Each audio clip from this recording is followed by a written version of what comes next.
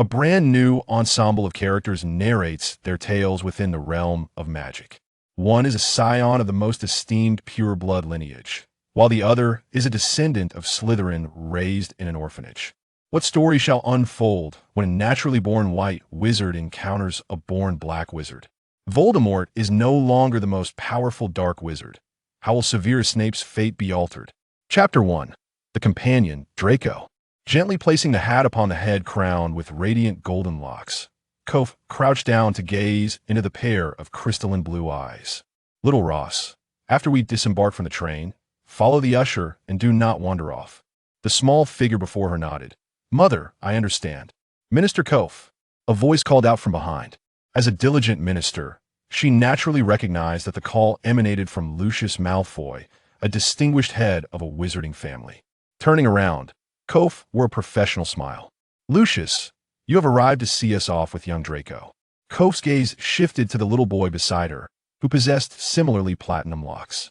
While the adults engaged in polite conversation, the children began to introduce themselves nearby. Hello, my name is Ross Dunman. It is a pleasure to meet you. Ross extended his hand in a gesture of friendship. His fair palm lingered in the air, and his beautiful blue eyes sparkled with an enchanting light. Hello, I am Draco Malfoy. The naturally cold gray eyes softened with a hint of warmth. Unlike usual, he did not emphasize his surname, perhaps influenced by Ross's similar lack of formality. Draco, may I call you that? Ross inquired without hesitation, seeking Malfoy's consent. Of course. The first time young wizard did not address him as Malfoy, but rather as Draco. Does this signify that their friendship begins on a different note? Lucius observed the two children forge a bond, a flicker of satisfaction glimmering in his eyes. Kof caught this nuance. As they prepared to part, gazing at her precious child, she rationally considered that befriending a boy with parents who had once been Death Eaters was not an optimal decision.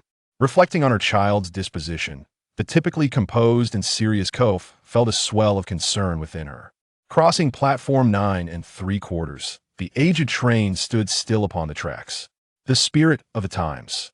Ross offered a rather astute appraisal. I shall persuade my father to replace this train with the latest model.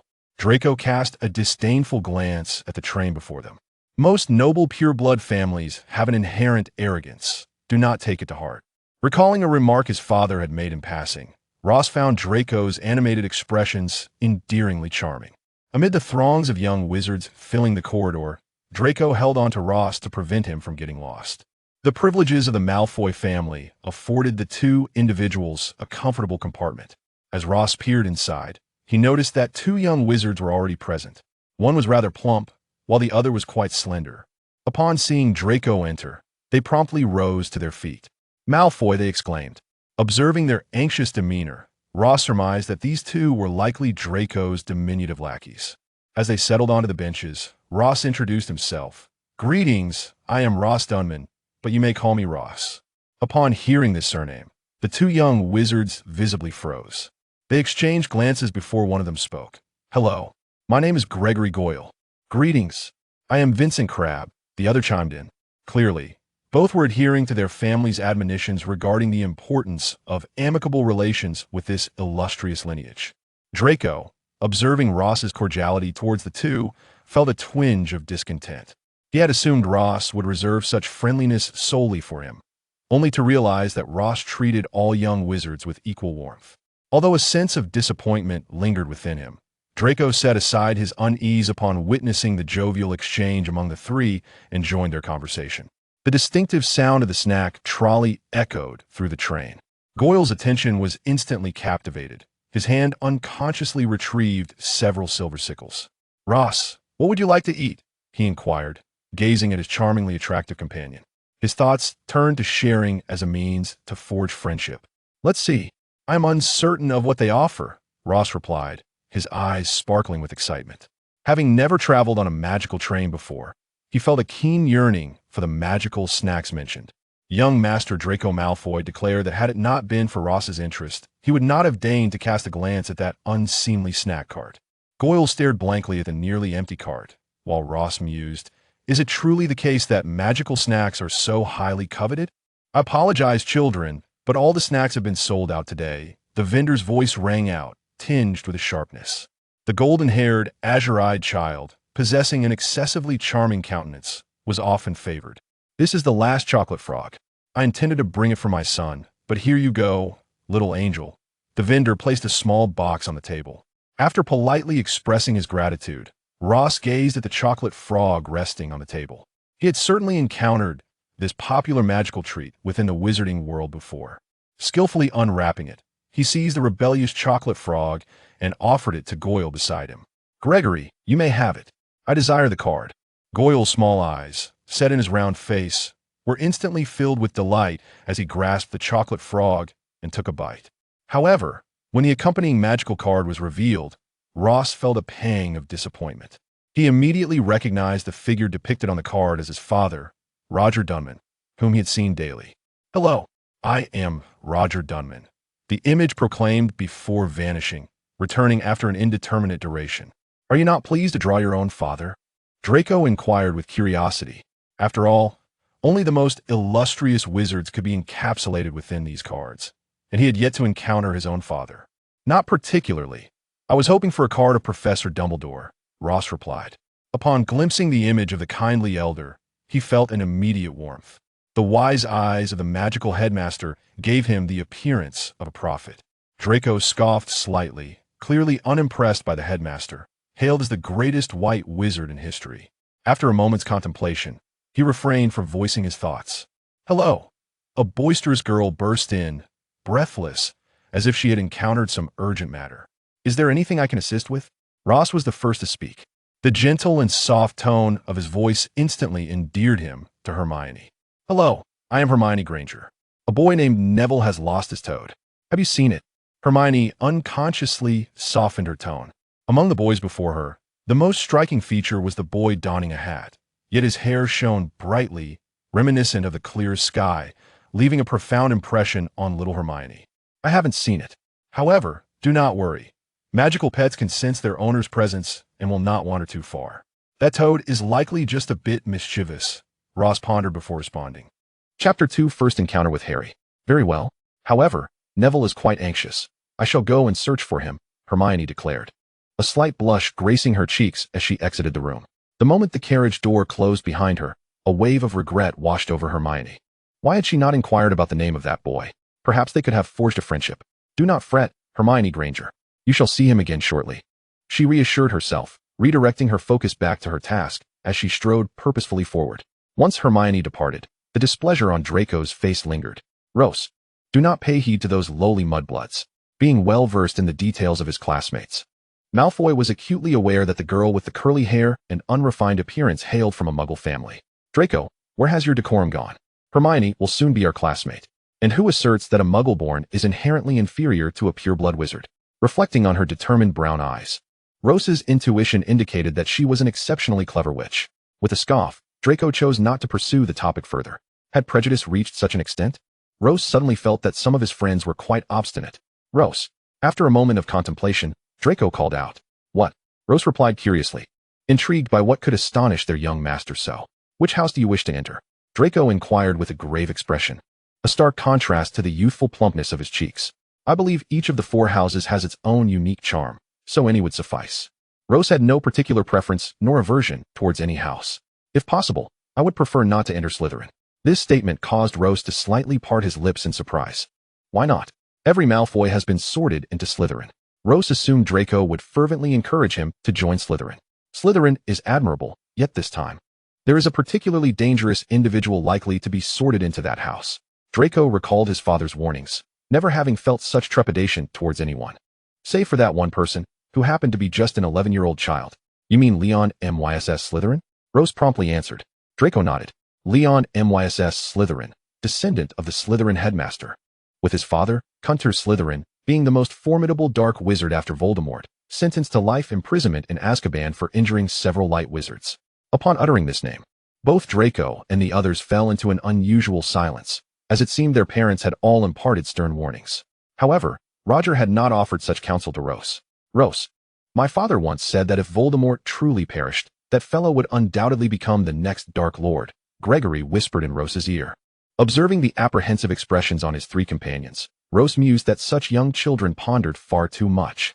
It was still early to voice such concerns. What if Mr. Leon turned out to be amiable?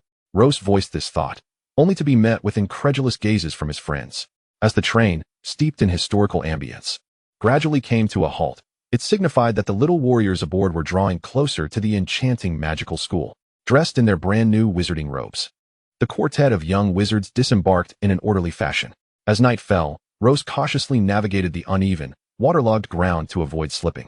I shall ask my father to repair this path. Draco appeared oblivious to the fact that this route had remained in such a state for centuries, indicating that it was not incapable of repair, merely neglected. Let you little wizards endure the hardships we once faced, were Roger's exact words. Perhaps that seemingly aloof and noble Uncle Lucius harbored similar sentiments. Young wizards, follow along. Do not wander about, boomed a deep voice, resonant and commanding, yet devoid of sharpness. Wow, a giant! Rose exclaimed, gazing at the imposing figure towering at least 3 meters tall. Little one, you must be Rose, Roger's son. Hagrid spoke to Rose in a gentle tone, mindful that his massive form might startle the young wizards. Yes, hello, Uncle Giant. A scent reminiscent of forests and plants wafted through the air. I am Hagrid, little one. You may come to visit me at the Care of Magical Creatures department when you have the time.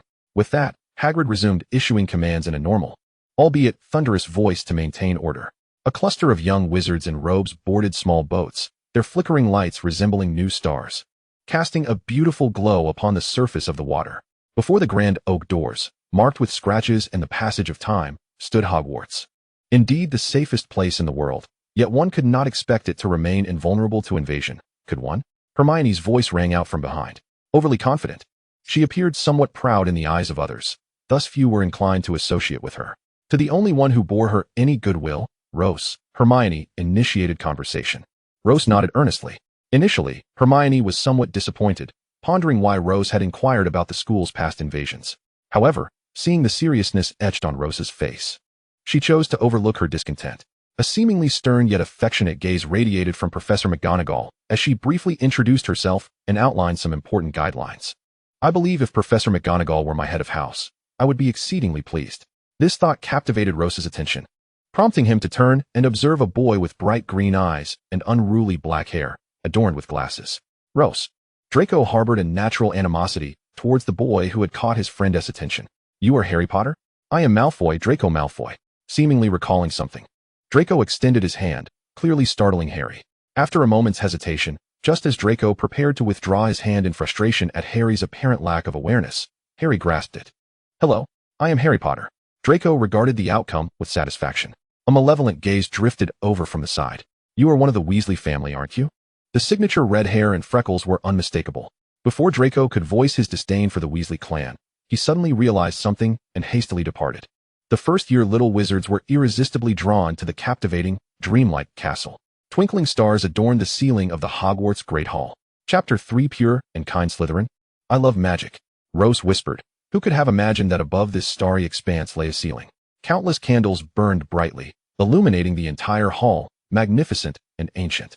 Professor McGonagall arranged the young wizards in a line as she ascended the raised platform, gently placing a tattered and pointed hat upon a chair.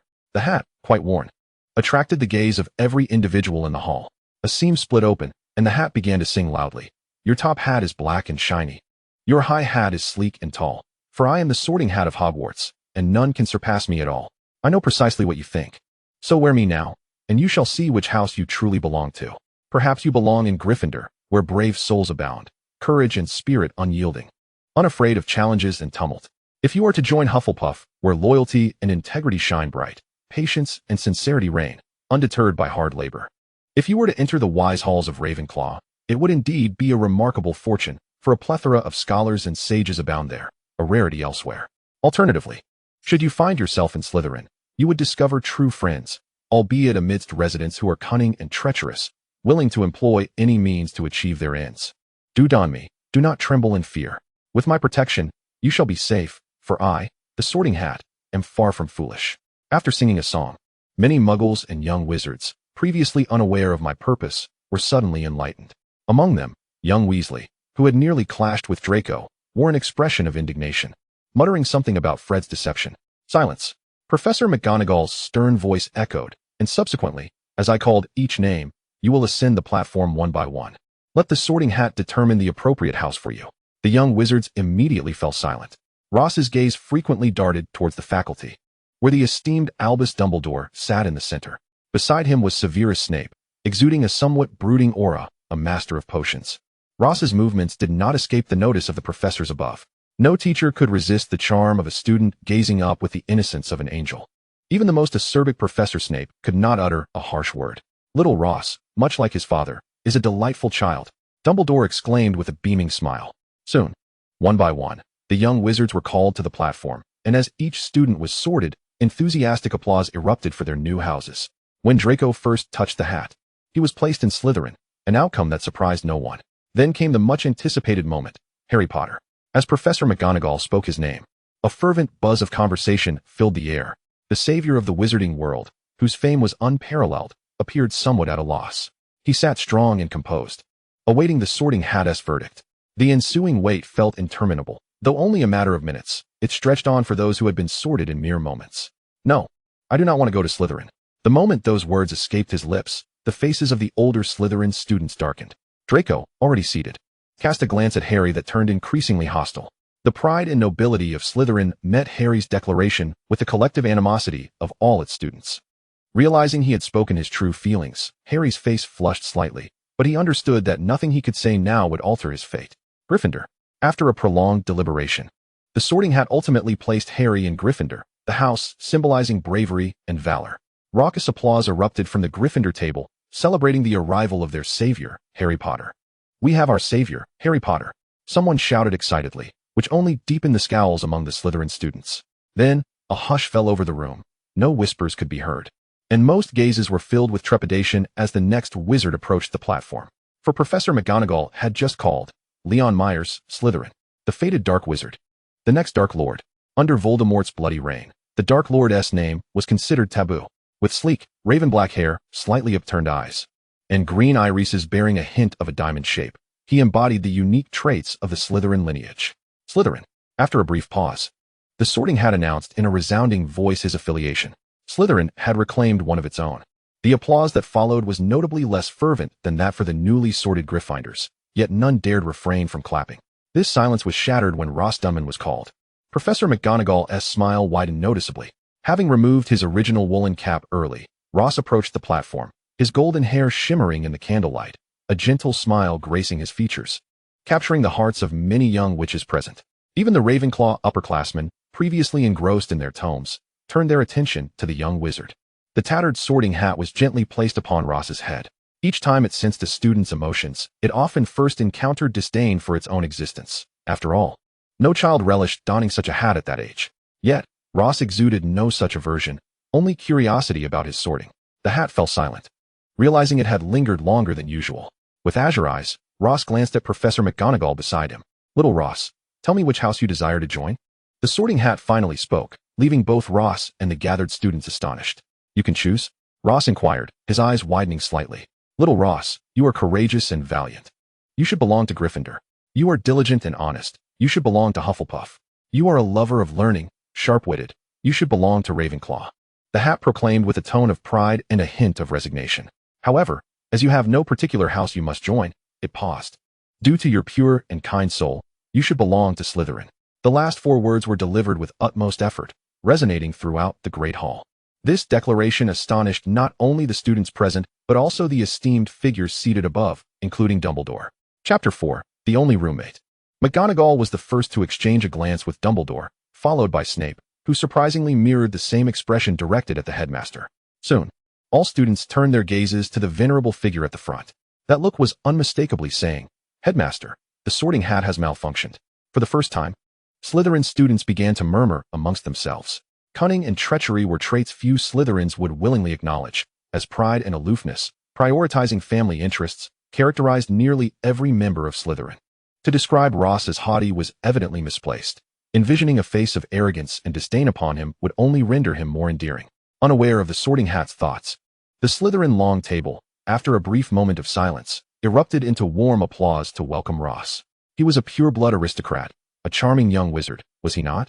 Ross himself accepted this with grace, dutifully handing the Sorting Hat back to Professor McGonagall. At this moment, the hat was still touched by Ross's final gratitude. He then elegantly took his place at the Slytherin table, naturally sitting beside Leon, as he had arrived late in the sorting process. The Slytherin long table fell silent, observing Ross and then glancing at Leon, whose demeanor was starkly contrasting. One could almost sense the rhythm of a pure little angel transforming into a fallen one. Dumbledore then cleared his throat several times, announcing the continuation of the sorting and casting an inquiring glance towards the professors on either side, as if to assure that he would indeed inquire about the sorting hat later. The arduous and perplexing school song, with its somewhat archaic and peculiar melody, eschewed harmony, transforming the grand chorus into a cacophony. Satisfied after the performance, Dumbledore declared the feast to commence, and as soon as he spoke, the previously empty platters filled with a bounty of food. Ross could only exclaim a small wow. Observing the stillness of Leon beside him, Ross felt the chill emanating from his very being. "Hello, I am Ross Dunman. You may call me Ross." After some contemplation, Ross extended his hand. "Do not be afraid. It is essential to make friends. One cannot ascertain a person's character merely by their appearance." Roger's words echoed in his mind. The air around Leon suddenly became dense, and as Ross reached out, he involuntarily trembled slightly. Leon MYSS Slytherin. The moment their hands clasped, the seeds of friendship began to sprout. Dumbledore watched the two young wizards and felt an unsettling premonition. If the Dunman family were to produce a dark wizard, headmaster, you would undoubtedly become a figure of historical significance. Severus' words intensified Dumbledore's sense of foreboding. Only the sweet pie in his hand provided any solace. As Ross sensed the chill around him dissipating, he contentedly indulged in the delightful fare before him. The steak was cooked to perfection, at the most tender stage and optimal temperature. The flavor of the smoked meat was exquisite, surpassing even his mother's homemade delicacies served at Christmas dinners. After consuming a piece of steak and several bites of smoked meat, he felt a satisfying fullness in his belly. Picking up the pumpkin juice beside him, Ross was astonished to see that Leon, after consuming some broccoli, had ceased using his knife and fork. "Leon, are you a vegetarian?" Ross inquired curiously. Leon, gazing into those clear blue eyes, instinctively shook his head. Then, a piece of sizzling smoked meat was placed onto his plate, followed by a perfectly roasted golden chicken leg. Looking down at the food on his plate, Leon, an exceedingly astute individual, observed how his Slytherin peers ate, finding it both unfamiliar and not difficult to utilize the utensils. When he turned back to Leon, he noticed that the meat on his plate had been entirely consumed. A group of young serpents, led by their prefect, made their way to the Slytherin dormitory. Watching Leon beside him, Ross hastily gathered his belongings, his eyes feeling heavy with sleep. Due to Slytherin's location at the bottom of the lake, the dormitory was spacious, accommodating 3 students per room rather than 4. Since no one wished to share with Leon, it ultimately resulted in Ross and Leon being roommates. "Leon, I am delighted to be your roommate," Ross said sleepily. After changing into light blue pajamas, he collapsed onto his bed. Leon observed the drowsy Ross before him, his eyes momentarily softening with tenderness. A plaintive mewling sound broke the silence, drawing Leon's gaze toward the magical creature that had disturbed Ross. The white cat trembled in fear. Upon opening his eyes, Ross noticed Leon's expression returning to normal. "Carrot, I apologize, I am simply exhausted." Clutching his slightly trembling cat, Ross mistakenly believed it was sulking. That night, the cat nestled beside Ross as he slept. Mornings at school always heralded a flurry of activity, and the adorably sleepy Ross hurriedly washed up, tossing his spell book into his bag before dashing off. Upon arriving at the dining hall, the breakfast spread became his primary target. "Ross, were you well last night?" Draco inquired. Concern etched upon his face as he looked at his friend. "Quite well, just lacking in sleep," Ross replied, swallowing the last bite before tugging Draco along. "Draco, we are going to be late." The typically etiquette-conscious Malfoy sprinted down the corridor, knowing that if Lucius were to find out, he would face another scolding. By a stroke of luck, as no one wished to sit beside Leon, Ross and Draco found themselves in the 3rd row of class, enjoying the best view. Breathing heavily, his face flushed, Leon handed Ross a tissue, eliciting a smile in return. Draco was taken aback, unable to fathom that this brooding figure would extend such kindness.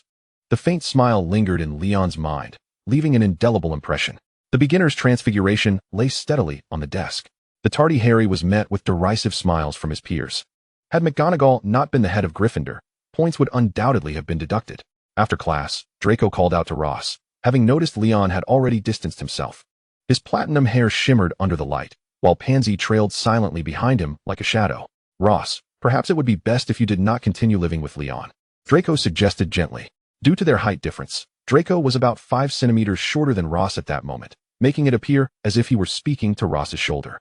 "We are quite happy together," Ross replied, looking at the adorable young Malfoy, understanding his bias towards certain matters. As a friend, Ross felt it was his duty to challenge such prejudices. I believe he simply does not wish to befriend you. If he truly regarded you as a friend, why did he not wake you when you nearly overslept today? And if he did care, would he run away so quickly after class? Draco articulated his analysis with conviction. Ross nodded thoughtfully. The flickering candlelight in the corridor cast shadows, and apart from the portraits on the walls, no one was aware of the hushed conversation between the two boys. Chapter 5. An impressive potions class. The moment the formidable Professor Snape strode into the room, the classroom fell into an immediate hush. With an air of authority, Snape scanned the students with his cold gaze, imparting a subtle warning to refrain from causing disturbances in his class. His deep voice resonated. Pair up. Ross can only be with Leon. Draco was paired with Pansy. This lesson proved to be a disaster. Ross was intensely focused on brewing his potion, while Leon hardly participated, much to Draco's dissatisfaction. The golden-haired boy appeared ethereal amidst the steam rising from the cauldron. Compared to his usual self, Ross bore an extraordinary beauty. Malfoy, focus, your potion is about to overflow. Pansy admonished, glancing at the bubbling cauldron. After several attempts, she finally exclaimed, "Oh, my apologies." Resuming his stirring, Ross's hand moved once more. "Wait, let us add the rhino horn in a minute. The effects will be better." Leon interjected, prompting Ross to pause. Clutching the rhino horn, he reassured himself, "Trust your partner." At their small table, the two boys diligently tended to their cauldron. Professor Snape erupted in frustration at least 6 times during the first 10 minutes, preventing a series of mishaps among the Gryffindor students. Ross sensed that perhaps it was his imagination, but Snape's gaze seemed to linger on Harry, whose sharp questions had drawn laughter from both houses. With his keen observational skills, Ross noted a deep sadness concealed within Snape's eyes whenever he regarded Harry. A profound emotion well hidden, yet undeniably present. "Now, add the rhino horn." Leon's voice pierced through the brewing chaos. Ross expertly tossed the horn into the cauldron, stirring vigorously. "Please, let it turn green." A green potion signifies efficacy and success. Initially brimming with confidence, Ross felt a twinge of anxiety due to the delay in adding the rhino horn. Furrowing his brow, he displayed his concern, which Leon perceptively noticed. A shimmering vial of potion emerged from their efforts. "Leon, you are amazing. This potion looks absolutely perfect." Indeed, among the few Slytherin and Gryffindor students, their concoction stood out as exemplary. Professor Snape declared that the potions created by Ross and Leon were the most exquisite. "Mr. Dunman, could you elucidate how you concocted a remedy for burns with a purity of 99%? The acerbic expression on Professor Snape's face softened slightly, though he retained his stern demeanor. "During your instruction, Professor Snape, Leon advised me to add the rhino horn a minute later," Ross stated clearly, attributing the success entirely to Leon's efforts. "In that case, Slytherin earns a point." Professor Snape cast a complex glance at Leon, as if seeking to decipher something within those verdant eyes. Once Professor Snape departed, the majority of the students exhaled in relief, many of the young Gryffindors collapsing onto their desks, reveling in their narrow escape. "The thought of enduring 7 years of potions under Snape's scrutiny was enough to send me into despair," confessed the brave young Gryffindor, Harry. In the headmaster's office, Professor Dumbledore was savoring a freshly baked red bean cake, its surface generously coated with syrup. "Dear Severus, what brings you to visit me today?" Professor Snape had been at Hogwarts for many years, yet such direct visits to the headmaster's office were exceedingly rare. "Dumbledore, Ross has become friends with Leon," Snape stated plainly, revealing the purpose of his visit. Upon hearing this, a grave look crossed Dumbledore's face. "You are aware of Ross's disposition. He can forge friendships with anyone. Wasn't Roger one of your 2 closest friends at one time?" The latter remark was one Dumbledore dared not voice aloud. "If you have any reservations, feel free to express them," Dumbledore added. After a moment of contemplation, Snape recounted the events of the potions class, observing Dumbledore's nonchalant expression. "Headmaster Dumbledore, let us not forget that Roger excelled in potions and is now a renowned potion master. His son is well versed in every step of the process, yet chose to heed Leon's counsel to delay the addition of the rhino horn by a minute. Even Roger, in his time, would not have been swayed in his potions convictions," Snape remarked. "Or do you wish to endorse Ross Dunman as Leon's closest confidant?" His dark eyes fixed intently on the overly saccharine old man before him. This closest confidant, Snape insinuated, was a euphemism for a loyal follower. "I shall monitor their interactions closely." Dumbledore replied solemnly. What a farcical notion it would be if Ross were to become akin to a Death Eater. Not only would Dumbledore be disillusioned by the absence of goodness in the world, but merely the existence of his mother would suffice to summon Dumbledore's ire.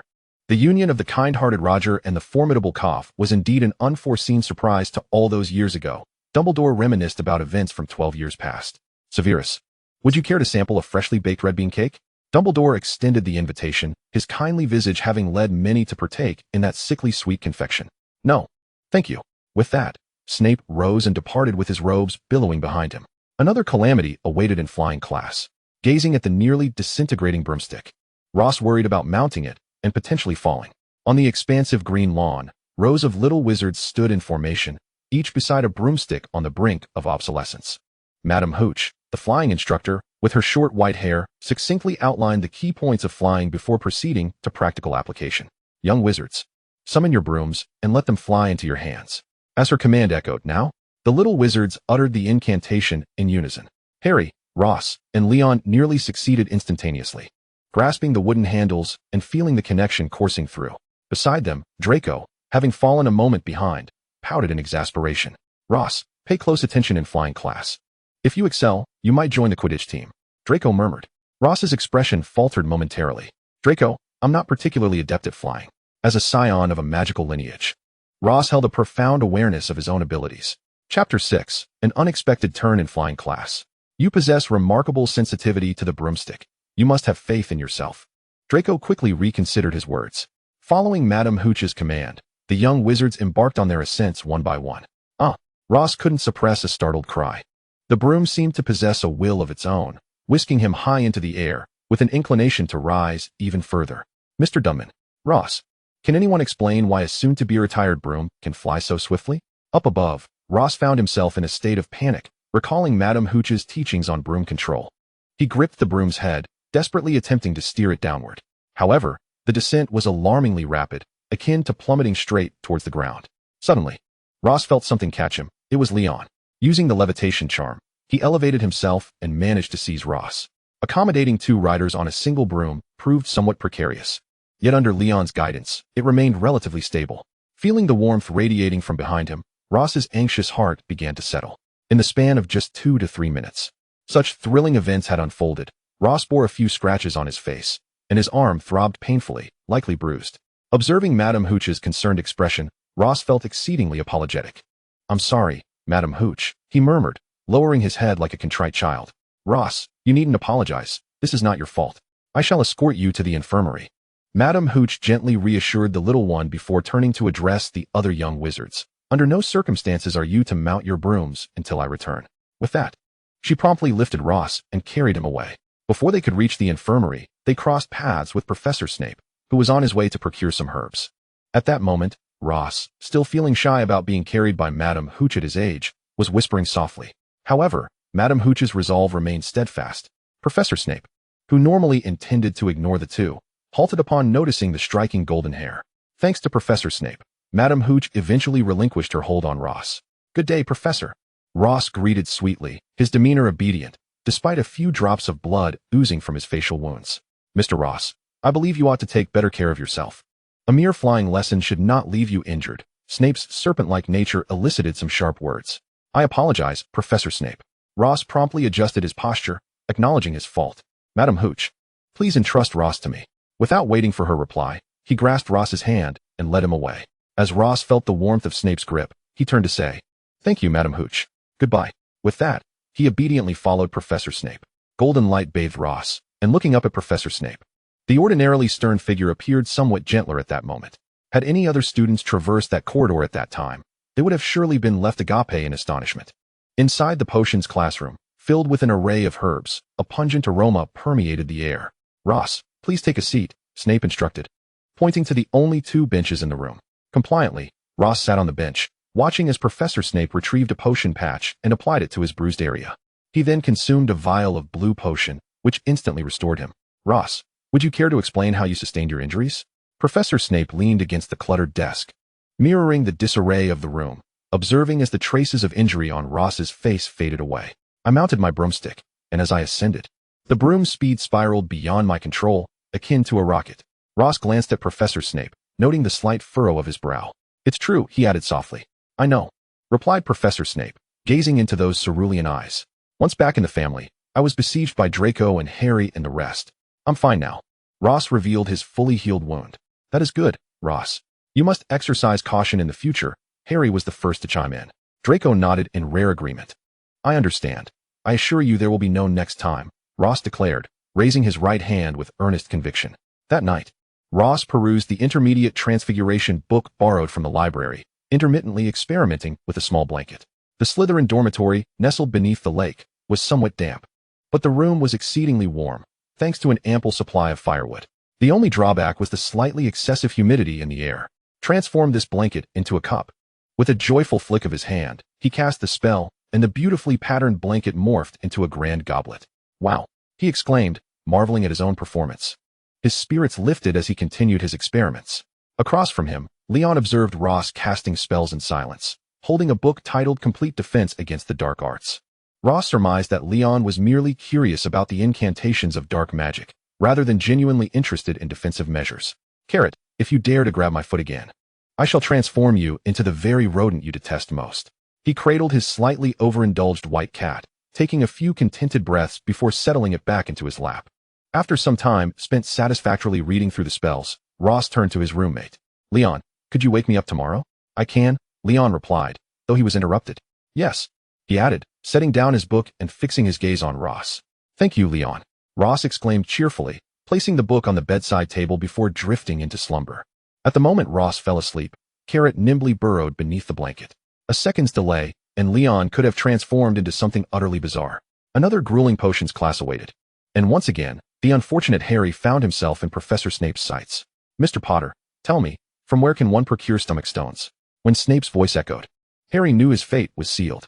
As he resigned himself to the inevitable deduction of points from his house, he glanced down, only to notice Ross's gesture. Professor, it's sheep. With a sudden lift of his head, he blurted out his answer. Professor Snape's gaze swept over Ross, who had placed his hand down. Mr. Potter, I trust you will respond more swiftly next time. Do not squander precious time. Despite his words, it marked the first occasion Snape refrained from deducting points from Gryffindor in class due to Harry's blunder. Relieved, Harry excitedly approached Ross after class, offering an apology. Ross, why not come visit Gryffindor? I'm certain the upperclassmen would welcome you. Given that Ross had no classes in the afternoon, he agreed, gazing up at the long staircase. He mused that no matter how splendid Gryffindor's common room might be, climbing such a lengthy staircase would drain half his enthusiasm. Ross, be cautious. The stairs here often change, Harry kindly warned.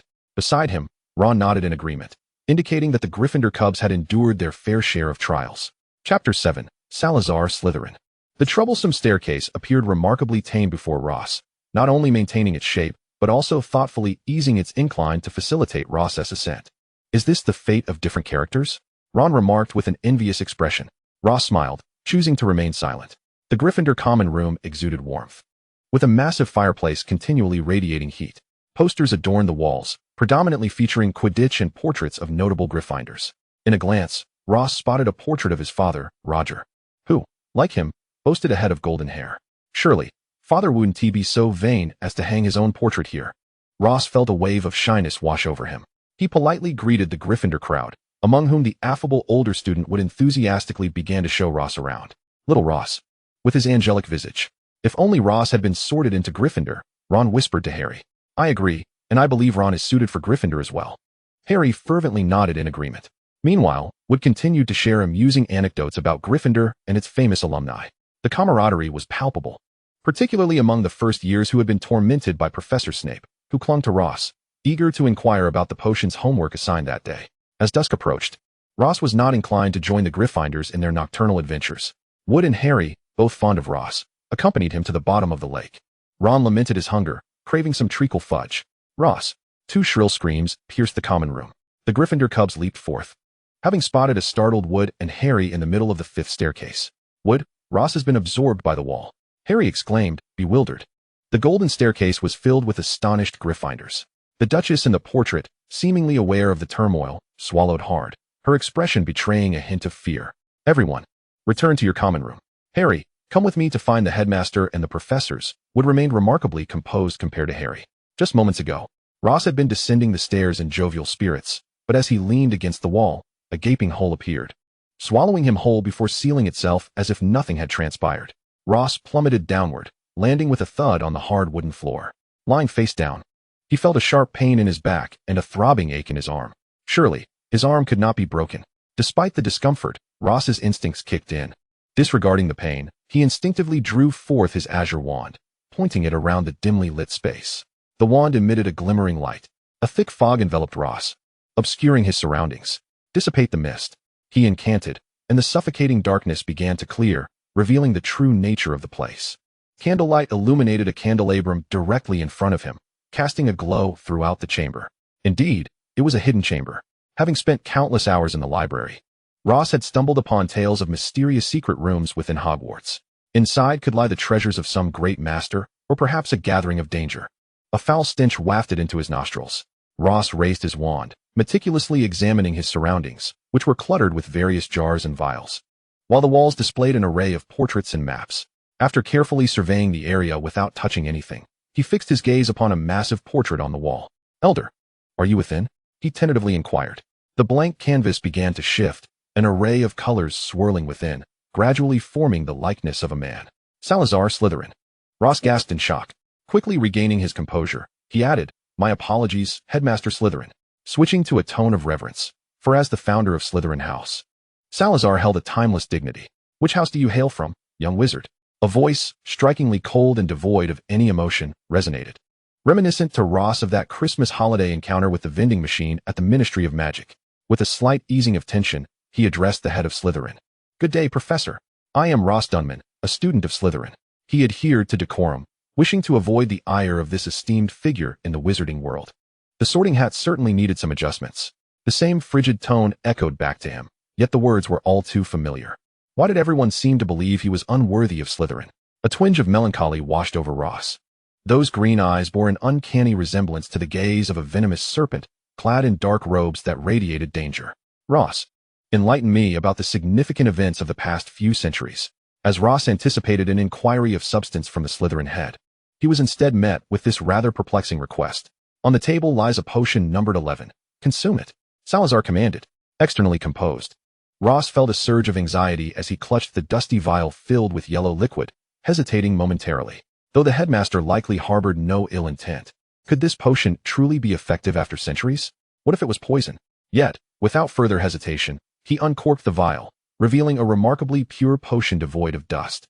He drank it in one swift motion, feeling the pain in his back and arm gradually dissipate. Wow, truly, the head of Slytherin is admirable. Ross's heart swelled with newfound admiration for this illustrious figure. Drawing from his reading, he recounted significant historical events to the headmaster, relieved that his passion for books served him well. "Interestingly, my roommate also bears the surname Slytherin." After half an hour, Ross shared his personal experiences. Feeling a sense of familiarity, he stood less rigidly, a hint of curiosity brewing within him. Neither the history of Hogwarts nor the biography of Salazar Slytherin revealed whether this legendary figure ever married, nor whom his spouse might have been. Regrettably, Salazar remained unresponsive to this inquiry. Suddenly, Ross had a thought. "And what of Voldemort, who claims to be your descendant?" Salazar regarded this clever child before him, fixated on a singular thought. How dared that wretched hat defy the motto I left behind? "Time is of the essence. You must take your leave." Salazar's smile, though present, was somewhat ominous, casting a pallor over his countenance. Ross, feeling perspiration bead on his forehead, turned to enter the gaping void that had suddenly appeared. "Ross!" Albus Dumbledore's voice called out just as Ross stepped onto the outer grounds. Chapter 8, Draco and Harry. Professors Snape and McGonagall were present. Marking the second occasion Ross had seen such a formidable assembly of teachers. "It appears our young friend has encountered quite the extraordinary experience. Let us retire to the headmaster's office for a discussion," Dumbledore suggested, gesturing for the onlooking students to disperse. Under the watchful gaze of the Phoenix, in the presence of the illustrious trio of Hogwarts, Ross recounted his tale in detail. Dumbledore, one of the greatest wizards of all time, maintained a serene smile. Unfazed by Ross's extraordinary account, "We have long believed that Salazar left no traces of himself at Hogwarts. Who would have anticipated that he left a portrait within the Chamber of Secrets?" Dumbledore remarked to his colleagues. "Ross, aside from recounting the significant events of the past few centuries, did Salazar instruct you to convey anything else?" McGonagall's expression grew grave, her brow furrowed in concern. Ross shook his head. "No, Professor.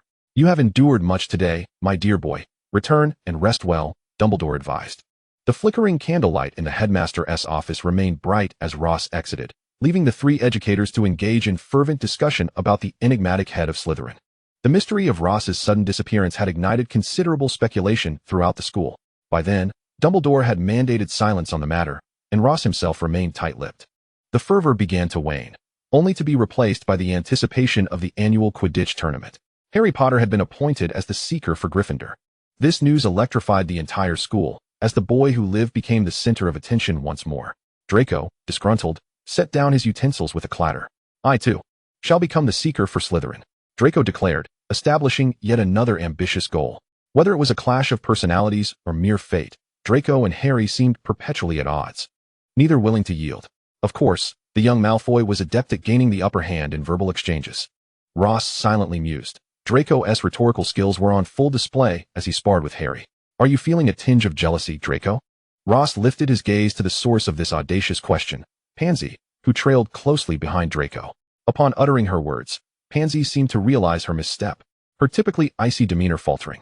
Draco stared incredulously at Pansy. The Malfoys do not harbor jealousy, he proclaimed before departing with his plate in hand. Observing the pleading look in Pansy's eyes, Ross's heart softened. Draco, wait for me, he called out, chasing after him. I must say, Draco, I personally believe Pansy may have a point. You seem to possess a hint of jealousy, Ross teased, inflicting a playful jab at his friend. Draco, with his impeccably platinum hair, regarded Ross, suddenly finding his countenance less charming. He decided against further teasing this aristocratic feline on the verge of madness. Draco, do you not think Harry revels in his world-renowned status? Ross posed a question to the young heir. Isn't it obvious? That arrogant, self-righteous Harry has no standing to compare himself to me. The young boy, steeped in aristocratic ideals since childhood, felt a strong animosity toward Harry for overshadowing him. A gentle breeze drifted through the corridor, tousling Ross's hair. Draco, do not forget that the day Harry became famous was also the day he lost his parents. With that, Ross disregarded the stunned Draco and continued on his way. At the end of the corridor, Leon prepared himself for the upcoming potions class, steeling himself for Snape's notorious tongue.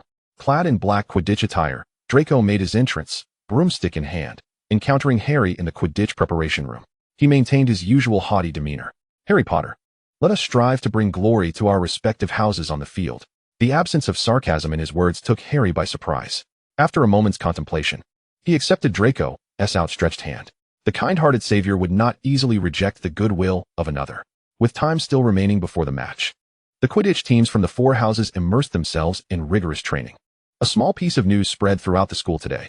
Draco was actually seen walking down the corridor with Harry, chatting and laughing together. For the two rival houses and their respective members, it was nothing short of astonishing. Ron, do you think Draco has been possessed, or has Harry bumped his head? Ron, with a chicken leg stuffed in his mouth, approached Ross and remarked, what is wrong with them being friends? Ross lifted his chin, indicating that everything was under his control. The next moment, Ron, don't let your greasy hand touch my hair. The usually good-natured Ross began to chase after Ron. Indeed, the little lion of Gryffindor could provoke even the most amiable of souls. Time spent in merriment always passes swiftly. Hermione, what is the matter? Ross asked. Noticing Hermione in front of him, her eyes reddened and struggling to hold back tears. Ross, I'm fine. See you next time, Hermione hurriedly replied, hastily pulling down her sleeves and attempting to appear nonchalant before she took a couple of steps and dashed away. The candles flickered chaotically in the wind, and Ross's instincts told him that something unpleasant might transpire that night. Ross, do you smell something strange? Leon suddenly interjected. Ross inhaled deeply. Aside from the tantalizing aroma of food, there was a faint, acrid scent. Garlic, an abundance of garlic. Professor Quirrell is here, Ross deduced. Chapter 9, The Battle with the Troll. In the basement, a troll appeared, and Professor Quirrell came tumbling in, his face a portrait of sheer terror. The students were horrified, scrambling from their seats toward the exit. Draco, pale and panicked, had 2 indentations on his face. Silence, shouted Professor Dumbledore, a phrase of undeniable efficacy. Everyone, return to your seats immediately. Draco shot a furious glare at Ross, who was still chuckling and trying to mimic his earlier self. You're becoming increasingly insufferable, Draco thought, blaming the foolish Gryffindors for corrupting Ross. Harry and Ron, 2 of those foolish lions, were too anxious to engage in the discussion. Noticing Hermione's absence, they glanced around in concern. As the main group was being escorted back to their dormitories in an orderly manner, Draco, who had been monitoring Harry's situation, stealthily followed and grabbed Ross's hand. Longing to return to the embrace of a warm bed, Ross felt a twinge of sadness. He firmly believed that the professors would handle the troll and that Hermione would be safe. He hurried to the basement. Strangely, there wasn't a single teacher in the basement, nor was there any sign of a troll, not even traces of a struggle. Could the troll have escaped the basement? Ross pondered aloud when suddenly, a girl's scream echoed from the direction of the girls' restroom. It's Hermione. Ross recognized immediately, and without hesitation, he dragged Draco into the restroom. Inside, Harry and Ron were engaged in a fierce struggle with the troll. In truth, it was a one-sided battle. As the magical abilities of first-year students were limited, the two boys could only dodge the troll's lengthy club. Taking a deep breath, Ross brandished his wand and charged in, immediately capturing the troll's attention. He deftly avoided stepping on Ron's foot. "Disarm," Ross shouted, waving his wand, and in the next moment, the troll's club flew from its grasp, striking the troll's head. With a resounding thud, the enormous creature collapsed heavily onto the floor. Hermione, having narrowly escaped, emerged from beneath the table and embraced Harry. Ross slowly lowered his wand, staring at the fallen troll, a wave of trepidation washing over him. Draco, now petrified by the troll's presence, stood in shock. When Professor Dumbledore and Professor McGonagall arrived, McGonagall exclaimed in exasperation as first-year students. "How dare you venture down here to confront a troll?" "I'm sorry, Professor. I was foolishly overconfident, thinking I could handle the troll alone to prove myself." "Harry, Ron, and Ross came here looking for me," Hermione confessed, tears streaming down her face. "Hermione, this is not the time for assigning blame. You all should return to your dormitories and rest. We will sort this matter out later," Dumbledore said gently. "But the troll?" Hermione questioned anxiously. "Do not worry. Professor McGonagall and I will take care of it." As Ross glanced back at the headmaster on his way out, he felt the warmth of the dormitory still shining brightly. "Ross, do not engage in such perilous endeavors again," Leon remarked, as the departing students dispersed, believing Ross had returned to the dormitory. "I understand, Leon," Ross replied. His spirits evidently dampened as he merely stroked the carrot he held, lacking his usual enthusiasm to take out the borrowed books. "Ross, you can share your troubles with me. I once tell a soul," Leon said, hesitating slightly as he tried to soften his tone. "I don't know if I'm right to think this, but I believe the headmaster should have known Hermione was in danger. Why didn't he intervene?" Ross expressed his inner turmoil, doubting his idol, especially such a kind-hearted headmaster. Felt wrong, yet Ross was plagued by a lingering question. As a wizard with formidable magic, rescuing Hermione should have been a simple task. Perhaps the headmaster and the others went to the basement and found no monster, Ross reasoned in an attempt to assuage his doubts. Leon watched the rambling Ross with a hint of helplessness in his eyes. The appearance of the troll led Harry, Ross, and all the companions who participated in the battle to recount the entire incident in the headmaster's office, receiving a stern admonition before being allowed to leave. Dumbledore gazed thoughtfully at Harry's retreating figure when Snape's cold laughter pierced the air. "What is your purpose in nurturing him so diligently?" Snape questioned, standing like an inquisitor before the benevolent headmaster. "Professor Snape, one day you will understand, but I cannot reveal it now," Dumbledore replied, stroking his long white beard. "So, are you disappointed that it was Ross who defeated the troll, not Harry Potter?" Snape continued. "On the contrary, I witnessed young Ross's courage and valor, along with his remarkable magical talent. As a headmaster, it is a point of pride that our school cultivates such powerful wizards. Disarm is already an intermediate spell, and Ross was able to use it accurately in his first real encounter, which was indeed surprising and delightful." At the dining table in the common room, everyone was fervently discussing the events that transpired in the basement. Ron exaggerated the tale. "I simply cast a spell and disarmed the troll, then struck its small head with that massive club, and it was out cold." His account garnered him many admiring glances. Meanwhile, a true warrior savored his pumpkin juice. A gasp erupted from the Gryffindor table as someone presented Harry with a broomstick, none other than the latest model, the Firebolt 2000. With exquisite engravings and a sturdy body that clearly surpassed those aging practice brooms used in flying lessons. The surrounding young wizards looked at Harry with envy. For the Firebolt 2000, being the newest in the series, was a rare find, far beyond the means of most young wizards. "It's just a broomstick. My dad will send me one soon," piped up a certain arrogant young master. Evidently, Harry is not the only young wizard to receive gifts.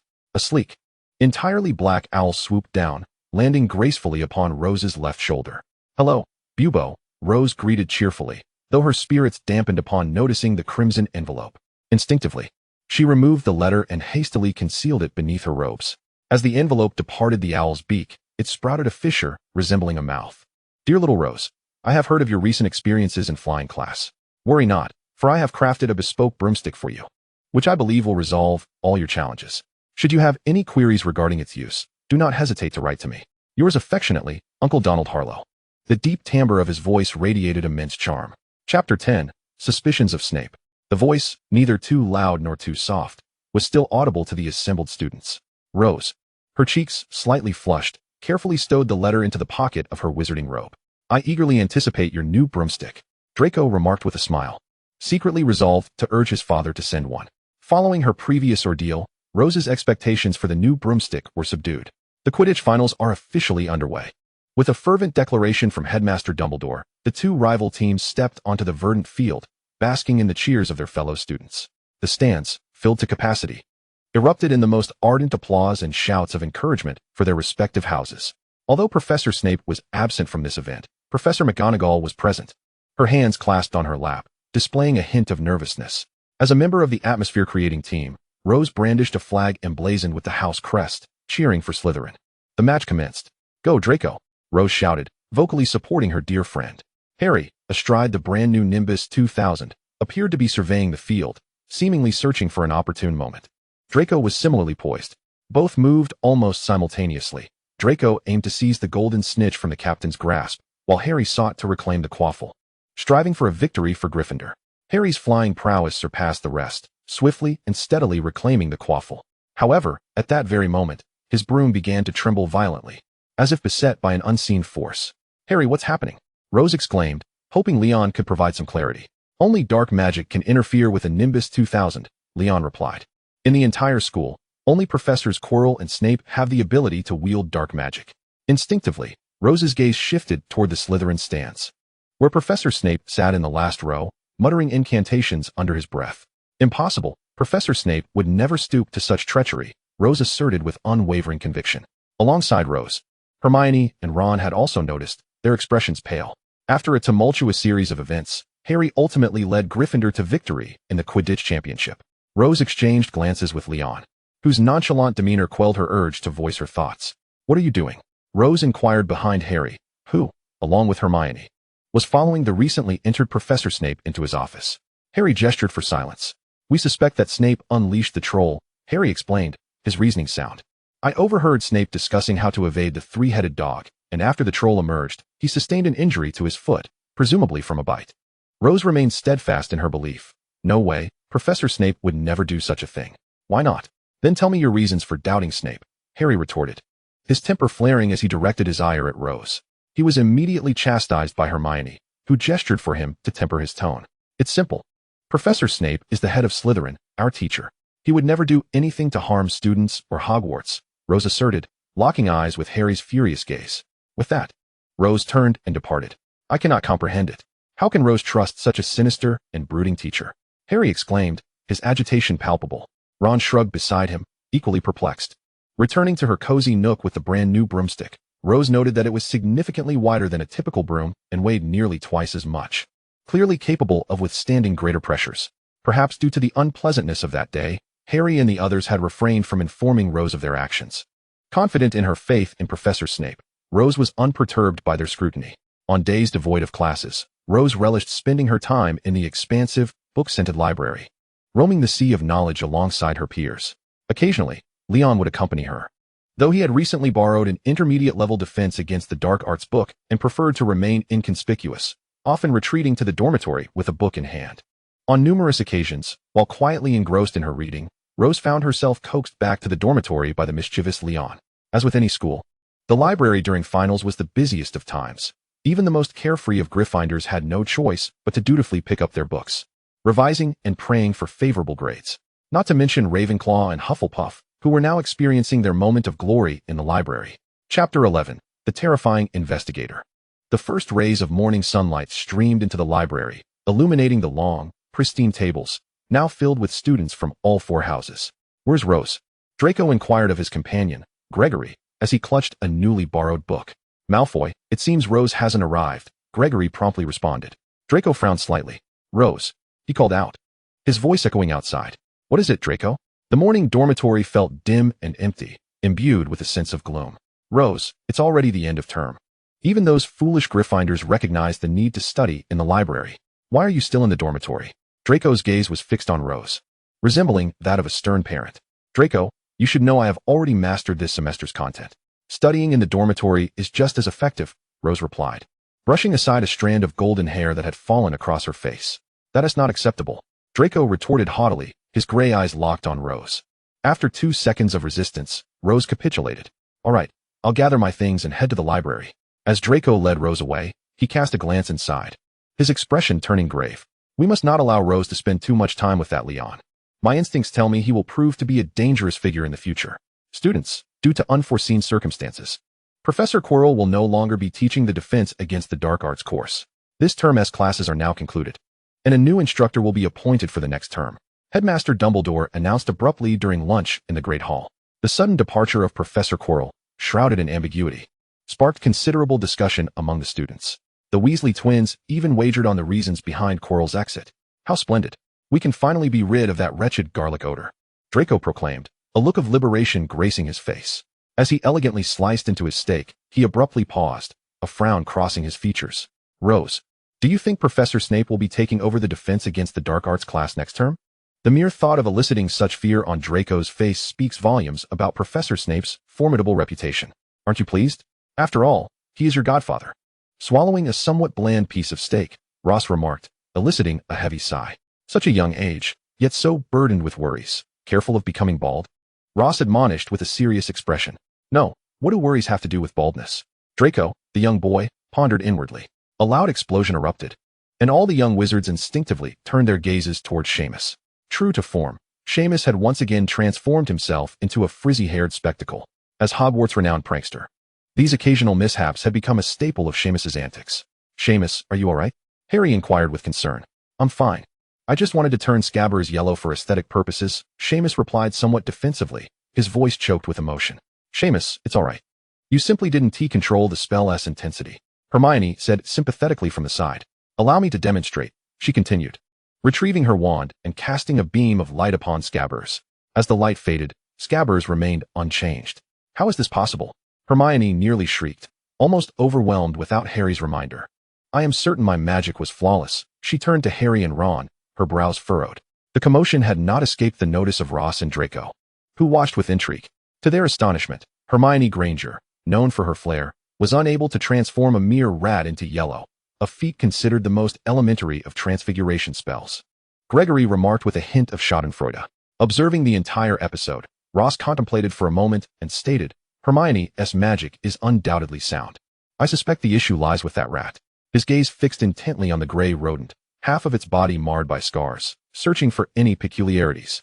A rat that could resist transfiguration magic? This question had become one of Ross's recent research topics, with a towering pile of various books on transfiguration and rodents nearly burying him in the library. Ross, came a deliberately lowered, slightly trembling voice. It was Hermione Granger. Hermione, is something the matter? He asked, shifting half of the books to allow them both to see one another. Her curly hair was firmly secured at the back, lending her a more spirited appearance. Are you searching for the reason Scabbers can resist transfiguration magic? In the library, Hermione's voice was hushed, her gaze averted from Ross. Ross nodded, saying, however, I have yet to find a book that addresses this topic. If you uncover the answer, could you let me know? Hermione's eyes betrayed her curiosity. Glancing at him, of course. Ross's response caused Hermione to blush slightly.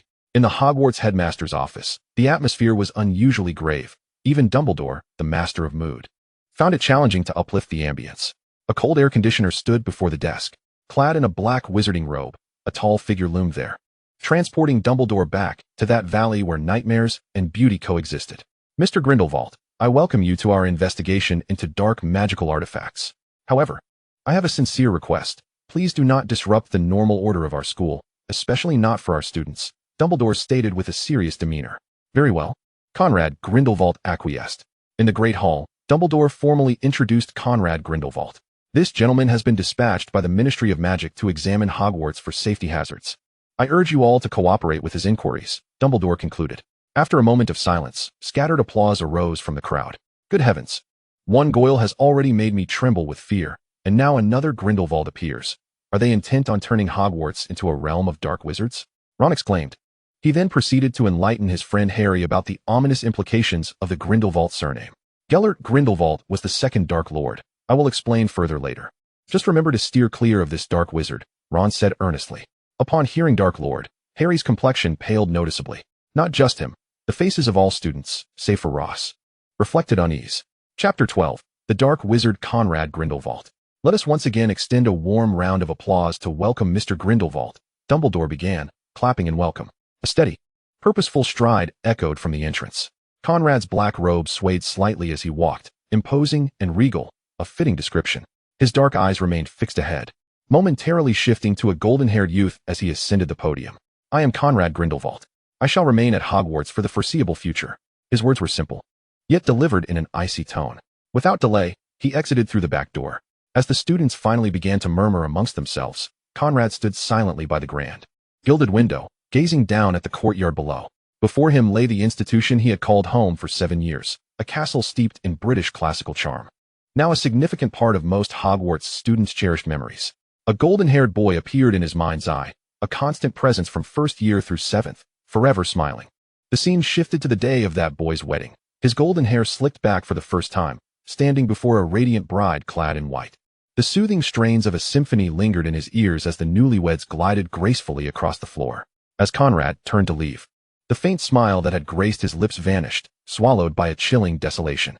While the students nervously commenced another potions lesson, Conrad's figure began to appear throughout Hogwarts. Having undergone countless transformations under previous professors, even Dumbledore's understanding of Hogwarts secrets was merely the tip of the iceberg. Conrad did not expect to uncover all the hidden chambers in one go.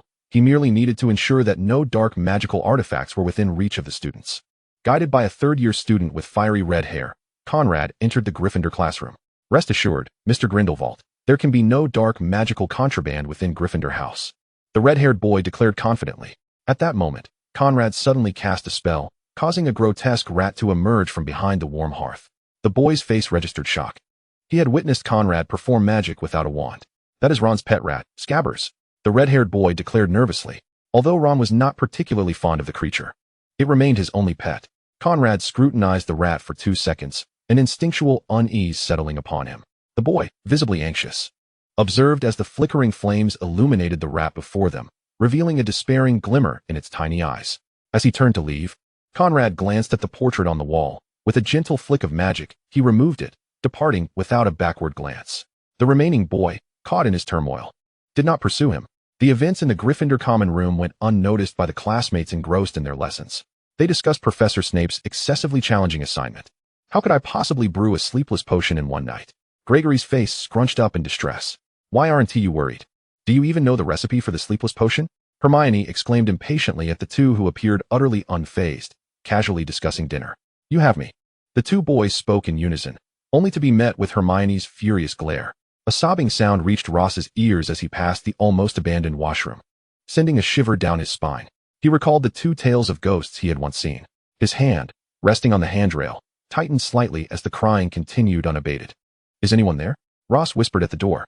No response came, prompting him to raise his voice and call out once more. Yet still, there was no reply. Taking a deep breath, Ross slowly stepped inside, his eyes widening in terror. A ghostly figure rushed toward him, with long hair, a pale visage, and mournful eyes. Ah! Ross exclaimed, immediately spinning on his heel and fleeing towards the exit, colliding with a suddenly appearing man clad in black. Little Ross, what's the matter? It was Conrad, his voice low and somewhat magnetic. The timbre of his voice held a great calming effect, allowing Ross to regain his composure, though his face still bore traces of fright. Godfather, I was frightened by a ghost, Ross complained. Fear not, little Ross, come with me, he said, taking Ross's hand as they traversed the long corridor. Arriving at the temporary lounge prepared by Hogwarts. With a flick of his wrist, the candles were all ignited, illuminating the dim room instantly. It was a simple chamber, adorned minimally, with just basic tables and benches, and a blank picture frame resting upon the table. Godfather, you must have been summoned by my father, Ross declared, certain that only his father could persuade his godfather to comply with the Ministry of Magic's requests. You guessed correctly, Conrad replied, a hint of amusement gracing his face. His smile was genuine, his flowing black hair softly curled, devoid of any sinister aura, with a rare warmth flickering in his dark eyes. Little Ross excitedly shared tales of his school life and the friends he had made, while Conrad listened attentively, remaining an excellent audience until Ron paused. Smiling at Ross, the candlelight illuminated the two of them, casting their shadows upon the floor. Outside, no witch or wizard would have imagined that the dark wizard Conrad would exhibit such patience in listening to a child. Godfather, I encountered a rat, and the transformation spell didn't work on it. Do you know why? Ross recounted the story of his semester, contemplating the recent conundrum that had plagued him. A rat resistant to transformation spells. Conrad murmured thoughtfully. Is it the one named Scabbers? Yes, it belongs to Ron. How do you know so much? Having only arrived a day ago? In response, Conrad said, Little Ross, some exceedingly peculiar things may not be what they seem. You will find out tomorrow. He gazed out at the dim sunlight. I shall escort you back to your dormitory, Conrad softly stated. The new morning dawned, and Ron's legs trembled uncontrollably. Standing before him was the infamous dark wizard, Conrad. As Ron frantically racked his brain, trying to recall where he had gone wrong, he was too frightened to articulate his thoughts clearly. Ron, you need not be afraid. I am here for your rat, Scabbers, Conrad said, slightly lowering his voice, though Ron remained oblivious to his own trembling. All right, just a moment. Ron quickly summoned Scabbers, who, under the magical pull, emerged from the far side of the lounge. The little rat lifted its head, and, upon seeing Conrad, froze in terror. Suddenly, it leaped toward the window, seemingly intent on crashing into the transparent barrier. A jolt of electricity surged through Scabbers, causing the rat to convulse and fall to the ground, twitching. I will take it, Conrad declared, placing the rat into a bag and turning to walk toward the headmaster's office. Ron, shaking, was at a loss for what to do. Harry, what will happen to Scabbers? He asked, his face etched with worry as he furrowed his brow. Ron, calm down. Grindelwald is taking your rat in that direction. Did you see? Harry pressed Ron back into a chair, forcing his friend to regain his composure. It seems to be heading towards the headmaster's office, Ron recalled. Then let us proceed to the headmaster's office, Harry said, seizing Ron and pulling him along. Squatting at the door of the headmaster's office, Ron remarked, Harry, I never knew Scabbers could jump so high, and that he could escape through the window. Finally regaining his wits, Ron reflected on the recent events and realized he knew far too little about his pet. Harry placed a finger to his lips, signaling for silence. Realizing they were at the headmaster's office, Ron covered his mouth with his hands to indicate his understanding. Fortunately, a small crack in the door revealed the scene inside. Severus Snape, summoned to appear, glared at Conrad. Conrad, have you uncovered any prohibited items? He asked, his tone unfriendly, clearly irritated at having to interrupt his potion making. In a rare moment, Headmaster Dumbledore did not intervene and appeared more serious than usual. Conrad tipped Scabbers out of the bag. You called me here for this mangy excuse of a rat? Snape asked, suppressing his anger and casting a disdainful glance at the creature, refusing to focus on it any longer. This is not merely a rat. This is Peter Pettigrew. Conrad's calm words drew gasps from everyone present. Ron screamed, but Harry quickly covered his mouth to stifle the sound. Despite their efforts, some noise had escaped, and Harry anxiously glanced towards the headmaster's office, relieved that no one had noticed them. Snape's pupils widened in astonishment as he stared at the rat. Severus, I require your Veritasserum. To prove it, reveal your true form, Conrad declared, drawing forth his 14-inch wand, intricately carved with complex patterns. A swirl of black mist emanated from the wand's tip, enveloping the rat.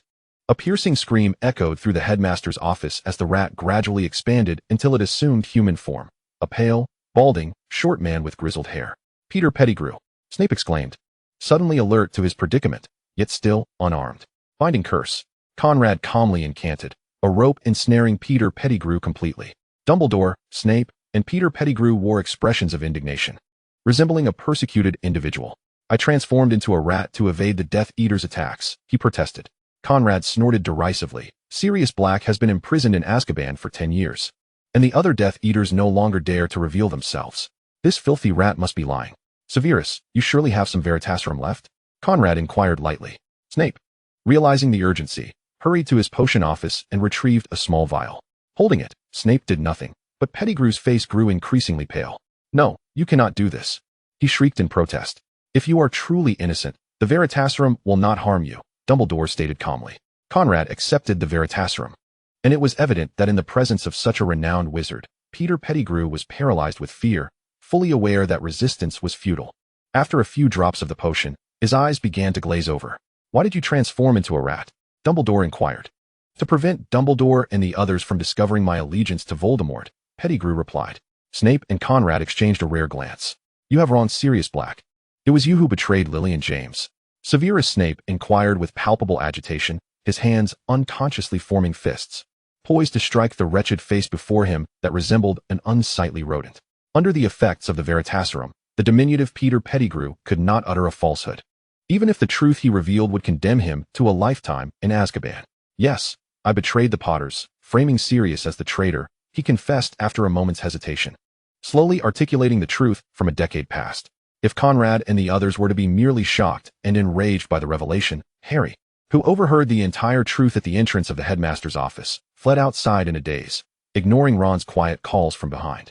After a brief moment of astonishment, Rose, who was aware of the events, asked, Godfather, Does this mean Sirius will soon be released? How will the ministry handle this matter? His blue eyes gazed at his godfather, filled with profound sympathy for Sirius's plight. Little Rose, some matters are not as straightforward as you might believe. Let the ministry take care of this. I must escort Peter Pettigrew back to Azkaban to fulfill my duty, Conrad said softly. Rose, what brings you to me? Ron queried as he was led outside the library by Rose. His tousled red hair betrayed his troubled mood. A robust black owl swooped in from the window, landing gracefully on Rose's left shoulder. Wow, cool. Rose, is this your new owl? Ron exclaimed, marveling at the owl's impressive stature, surpassing any he had seen before. Not quite. Ron, this is your owl, Rose replied, pleased to see Ron's fondness for the creature. No, I cannot accept such an extravagant gift, Ron insisted, shaking his head vehemently. Ron, returning your pet is the least I can do. Do you not like this owl? No, I adore it. The awkward boy ultimately accepted this cherished gift. Chapter 14, The Claim to the House Cup. The green banner of Slytherin fluttered proudly against the walls of the Great Hall, a testament to the house's honor and a source of pride for every Slytherin student. As the reigning champions of the House Cup, Slytherin subtly overshadowed their rivals, Gryffindor, emerging victorious. Ravenclaw undoubtedly boasted some of the highest average grades among the houses, with a spirit of individual competition not prevalent. Intelligence was the admission criterion, while erudition and dedication were the aspirations of every Ravenclaw. Hufflepuff, known for its loyalty and kindness, saw many of its graduates become renowned gastronomes. As for the Gryffindor Lions, their repeated explosions of cauldrons, nightly escapades and defiance of rules, coupled with a Slytherin head of house who showed no mercy in deducting points, meant their scores never surpassed Slytherin's. Hufflepuff, 360 points, Ravenclaw, 390 points, Gryffindor, 410 points, Slytherin, 510 points. The voice of Headmaster Dumbledore resonated in every ear. Amidst the flickering candlelight, a rare, resounding cheer erupted from Slytherin. Had the house once again claimed the House Cup? Silence, please. I believe recent extraordinary events warrant additional points. Mr. Harry Potter bravely defended the Philosopher's Stone and achieved ultimate victory, an additional 50 points. Miss Hermione Granger displayed remarkable wisdom in safeguarding the stone, an additional 50 points. Dumbledore proclaimed with a serene demeanor. Does this not mean the two houses are tied? The obsession with scores ignited fierce discussions among the students of both houses. Moreover, Mr. Neville Longbottom exhibited courage in defending his friends, steadfastly choosing his stance, 10 additional points. Dumbledore interjected suddenly. The Gryffindor table erupted in jubilant cheers, with ecstatic lions leaping from their seats to express their elation. In contrast, Slytherin remained notably subdued, despite any regret Rose might harbor for his house's accolades. His somber facade betrayed nothing, as was customary for Slytherin, who seldom displayed their vulnerabilities to others. Protecting the Philosopher's Stone, the singular magical stone crafted by Master Nicholas Flamel, capable of transmuting base metals into gold and even producing the elixir of life. Rose's mind raced to recall memories of the stone. Given its presence at Hogwarts, it was clear that someone would seek to steal it. Who could it be? He glanced at Harry, who held the House Cup with a beaming smile, reflecting on the myriad of events that had unfolded around him in such a short span. The verdant trees grew tall, their branches bending to greet the small master of the ancient estate, as if to say, welcome home. The sprawling estate, covering thousands of acres, was a paragon of elegance. In the midst of the quaint, antiquated English architecture, a golden castle stood at the heart of the estate, surrounded by a variety of other buildings. This was Dummin Manor, the residence of the wizarding world's most ancient family. The distance from the entrance to the main castle spanned nearly 10 kilometers. As Rose entered the gate, cradling his pet cat, Carrot, the magical array began to flicker with light, emitting patterns akin to flowing purple streams. The other end of the teleportation array had been configured by Roger to lead to the first-floor hall of the castle, warm and inviting. Dad, Rose exclaimed, rushing to embrace the tall man beside him as soon as he emerged. My little Rose. A blissful smile adorned his face, his blue eyes sparkling with warmth. Dressed in a white suit intricately embroidered with auspicious cloud patterns from an ancient land, he radiated joy. Mother Cough Dunman was not at home, likely attending to matters at the ministry. The walls were adorned with picturesque landscapes that evoked a sense of tranquility. A tiger, emitting a soft glow, leaped to Rose's side. I have missed you, Stripes. As one of the most powerful magical creatures, the tiger possessed lightning-fast speed, sharp claws, and the ability to negate most attacking spells. Its arrival marked a significant achievement for Roger, who had painstakingly obtained the necessary permits. The tiger let out a low growl, affectionately nuzzling its young master's neck. Its soft fur and white belly were a delight for Roger. The white lily-shaped lamp in the center of the room quietly retreated to a corner, knowing that chaos would ensue if the tiger became overly exuberant. "Stripes, come here. Little Rose, it's time for bed," Cough called as she entered. Having changed into a fitted purple robe, as she had done for many years, she bestowed a gentle goodnight kiss upon her precious child. "Sleep well. For tomorrow your father will take you to watch the Quidditch World Cup qualifiers." Cough's violet-tinged eyes held a gaze filled with love and concern for Rose. "All right, Mama." He nodded, and the moment Cough exited the room, the lamp extinguished itself, and all magical items, save for a humidifier and aromatherapy device, ceased their activity, ensuring Rose's safe and comfortable slumber. Quidditch was not merely a sport confined to one school or region. It was a grand event for the entire wizarding world. Almost every wizard had their own Quidditch idol. Within a stadium accommodating 100,000 spectators, tickets were a rare commodity. Today featured a match between two long-established and illustrious teams. The fervent cheers from fans ignited wave after wave of excitement. The Roger and Rose duo arrived slightly late, and upon witnessing the sea of seats, Rose gasped in awe. "Rose, stay still."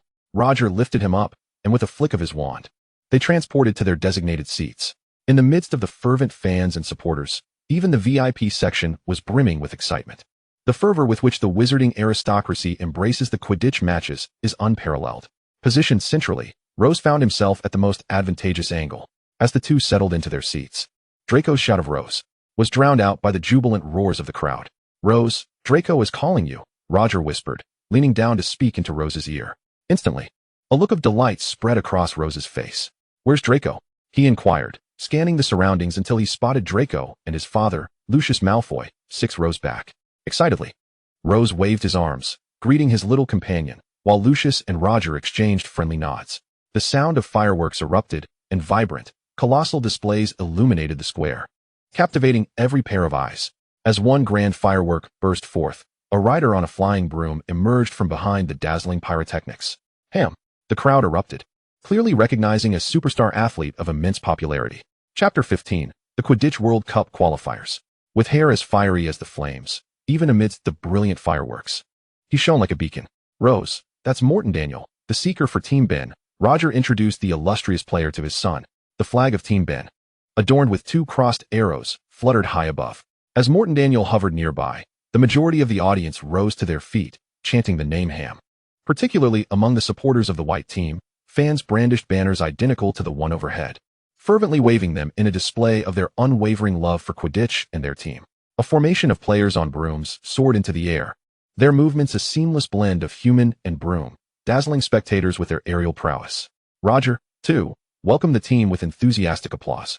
Following a cordial exchange of greetings between both sides, the match was set to commence. Roger failed to catch sight of the golden snitch, only witnessing fleeting shadows of players darting to and fro. "How fast!" Rose exclaimed, his eyes wide with wonder. These world-class Quidditch players were a revelation to him. As representatives of their nation, they possessed not only extraordinary talent, but also had undergone extensive professional training for over a decade, honing their speed and strength to perfection. Noticing Rose enraptured by the spectacle, Roger felt his decision to bring young Rose here was indeed a commendable one. While books are the stepping stones to progress, it is essential for a person to cultivate a diverse array of interests, he mused quietly. Through the power of magic, the game could be slowed down 10-fold or even 20-fold, yet even then, locating that elusive golden glimmer proved to be a challenge. Gasping sharply, Rose closed his eyes tightly, unwilling to witness the unfolding events. An accidental collision occurred as Ben's beater, Belloc, crashed into Ham. The force of the impact, at such high speed, rendered Ham unconscious.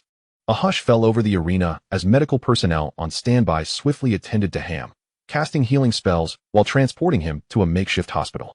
Blood trickled from his forehead, staining the ground below. Ham's injury incited a wave of anger among the fans, who vocally condemned Belloc's actions. The black-clad referee brandished a yellow card at Belloc, though it did little to quell the crowd's fury. The match aimed for fairness. Belloc had merely sought to maneuver past Ham to intercept the opposing seeker. Ham, intent on thwarting Belloc's advance, had inadvertently caused the collision, rendering the yellow card a reasonable decision. Roger meticulously explained the intricacies of this grand match to Rose, who nodded, only partially comprehending, as his gaze drifted towards the sidelines. Without Ham, Team Tartar faced not only a diminished strength, but also a chaotic strategy. With Ben's team demonstrating exceptional synergy, victory seemed imminent. Absorbed in the game, Rose remained oblivious to the tall, familiar figure in the crowd. Once more, a fervent cheer erupted as fans celebrated their idol, their Quidditch deity, Ham. Ham returned to the field despite his injury, his forehead heavily bandaged. Bore no visible trace of blood, yet the severity of the earlier impact was unmistakable. In the 67th minute of the match, the dark-haired youth focused intently on his injury before snatching the golden snitch from the opposing seeker. With gasps and cheers erupting, the match approached its final minute. Desperate, Team Ben attempted to encircle Ham, while Team Tartar's players valiantly fought to disrupt the formation. Yet, the determined Quidditch player, propelled by incredible speed, easily evaded their defenses.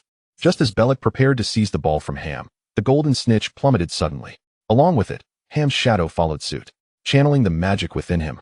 He unleashed a burst of speed at the last possible moment, reclaiming the golden snitch just inches from the ground, securing victory for his team. The white flag soared above the stadium, emblazoned with the image of a tower. Team Tartar's supporters erupted in celebration, while many of Ben's fans shed tears of sorrow. Such is the allure of Quidditch. Outside the stadium, Draco was still brimming with excitement, his beaming smile and sparkling eyes a testament to his joy. "Rose, let us go get Ham's autograph," Draco exclaimed, pulling Rose's hand as they hurried toward the players' tunnel. The privileges of the Malfoy and Dunman families allowed the two youngsters to secure the best spots at the front. After a brief farewell, "They will emerge from here," Draco said, his enthusiasm palpable. "Ham, Ryan," cheers echoed within the tunnel. With their radiant hair, Draco and Rose stood out as the most dazzling young aristocrats. Ham paused before them, towering at an impressive height of 6'3", easily 3 heads taller than Rose. "Ham, may I invite you to sign this?" Rose asked, presenting a magical card adorned with Ham's image, showcasing him in various enthusiastic poses. "Certainly, young Dunman," Ham replied, graciously signing his name for the two young gentlemen. As he prepared to depart, Ham turned to Rose and said, "Young Dunman, I hope we have the opportunity to play Quidditch together in the future." Draco cast a reluctant glance back at Roger before taking his father's hand and walking away. "Rose, it's time for us to set off to our next destination," Roger said, crouching to speak to Rose. "Next destination?" Rose asked, intrigued. "The residence of a flying master. An unknown land, given the distance." Roger opted for one of the Muggle modes of transportation, an airplane. Even the most discerning wizards could hardly deny the comfort of air travel. While not as swift as typical wizarding means, it was certainly not slow. This place was steeped in modernity, with automobiles renowned worldwide for their craftsmanship. Upon disembarking, a sprightly elf, having cast the Muggle invisibility charm, led Roger and his son outside. "Cool," Rose exclaimed, gazing at an elongated magical limousine, its sleek black design glimmering faintly, and its fully leather interior promising unparalleled comfort.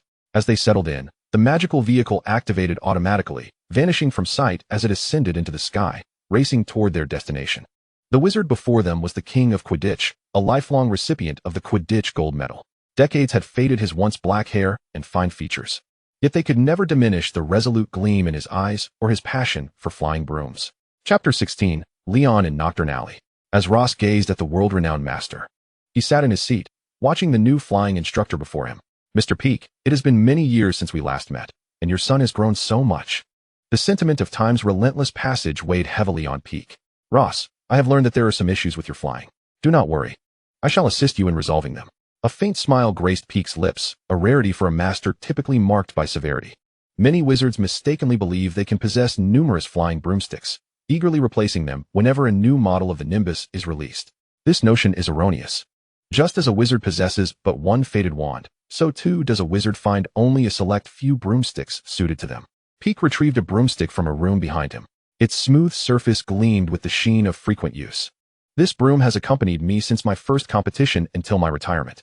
I am intimately familiar with its internal structure and every intricate pattern," he said, caressing it as one would a beloved child. "All the components have been replaced, and some newly developed materials indeed enhance performance. However, the core, the main shaft of holly and the feather of a phoenix, remains unchanged. Ross, show me your broomstick." Peake turned his gaze to Ross, who promptly responded, "Here." A broom, slightly heavier and thicker than the average, was placed in Peake's hands. Custom-made, it boasted a phoenix's tail feather and a unicorn's hair, with the main shaft crafted from grape wood. This was a premier broomstick, forged by an esteemed master. Peake lovingly stroked Ross's broom. In the expansive green field, Ross hovered about a meter above the ground on his broom. For beginners, the joy of flying lies not in the relentless pursuit of speed, but in the sheer delight of the experience, Peake remarked leisurely. Ross, grasp the handle. Establish a connection with your broom, and gradually infuse your magic into it. Do not rush, Peake instructed. A gentle blue aura enveloped the broom, gradually seeping into its fibers. Initially, Ross's speed reached a point where he seemed but a fleeting shadow. "Ross, relish the joy of flying. Do not be afraid." Peake's voice resonated in his ears. After a moment of trepidation, Ross, with the wind rushing against him, gradually discovered the exhilarating sensation of free flight, a smile spreading across his face. Peake imparted not merely the mechanics of flight, but, as a master of his craft, offered insights that would propel Ross's skills to new heights. The shambles, a byword for filth and malevolence. As Ross, cloaked in black, set foot in this dismal place, he was immediately surrounded by several unsavory figures. The finely crafted cloak, coupled with his pale visage and the fact that he was but a child, drew the attention of lurking robbers from the shadows. "Hand over all your valuables, and I might spare your life," one of them snarled, his tattered wizarding robes caked in grime, his lewd demeanor repulsive. Ross regarded the 4 wizards before him and drew forth his wand. 14 inches, incendio. Before Ross could complete his incantation, a voice emerged from behind the 4 wizards, unleashing a torrent of black flames that engulfed them, igniting their garments and eliciting piercing screams of agony. "Leon," Ross greeted. Leon gestured for Ross to follow him. And in the instant he turned, a spell cast from the tip of his wand extinguished the flames consuming the fallen wizards. The street lamps lining the alleyway were long broken, some even uprooted. The dust-laden street was largely deserted, and those few who passed carried expressions of cold indifference. "Ross, this is no place for you," Leon admonished from within a dilapidated building with a gaping hole in the ceiling. "Leon, Professor Dumbledore said you failed to respond to Hogwarts correspondence. No one knows where you have been." Ross met Leon's serpentine gaze, his sapphire eyes as clear as when they first encountered one another. "Ross, how did you know I was here?" Leon inquired, posing a question that caught Ross off guard. This unexpected query stumped Ross momentarily, and after a brief hesitation, he replied, "I sensed you were here. I saw you collecting information about the shambles in the dormitory." Leon withdrew his gaze. "I will respond to the school. You should leave. This place is no sanctuary for you." Leon issued his dismissal. "Leon, please come back with me." Ross quickly positioned himself before Leon. Aware that Leon's father had been imprisoned in Azkaban, Ross knew he had nowhere else to turn. Summoning his courage, Ross extended the invitation. This caused Leon to falter. "Will your father approve?" "The son of an Azkaban inmate, a dark wizard." "My father will agree," Ross replied resolutely, without a hint of hesitation. Gazing at Ross's earnest face, Leon felt a pang of softness, almost yielding. "No, I have matters to attend to." Leon averted his gaze. At the far end of Diagon Alley, the transport magic circle was seldom chosen by wizards, as the fair could purchase a half-year's worth of flu powder. "How much does it cost?" Ross inquired softly, eyeing the trembling house elf before him. 10 sickles, the elf replied, bowing humbly. As Ross reached for his coin pouch, Leon tossed a gold galleon into the elf's waiting hands. Just as Ross intended to offer to pay, he swallowed his words upon seeing Leon's expression. After much effort, Ross was safely delivered to the transport circle. In the instant the figure vanished, Leon, who had already turned away, glanced back. The magic circle, now devoid of any trace, concealed itself from view as the surrounding elves did their utmost to avoid provoking the man radiating an aura of danger.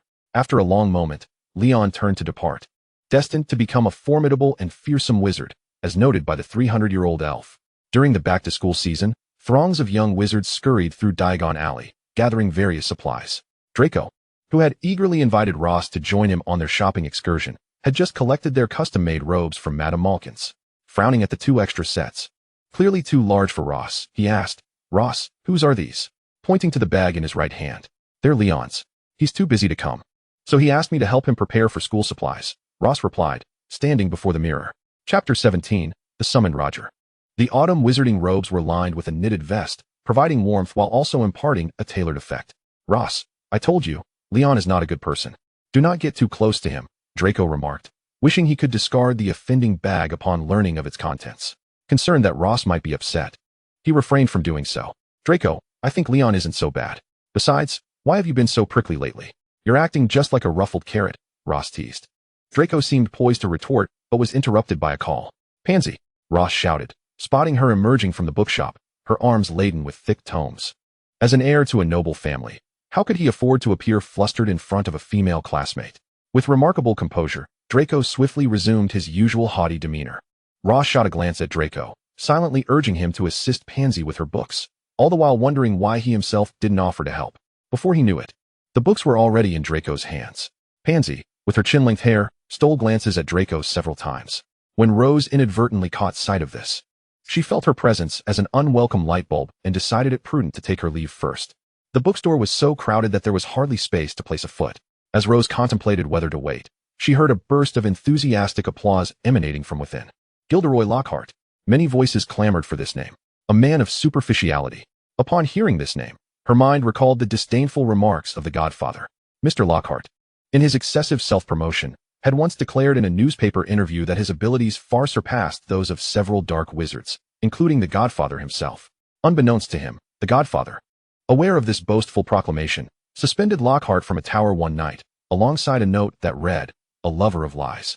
Conrad Grindelwald." This incident rendered Lockhart a laughingstock within the wizarding community for a prolonged period. Yet, within a year, he had managed to win back the hearts of his fans, once again becoming the darling of numerous newspapers. As her thoughts returned to the present, Rose was halted in her tracks. "Rose." Harry's voice rang out, followed closely by Ron's. She turned to see a throng of Weasleys behind them. Politely, she greeted, "Good day, Mrs. Weasley." "Why, it's young Mr. Dunman." Mrs. Weasley, her cheeks flushed with excitement, responded, evidently enchanted by Mr. Lockhart's charm. At that moment, Draco arrived, accompanied by Pansy. Faced with the multitude of Weasleys, Draco's prepared words remained unspoken under the threat posed by Rose, and he ultimately turned to leave. "Malfoy and the Weasleys are not on friendly terms," Rose succinctly explained. In Spinner's End, a place of impoverished dwellings, Leon impatiently received a package delivered by an annoying owl, its origin unknown. His hands still bore traces of magical creature blood, which smudged the package. In the cauldron behind him, a potion simmered, exuding dark, greenish fumes. Flipping the package over, he noted it was addressed to Leon MYSS Slytherin, with the sender being Rose Dunman. Upon seeing that name, panic set in as he attempted to wipe away the bloodstains, but his hands, smeared with filth, left his mind blank. Taking a deep breath, he drew his wand, muttering, "Reparo." The bloodstains were effortlessly cleared away. Inside the fine leather wrapping lay 2 sets of wizard robes and several tomes of magic. After a moment's reflection, he recalled that this was a request from the school. In a previous letter, Rose had inquired if he needed a set prepared for himself, to which he had not replied. Had he tacitly agreed? Roger Dunman, wishing to rectify last semester's regrets, personally escorted his son to the magical platform. "If anything arises, write back." A rare blue owl was carefully placed in the compartment for transporting pets. Carrot, uninterested, cast a glance at the newcomer before settling comfortably in Rose's embrace. Rose received a kiss from his mother as a parting gift, while his father bestowed a warm hug. As Roger watched Rose board the train, he turned only to encounter a familiar face. "Hello, Professor McGonagall." After all these years, Roger had not altered his manner of address since graduating. The warm embrace of the headmaster's office welcomed yet another guest. "My dear Professor Dumbledore, what brings you to seek me out?" Roger inquired, sensing an unsettling feeling in the presence of the ever-smiling old headmaster. "My dear Roger, it brings me great joy to see you once more." Although Roger had visited during the summer, the return of a cherished pupil was always a cause for celebration. "Headmaster, to my knowledge, you have appointed Mr. Lockhart as the defense against the dark arts teacher?" Roger expressed his confusion regarding Dumbledore's invitation to teach the students. Rubbing his long beard, Dumbledore replied slowly, "I am aware of Mr. Lockhart's capabilities, and I must admit, I am not entirely at ease in trusting this course to him." "Not at ease yet still teaching? Surely you are eager to witness Lockhart's potential folly."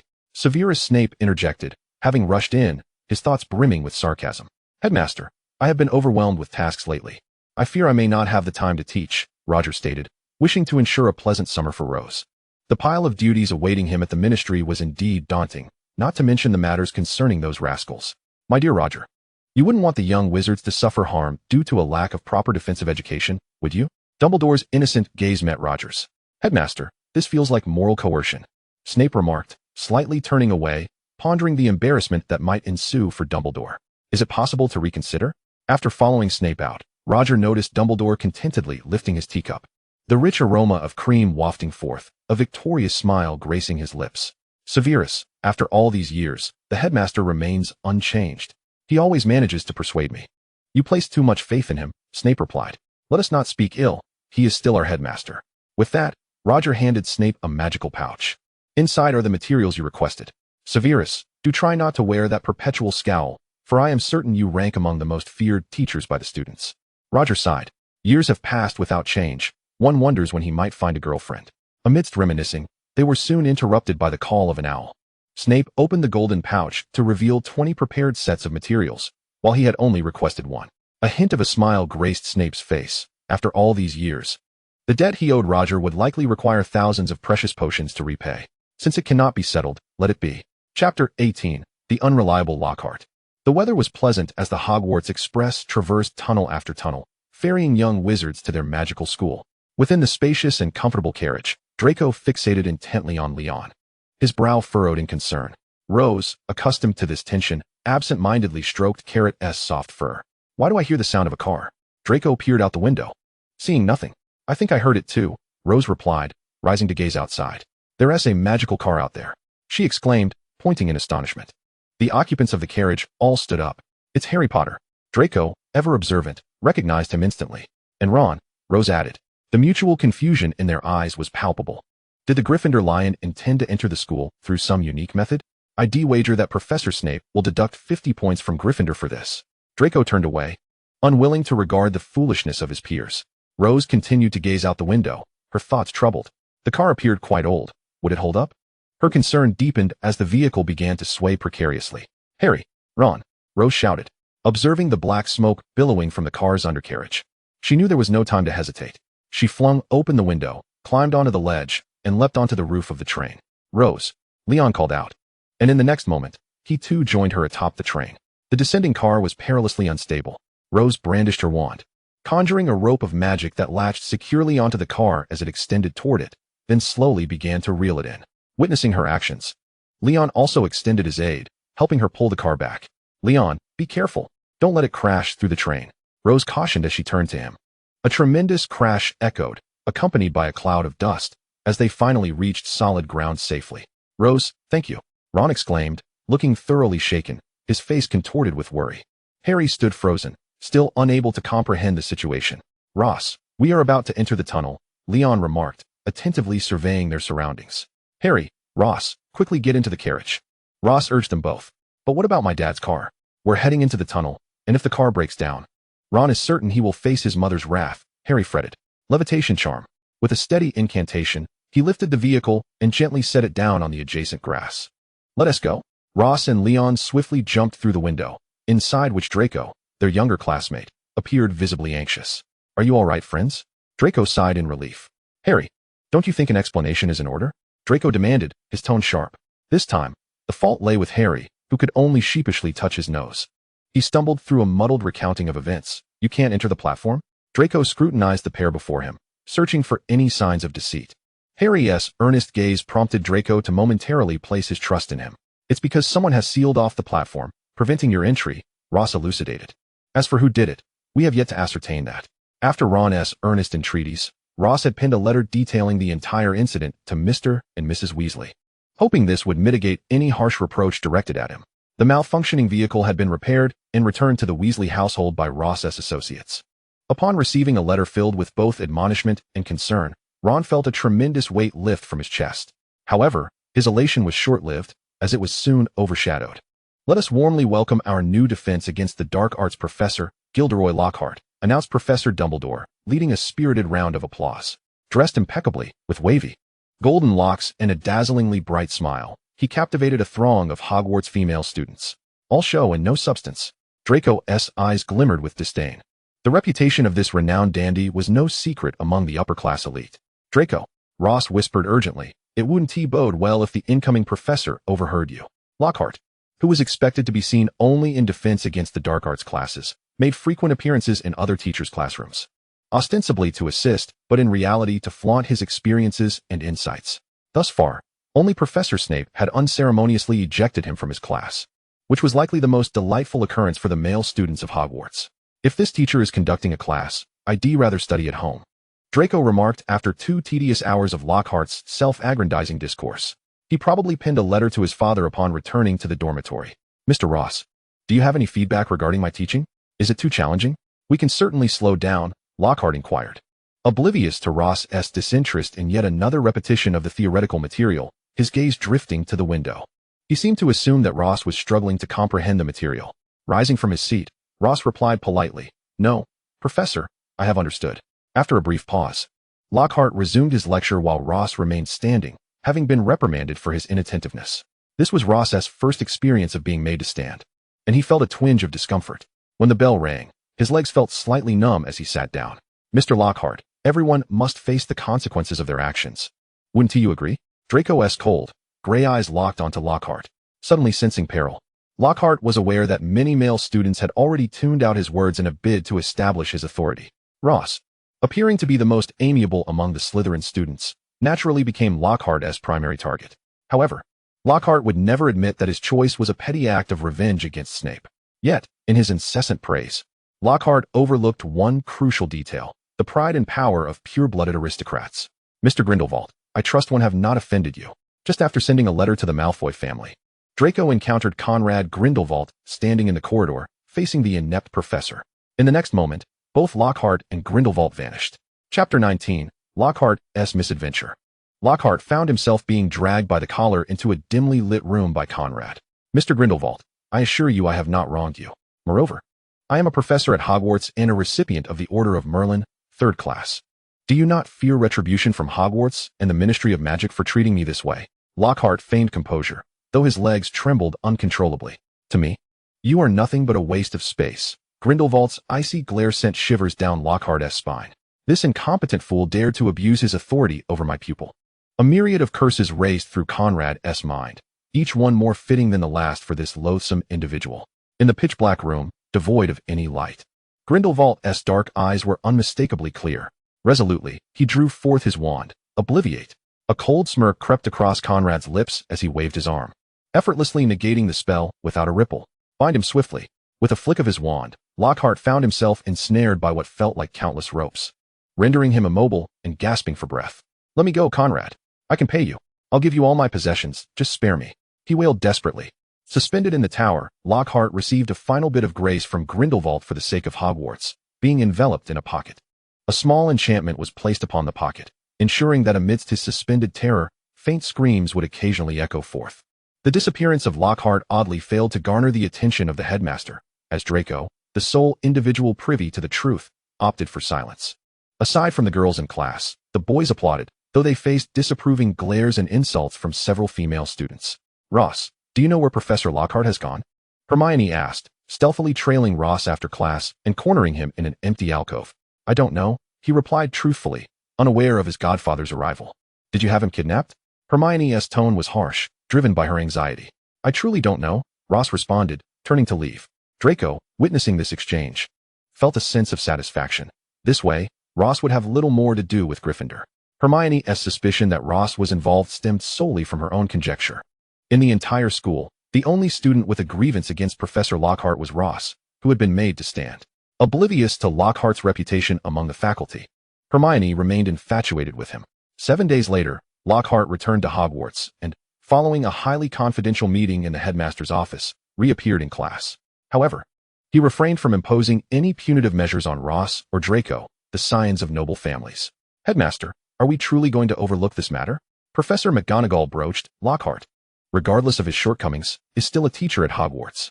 For him to face the wrath of a dark wizard without the school intervening seems unjust.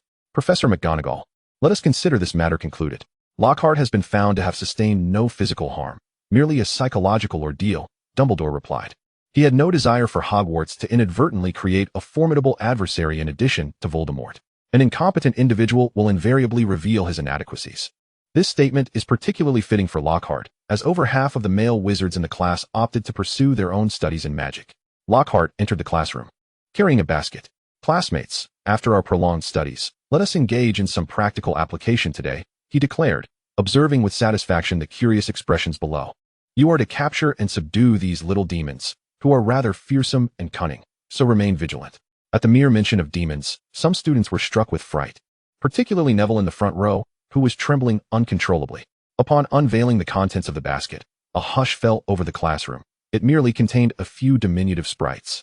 I knew better than to harbor any expectations of this teacher, Draco remarked. Meanwhile, Leon pondered whether Grindelwald's dark magic was insufficient and contemplated enhancing the professor's memory later that night. The sprites shimmered with blue electric sparks, standing only about an arm's length tall, with sharply pointed faces. Hermione and her fellow female classmates, eager to impress, were well prepared, armed with wands and various magical artifacts. Lockhart opened the door, and the sprites scattered in all directions. Anticipating the outcome, Ross pulled back, clutching one sprite in each hand. The sprites wreaked havoc, shredding books placed upon the desks and toppling inkpots, emitting triumphant cries, while half the class sought refuge beneath the tables. Hermione! Ron shouted. Two sprites seized Hermione, lifting her into the air. As she struggled in vain, fear gripped her, and she turned her hopes towards Lockhart, only to find that her professor had lost his wand to the sprites and was retreating to the door. Quickly bind them, Ross commanded, his wand pointed skyward, immobilizing all the sprites as they fell to the ground. Upon realizing the crisis had been averted, Lockhart emerged from behind the door. This is precisely what I intended. I hoped you would capture these sprites like Mr. Ross. The swift change in his demeanor was remarkable, as if the panicked figure moments ago was unrecognizable. Almost all students glared at him, incredulous that the spell Ross had just cast was within the grasp of a second-year student. Ross glanced at the shattered glass, uncertain whether the sprites that had escaped would cause minor trouble for Hogwarts. Embarrassed and aware that he could not salvage his reputation, Lockhart resignedly announced the end of the class. The aftermath of the incident saw the fleeing sprites inadvertently find their way to Snape's office, toppling his cauldron, ruining potions, and igniting a minor fire. Snape, having lost his precious concoctions, stood in the headmaster's office with a more severe expression than usual, radiating an aura of "I will not leave until I receive an explanation. This is not my fault.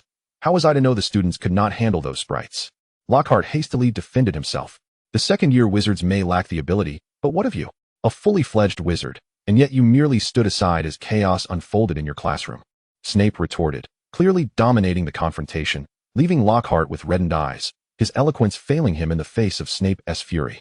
Chapter 20. The New Teacher. Dumbledore remained silent in his chair, humorously contemplating that his own potions were still with Snape. Although he was the headmaster, he was also reluctant to confront the serpent's wrath. Lockhart, will you compensate me for my losses? He inquired, extending a list.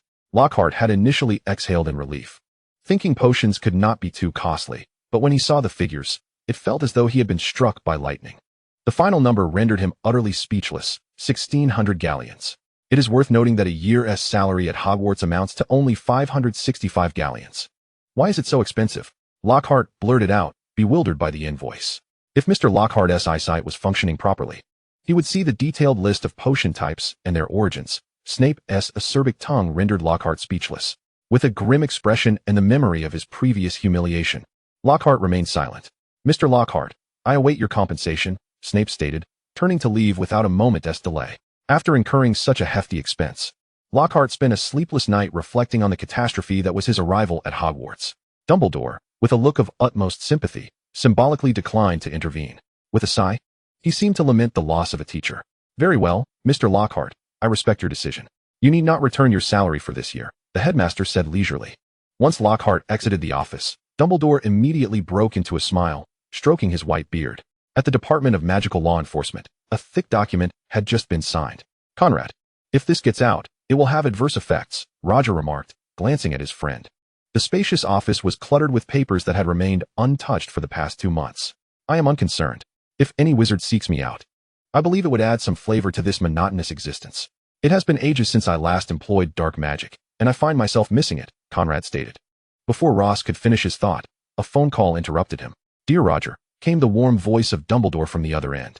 Headmaster, how may I assist you? Roger replied, knowing that the headmaster wouldn't call simply to chat during office hours. Mr. Lockhart has departed, and there is now no defense against the dark arts teacher at Hogwarts. Dear Roger, come quickly to save the day. Dumbledore's tone was urgent. Roger glanced at the piles of documents in his office. Headmaster, I am rather busy at the moment, he silently lamented. The departure of Mr. Lockhart sent the entire academy into a frenzy of excitement. Hermione quietly tucked away her heart-shaped schedule. The new defense against the dark arts teacher was still attending to some matters and would meet everyone in about a week, Dumbledore announced. I hope this teacher proves to be reliable, Ross whispered to Draco. Rest assured, this teacher will be quite dependable, Snape mused internally. As Roger sneezed in the office, he looked up to find that it was already time to leave work, grappling with the decision of whether to stay late to handle the paperwork. Having applied to join the Slytherin Quidditch team, Ross showcased a speed that left only an afterimage, successfully passing the selection and becoming a proud seeker. After witnessing Ross's speed, Draco applied for the position of beaters and also secured his place. Each house was preparing for the upcoming annual competition, with the Slytherin Quidditch team, clad in green robes adorned with the house emblem of a formidable serpent, having claimed the pitch early. Though, to Ross, he resembled a cute little snake. Eugene, may we use half of the pitch for practice? Would, The Gryffindor captain tentatively inquired of his counterpart, Eugene. Surprisingly, Eugene, with his characteristic aloofness, responded, yes. Wood, who had anticipated rejection or even ridicule, was momentarily taken aback. Thank you, he called out from behind. The pitch was ample enough for both teams to conduct their training. Eugene guided the newly appointed Ross and fellow second-year Draco. In Quidditch, individual skill is not the most crucial aspect. Teamwork is paramount. Eugene introduced a few basic tactics, and the players lined up accordingly. In the air, circling from slow to fast. The synergy among the team members must first stem from the ability to avoid colliding with one another. Harry, came a voice from the opposing Quidditch team. Harry was knocked down from the sky, his body plummeting rapidly. Wood, riding his broom, rushed to catch him but narrowly missed. Draco had his eyes shut tight. Yet there was no sound of a falling object. A figure had caught Harry. Wood, startled by this unexpected turn of events and gasping for breath, was about to express his gratitude when he looked up in astonishment and exclaimed, Roger Dunman. The strikingly golden-haired figure made Wood's face flush instantly, stumbling over his words. An idol. A living idol. Harry, be careful. Roger gently set Harry down, smoothing his tousled hair. You all may continue, confirming that the little one was unharmed. Roger walked towards the other side. Little Rose, you seem rather displeased, he remarked as he approached his son, whose face displayed a complex array of emotions. Dad, you're the new defense against the dark arts teacher? Rose looked at the man before him, whose blue eyes mirrored his own. Indeed, Roger replied, then greeted Draco's classmates. Who would you like to take on the role? Roger inquired. Honestly, I thought it would be Uncle Moody, Rose said, perched on his broom, looking somewhat dejected. Feeling a pang of rejection, Roger asked, aren't you going to find the headmaster? Rose kindly reminded him. My little Rose is actually trying to send me away. Why? Have I failed as a father? Roger fell into self-doubt. As soon as Roger departed, the pitch was engulfed in a whirlwind of excitement. Goodness, Master Roger is going to be our teacher. Students from both Slytherin and Gryffindor felt as though a blissful era was about to commence. As a renowned master in the wizarding world, Roger's admiration far exceeded that of Harrow, and he was also a wizard of exceptional prowess. Rose. Master Roger can perform any spell, Draco said, his cheeks slightly flushed, clearly also a little fanboy. Realizing that Uncle Moody would not be coming to Hogwarts and that he would miss out on those amusing stories, Roger offered a brief response. Chapter 21, Roger's Class.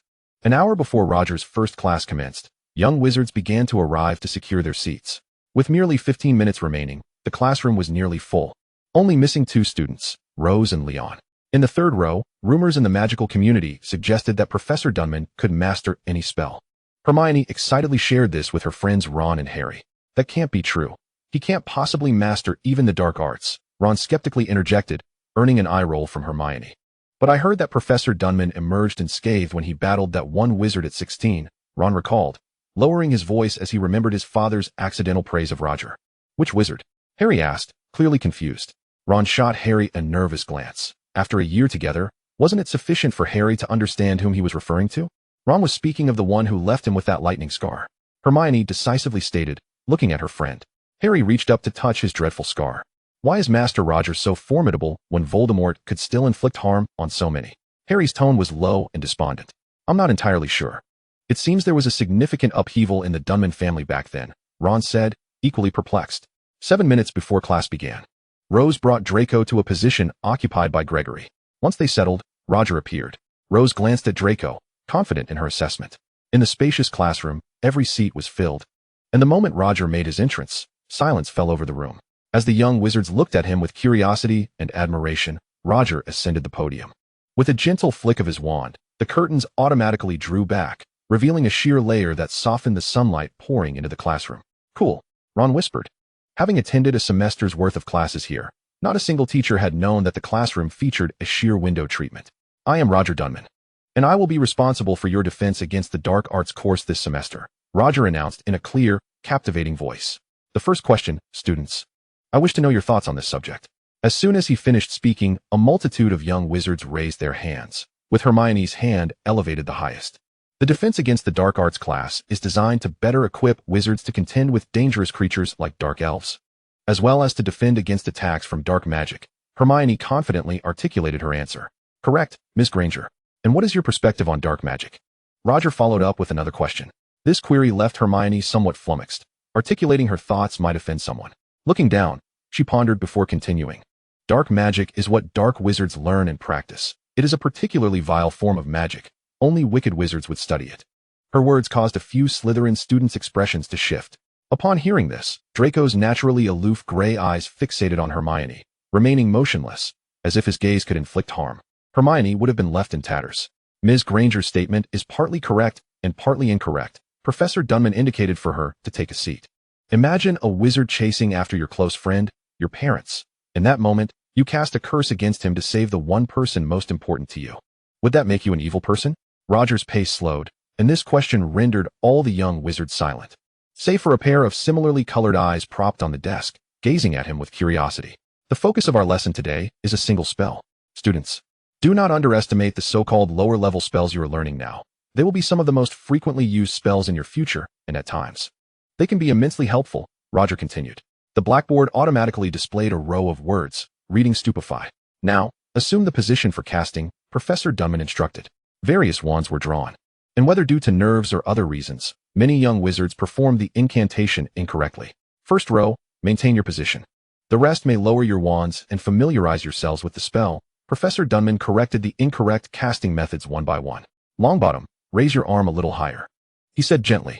Even with the professor's kindness, Neville still trembled uncontrollably. The professor took hold of his hand and raised it to the appropriate height. Observe. This is how you will cast spells in the future. The first class passed by in a flurry of correcting stances. During the break, Rose followed Roger out of the classroom. Dad, aren't you very busy? Has the Ministry of Magic entered its slow season? Rose inquired, looking up. The headmaster couldn't find a suitable candidate, so here I am. Why such a lack of welcome for your father? He said this while playfully pinching his son's soft, fair face. Let go. You are a teacher now, Rose protested softly. With just 1 minute remaining before the next class, the last student finished asking his question and hurried down the corridor to his next lesson. Exhausted, Roger nearly bumped into his friend in the hallway. Severus, after all these years, you still walk without making a sound. Roger teased. Scourgify. Before Snape could turn around, a spell was cast upon him. Roger. The serpent-like Snape was provoked. Do not be angry. You look much more dashing this way. Roger patted Snape's shoulder, leading him to dinner. In the dining hall, Snape clearly became the center of attention. The once perpetually greasy-haired Professor Snape had evidently washed his hair, which now gleamed with a healthy shine. The probability of this event occurring is even lower than Draco ceasing to emphasize his pureblood status. Snape's gaze swept across the room, shattering countless curious glances. Taking a bite of a crispy little roll, Ross's eyes were fixed on the Gryffindor table. Ross, have you developed a fondness for Gryffindor? Draco's voice pierced through the chatter. Ross believed that if he were to answer affirmatively, he might not see the sunrise the next morning. Do you all feel that Harry seems rather peculiar? Ross glanced at his two friends beside him. What misunderstanding could there be? He was merely a servant, after all. If he chose not to engage, so be it. Since spending time with Ross, Draco had occasionally become quite endearing, particularly with his current expression. When Harry Potter cast his eyes upon Hagrid, a complex mix of disbelief and distaste flickered across his face. Leon elegantly consumed the food on his plate. Chapter 22. An Unusual Harry. Distaste? Ross pondered. Glancing at Harry's table, there always seemed to be some secret surrounding him. Was this the aura of the savior? Ross thought, somewhat unreasonably. Harry, what has been troubling you lately? Ross called out as he stood outside the herbology classroom, knowing full well they hadn't spoken in 2 days. Harry turned around awkwardly. It's nothing, Ross. He glanced at Ross before immediately averting his gaze to the floor, clearly unwilling to converse. Leon, sitting beside Ross, observed Harry from across the table, his green eyes glinting with a hint of danger. Harry's strangeness extended beyond mere behavior. Today we will continue learning the stunning spell, Roger announced at the start of the lesson. Mr. Potter, do not get distracted. Your wand must be held steady, Professor Dumbledore patiently instructed from the front of the room. If Professor Snape had taught this spell so many times and Harry still faltered, it would be disastrous for him and Gryffindor's score, Ron mused. To Ron and Hermione's surprise, Harry did not follow the Professor's instructions. Instead, he set down his wand, which thudded heavily on the desk. Harry lifted his head, revealing the unmistakable lightning scar on his forehead. Given Harry's recent odd behavior, Hermione tugged at his sleeve beneath the table. Professor Dumbledore, may I ask you a question? Harry's tone was both urgent and cold. This statement captured the attention of the other students in the classroom. Ross watched Harry intently, eager to hear what he would say. Please proceed. Professor Dumbledore, ever gracious, did not let Harry's demeanor vex him. Professor Dumbledore, why didn't you participate in the resistance 10 years ago? Does that mean you were also a Death Eater? Harry's voice reverberated throughout the classroom. Neville, startled, dropped his book, but there was no time for retrieval. His small eyes were fixated on Harry. Harry, who told you this? Professor Dumbledore fixed his gaze on Harry, seemingly trying to discern some clue. You don't need to know where I got this information. You just need to answer my question. Harry, with an inappropriate surge of courage, spoke disrespectfully, lacking the customary honorifics. I am not a Death Eater, Roger replied curtly before turning to the podium. That will be all for today's lesson. You may leave. With that, Roger departed. There were still 15 minutes until class ended, and Ross hurried after him, leaving a buzz of conversation among the students. Harry, how could you speak to the professor like that? Hermione exclaimed, utterly shocked, feeling as though the person before her was not the kind-hearted Potter she knew. Harry Potter. Draco's furious voice erupted from behind. Approaching Harry, he spoke sharply. I don't know who has brainwashed you, filling your mind with filthy weeds. Even the lowest of wizards are aware of the Dumbledore family. Did you not deign to learn about them? His eyes brimmed with malice. And Harry was certain Draco would tear him apart if he could. The events in defense against the dark arts class quickly spread throughout Hogwarts. Dad, are you all right? Ross knocked on Roger's office door, his still soft voice echoing. The next moment, the door swung open. Roger sat at his desk, appearing quite tranquil. Little Ross, I'm fine. I'm merely contemplating a few matters. Roger regarded his son, who had noticeably grown taller over the month. Dad, are you angry about what Harry did? In front of his father, Ross always spoke his mind. No, little Ross. I am not angry. I am merely pondering why Harry has acted this way. Roger rose and walked to Ross's side. Little Ross, keep an eye on Harry's movements for me. I fear he may have been tempted by something sinister. This incident had generated unprecedented buzz at Hogwarts, far surpassing the attention garnered by Professor Snape's hair-washing incident. Dear Roger, Harry is completely unaware of what transpired. He did not intend any harm. Dumbledore defended his carefully nurtured savior. Headmaster, I do not blame him. I simply wish to know who imparted this information to him. Reflecting on what Ross had told him about the conflict between Harry and Hagrid, Dumbledore considered Harry's recent behavior to be quite uncharacteristic. I will speak with Harry, Dumbledore assured. Half an hour before the curfew, Ross sat on a chair that felt slightly too high for him. Before him lay the pastries just delivered by the owl. The delicacies, perfectly sweetened, had been warmed by a charm, rendering them just right. Ross swallowed the treat in his mouth, but directed his gaze toward the table. Aside from 2 books and some documents, the tidy surface was adorned solely with 2 picture frames. One depicted a family portrait, while the other captivated Roger's attention. It featured 2 young men who bore a striking resemblance. The face on the left, adorned with a bright smile, belonged to his father, while the other was that of Uncle Kyrie Dumbledore. Kyrie held a blue wand, identical to the one Ross wielded, crafted from the same unicorn. Ross, you should return to your dormitory. Roger set down his documents and addressed his son seated across from him. If you linger any longer, you will violate school rules. All right, Dad, Ross exclaimed, gathering the 2 boxes of pastries. As he turned to leave, he failed to notice the watchful gaze of the portrait on the wall. With the arrival of the new batch of young wizards, a new member had moved into Ross and Leon's dormitory. Senior Ross. Upon entering, the younger student greeted him enthusiastically. Unbeknownst to Ross, a cold stare followed him from behind. Hello, Hill. Come and enjoy some pastries. He opened the pastry box, revealing an array of colorful, exquisitely crafted delicacies. Wow, Hill exclaimed, taking a piece that melted in his mouth. Senior, these pastries are delicious. Hill devoured one in mere moments. If you like it, eat some more. Ross encouraged, opening another box and placing it before Leon. Leon, enjoy the pastries, Ross said. Leon took them without hesitation and then handed Ross a book. Beginner's Transfiguration? Ross regarded the title with confusion, his large eyes fixed on Leon. He had already completed this book before arriving at school. Take a look, you might discover something new. Leon suggested, his tone imbued with an air of mystery. Hill, listening intently, was awestruck by Leon's unexpected verbosity. Chapter 23. Farewell, Salazar. Sitting in his seat, Ross opened the book inside. Good heavens! In the depths of Ross's heart, a frantic scream echoed. This must be a forbidden book. Cloaked under the guise of a magical textbook, it instead introduced the Dark Lord Voldemort. Ross raised his gaze and met Leon's eyes, who offered a faint smile. Where could this book possibly have originated? Ross was engulfed in confusion. That entire night, under Leon's second reminder via a crumpled note, Ross reluctantly set the book aside and drifted into slumber. Was Introductory Transfiguration truly so captivating? Why was the senior so engrossed? Hill, in her naivety, pondered. Ross gazed down the corridor, an instinct whispering to him that something awaited him there that day. The next moment confirmed his suspicion. Once again, Ross vanished into thin air, leaving Draco gaping and Leon hastily seeking the headmaster. What? Ross had been drawn into the Chamber of Secrets again. Upon hearing this news, Dumbledore's pastry lost its appeal. What did Slytherin intend for Ross? What scheme was afoot? A torrent of thoughts swirled in Dumbledore's mind. When he learned that Ross had been taken by Salazar Slytherin into the chamber, Roger's first reaction was to question why dark wizards were so intrigued by the Dursley family. "Roger, are you not concerned?" Severus inquired, observing Roger's calm demeanor. "If that Slytherin truly meant to harm Ross, he wouldn't have waited until today," Roger replied. Sitting in the Slytherin common room, Ross felt an overwhelming sense of sorrow, wishing to avoid revisiting such a familiar place. As these thoughts crossed his mind, his body quickly rose, positioning itself beside the portrait of the Slytherin headmaster.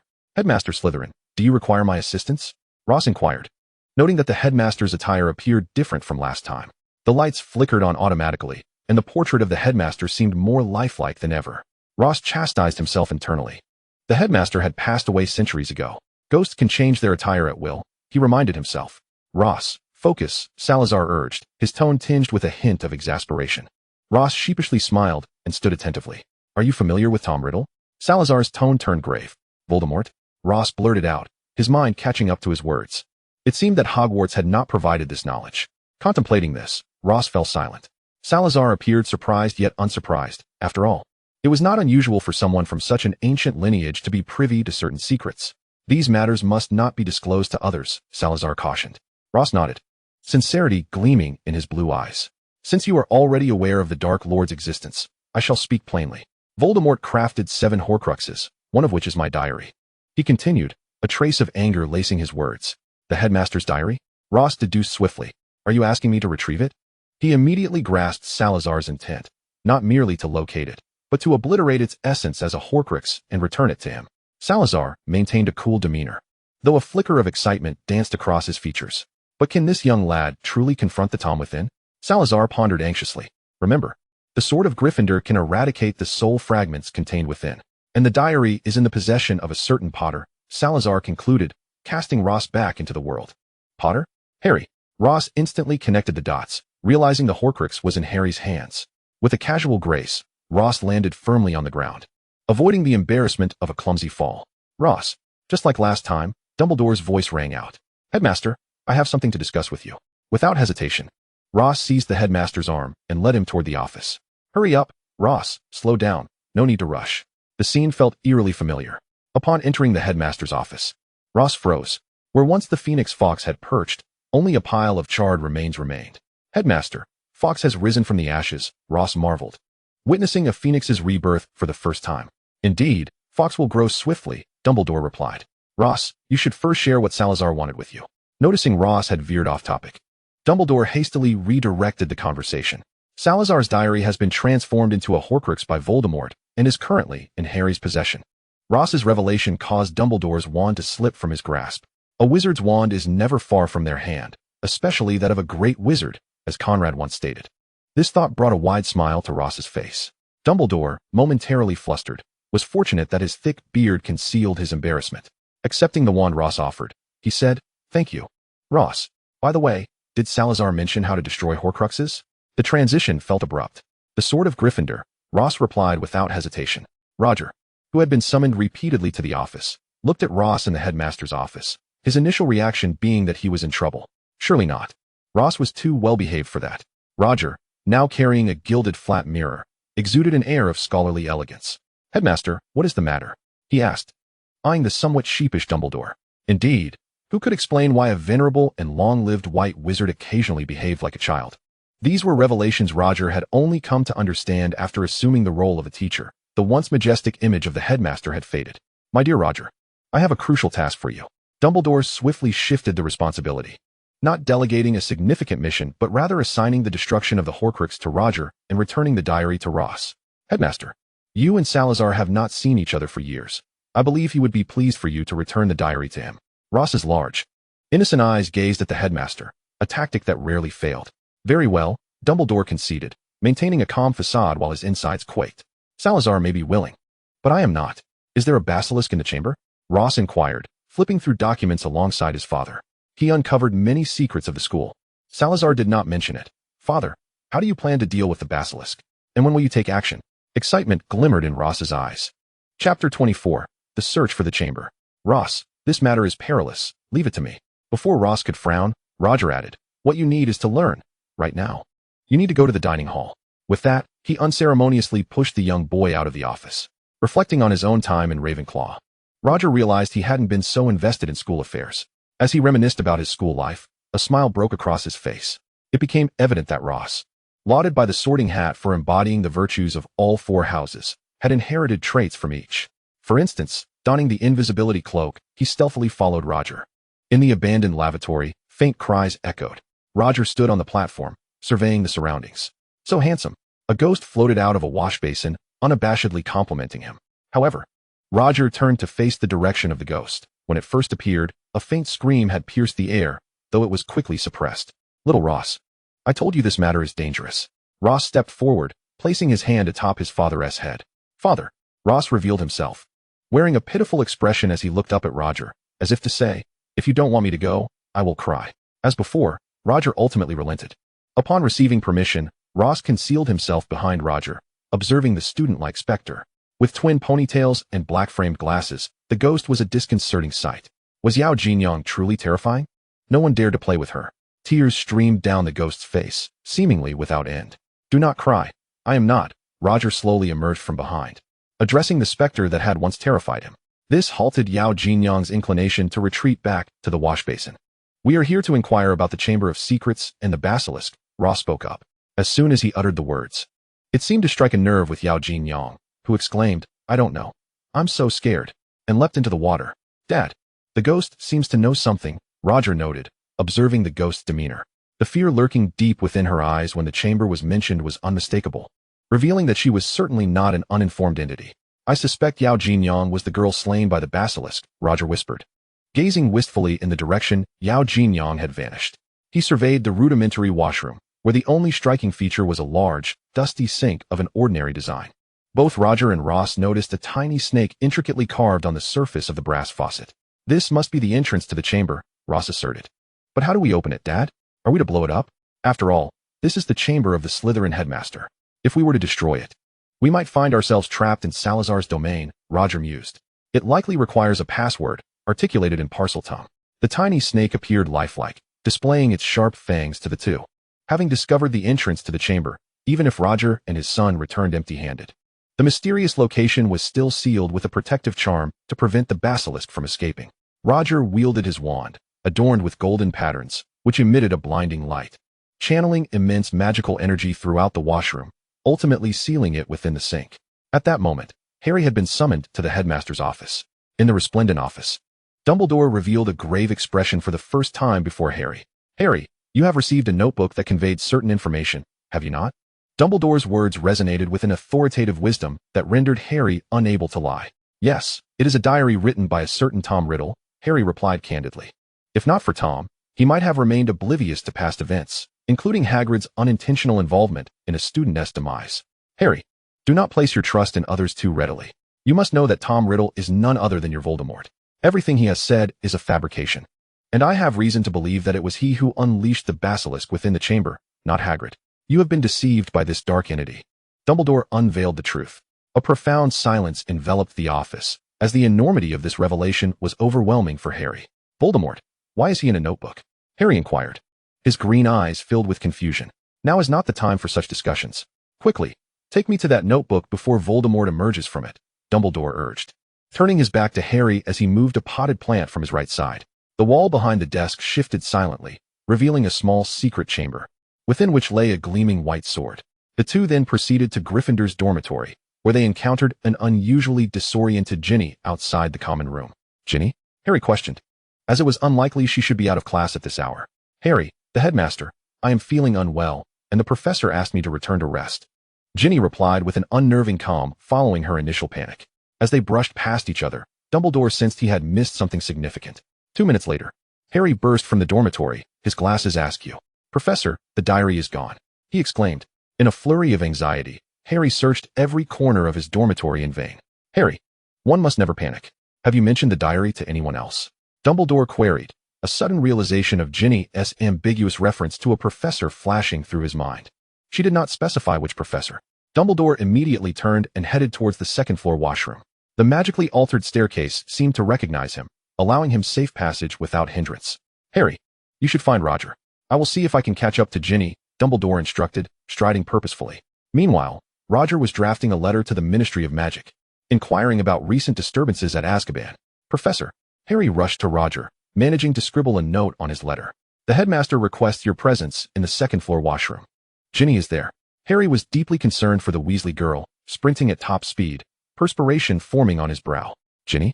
Roger questioned, unsure of who she was, but nonetheless grasping Harry's hand. Apparate. As Roger spoke the incantation, Harry felt a dizzying sensation envelop him.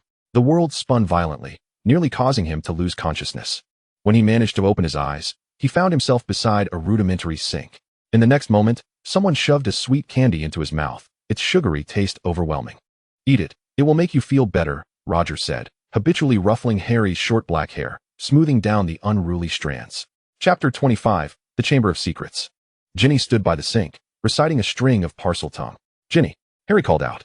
Harry, Ginny is under the influence of the Cruciatus curse, Roger said, restraining Harry from rushing forward as he awaited the door to the chamber to open and confront the serpent.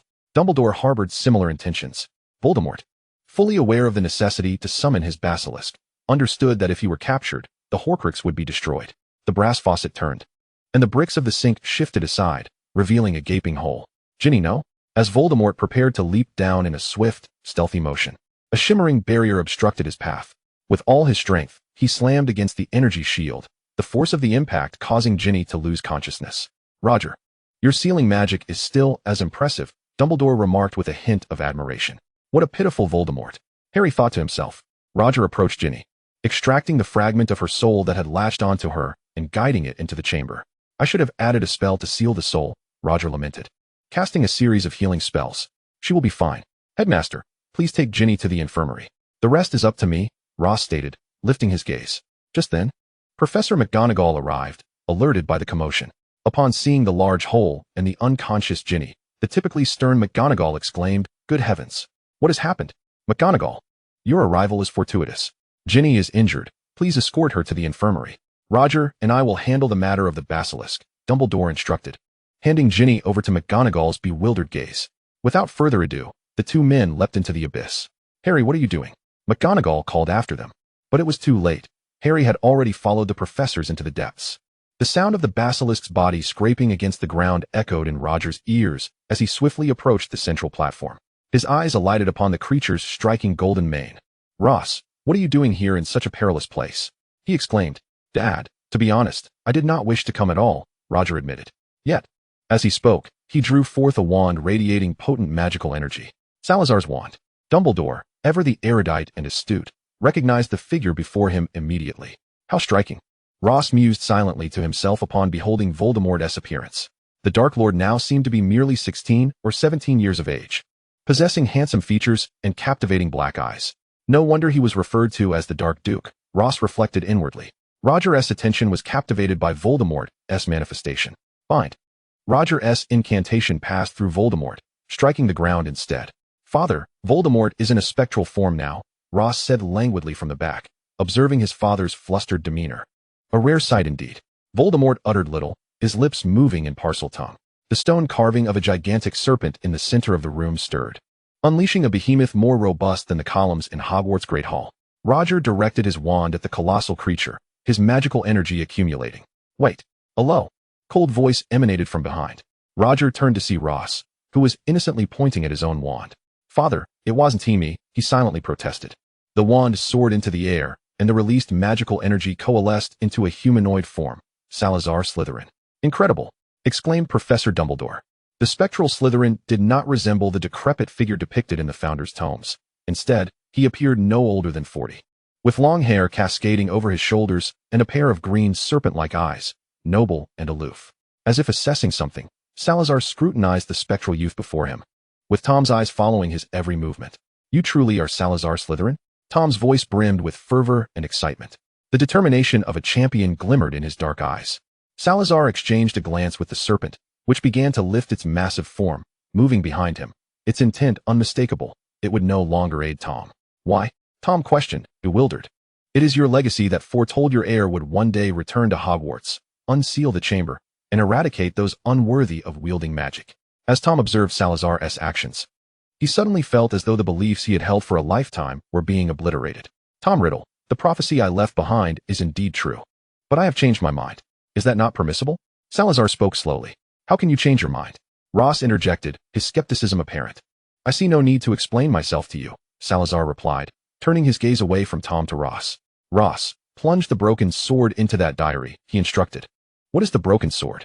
Ross inquired, glancing around at the elders present, before accepting the radiant sword. To verify Salazar's claim, Ross inspected it thoroughly, finding no damage. Do not dawdle, the impatient head of Slytherin urged. Deprived of the giant serpent's assistance, the spectral Voldemort was rendered negligible. You have utilized the magic preserved within my diary. Salazar's words wafted softly into Tom's ears, while Ross adeptly drew the enchanted sword and pierced the diary. Black blood infused with magic flowed from its pages. Tom's form gradually grew ethereal until it shattered. Even in his final moments, Tom Riddle gazed longingly at Slytherin, the progenitor of his proud bloodline, ultimately repudiating all his plans. Was this the cold indifference of Slytherin? Ross looked down at the inky black tome, recognizing that even if retrieved, it would serve no purpose. Dumbledore and Roger stood silently by, observing the unfolding events, both rendered impotent. Surely, Salazar would not personally destroy the academy, Harry whispered from the back. No sooner had he spoken than Dumbledore covered his mouth. Salazar gazed at the dark tome, a hint of nostalgia gracing his features, in his eyes. A woman materialized, a woman of remarkable grace. Ross, I cannot touch the tome now, Salazar said, looking down at the diary Ross offered, weariness evident in his demeanor. I apologize. I forgot, Ross replied, his cheeks flushing as he set the book down. Dumbledore? Salazar turned to the venerable elder, white-haired, yet whose youthful spirit belied his centuries of existence. Salazar called out his name, yet uttered no further words. Dumbledore understood Salazar's intent. Professor Dumbledore, Harry, let us depart, he said, leading the others away. Chapter 26, Salazar's Gift. Only Ross, Salazar, and the enormous serpent remained in the chamber. Headmaster Salazar, may I pose a question? Ross could no longer restrain himself. You may. Salazar redirected his gaze from the room to focus on the youth before him. The owner of serpent eyes, though devoid of malice, exuded an unmistakable aura of pressure. Voldemort is your descendant and is fulfilling your legacy. Why do you choose to aid us instead of him? Ross inquired fluidly. Firstly, Voldemort is not my descendant. He is the progeny of my brother. Salazar had a brother? Such a fact was absent from the annals of magical history. And Leon may Slytherin as well? Ross recalled his friend, the boy with serpent eyes. It is evident you hold great concern for him. I assure you. He is indeed a scion of the Slytherin lineage, Salazar responded with a tinge of regret. Unfortunately, Ross failed to perceive it. Little Ross, place the diary here, and you may depart. Before you leave, I shall compensate you, Salazar, a man not prone to indebtedness, declared. Compensation? Ross pondered if the headmaster would offer a bounty of gold coins. Is the Dumbledore family in dire need of funds? Salazar, intrigued by this ancient family far older than Slytherin, mused. No, I read in a book that headmasters are fond of using heaps of gold as compensation. Roger's eyes sparkled with delight. The ever-gleaming Ross eagerly anticipated the prospect. That was the foolish lion's doing, not mine, Salazar retorted, incensed by the Gryffindor's tarnishing of his reputation. Meanwhile, on a distant island, in a dusty chamber, a portrait on the wall suddenly sneezed. The occupant stretched lazily. After all this time, who still dares to scold me? It must be that venomous serpent. Ross nodded quickly, placing the diary beside the spectre. He then fixed his gaze on Salazar, awaiting his reward. Salazar gestured behind him, indicating something. You wish to grant me the chamber? Ross glanced around the dusty, somewhat eerie space. It would require effort to maintain, but the advantages were clear. It was a coveted property within the school. After renovation, it would provide a place for him upon his return to Hogwarts. I can now claim to be among those who possess a residence at Hogwarts, he thought, a radiant smile illuminating his face as he envisioned a bright future. Salazar fell silent, while the massive serpent behind him sensed its master's chill and lowered its head, diminishing its presence. How could such a large serpent be overlooked? Salazar began to question the young Ross's intellect. Wait, what I meant by reward is my giant serpent. Salazar stepped aside, fully revealing the immense serpent behind him, though his movement was in vain, as Salazar had obscured only a third of its form. Ross stood aghast, his eyes glistening with tears as he implored Salazar, questioning why he was subjected to such cruelty. Isn't the serpent magnificent? Salazar inquired. With such formidable strength, who would dare to bully you? A mere glance would petrify them instantly. It's too big, it won't fit. Besides, it's rather unsightly. Ross gazed at the imposing creature, his eyes obediently shut at Salazar's command. Even so, it remained quite an eyesore. Ross swore he caught a twitch at the corner of Salazar's mouth. With a resigned sigh, Salazar muttered a phrase in Parseltongue. What was that strange sound? The giant body began to writhe, twisting and contorting until it diminished in size, ultimately transforming into a small snake. Ross was taken aback at that moment. Salazar loomed magnificently in his mind. Extend your hand, Salazar commanded, his tone reflecting the weight of his exhaustion. As his pale hand was exposed to the air, the small serpent leapt into his palm. Before Ross could comprehend the situation, it sank its fangs into him, feasting on the blood that gushed forth. Professor, it bit me, Ross lamented, voicing his grievances to Salazar. Salazar observed the 2 droplets of blood that had spilled forth. Is this even a wound? It has acknowledged you as its master, and you may command it henceforth. Such a gift comes with its own trials. Ross gingerly poked the small snake on its head with his other hand, and it did not bite. Then I suppose I shall keep it for now. Thank you, Professor, Ross expressed his gratitude. Subsequently, he was granted permanent access to the Chamber of Secrets. Ross returned, his heart full, as the small serpent transformed into a delicate tattoo on his skin, remaining in a dormant state until summoned. Was the matter of the Chamber of Secrets resolved?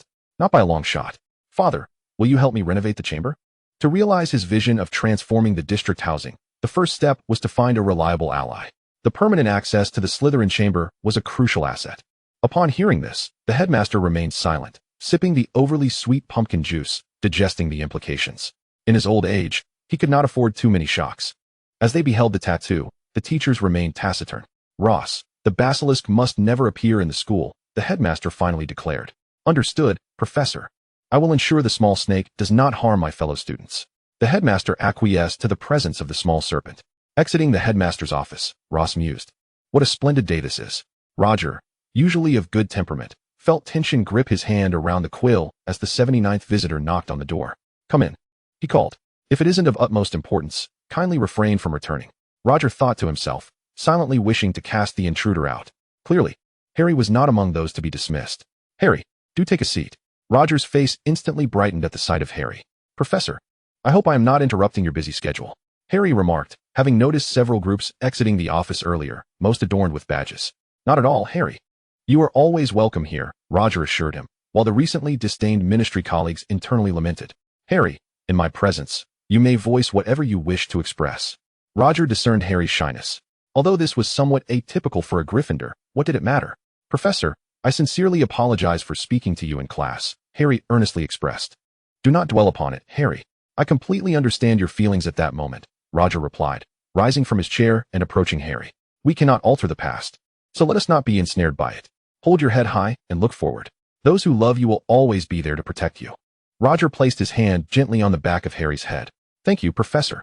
This ever warm-hearted mentor would forever remain etched in Harry's memories.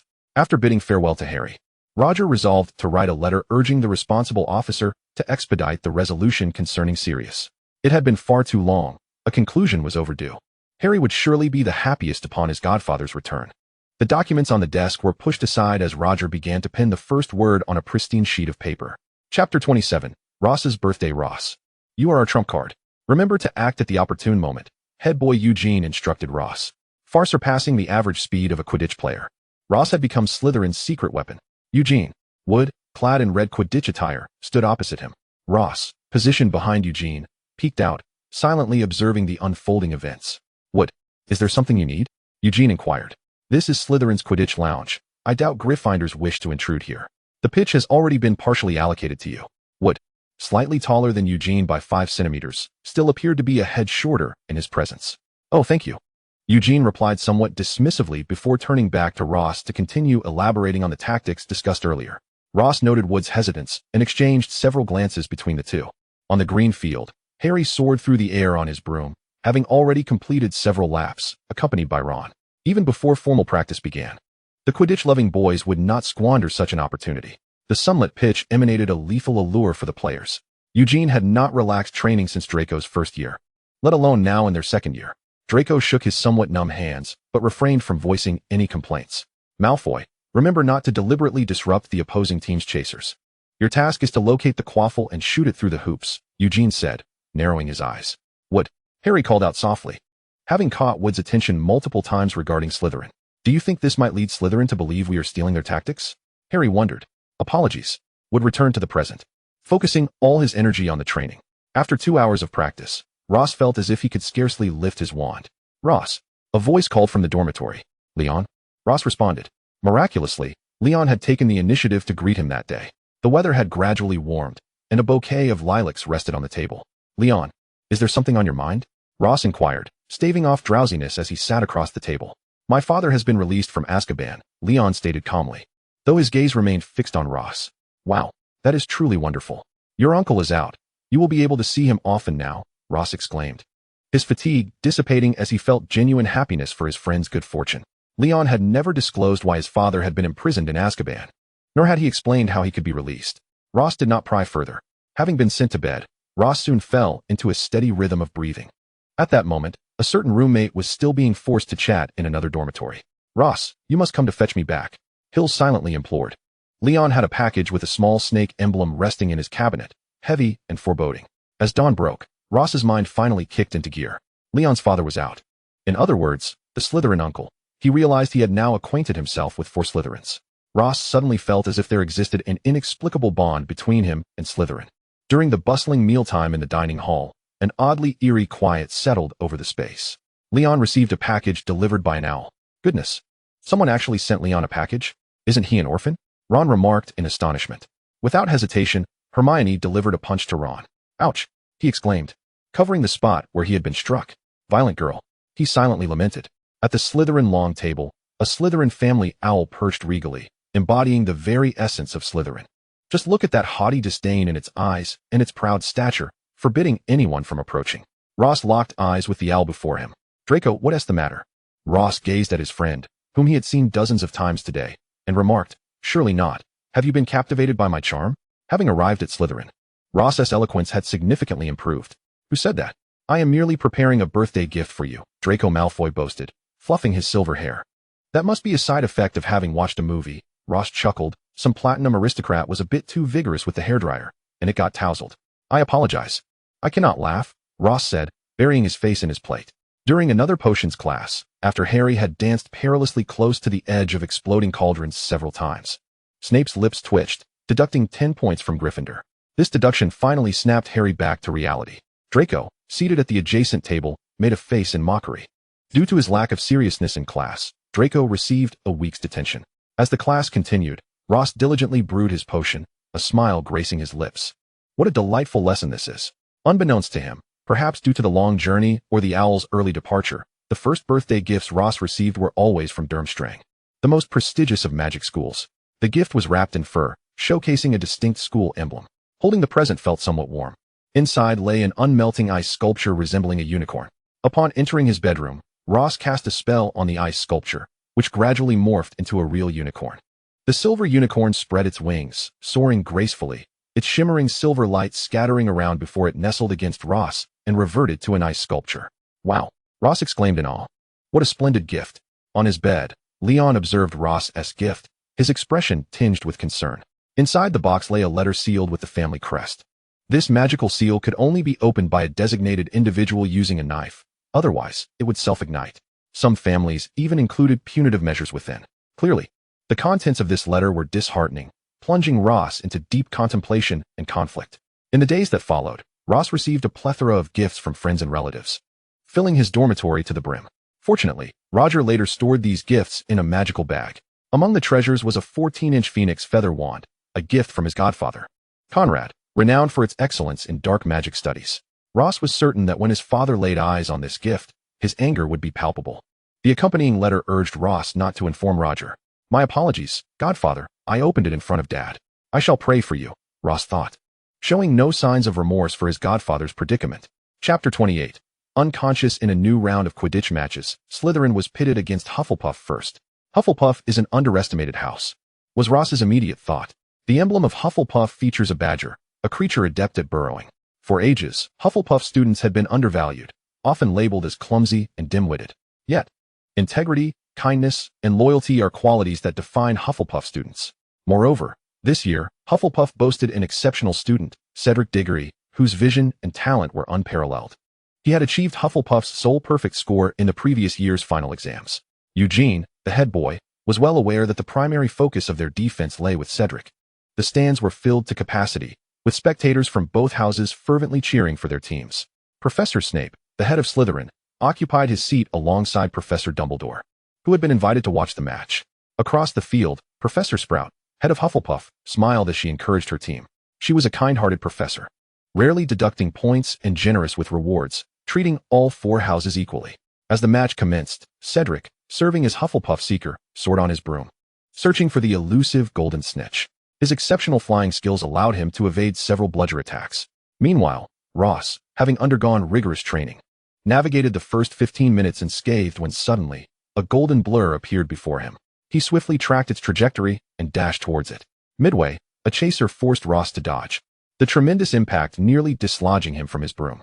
Quidditch is a perilous sport, yet it is equally exhilarating.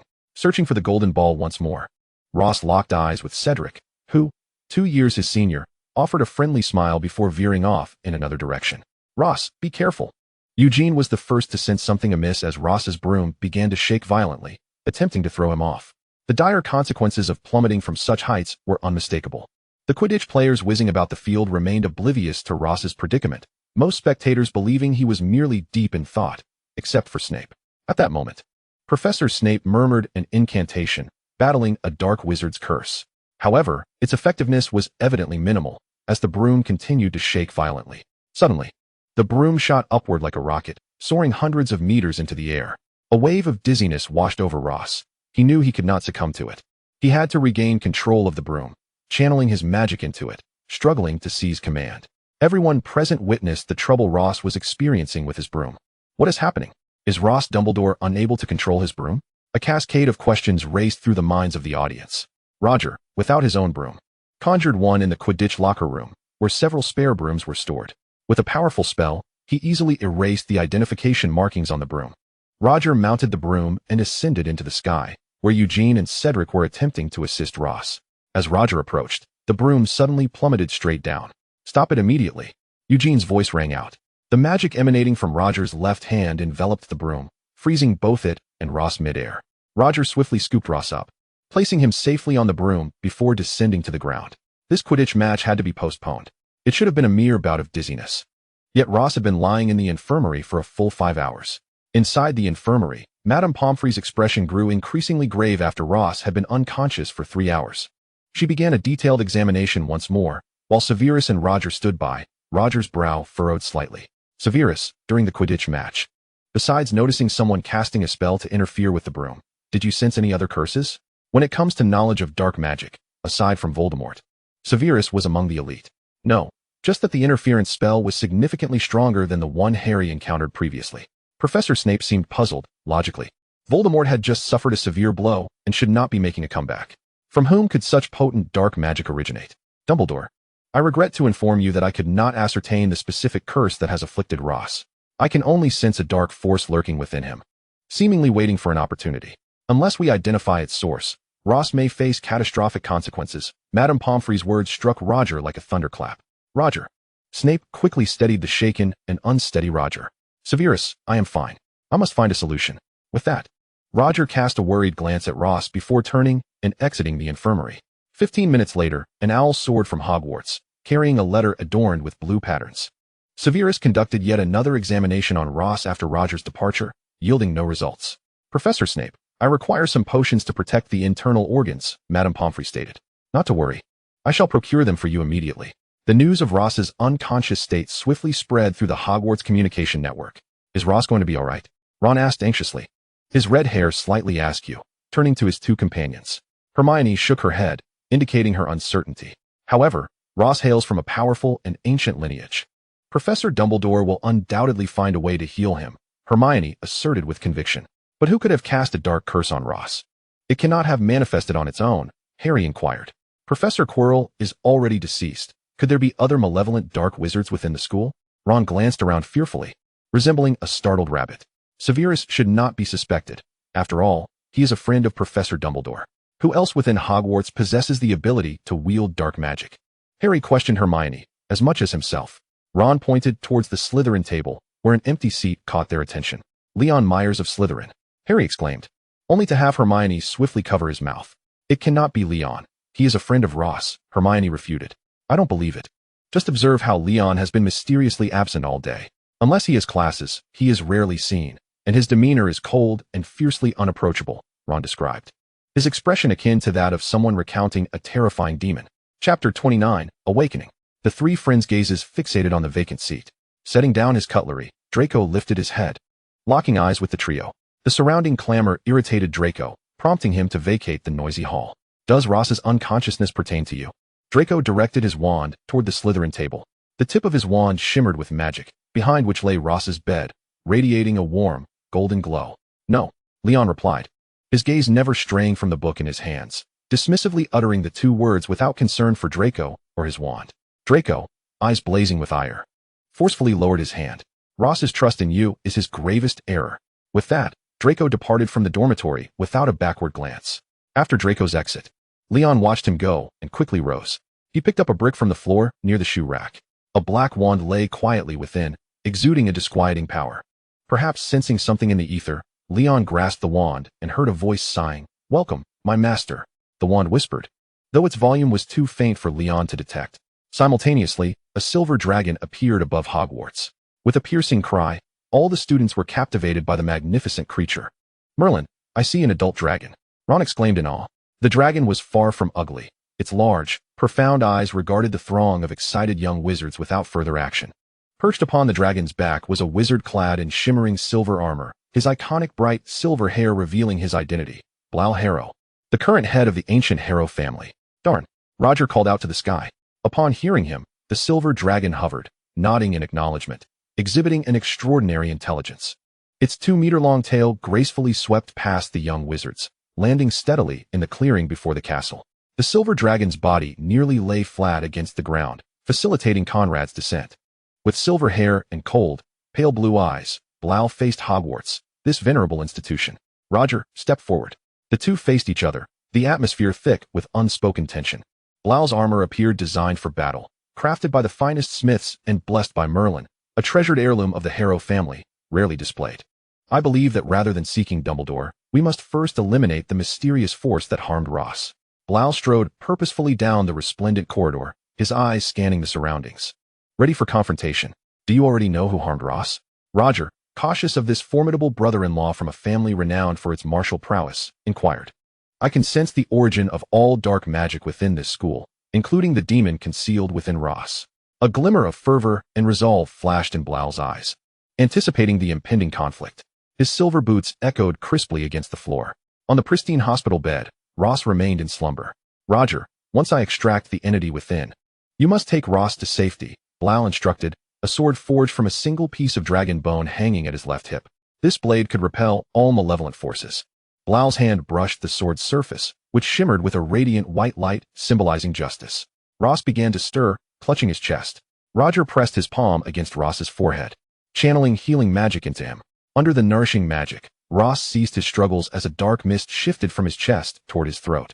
This was the light forcing it out. Delicate beads of sweat emerged on Ross's skin, his mouth slightly agape as a dark mist bolted forth. Shooting like an arrow out the window, Blau leaped out of the window, plunging several meters before the silver dragon caught him. The small dark mist expanded infinitely in the air, ultimately taking the form of a skull. Powerful dark magic erupted from within the skull, prompting Blau to draw his sword and cleave a spell in two, rendering the dark magic ineffective.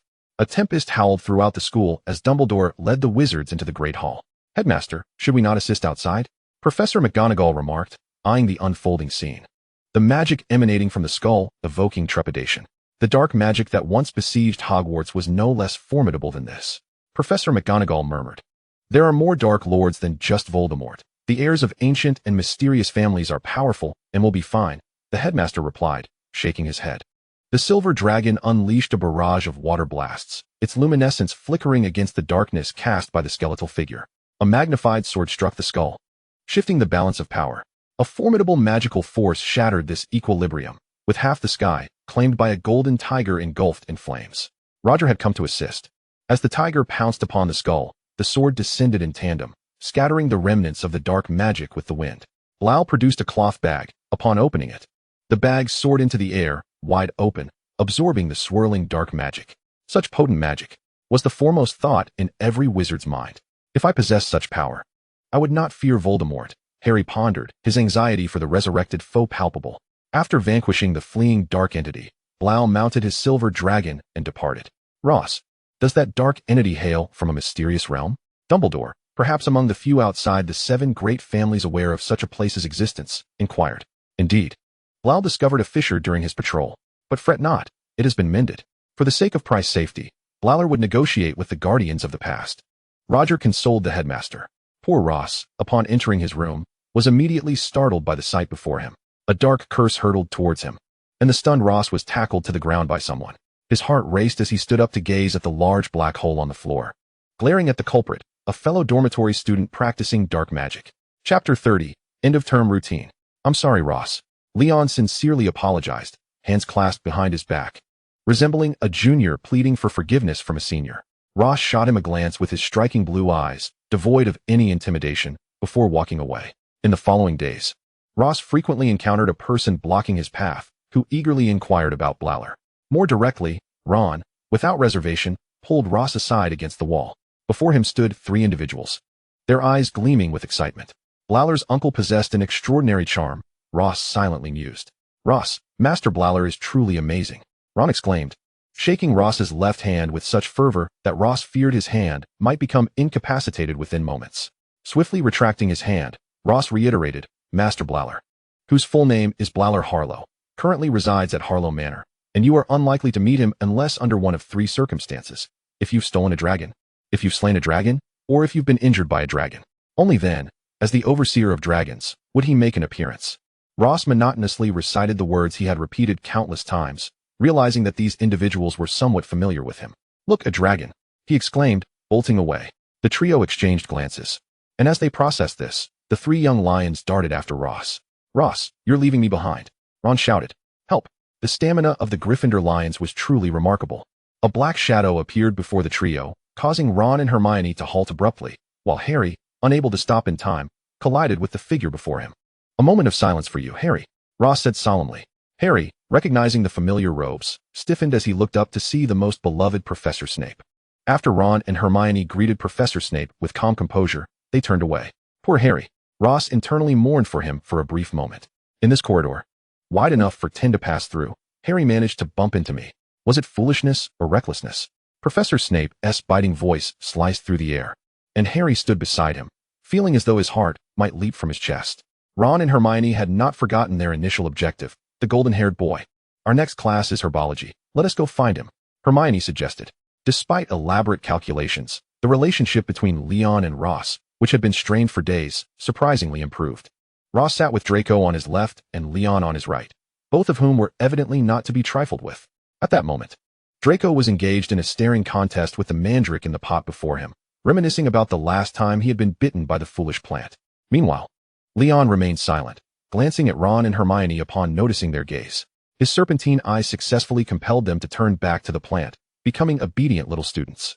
Indeed, Leon was a formidable force. Ross thought joyfully. On a sunny afternoon, Gryffindor's second lion, Harry, and Ron once again provoked Hermione, declaring they would no longer teach her about transfiguration. The 2 impetuous lions idly flipped through the elementary transfiguration books in the library. Harry, do you understand any of this? Ron asked, looking at Harry as if he were gazing upon a savior.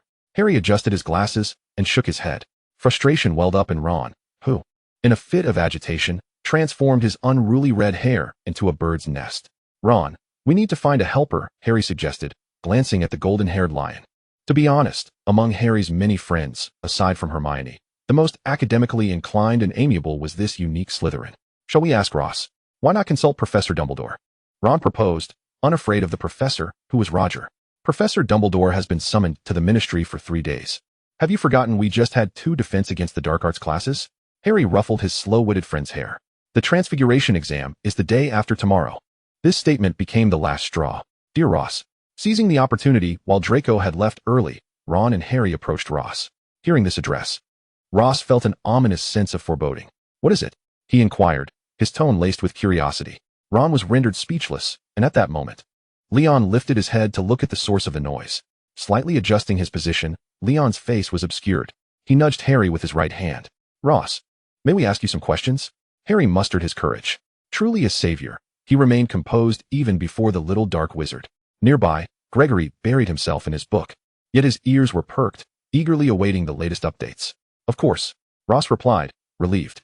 The lights in the empty classroom flickered on, despite it being broad daylight. A chill pervaded the air. Leon said he wanted to join as well. Let us all go. Ross announced this dreadful fact. Harry and Ron glanced at the glaringly bright book on magical creatures before Leon and nodded obediently.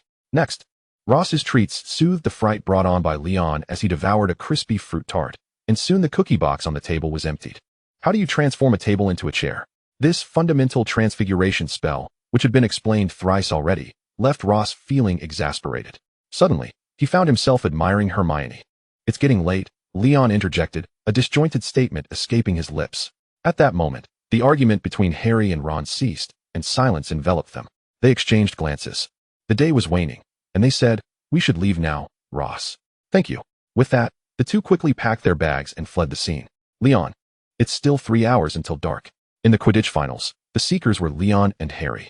Initially, with keen insight, Ross kept the golden snitch within his line of sight. Ultimately, at the moment Draco obstructed Harry, Ross seized the snitch, securing the Quidditch trophy for Slytherin. The cheers from the Slytherin stands were deafening.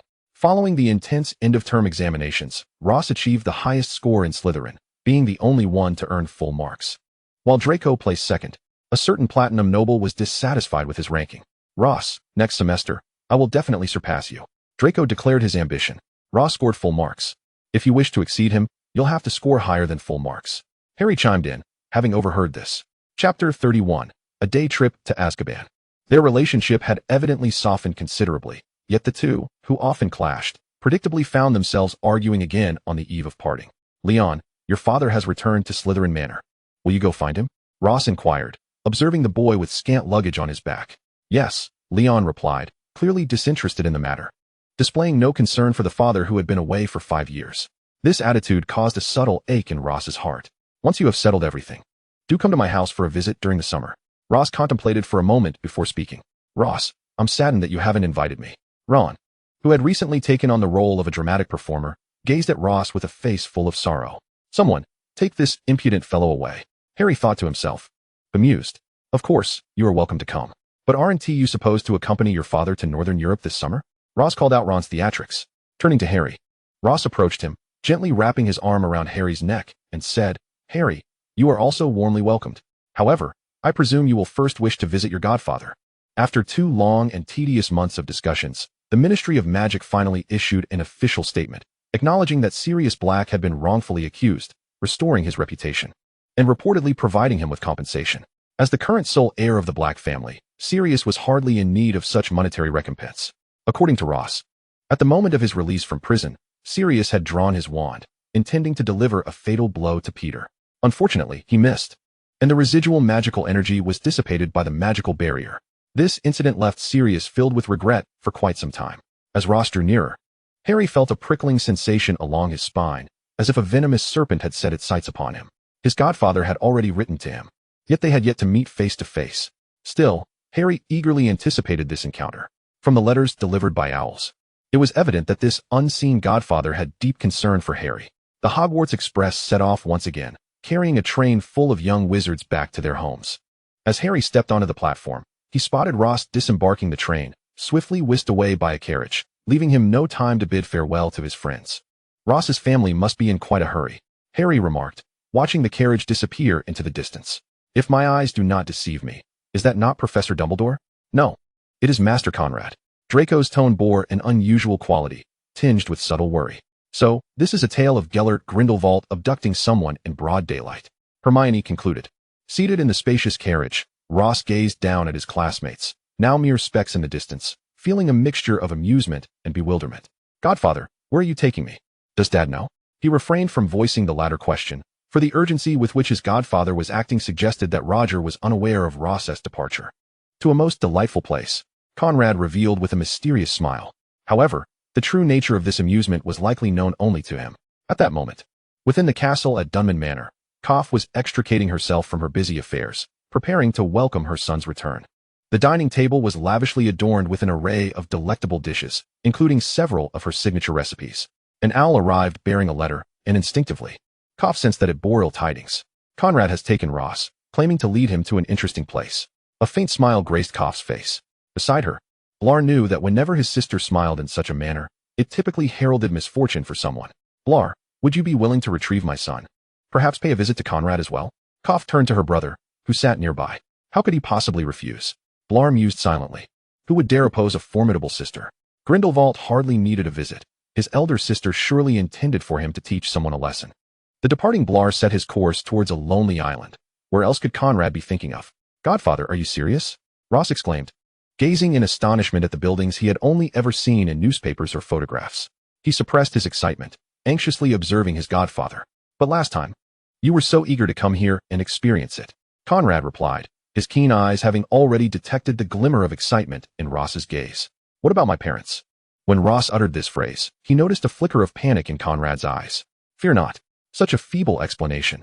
It was only his godfather who would bear the burden. His parents would not blame him. After all, how could he possibly come to Azkaban alone?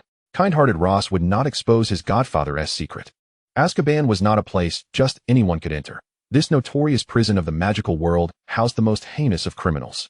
Its defenses were formidable, with multiple layers of walls corresponding to different enchantments, and there were also the lurking dementors to contend with. Grindelwald need not worry about such matters.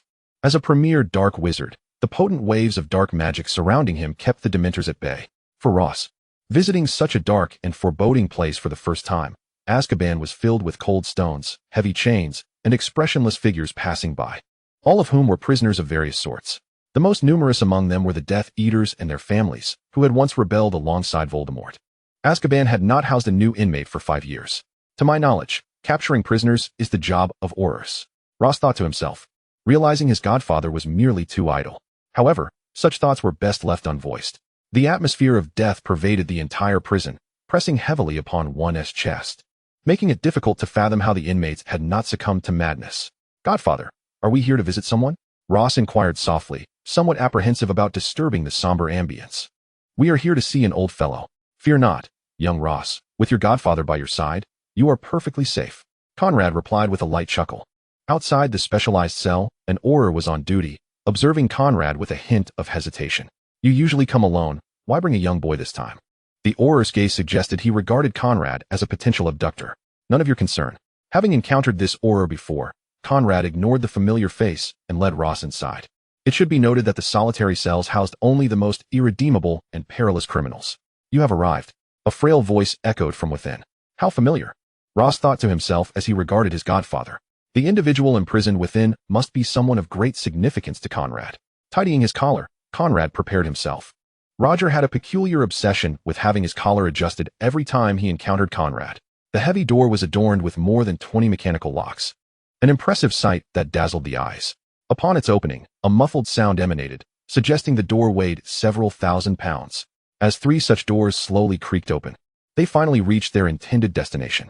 A touch-sensitive enchantment illuminated the space as the door swung open, casting a faint light upon the prisoner, facilitating an inspection of his condition. What met their eyes were thick chains binding an elderly man. In the pitch-black cell, there was only darkness unless someone intervened. Sitting upon a specially crafted iron chair was a man restrained by both hands and feet.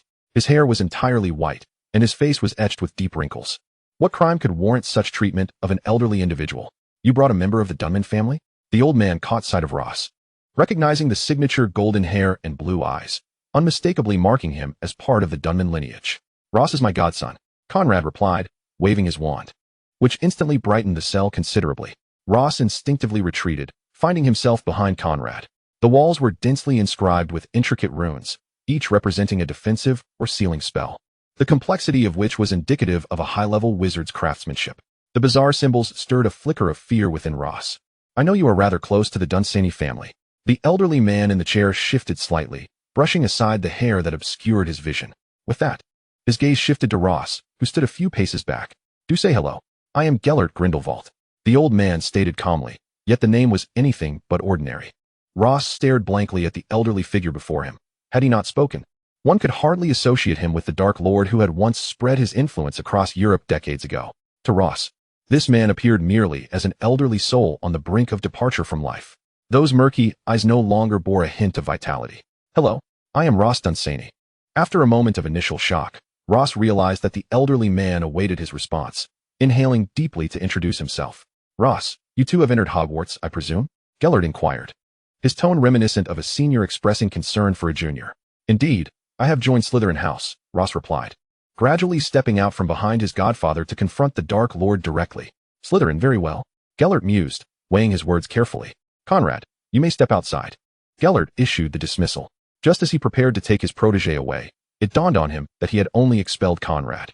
Gellert, Ross must remain within my line of sight, Conrad asserted, marking his boundary, unwilling to yield, even to his senior relative. If Kof knew he had left their son alone with Gellert, he would undoubtedly face dire consequences. A scoff escaped Gellert's lips as he cast a glance at the sole individual who shared even the slightest blood relation with him.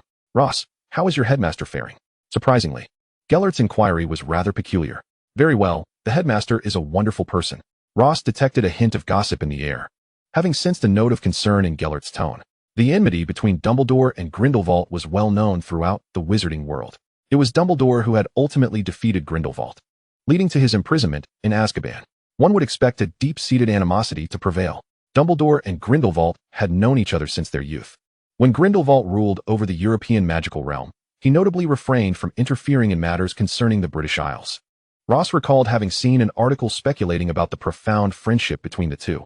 At first glance, he deemed it implausible, yet now he wondered if it had merit. The headmaster is generally at the school. He is present except when matters arise at the Ministry of Magic. He is quite amiable and has a penchant for sweets. After a brief pause, he continued, very sweet indeed. No teacher seems to enjoy the pastries from the headmaster's office. Reflecting on Professor Snape's face of utter refusal during their last encounter brought a smile to Ross's lips. Gellert listened intently. Albus never favored sweets. This was the last remark Gellert made on the matter. Conrad led Ross out of the cell. Back in the darkened chamber, the aging Dark Lord stared into the abyss. Scenes from the past flickering before his eyes. A crystalline tear glided down his wrinkled cheek. Silent and unnoticed. Are you curious about the tale between those two? Little Ross. I fear I may know less than you. Conrad observed his protege's hesitation and guessed his intent, shrugging his shoulders. Very well. Ross had no choice but to abandon the topic. To learn more, would he need to ask the headmaster? Perhaps it was best left alone. As he followed his godfather, Ross resumed his examination of the prison. Opportunities to return here would likely be non-existent, and he aimed to cherish this singular experience. Godfather, are Dementors truly that formidable? Ross mused, envisioning the wandering black specters, reminiscent of the ghosts from horror films. For young wizards like you, they are strong, and yet not insurmountable. They feed on your fears. The more you fear, the stronger they become, Conrad explained, gesturing toward a Dementor nearby. A faint scream echoed from the level beneath Azkaban. Though weak, the sound was discernible even within the soundproof cell, hinting at the gruesome punishment being meted out. Is it Death Eaters who are imprisoned below? Ross inquired softly. Little Ross, indeed. You needn't feel pity for them. After all, thousands of wizards were slain. Who truly deserves pity?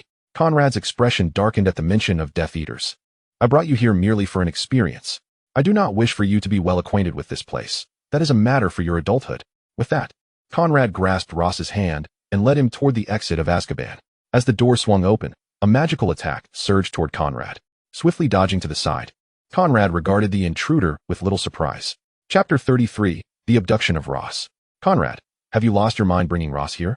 The newcomer, Blau, sent by his sister, wasted no time in unleashing 2 high-level spells against Conrad. With me here, Ross will be unharmed. Conrad retorted nonchalantly. He then took Ross's hand and brought him closer to Blau. I have a few matters to attend to. I leave Ross in your care, Conrad instructed Blau.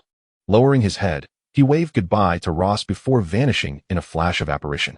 Uncle, Ross whispered. Ross, do not accompany your godfather to such perilous places again.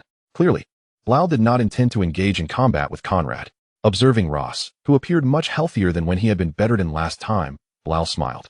As the owner and guardian of dragons, their mode of transport was, of course, a silver dragon.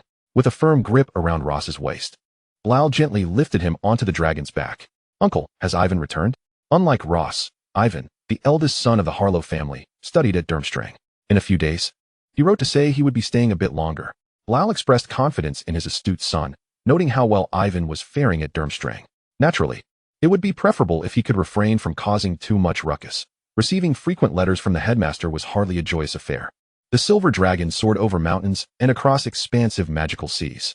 Countless vistas whirled past, retreating into the distance. Every young wizard cherished flight, and Ross was no exception. The experience of flying securely and comfortably upon the dragon's back was exhilarating. Ultimately, the silver dragon landed gracefully on a vast green field, facing the Dunsany castle. Ross was certain that when Blau mentioned his godfather had taken him to Azkaban, his father had nearly been pierced through by his mother's gaze. Roger glanced at his son, who appeared unscathed, assuring Kof, "Fear not, I shall set him straight." "Remember your words," Kof warned her husband. Kof was far from convinced that Roger would chastise Conrad. She thought, "I shall handle it myself." Life at home was indeed comfortable and joyous, save for the persistent adults attempting to abduct her. After a restful night, Blau seized the opportune moment to awaken the still sleeping Ross, ushering him onto the dragon for a new round of exploration. "Kov, I am utterly oblivious to this matter," Roger lamented, his head aching despite having meticulously arranged a travel itinerary. "Of course, had you been aware, you would not be here." Kov never anticipated that her brother had journeyed to Dunman Manor with the ulterior motive of whisking away her beloved nephew. "Kov, you must also empathize with them. After all, not everyone is fortunate enough to have a well-behaved, obedient, charming, and handsome son," Roger remarked with a charming smile, conveying his understanding. The castle basked in the gentle morning sunlight, serene and beautiful, with Ross absent and the two of them enjoying a rare day off. What could be more delightful than relishing their time together? Kov yearned to be with her son, yet she would not dismiss her husband's wishes. This time, the dragon's flight duration had considerably lengthened, soaring directly from the temperate southern regions to the snow-laden northern territories. Occasionally, wild wolves could be spotted atop the towering snow-capped mountains. Ross frequently expressed his awe. "Uncle, are we going to see Ivan?" "Certainly not. What could be intriguing about your dull cousin? We are headed elsewhere." The mature young lad was, naturally, not the target of Brar's intentions. Besides, even if they were to inquire about Ivan, the likely response would be a preference to engage in battle with warriors rather than to gaze upon the dragons that lingered there. Ross let out an exclamation of immense wonder. "Welcome to Dragon Valley," Brar observed with satisfaction as he noted the curiosity and excitement gleaming in Ross's eyes. Beneath the azure sky, the frost did not extend here, as dragons galloped and soared through the realm. This was a secluded little world, generally untouched by outsiders. Ross glided above the valley before finally descending atop a peak, surveying the magnificent dragons below. The valley had been enchanted by several ancient wizards, rendering it a restricted area for dragon flight, which explained why they resided here. "Is that a Welsh dragon?" Ross inquired, observing a nearby dragon with green scales. Its limbs proportioned with shorter front legs and longer hind legs, its tail tip adorned with spiny protrusions resembling a sea urchin. "Indeed, they are the least troublesome. They will actively avoid humans," Brar replied. The striking crimson hue of the dragon stood out vividly in Dragon Valley, representing the most aggressive fire dragons from a distant eastern land. While fire dragons were the most formidable in temperament, they were also, one might say, the most communal of dragons, willing to share their territory with others, Brar remarked as he watched his nephew fixate on the fire dragon. At that moment, the fire dragon unfurled its wings and ascended into the air, but a shimmering barrier hindered its flight. Aside from its distinctive skin, its most notable feature was an enormous nose. Its two immense eyes fixated on Ross, its nose pressing against the barrier. Ross noted that the dragon's nose was roughly the size of his palm. After this initial encounter, the dragon altered its course and returned. An intriguing species, is it not? Brar mused, observing the dragons below. The number of dragons in this valley was sparse, as some rare breeds still inhabited their native lands, the very places most suitable for dragon dwelling. In the future, should the opportunity arise, I shall take you to meet other dragon species. Seizing the moment while Ross was engrossed in observation, Brar quickly ruffled the boy's golden locks. As children grow, such carefree gestures become less permissible. Ever since Ivan turned 5, he had forbidden anyone from touching his head. Heaven knows why the children of the Harlow family mature so prematurely. The cuisine here, primarily meat-based, was said to consist of a hearty stew, which was a staple at the local magical school.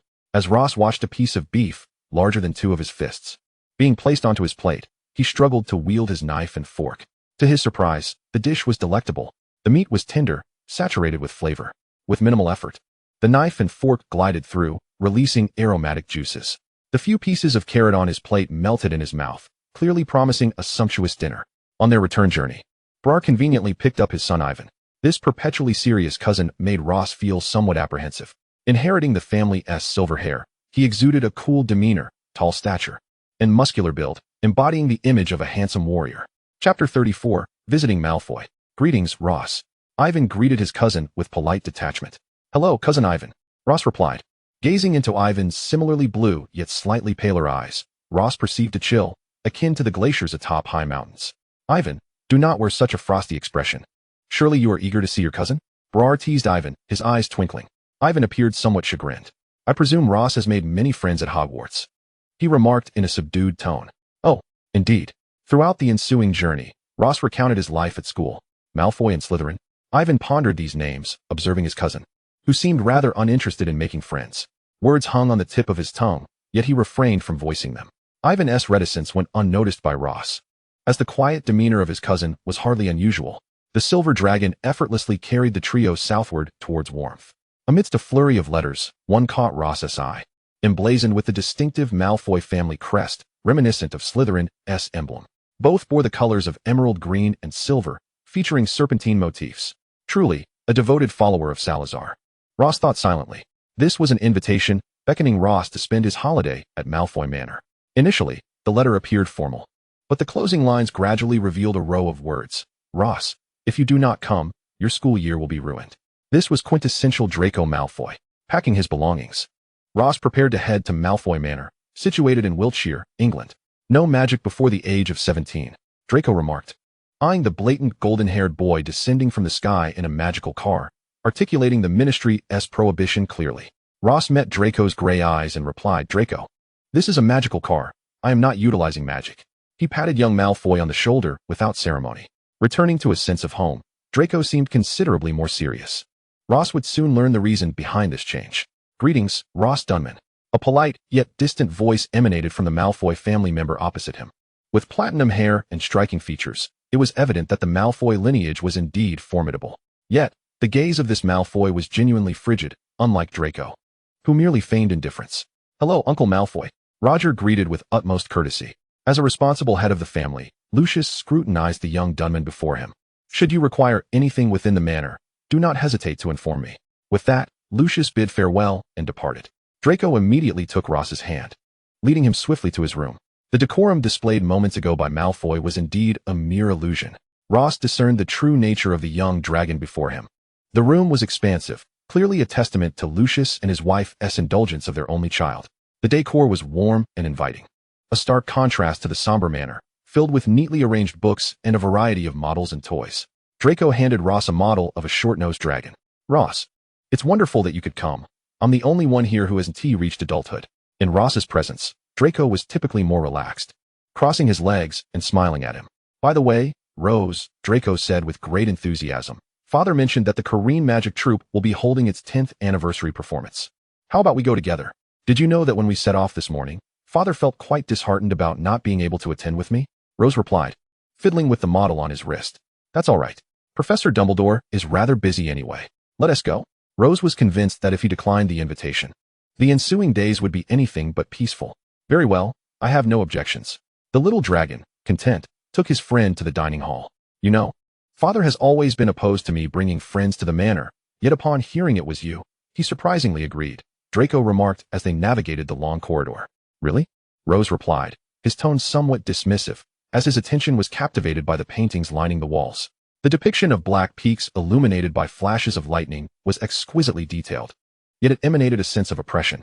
At the end of the corridor hung a portrait of Salazar Slytherin.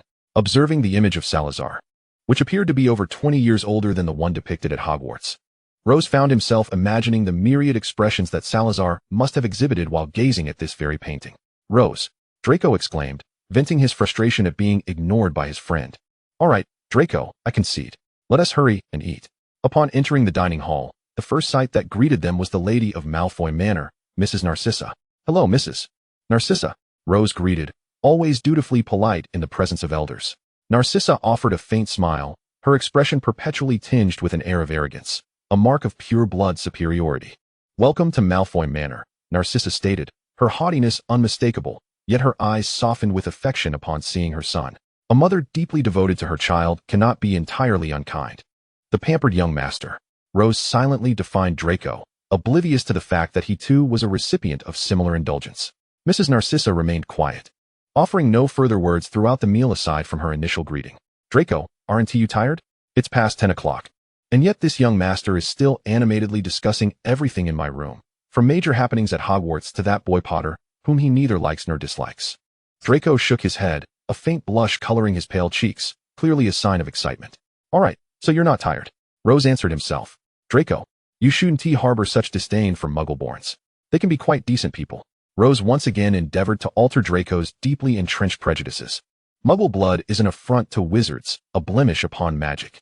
Draco retorted earnestly, enunciating each word with conviction. But are all Malfoys truly purebloods? Rose pondered, recalling something his godfather had inadvertently mentioned. Many pureblood wizards consider their lineage noble, yet their ancestors must have included Muggles. Otherwise, through inbreeding, they would have long since succumbed to idiocy. Are you doubting me, Rose? Draco's expression shifted. He was genuinely agitated this time. Not at all, just musing. Perhaps we can revisit this topic at a more opportune moment.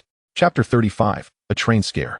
Draco's meticulously arranged itinerary for the Corrine Magic Troupe's excursion ultimately became unfeasible. A message from the Ministry of Magic had arrived. Peter Pettigrew had escaped from Azkaban. Isn't Azkaban the most impenetrable prison in the world? How could a wretched rat manage to breach it? Draco held the newspaper, which bore Pettigrew's lecherous grin. I'm not certain, but your father is right. It's quite dangerous. We ought to cancel our outing. After all, Pettigrew is a Death Eater, a perilous individual. Draco dismissed the concern nonchalantly. Rose, you know if Pettigrew seeks trouble with me, I shall simply sever his rat tail. Following the cancellation of their holiday at Malfoy Manor, Rose remained home obediently. With Pettigrew's escape, Minister Cuff was now exceedingly busy, requiring Roger's assistance.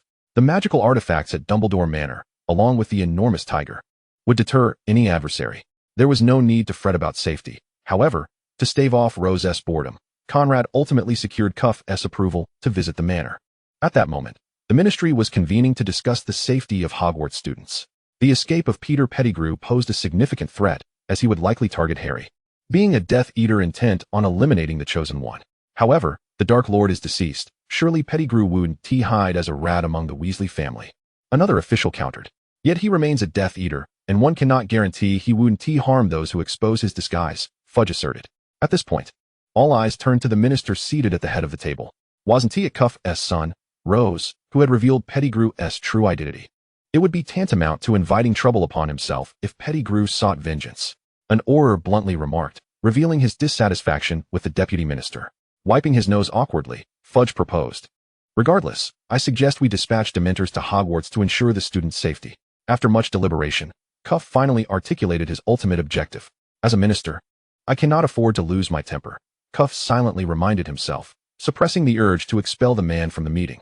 Dementors pose significant risks to students. That proposal is untenable, Cuff decisively rejected. However, I believe Hogwarts requires a powerful wizard to oversee matters for a month. After all, Headmaster Dumbledore has numerous responsibilities. But as for the selection, Cuff trailed off. I believe Conrad Grindelwald would suffice, suggested an Auror tasked with overseeing Azkaban.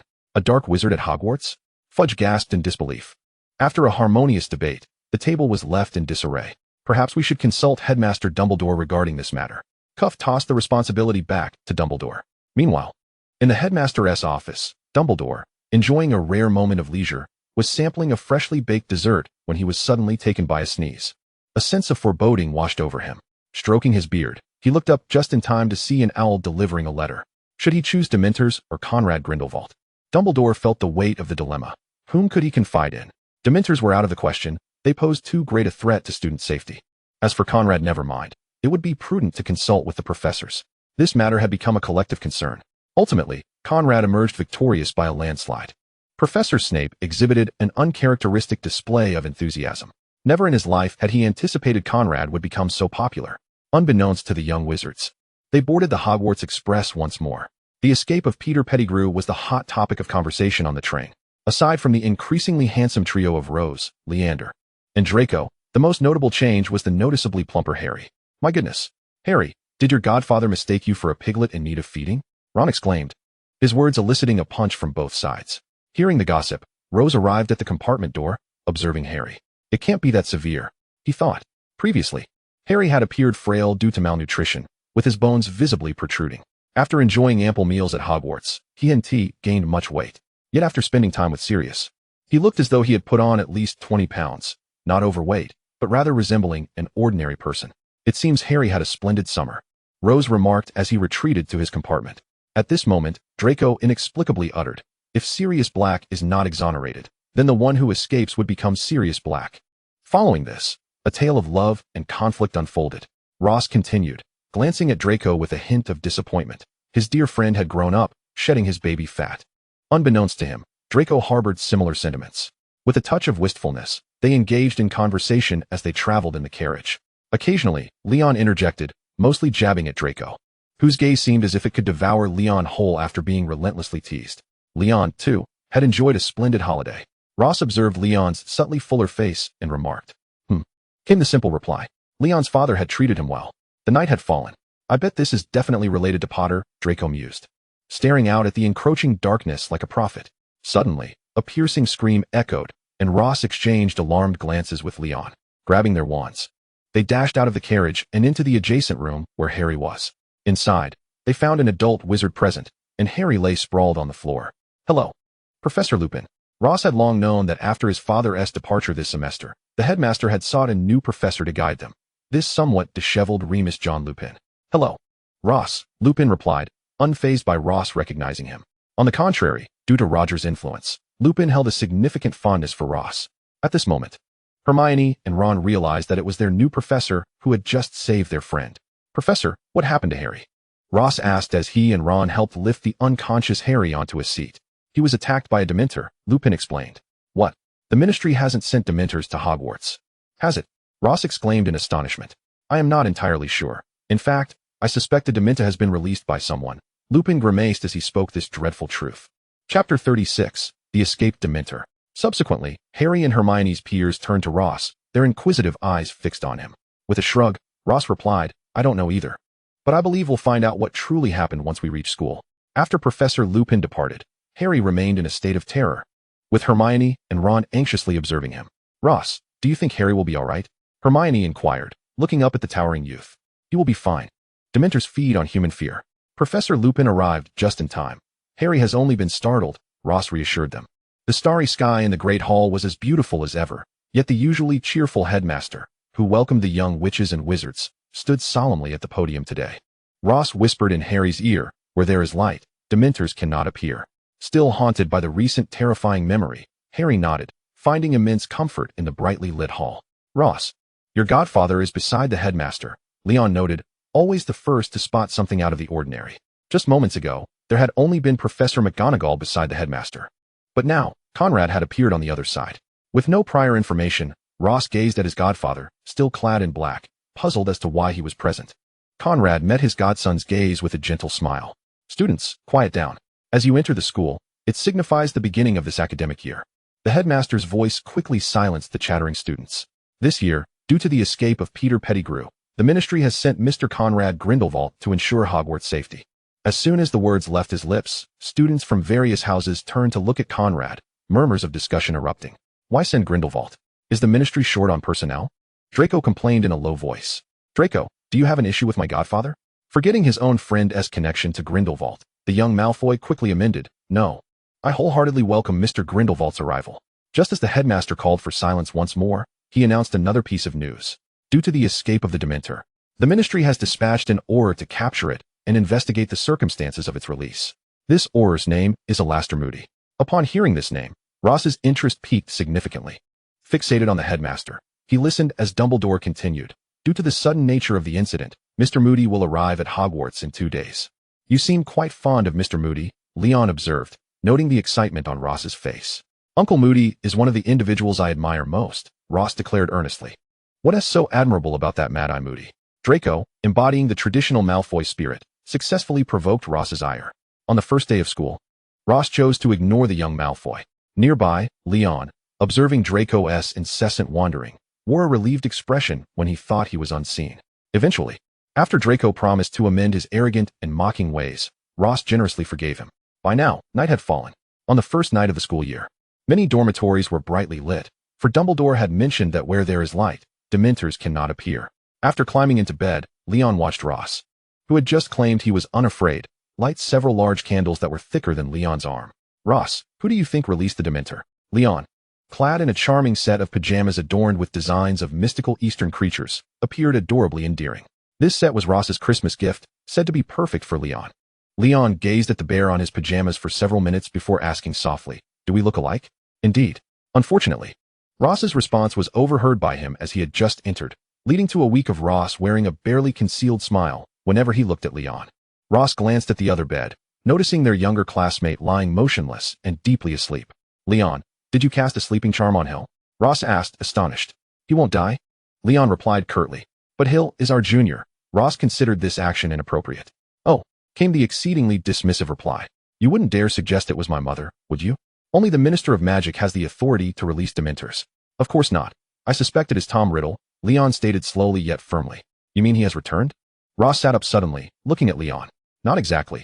It could be one of his former followers acting on his behalf. After all, many once followed him, Leon continued. Rising to face Ross. Then Harry is in great danger. If it truly is Voldemort. His primary target would undoubtedly be the one who defeated him when he was just a baby, Ross exclaimed. Harry is under Dumbledore's protection. And your godfather as well as the Uncle Moody you admire are here. He will be fine, Leon reassured. Moreover, Harry Potter has faced so many significant events and emerged unscathed. He is the savior of the wizarding world. It was rare to hear Leon speak so much. Mentioning Moody opened the floodgates for Ross. Leon, you have no idea how formidable Uncle Moody is. After graduating from Hogwarts, he became an Auror within 3 years by passing the wizarding tests. When the Ministry prohibited the use of the most malevolent dark magic, he successfully captured over half of the Death Eaters. Uncle Moody bears countless scars, each one a testament to his illustrious achievements. That night, Ross introduced Moody's exploits far too late, ultimately succumbing to yawns as he slipped beneath the covers, forgetting to remind Leon to lift the sleeping charm. Thus, the following day, as Ross groggily arose and was led by Leon to breakfast, he completely overlooked the fact that their junior, Hill, was still in a deep slumber. Upon hearing the class bell toll, Ross turned to Leon and inquired, Did you wake Hill? Leon paused, pen in hand, and replied, I forgot. You didn't lift the sleeping charm on Hill. Ross nearly shrieked. Today, the second-year students had potions as their first class. Draco added with a merciless jab, Hill, I apologize on your behalf. Ross mourned silently for his junior. When Hill finally awoke from his dream-laden slumber, his first words were, Good morning, Senior Ross. Ross looked at Hill with a complex expression and said, Hill, it is no longer morning. The first class has already concluded. Chapter 37, A Marvelous Lesson. What? Senior? You're joking, right? On the first day of school, I missed class. And it was Professor Snape's class. I can't possibly survive today, Hill thought, tears welling in his heart. It's all right, Hill. I'll speak to Professor Snape, Ross consoled his junior. Given his friendship with Hill's father and his status as a Slytherin student, Professor Snape ultimately refrained from reprimanding them. As they returned, they noticed students shrinking into corners of the corridor, striving to diminish their presence. What is going on? Ross murmured. Mr. Handy has arrived, Leon yawned. How do you know everything? Ross hastened forward, while Draco, trailing behind, addressed Leon. Leon merely shrugged and continued on, ignoring Draco's presence without a hint of guilt. His focus solely on Ross. You wait, Draco uttered a light threat. The sound of footsteps drew near, and an intimidating elderly figure approached. The one-eyed man had one eye notably smaller than the other, while the fake eye could rotate a full 360 degrees, possessing projection capabilities. His exposed skin, including his neck, face, and even hands, bore an array of scars. While unsightly in appearance, as Ross had remarked, each scar was a testament to the man's valor. Uncle Moody. Stopping at the side of the corridor, Moody heard the familiar call. He shifted to the side. Hello, young Ross, Moody greeted. A grim smile etched across his face. His small eye radiated kindness. Uncle Moody, are you heading to the headmaster's office? Ross inquired. Indeed. After which I shall commence the pursuit of the Dementors, Moody replied, lowering his gaze to the youth. Remember, Ross, there is nothing to fear from Dementors. The more you fear them, the stronger they become. If you are unafraid, you can easily vanquish them. At this moment, Moody embodied the role of a caring elder, imparting wisdom to Ross. I understand, Uncle Moody. With a limp, Moody ambled away. Ross followed his departing figure, recognizing a true hero. As far as I know, Mr. Moody should be retired, Leon remarked, joining Ross. Dementors are exceedingly dangerous, and he ought to have remained in Azkaban. His escape is a grave matter. A formidable and experienced wizard must be dispatched. No one in the Ministry is more suitable than Uncle Moody. After all, he is the finest Auror. Ross concluded with great pride. Indeed, Leon nodded. Before the divination class commenced, nearly all students regarded potions as the most mysterious and perplexing subject. However, following just one lesson, their opinions shifted. The classroom itself was quite peculiar, resembling an old attic, with round tables and chairs huddled together, appearing diminutive. Professor Trelawney seems to have a particular fondness for red, Ross remarked quietly, noting that both the overhead lights and the desk lamps emitted a dim red glow. I dislike this atmosphere, Draco frowned. Ross inhaled deeply, a strange scent wafting from the copper kettle above the fireplace. The instructor for the divination course was Sybil Trelawney, a knowledgeable yet somewhat unpopular professor. She was petite and wore glasses, emerging from the shadows. After introducing herself, she began the first lesson in divination. Ross focused intently on the teacup before him, attempting to glean glimpses of future events. Meanwhile, Leon, ignoring the props, turned his face to study Ross with utmost seriousness. A bit foolish, yet quite endearing. Leon mused internally. This is a hawk. Harry, you have a deadly enemy, the professor announced loudly, capturing everyone's attention. That is obvious. Draco scoffed. Moments later, Professor Trelawney exclaimed, Harry, you shall die? A hush fell over the room, and the sound of Ross's teacup spinning seemed disproportionately loud. It fell to the ground, shattering into countless fragments. Harry's complexion turned pale, exuding an air of despondency. Divination is often inaccurate. Do not fret. Ross reassured the frightened Harry seated in front. Even if a prophecy emerges, it should not be spoken. Draco interjected. Draco, I'm pleased you finally recognize that some things should not be said to one's face. But do you not think your current remark would only distress Harry further? Ross remarked, unusually at a loss for words. Upon hearing this, Harry shot a glance at Draco and left as soon as class concluded. Fortunately, in the next class, Professor McGonagall effectively comforted Harry. Professor Trelawney had a penchant for predicting a student's demise in the first lesson, yet none had ever met their end. That professor, Draco paused, glancing at Ross and then at Pansy, is rather unique. The first step of the transformation plan succeeded. Professor Hagrid's care of magical creatures class proved to be a subject that sounded intriguing and, in reality, was indeed engaging. This much was evident when Ross beheld the textbook. It was a tome the size of Ross's upper body, with a tuft of hair along its spine. According to Hagrid, to open the book, one must stroke it. Ross ran his hand over the mass of brown hair, and after several attempts, finally managed to smooth it down. Opening the book revealed detailed descriptions of various magical creatures. Ah, Draco exclaimed, as the book, upon being opened, sprouted a row of teeth, continually spitting out chewed fragments. When the book leaped towards Ross, Leon swiftly poked it with his wand, ensnaring it and tossing it to Draco, his face clearly displaying disdain. Ross exerted great effort to avert an imminent verbal skirmish. I told you, Mr. Malfoy, you must stroke it before opening, Hagrid remarked, turning to address the class. Having to stoop to speak with each student, a troublesome aspect of being a giant. Leon deliberately slowed his pace, grasping Draco's arm. Draco, you should listen to the teacher, he said, casting a warning glance. What does my compliance with the teacher's words have to do with you? Draco retorted, glaring back with his gray eyes. If you unleash something uncontrollable, it harms you. Do not bring it before Ross, Leon stated flatly before moving on. He slightly parted his lips, incredulous at what he had just heard. Chapter 38, A Marvelous Lesson continues. Boggett. Malfoy, you need not be so angry. He is simply that kind of person. Pansy's voice chimed in, cold yet infused with concern. Before everyone lay two textbooks, one large and one small, neatly arranged. To be honest, I held little faith in this professor. Draco's reluctance to directly criticize the professor was already a significant improvement. Hello, everyone. Professor Lupin emerged from the back, waving his wand, which caused the open books to snap shut. We won't be using our textbooks today. Please put away the books on your tables, he announced as he ascended the podium, placing a well-worn box onto the desk. It was evident that Professor Lupin led a rather impoverished life. Ross thought to himself. Lupin's demeanor was markedly better than it had been on the train, and his complexion appeared less pallid. Today we will engage in a practical lesson on dark magic, Lupin stated. This declaration ignited a flurry of whispers among the students, as Professor Rogers' practical lessons were typically both intriguing and beneficial. However, the incident with Professor Lockhart and the house elf had left an indelible mark. Put your wands away, Lupin instructed, and in the spacious classroom, the students chanted a few incantations in unison under his guidance. A large box stood on the podium. This is a boggett. Does anyone know what a boggett is? Lupin inquired. Hermione raised her right hand high, a smile gracing Lupin's face. The prodigious young witch was indeed familiar with boggets. A boggett is a fascinating creature of the magical world. It is a shapeshifter that sees into your heart and transforms into your greatest fear, Hermione explained. Lupin maintained his warm smile, ultimately awarding 5 points to Gryffindor. Listening to the notion of something transforming into their deepest fears, some students gazed at the cabinet with apprehension. Fear not. Simply use the spell I just taught you to banish it, Lupin encouraged his students. He also wished for Neville to assist him. At the mention of Neville's name, the shy boy's face stiffened with fear. Ross recognized that Lupin was attempting to bolster Neville's confidence in their defense against the dark arts class. What transpired next filled the classroom with unrestrained laughter. It was no surprise that Neville's greatest fear was Professor Snape, But when Snape emerged clad in Neville's grandmother's attire, traditional British clothing, complete with a top hat and skirt, it was utterly comical. Ross could hardly contain his laughter, and Draco, Snape's protege, was in tears from his amusement. "Ross, why don't you give it a try?"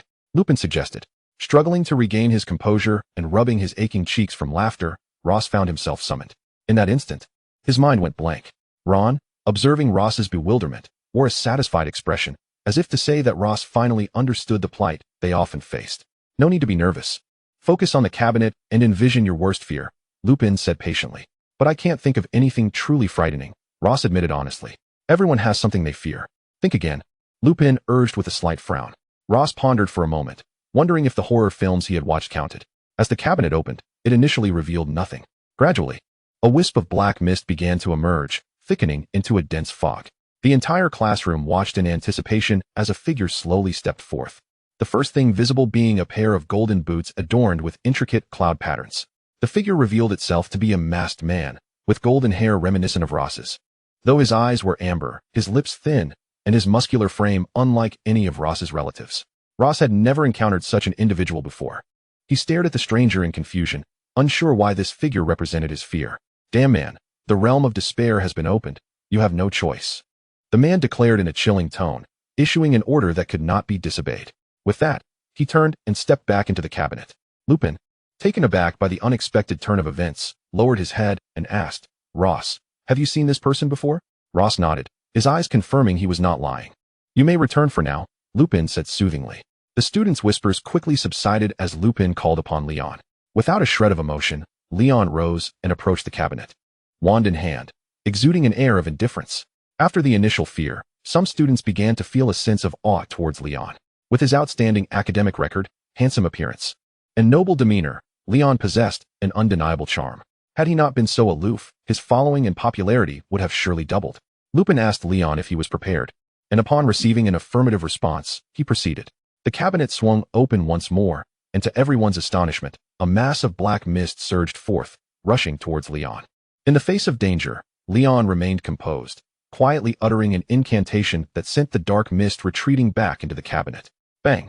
The cabinet slammed shut, and the classroom erupted into enthusiastic applause. A wizard with a formidable inner strength.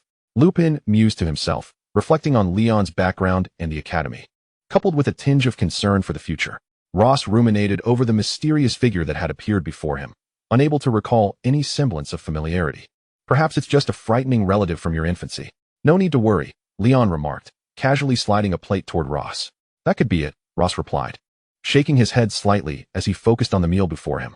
On the 10th night in the brightly lit Hogwarts dormitory, Moody captured a Dementor in the darkness. While this was generally good news, Harry had succumbed to the Dementor's attack and fainted. This marked the second time he had been attacked by a Dementor, and the second time he had lost consciousness. After all, who told him to wander at night? Draco glared at the unconscious Harry. "By the way, Ross, do you happen to know any spells to combat Dementors?" Draco asked nonchalantly. "The Patronus charm. Haven't you heard of it? Such a renowned spell. The Malfoy family must be familiar with it," Ross replied. "However, the Patronus charm requires a great deal of magical power and a solid foundation in magic," Draco explained. "But aside from that, I don't know much else." Ross shook his head. "I hope Harry learns the Patronus charm soon." He silently prayed for him. Squeak. The sound of a mouse was hardly noticeable in the vast school. For Conrad, who had been waiting patiently, it was finally time to stretch his legs.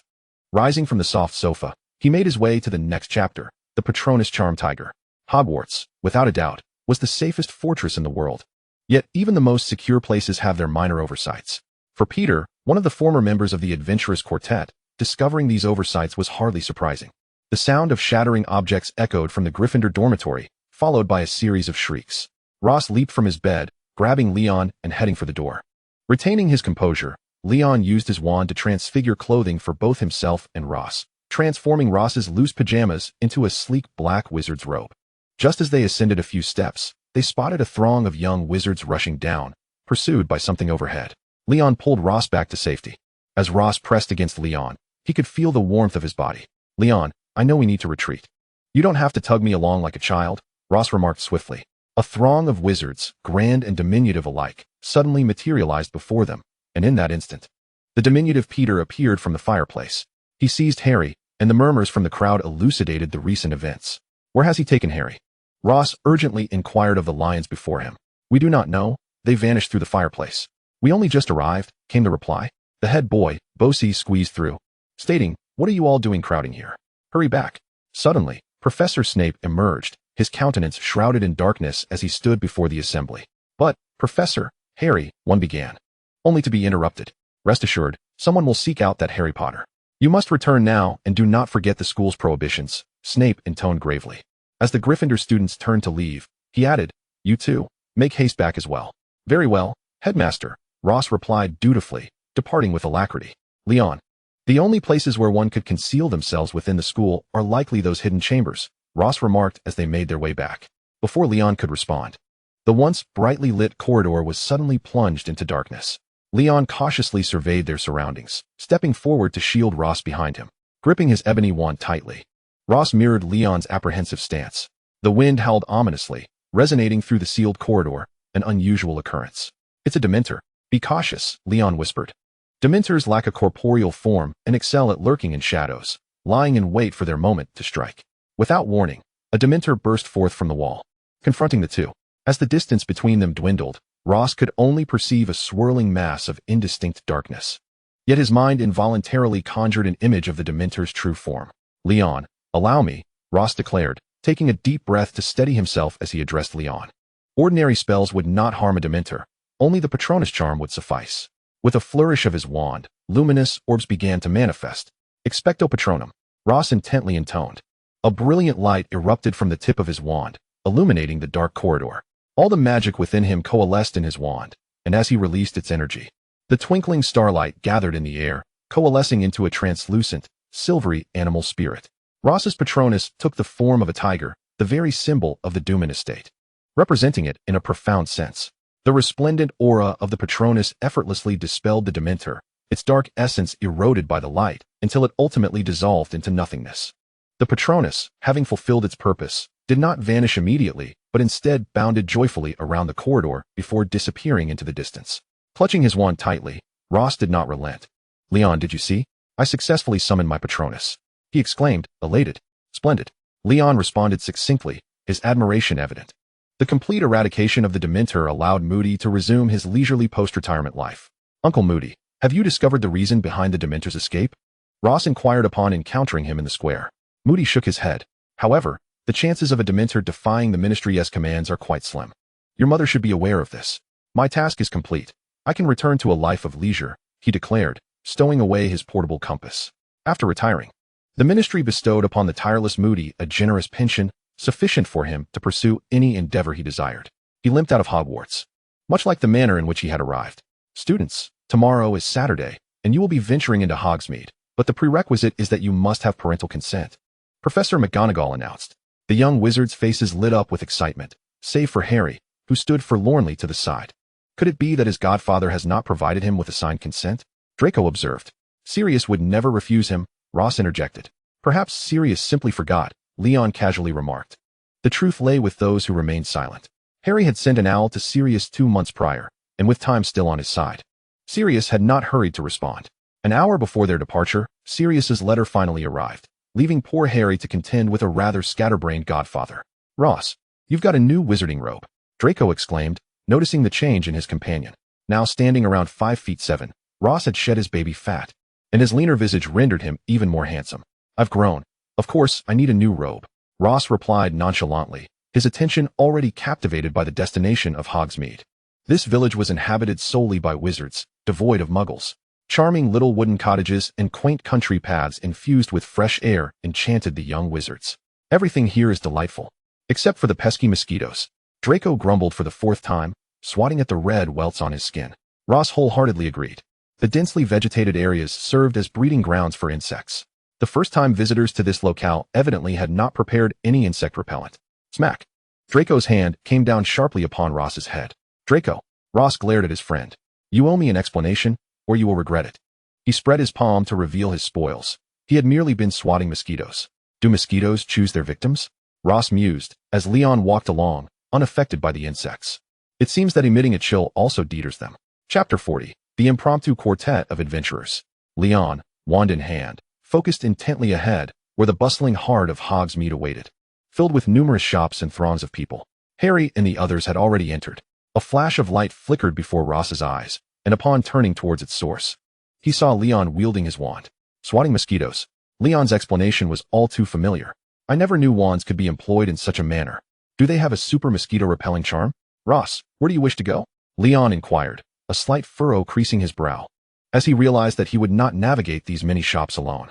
Why, we shall explore each shop one by one, Ross exclaimed, his excitement palpable as he surveyed the array of storefronts. Leon, hurry up, Ross urged the lagging companion. All right. Leon quickened his pace to keep up with Ross, who was practically jogging. The elegant wizarding apparel shop stood out as an unusual establishment, its windows showcasing an array of bizarre garments. Are those robes with such a chaotic palette genuine? Leon mused, casting a glance at the window before diverting his gaze, unwilling to linger. Wow, Ross exclaimed, stepping inside.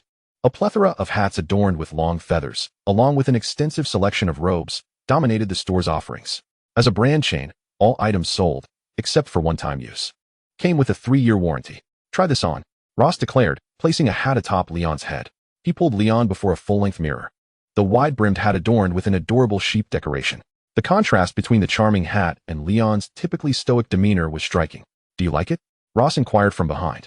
Leon hesitated, wanting to refuse yet unsure how to articulate his reluctance. He finally uttered, a reluctant concession. Leon, I truly believe you ought to try a different style. The raucous environment and heightened emotions completely overshadowed Leon's faint display of discontent. Soon, Ross found himself captivated by another striking purple suit, adorned with a purple rabbit perched on the left shoulder. What began as one item in hand quickly transformed into 2, then 3, and soon many more. Ross, are you planning to buy all of this? Leon inquired without a hint of reluctance. In response, Ross nodded vigorously. Have you brought enough money? Leon questioned. The Dunman family was affluent, yet it was unlikely they carried hundreds of galleons at a moment's notice. Ross's face flushed slightly as he pondered the possibility of insufficient funds. The thought jolted him from his reverie. Young Master Dunman, you need not fret. Your father has obtained a membership card here with no spending limit, kindly explained Madame Parkin. The shopkeeper. No limit. A smile illuminated Ross's face, suggesting he could indulge in numerous purchases. As far as I know, Mr. Dunman charged a membership card at every store back in the day, Madame Parkin remarked with a cheerful grin. Ross's smile widened even further. Every store? Leon's words were so soft that no one else could hear them. It was evident that the Dunman family's penchant for shopping was an inherited trait. Young Master Draco returned from his perusal, observing Ross, who was nearly obscured by the 7 or 8 packages he clutched, and Leon. The sight was somewhat comical.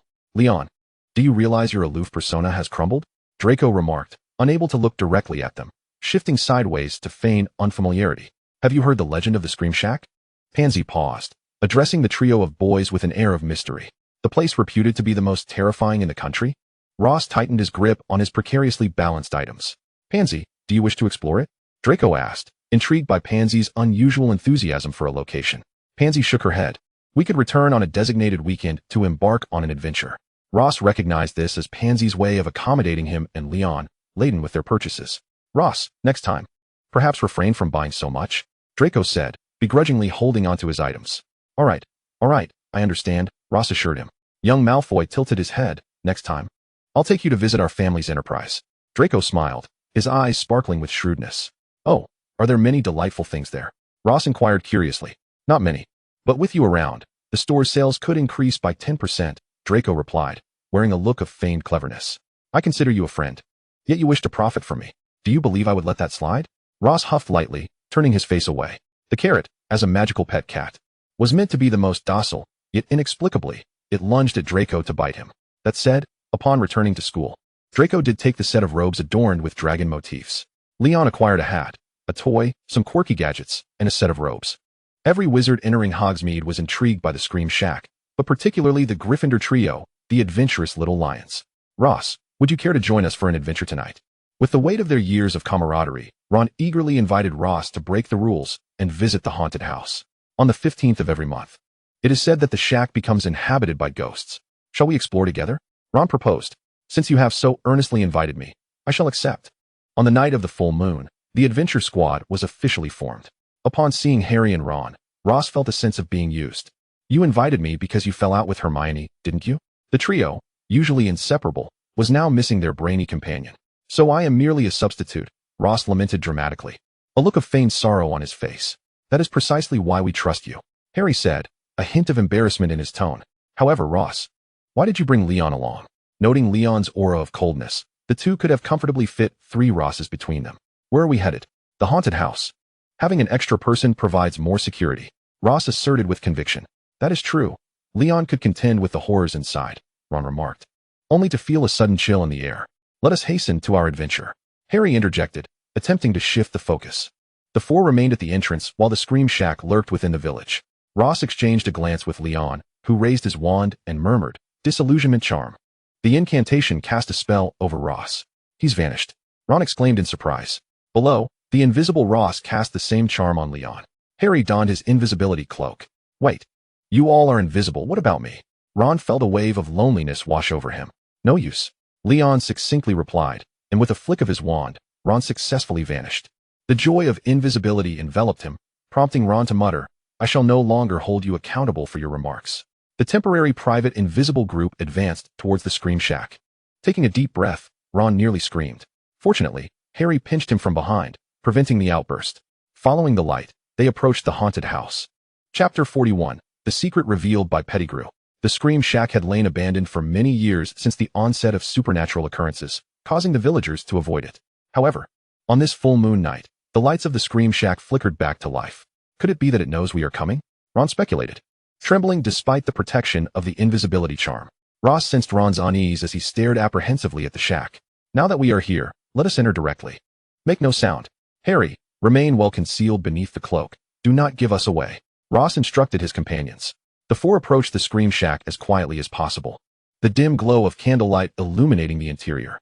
As they passed through the doorway, a colossal figure came into view. A collective gasp escaped their lips.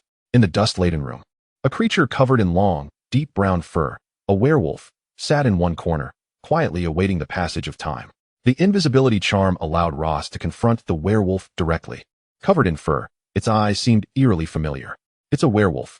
After retreating, Ron voiced a mix of fear and excitement. Should we inform the professors? Leon inquired. I have heard that werewolves are ferocious and incredibly strong.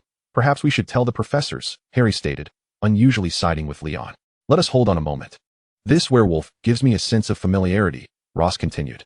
The library contained information regarding werewolves, all located in the restricted section. Acquiring it required a professor's signature.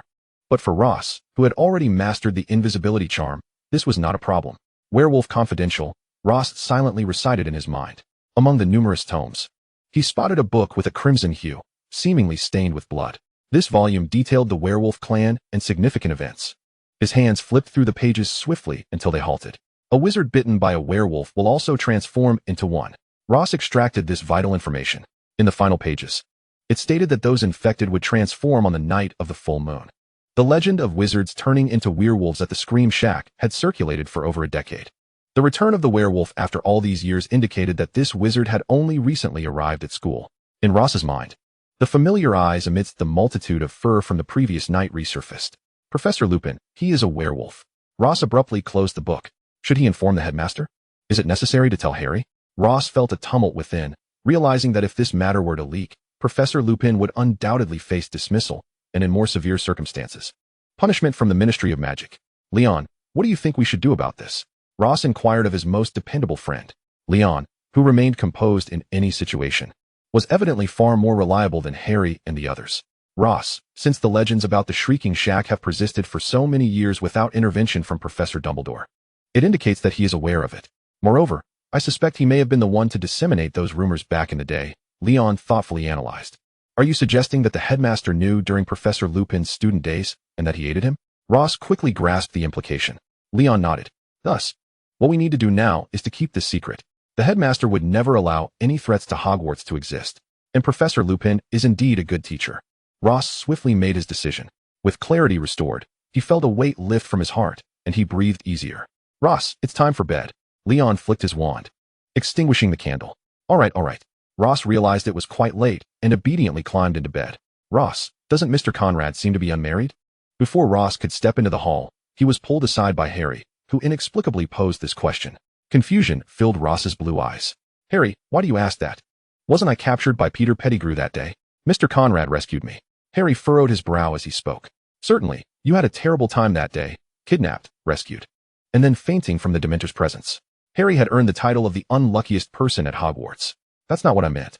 A blush crept across Harry's cheeks, revealing a hint of embarrassment. All right, just tell me. Ross knew when to draw the line, an admirable trait of Slytherin. Peter Pettigrew silently emerged from the fireplace, casting a binding spell. In mere seconds, he had abducted Harry before the eyes of the Gryffindors. Navigating through Hogwarts's various secret passages, he was unceremoniously thrown into a chamber filled with spider webs. Harry groaned as he felt the pain in his back. The rat-like visage of Peter appeared just as filthy. No, even more so than a mere rodent would suggest. The thought of this creature, who resembled a mouse, having betrayed his parents, filled Harry with rage and hatred. Peter, however, was too consumed by panic, his small eyes darting around nervously. Harry was certain that at the slightest sign of danger, this man would flee faster than a mouse. Turning to face Harry, Peter revealed his filthy teeth in a grotesque grin. Harry Potter, haha, who would have thought the savior is in my grasp? Peter relished the moment, his cheeks puffed with pride. The sudden shift in Peter's demeanor startled Harry as he pointed his wand at him. If I kill you, the master will surely forgive my transgressions and reward me handsomely. His eyes gleamed with malice. No, please, you mustn't do this. Harry cried out as he witnessed the magic gathering at the tip of Peter's wand. Do not speak, you cannot stop me. Avada Kedavra. Before he could finish, a spell struck him. Conrad observed the wretched creature before him, twitching on the ground. I have always found it perplexing how you were ever associated with James Potter. In hindsight, trusting you was their gravest error. Conrad shrugged. Conrad, as a formidable dark wizard, why do you serve the Ministry of Magic? Peter, in a moment of desperation, sought to save himself with words. Conrad regarded the dying rat with disdain. My affairs are none of your concern. His voice was cold as the bound Peter lay motionless. What does it matter how powerful you are? You can never confess your feelings to the one you love. You must remain a mere shadow beside him. Your affections forever unknown. Realizing his fate was sealed, Peter succumbed to despair. Chapter 42. Ross's affection. A spell shattered Peter's hands, his screams echoing painfully. One more word, and this shall be your grave. The murderous intent in Conrad's eyes was chilling in the dim chamber. The forgotten Potter remained bound nearby, and after hearing Peter's words, a dangerous aura radiated from Conrad. A demon, that presence bore a resemblance to the young Voldemort. Is this truly the essence of Gellert Grindelwald? Harry trembled uncontrollably. After recounting the entire ordeal, fear lingered deeply in Harry's eyes. Harry, now that you are aware, do not provoke your godfather. Otherwise, a grim voice echoed, adding to Harry's dread. Yet Ross was not adept at modulating his voice and broke character. Ross, Harry exclaimed. I was wrong. Ross glanced at Harry, his tone apologetic. After Harry left, Leon, please do not silently stand behind me. It frightens me. Upon turning, Ross was startled to find someone there, his widened pupils almost leading to a punch. The godfather and Peter were contemporaries, so what Peter said is true. The one your godfather loves unrequitedly has always been following him. Ross's thoughts shocked him, his expression shifting dramatically. Shaking his head, he insisted, this isn't real. A few days from now, Hagrid is inviting us to his hut in the woods, Ross heard Harry relay. Indeed. Hagrid mentioned that the school year is drawing to a close. Everyone should gather at his place. Harry smiled broadly. Remember to invite Draco, he added before leaving. Can we bring Leon? Ross suddenly asked. Harry paused, then replied, sure. In a wooden cabin filled with a peculiar scent of trees, warmth enveloped the space. Hagrid placed 2 bowls of rock cakes on the stone table, observing that none dared to take one. Don't be shy, eat up. Hagrid enthusiastically urged everyone. At least the teachers should maintain basic decorum. Hagrid had tidied his bushy beard, and his attire was no longer littered with wood shavings and various seeds. Ross gazed at the rock cake in his palm, tears silently flowing within him. If you roast it a bit, it becomes somewhat palatable, at least to the point where you can bite into it. The spiders in the Forbidden Forest had begun to breed, and they were particularly irritable at this time. You lot, especially you, Harry and Ron, should refrain from sneaking into the Forbidden Forest for a while, Hagrid warned, pointing at the 2 Gryffindor lions. The 2 Gryffindors nodded obediently. Hagrid shared amusing tales from the forest, and even Draco, who usually found him bothersome, couldn't hide his smile. With his platinum hair and slender visage, Draco shone brightly. Harry, catching a glimpse, found it impossible to look away. Leon, don't be so grim. Despite the cheerful atmosphere, Leon maintained his stern expression. You truly resemble the young Voldemort, Hagrid suddenly exclaimed after sipping some rough liquor. In that instant, the temperature in the cabin plummeted. Harry and Ron's smiles froze. Hagrid, you're drunk. Ross was the first to speak. Yet everyone present knew that Hagrid's words rang true. And Harry cast a complex glance at Leon. Casting a glance at Ross, a teacher, Draco remarked, one ought not to speak of one's students in such a manner. He reminded Hagrid of the responsibilities that accompany the role of an educator. "Oh, my apologies." Hagrid, still inebriated, had lost his cognitive awareness. The gathering concluded on an unsatisfactory note as Ross, Hagrid, and Draco made their way towards the dormitory. "Leon, do not take Hagrid's words to heart. He is merely intoxicated," Ross assured. Leon's countenance remained serene, yet Ross sensed that it must have been disheartening for Leon to hear such remarks from a teacher. Leon shook his head, and as Draco approached his own dormitory, Leon paused. "Ross, you need not worry about me. I am indifferent to the opinions of other teachers." Leon's gaze fixed upon Ross with conviction. "What I care about, I shall always protect." The sentiments of all the teachers, including Dumbledore, towards Leon were decidedly complex. The more exceptional Leon became, the more they feared he might become the next Voldemort. Sharing a sigh of empathy, Ross comfortingly patted Leon's shoulder. As the end of the academic year approached, the library's coveted spots became increasingly elusive. Hermione sighed in resignation. "Aren't we here? Focus on your studies. We'll secure a place for you," Ron vowed, thumping his chest. "I suspect you merely want me to tutor you," Hermione unflinchingly countered. The trio's dynamic began to ease. Ron had been staring at the Slytherin table for quite some time when Harry quietly noted, "Professor Snape is behind us." The consequence of this observation caused Ron to leap up, stumbling to the ground, prompting laughter from the Gryffindor table. "Harry!" Ron exclaimed in exasperation. On the verge of playfully tussling with Harry. "What were you doing just now, Ron?" Hermione inquired directly. Her question struck a chord with Ron, who wore a somewhat sheepish grin. "I think Ross might have a crush," he murmured softly. This declaration immediately captured the full attention of Harry and Hermione.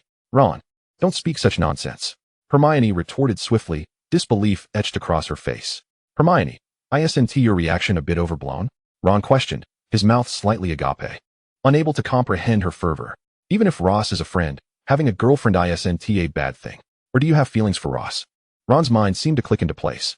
"I'm merely surprised," Hermione blinked and replied. Ron cast a dubious glance at Hermione. "All right, Ron. How do you know Ross has someone special?" Harry interjected to ease the tension. "Haven't you noticed that Ross has received several letters in the common hall lately, all bearing the same family crest?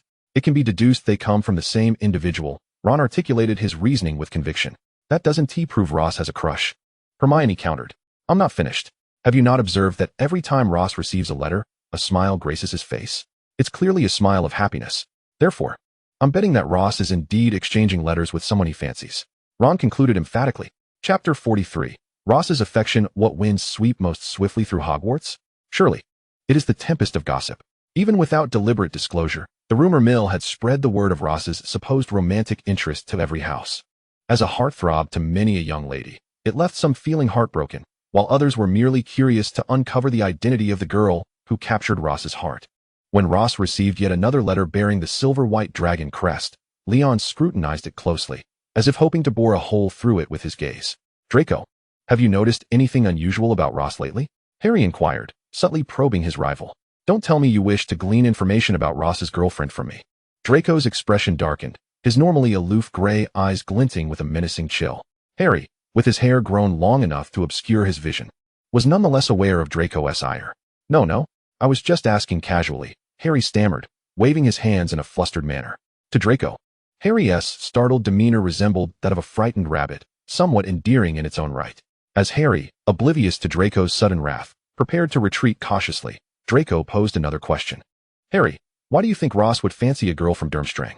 Harry, adjusting his small glasses, looked utterly perplexed. "Durmstrang is?" he ventured cautiously. "Harry, you don't even know about one of the few magical schools in existence?" Draco gazed at Harry incredulously. "Good heavens! Is there truly a wizard who lacks such fundamental knowledge? Will anyone even want you?" Among those most invested in the gossip surrounding Ross was his roommate, Leon. As someone who had witnessed the events firsthand, a whirlpool of thoughts stirred within him. Primarily, it was Ross's letters that he cherished, stowing them away in his cabinet. Each time he observed Ross reading them with a smile, Leon couldn't suppress a rising sense of unease. Several times he found himself on the brink of speaking, but faltered at the last moment. On a particularly sunny day, during lunch, Ross received yet another letter. Leon inadvertently caught sight of the sender's name at the end, Ivan. Who is Ivan? Were all these letters from him? These questions plagued Leon's mind more than the 3 unforgivable curses.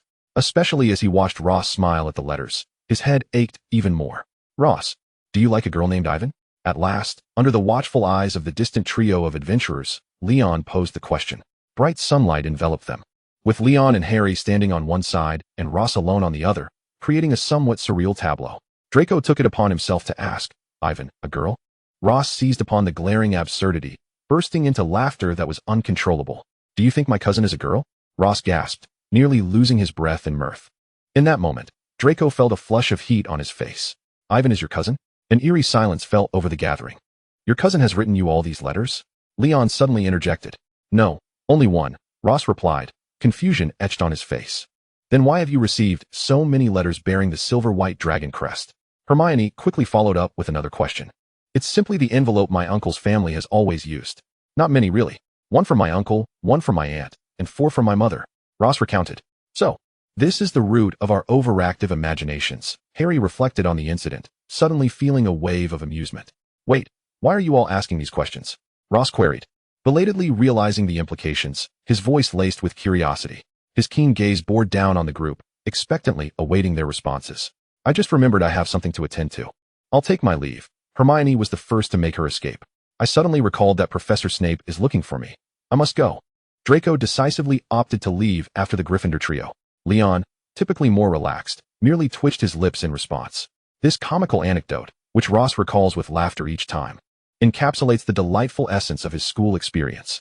Beyond the thrilling escapades of the first half of the term, the latter half profoundly illuminated the joys of academia for Ross. The erudite teachers, empathetic classmates, and the vibrant extracurricular life all contributed to a near-perfect environment, save for the occasional clamor from Gryffindor, which Ross consoled himself was merely a distinctive characteristic of the place. "Harry, I genuinely believe you ought to visit the infirmary," he remarked, observing that Harry had collided with him on 9 separate occasions, suggesting either a lack of coordination or a deficiency in intellect. The familiar phrase resurfaced. "Do you think Harry would clash with Professor Snape?" Draco, watching the scene unfold, couldn't suppress a smirk. "Perhaps," came a deep, resonant voice in response to Draco's inquiry. "Professor Lupin, why does a defense against the dark arts instructor prefer to silently materialize behind us?" Ross shot a glare at Leon before politely greeting Lupin. "Professor Snape, I am confident that Harry did not mean to cause any trouble. I have matters to discuss with him, so we shall take our leave." This was yet another instance of Lupin rescuing Harry from Snape's grasp before any points were deducted from Gryffindor. Although Lupin often intervened on Harry's behalf, he typically made a concerted effort to avoid Snape at all costs. Once, Lupin exchanged a fleeting glance with Snape, revealing a hint of guilt, which Leon observed keenly. This brief interlude, however, did not hinder the progression of final exam preparations. During this time, Ravenclaw students were exceptionally sought after, as their wisdom proved invaluable during the examinations. Upon completing their last exam, Ron, Harry, and their fellow Gryffindors jubilantly tossed their textbooks into the air, celebrating the conclusion of their assessments, which heralded the commencement of a holiday. The sound of the express train echoed from afar, although it was the same old locomotive, this time. No one voiced complaints. Laughter and chatter filled the platform.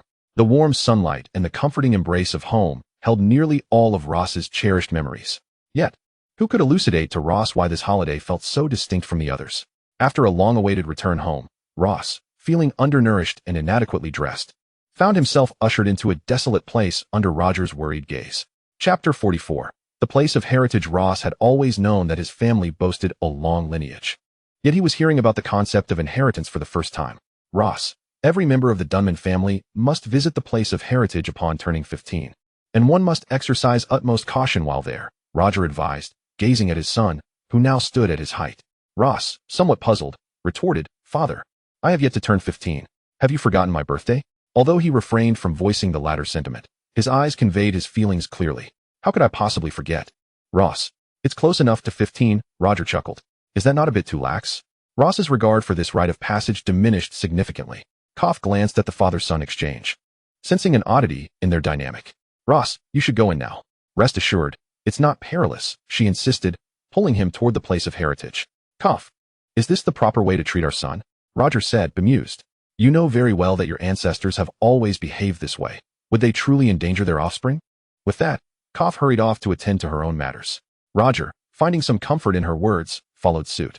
It seemed the Dunman family's approach to this rite had become rather casual. As Ross stepped through a portal, blinding light enveloped him. This place bore a striking resemblance to the Great Hall at Hogwarts. The hard, rocky ground bore no vegetation, yet the star-studded sky above was breathtakingly beautiful. The twinkling starlight illuminated the otherwise desolate landscape, revealing a hint of its splendor. With his wand in hand, Ross cautiously surveyed his surroundings, vigilant against the potential emergence of a troll. The silence was palpable, broken only by the sound of his own footsteps and breathing. 10 minutes passed without incident as he ventured forward, encountering a solitary platform, a simple stone table atop which rested a book, devoid of any other items. Could there be a mechanism here? Ross speculated, convinced that the rite must involve some form of test. Snowball spell. He incanted, conjuring a snowman that hurled massive snowballs at the table, which passively absorbed the assault. No mechanism was triggered. Ross leaped onto the platform, tapping the table with his wand, producing a dull thud. Up close, he finally discerned the book's details. It was a leather-bound tome, fastened with brown cords, clearly handwritten. After a series of attempts, everything remained unchanged. He opened the first page, which read, "Surprised, are you? There are no trials. The descendants of the Dunman family need only master these 3 spells." Accompanying this message was a charming illustration of a little duck. What a delightful ancestor. Ross felt a complex mix of emotions, neither entirely happy nor sad. What? Over a month has passed? Upon exiting, he was met with this grim news. "I thought I had only been inside for a few days," Ross added. "Ross, do not be agitated. I was equally astonished when I emerged," Roger consoled as he embraced his son. "My joyous holiday, my Quidditch matches, my travel plans, all gone." Ross frowned, on the verge of tears. "No, Ross, my son. I have secured tickets for the Quidditch World Cup for you. You have not missed out," Roger said, producing 2 tickets from his suit pocket. The Quidditch World Cup was set to commence once more, a grand event within the wizarding world. Among Ross's friends, Leon, Draco, Harry, and Ron were all eager to attend. This revelation brought some solace to his sorrow over the lost holiday. The expansive Quidditch pitch, spanning 3,000 feet, saw wizards filtering in over an hour before the match began. "Does Mum not need a ticket?" Ross inquired, glancing at his parents on either side of him, noticing only 2 tickets. "As the Minister of Magic, your mother is an invited guest," Roger explained quietly. "Ross," a voice called from behind, unmistakably Leon's. As Ross turned, he was momentarily taken aback, not just by him, but also by several other friends. Beside Leon stood a man whose serpentine eyes made his identity all too apparent. "Greetings, Uncle Slytherin," Ross managed, regaining his composure to offer a polite salutation. "Hello." The inherent aloofness of the Slytherin family was expected. However, this particular Slytherin displayed a surprisingly amiable demeanor. The toll of Azkaban had severely impacted his health, with the bones of his face now prominently visible. Yet, his eyes retained a vibrant spark. He stood seamlessly alongside Leon. Greeting Ross seemed to have exhausted his last reserves of patience. He cast a glance at Leon before stepping inside first. "Leon, you've grown so tall. Over the course of this summer, Ross had also sprouted quite a bit, now standing at around 1.80 meters. In contrast, Leon appeared to tower over Ross. Such sorrow. What should I do when my friends always seem to be a head taller than me?" Meanwhile, Harry was engaged in a lively conversation with Draco, a rare sight indeed. As the two were seldom together without bickering, both bore smiles, embodying an inexplicable harmony. Crumb.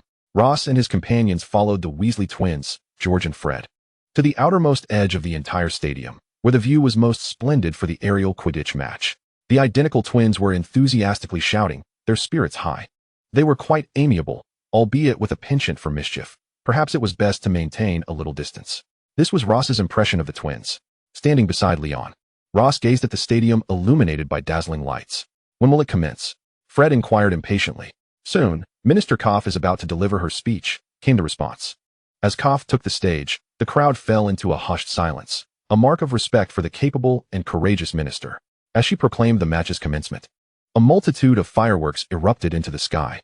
Chapter 45, The Death Eater Attack. The vibrant fireworks blossomed, transforming into various shapes. From amidst the pyrotechnics, a team surged forth, igniting cheers and shouts from the spectators. Crumb. The twins and Ron were evidently fervent fans of this Crumb player, and as a portrait formed from lights, they began to chant wildly. Even as they returned to the magical tent, wizards continued to discuss the events unfolding in the stadium. Having just parted ways with his friends, Ross was preparing to rest with his parents when a cacophony erupted outside. Yet this clamor was not one of celebration. A voice shouted, "The Death Eaters have arrived." This proclamation captured the attention of every wizard within the tent. "Ross, let us step outside," Koff urged immediately. The moment Ross heard the call of the Death Eaters, a shiver ran down his spine, and his drowsiness vanished. Observing his parents wielding their wands without fear instilled a sense of security within him as he lingered behind them. Outside, chaos reigned. People were scattering in all directions, with some tripping in terror under the shroud of night.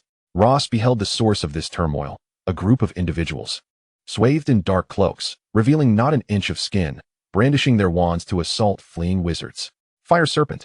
A tremendous blaze erupted from Roger's wand, targeting the throng of cloaked figures. This advanced spell, the Fire Serpent, known for its extreme temperature and extensive area of effect, ranked among the most destructive of magics. As the fiery light neared the group, it morphed into the shape of a serpent, hence its name. Snowball Barrage. Koff unleashed another high-level spell, an evolved version that Ross had previously seen in the Legacy grounds. As formidable wizards, the duo's consecutive advanced spells sent the group tumbling to the ground, with not a single one escaping. Harry and Ron, who had just returned, witnessed the final outcome. Why do I feel like these Death Eaters came to deliver heads to the Dursleys? Ron, who had been terrified at the mere mention of Death Eaters, now felt they were not as fearsome as he once believed. Professor Dursley and Minister Koff are incredible. A sense of deep admiration welled up in Harry's heart. Koff chose to remain there that night to be with her husband and son, ensuring their privacy was not disturbed. The Ministry of Magic dispatched another deputy minister, Fudge, who hurried over with his entourage. What are you doing here? You are the ones orchestrating this, aren't you? The deputy minister bellowed at Harry and Ron upon arrival. What are you saying, deputy minister? They are merely students. Arthur exclaimed incredulously at his superior. Deputy minister, it is the Death Eaters. That person, the one whose name cannot be spoken, has returned. Harry spoke to Fudge, attempting to draw his attention. Yet Fudge reacted as if a painful trigger had been stepped on. Upon hearing this, he leapt in shock. Stop with the alarmist rhetoric. He is dead. He then attempted to have Harry and the others apprehended. Koff observed this farce unfold, her gaze towards Fudge filled with scrutiny and disappointment. I can attest that what he says is true, Koff interjected, breaking the tension. The night provided the best cover, coupled with the damaged lighting, allowing Roger and the others to go unnoticed from afar. Minister Koff, what are you doing here? Fudge asked, as if awakening from a stupor, his thoughts significantly clearer. As the deputy minister of the Ministry of Magic, Koff addressed him directly. I expect you to reflect on tonight's events thoroughly. Mr. Harry Potter, we will ensure this matter is handled appropriately. Now, you and Mr. Arthur should return to rest, she instructed after receiving a nod from Harry. The following day, the front page of the Daily Prophet read, on the night of the Quidditch World Cup, a host of Death Eaters appeared. Does this foretell the return of he who must not be named? The accompanying images depicted the aftermath of the chaos. This incident must not be leaked. We cannot allow the public to learn of it, Fudge insisted at a subsequent meeting, nearly hoarse from his fervent declarations. Some among them used the killing curse. Koff's assertion detonated like a bombshell above Fudge's head. Defeated, he sank into a chair. Minister, that still does not prove he has returned. His face bore the unmistakable signs of dread, a clear indication of his fear regarding that individual's resurgence. Our purpose in this meeting is not to debate his return. We must prepare our defenses for the eventuality of it, Koff stated plainly. The Ministry's response ignited a tempest within the wizarding world. The news of Voldemort's potential return cast a long shadow over every wizard. Minister Koff vowed before the cameras, if Voldemort truly returns, this time, he will be vanquished for good. Coming from a family renowned for their bravery, she faced every challenge unflinchingly. This confidence began to quietly influence the wizarding community. On one hand, it instilled hope. On the other, it prepared them for defense. While the adult wizarding world was engulfed in panic, Hogwarts remained relatively insulated from such turmoil. At least for now. The entire school buzzed with anticipation for the imminent Triwizard Tournament.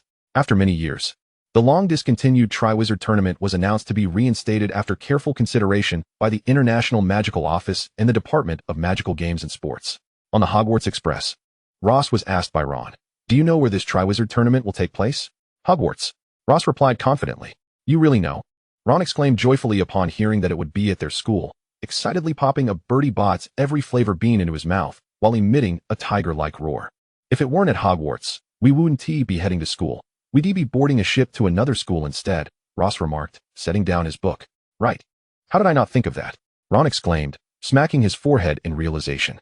He chuckled a couple of times before resuming his conversation with Harry. The arrival of the Weasley twins turned the entire compartment into a lively hub as they animatedly discussed the various criteria for becoming champions. What? A prize of 1,000 galleons. Ron's jaw dropped in astonishment.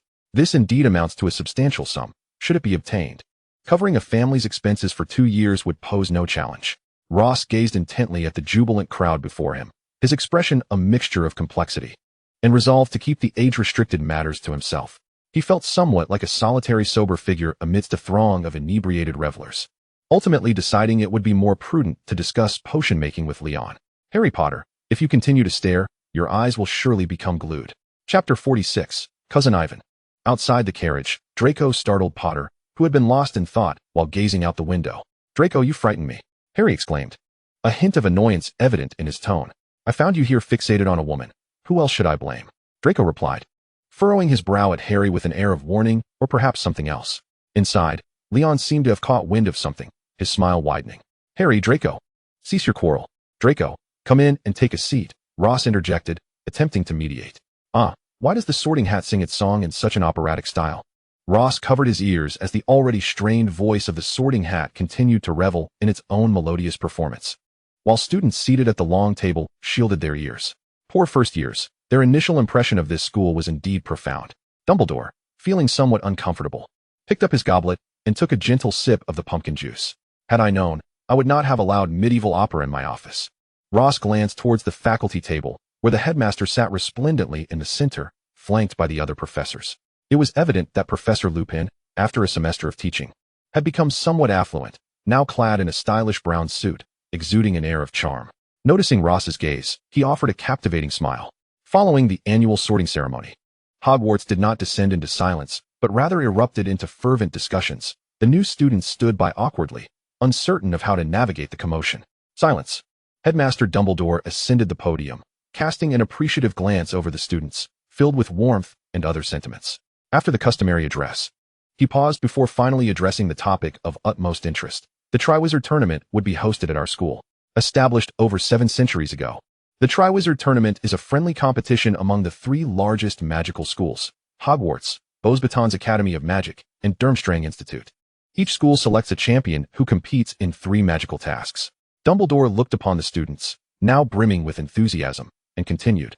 "The individual accumulating the highest points will be awarded the Triwizard Tournament trophy, securing everlasting glory." His final words rose in pitch, stirring the emotions of all present. As the headmaster prepared to continue, someone rushed in from outside, whispering urgently in his ear. A flicker of surprise crossed Dumbledore's features. "Tell them to wait a moment. It will be ready shortly," he instructed in a hushed tone. He hastily added, "Further details regarding the Triwizard Tournament will be elaborated upon later.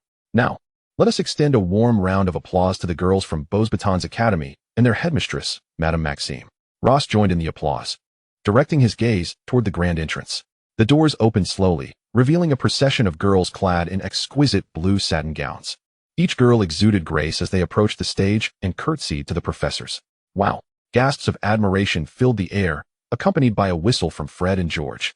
A giantess entered through the door, a middle-aged woman towering over 3 meters, her short hair impeccably styled, exuding an air of shrewdness. "Madame Maxime, it is a pleasure to greet you." The headmaster welcomed warmly. Ross, seated, diverted his attention from the giantess back to the entrance. "Ross, what is the matter?" Leon inquired beside him. "Leon, Durmstrang is my cousin's school," Ross replied with a faint smile. He silently hoped that his cousin would not draw too much attention. "Now, let us welcome the students from Durmstrang and their headmaster, Karkaroff," Dumbledore announced once more. The door creaked open, and a group of tall boys marched in with great presence, their synchronized steps resonating as their weapons clattered against the floor. Durmstrang, located in the north, had students clad primarily in fur and heavy coats, evoking an aura of strength. "So handsome," exclaimed a girl seated beside Ross. Ivan emerged from the back, his silver hair immediately drawing attention, while his chiseled jawline radiated a certain haughty charm. He quickly spotted the Slytherin emblem, and his gaze fell upon Ross. Their eyes met, and Ivan smiled. Karkaroff exchanged greetings with Dumbledore, embracing him. Ivan took his seat at the Slytherin table. "Ross," came a low call. Ross turned to see none other than Ivan. "Hello, cousin," he said, addressing Ivan. "Ivan Harlow is Ross's cousin," a girl remarked to those nearby. "I had my suspicions. Ross's uncle is indeed from the Harlow family. But honestly, these 2 brothers are exceptionally handsome," she added, her expression one of admiration. "Ross, who is that?" Leon, who had remained silent, suddenly spoke up. "What?" Ross followed Leon's gaze to a gaunt middle-aged man clad in robes, his demeanor severe and austere. "That is Mr. Barty Crouch. He is the director of the Department of International Magical Cooperation," Ross explained. "What's wrong? It's rare to see you so concerned about someone," he added. "Nothing. Merely curious," Leon replied, and at this, Draco wore a bemused expression. "You curious about that, Jean?" he questioned incredulously. "Draco." Ross shot him a warning glance. "Those under 17 cannot participate in the Triwizard Tournament." As soon as Mr. Crouch announced this, the Gryffindor Lions erupted in chaos, the air filled with cries of unfairness. Conversely, Slytherin remained relatively composed. I can't fathom what those foolish lions are so worked up about. Since the tournament is being held, it will be an annual event henceforth. Draco scoffed, casting a disdainful glance in their direction. The school buzzed with discussions regarding the Triwizard Tournament, and the dueling room had seen a significant decline in participants. It's so noisy. Cousin, let us call it a day? I'm exhausted, Ross said, feeling a tingling sensation in his hand from wielding his wand. Chapter 47, Disputes. Only 3 hours. Ivan frowned slightly. This is a duel, not a chat. 3 hours is already quite lengthy, Ross pleaded. Very well, Ivan conceded, sheathing his wand with the formality of concluding a true duel. We shall continue next time. It has been quite a while since I found a worthy opponent, Ivan remarked. Ross took a cautious step back and replied, let us discuss it another time. Although the duel had not resulted in injuries, Ross felt a bit fatigued. Yet he had to admit that sparring with such a formidable cousin was an excellent way to rapidly gain experience. Not necessary. Ross internally rejected the notion. This semester, the majority of the students from the 2 other magical schools spent their time at Hogwarts. As Ross contemplated the grim prospects of his future, he felt overwhelmed by the weight of his existence. The Great Hall of Hogwarts once again radiated with brilliance, illuminated by the mesmerizing flames of the Goblet of Fire, which blazed fiercely upon the stage. Today marked the day of selecting 3 champions. Let us eagerly await the outcome. After many years, the Triwizard Tournament was being held once more, and it appeared that the headmaster was equally thrilled. The first champion is Fleur Delacour from Beaux Batons, the headmaster announced with a resounding voice. The hall erupted in enthusiastic applause from the students, and Ross turned his gaze towards the chosen champion, a strikingly beautiful young woman. The next champion is Victor Krum from Durmstrang. Upon the headmaster's declaration, cheers erupted from all corners in support of Krum. This renowned Quidditch player held great esteem among the students. And the final champion is Cedric Diggory from Hogwarts. The headmaster cast a proud glance towards the Hufflepuff table, where classmates celebrated Cedric's selection. Many regarded Cedric as the embodiment of all that was expected from a Hogwarts student: handsome, sensible, wise, and exceptionally talented. Every laudatory term seemed to fit him seamlessly. As the headmaster smiled and prepared to elaborate on the specifics of the Triwizard Tournament, the Goblet of Fire suddenly flared up with renewed intensity, capturing the attention of the entire school. Dumbledore displayed a look of surprise, yet calmly approached the goblet, which then ejected a slip of parchment. A 4th champion? Murmurs rippled through the crowd. Everyone knew that only 3 champions could qualify for the tournament. Why was there an additional name? Questions filled the minds of all present. The headmaster unfolded the note, and, after a moment of hesitation, read aloud the name inscribed upon it: Harry Potter. The hall fell into a hush, akin to a boiling point, before erupting into fervent discussion once more. Ross looked towards the Gryffindor table. Harry, how did you submit your name? You never mentioned it to us. Hermione inquired from Harry's left side. Harry appeared flustered, waving his hands as he replied, I didn't put my name in. Then how do you explain the slip being inside? Another student asked.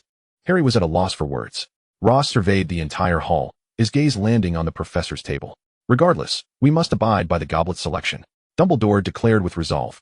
This situation is undoubtedly suspicious, Draco remarked from across the table. The atmosphere was too chaotic for Ross to engage, so he gestured to Draco to discuss it later. Draco, do you suspect someone cast Harry's name? Ross asked in a quieter moment. Draco nodded, determination etched on his face. I will confront Harry directly. If someone else submitted it, I intend to uncover whether it was a prank or if there are ulterior motives.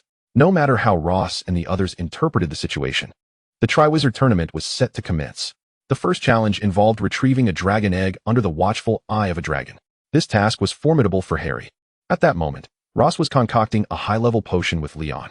The remainder of his free time was consumed by his dear cousin, who had dragged him to the dueling chamber to exchange experiences. Ross.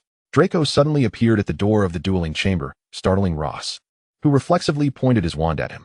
Upon realizing it was Draco, Ross offered an embarrassed smile. Draco, what brings you here? Ross stepped forward. Do you know anything about Erico Didi? Draco inquired directly. Erico Didi? Yes, he's a 6th-year student. He's somewhat reserved, but I don't know much else, Ross replied. He seems to have grown closer to Harry lately, Draco added cryptically. So, Ross responded, a pure-blood wizard, one who adheres to the supremacy of blood, suddenly becomes friendly with Harry. Doesn't that strike you as peculiar? Ross sensed an intensity in Draco's eyes, as if he were frustrated. After pondering for a moment, Ross continued. At this point, we can't ascertain whether he is involved in this matter. I will keep a watchful eye on him. Rest assured, I won't let anything happen to Harry. Ross conveyed a sense of confidence. You spend all your time here dueling with your cousin. When do you find the time? Draco remarked. I don't, Leon does. His observational skills are exceptional, Ross asserted with conviction. All right. During one mealtime, Leon finally noticed the absence of the persistent silver-haired creature that usually clung to Ross. He breathed a sigh of relief, thinking, finally, I can have a meal with my Ross. Ross, Harry and Draco just had a fight. Ron rushed over to inform Ross. Leon's icy gaze fell upon him. Ron felt a chill run down his spine. What? Ross exclaimed as he stood up. Meanwhile, in a corner of the courtyard, Harry exclaimed, I told you not to trust Erico. He can't possibly be this kind to you. Draco was infuriated. He had tried to warn Harry, only for that insufferable Potter to accuse him of narrow-mindedness. That's not true. Senior Erico is genuinely kind to me, and he merely wants to help. Harry reiterated defiantly. Have you not considered why a pureblood Slytherin would suddenly offer assistance to the Gryffindor savior? Draco challenged. He said it was for the honor of the entire school. Harry insisted. Yet you two are a proponent of pureblood theory, a Slytherin student.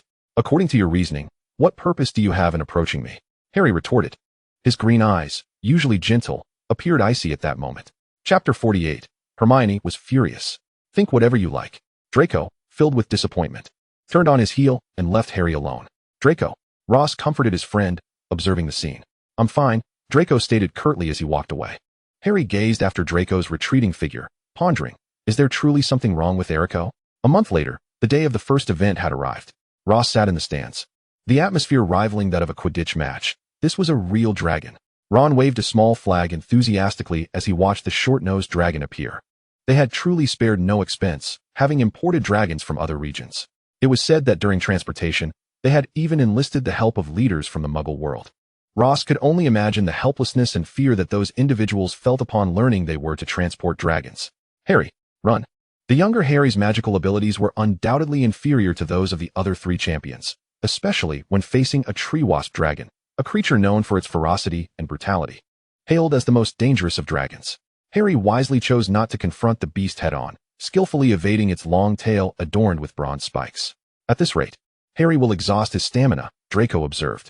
Draco, don't panic. We must have faith in Harry, Ross reassured him, placing a hand on Draco's shoulder. Look, Harry has transformed his wand into a broom. Ron exclaimed, his voice filled with excitement. Indeed, Harry's wand had vanished, replaced by a broomstick. Harry, without a doubt, excelled in flying. He expertly mounted the broom and evaded the tree wasp's attacks. Be careful, Leon spoke, a protective shield enveloping Ross and the others. The dragon, soaring alongside Harry, nearly swiped the audience with its tail. At last, I understood why the use of flying broomsticks was prohibited. Ross gazed at the protective barrier before him, remarking that despite everything, Harry had successfully evaded the forest dragon with his remarkable flying skills and secured the dragon egg, advancing to the next round. Subsequently, the four brave warriors, aside from preparing for the second task and contemplating how to open the dragon egg to uncover its clues, intended to relish the joys of the Christmas ball. In their 5th year, wizards were finally permitted to attend Hogwarts Christmas Ball. The resplendent hall, the melodious music, the splendidly attired dancers gliding gracefully with their partners. What a splendid affair. Naturally, finding a dance partner became a priority for the wizards. Excessive excitement seldom bodes well. As evidenced now, during potions class, Ross observed Harry and Ron clandestinely discussing the ball under Professor Snape's watchful eye while pretending to read. Professor Snape obscured his face behind a book, as if to say, can't you sense the ominous atmosphere? You dance precariously on the edge of danger. I offer my condolences. Such were Ross's thoughts. The pivotal moment arrived when the headmaster placed the book on another table, rolled up his sleeves, and swiftly, decisively tapped Ron and Harry on the head. Witnessing this, Ross couldn't help but smile. Ross, do you have a partner for the ball? A certain unrepentant savior attempted to drag the rule-abiding Ross into the fray. Ross shook his head, making a shushing gesture. Then, Fred spontaneously invited a young lady as his dance partner. Hermione, choose one of us, Ron declared. Ross continued reading, thoroughly enjoying the gossip. Ron pressed on, Hermione. If you don't pick, no one will want you. What a remark for a boy to utter. Hermione's cheeks flushed, her eyes flashing with indignation and hurt. Ron, just wait. Someone has already invited me, she retorted, nearly storming up to the podium to submit her assignment to Snape before departing. As Snape received the assignment, Ross experienced an odd thought. The professor leaned back slightly. Could he possibly think Hermione was about to strike him? What a terrifying notion. Ross. He glanced at the professor's complex expression, successfully capturing Leon's attention. Startled, Ross exclaimed, don't scare me. The two little lions remained oblivious to the unfolding drama. As Ron continued, what is wrong with her? Ross suddenly understood why Draco liked to call them two foolish lions. Hermione bolted from the classroom, striving to hold back her tears, yet they fell uncontrollably. Seeking solitude, she ran to the lakeside near the forbidden forest, venting her frustration by tossing small stones into the water. Has someone upset you? A voice suddenly inquired from beside her. Surprised, Hermione turned to see Ivan. As a student from Durmstrang, Ivan had ample free time at Hogwarts, often venturing into the forbidden forest to slay creatures out of boredom, and unexpectedly encountered a weeping girl upon his return. One must admit, the beauty of long-standing family lineage certainly endures through generations. Ivan was deeply impressed by Hermione, for she always eagerly answered questions in class and grasped the professor's spells during practical lessons with remarkable swiftness. Hello, Ivan, what brings you here? Hermione asked, a hint of embarrassment evident as she felt vulnerable before someone from another school. I was just here, Ivan replied, a tinge of frustration in his heart. Was he not captivating enough? That silver hair had always been a source of vexation for him. Sorry, I didn't notice. Hermione's face flushed deeper. Beautiful Miss Granger, would you do me the honor of being my dance partner? Ivan stepped closer, extending his invitation to the ball. Why me? Hermione questioned, having noticed numerous peers subtly or overtly expressing interest in Ivan over the past few days. His silver eyes sparkled with intensity. You are the wisest girl, Ivan said softly. Those words seemed to possess a certain magic, compelling Hermione to cast aside her hesitation and accept. Days later, at last free from her unscrupulous cousin's insistence on dueling, Ross finally had time to ponder potions and the matter of a dance partner. Ross, have you received an invitation from a partner yet? Leon inquired, dropping a rat's tail. I haven't decided yet. Ross stirred the cauldron filled with potion, wrinkling his nose at the onion-like odor wafting from it. Surely, many must have invited you. Leon continued.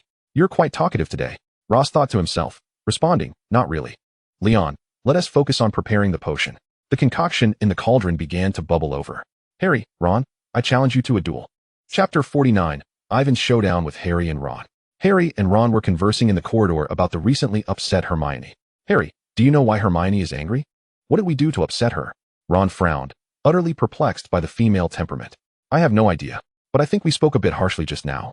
Harry replied, rubbing his lightning-shaped scar, which had begun to throb again. He hoped it was merely a figment of his imagination. Ross looked at Draco, speechless as he observed the two. Honestly, I truly doubt Ron will ever escape a life of loneliness. Draco remarked with resignation. Harry seems salvageable, he added silently. Ross chose not to defend the pair this time. This was the second occurrence. Their behavior was indeed excessive. Every action has its consequence, and soon enough, their reckoning would arrive. In the corridor, Ivan strode toward them, brandishing his silver wand with an imposing presence, causing those nearby to instinctively press against the walls. Harry, did you provoke Ivan Harlow? Ron exclaimed with a look of dismay. He was well aware of Harry's knack for stirring trouble. Before Harry could respond, Ivan stood before them, declaring, Harry Potter, Ron Weasley, I, Ivan Harlow, formally challenge you to a duel. Ivan Harlow, we haven't wronged you, have we? Ron meekly protested, his voice barely audible. You have hurt Miss Granger. As her dance partner, I challenge you, Ivan asserted. Oh no, Ron lamented, realizing they had lost their intellectual support. Hermione, I was wrong. He thought despairingly. You refused to accept the duel invitation? Ivan stepped closer, exuding a sense of pressure.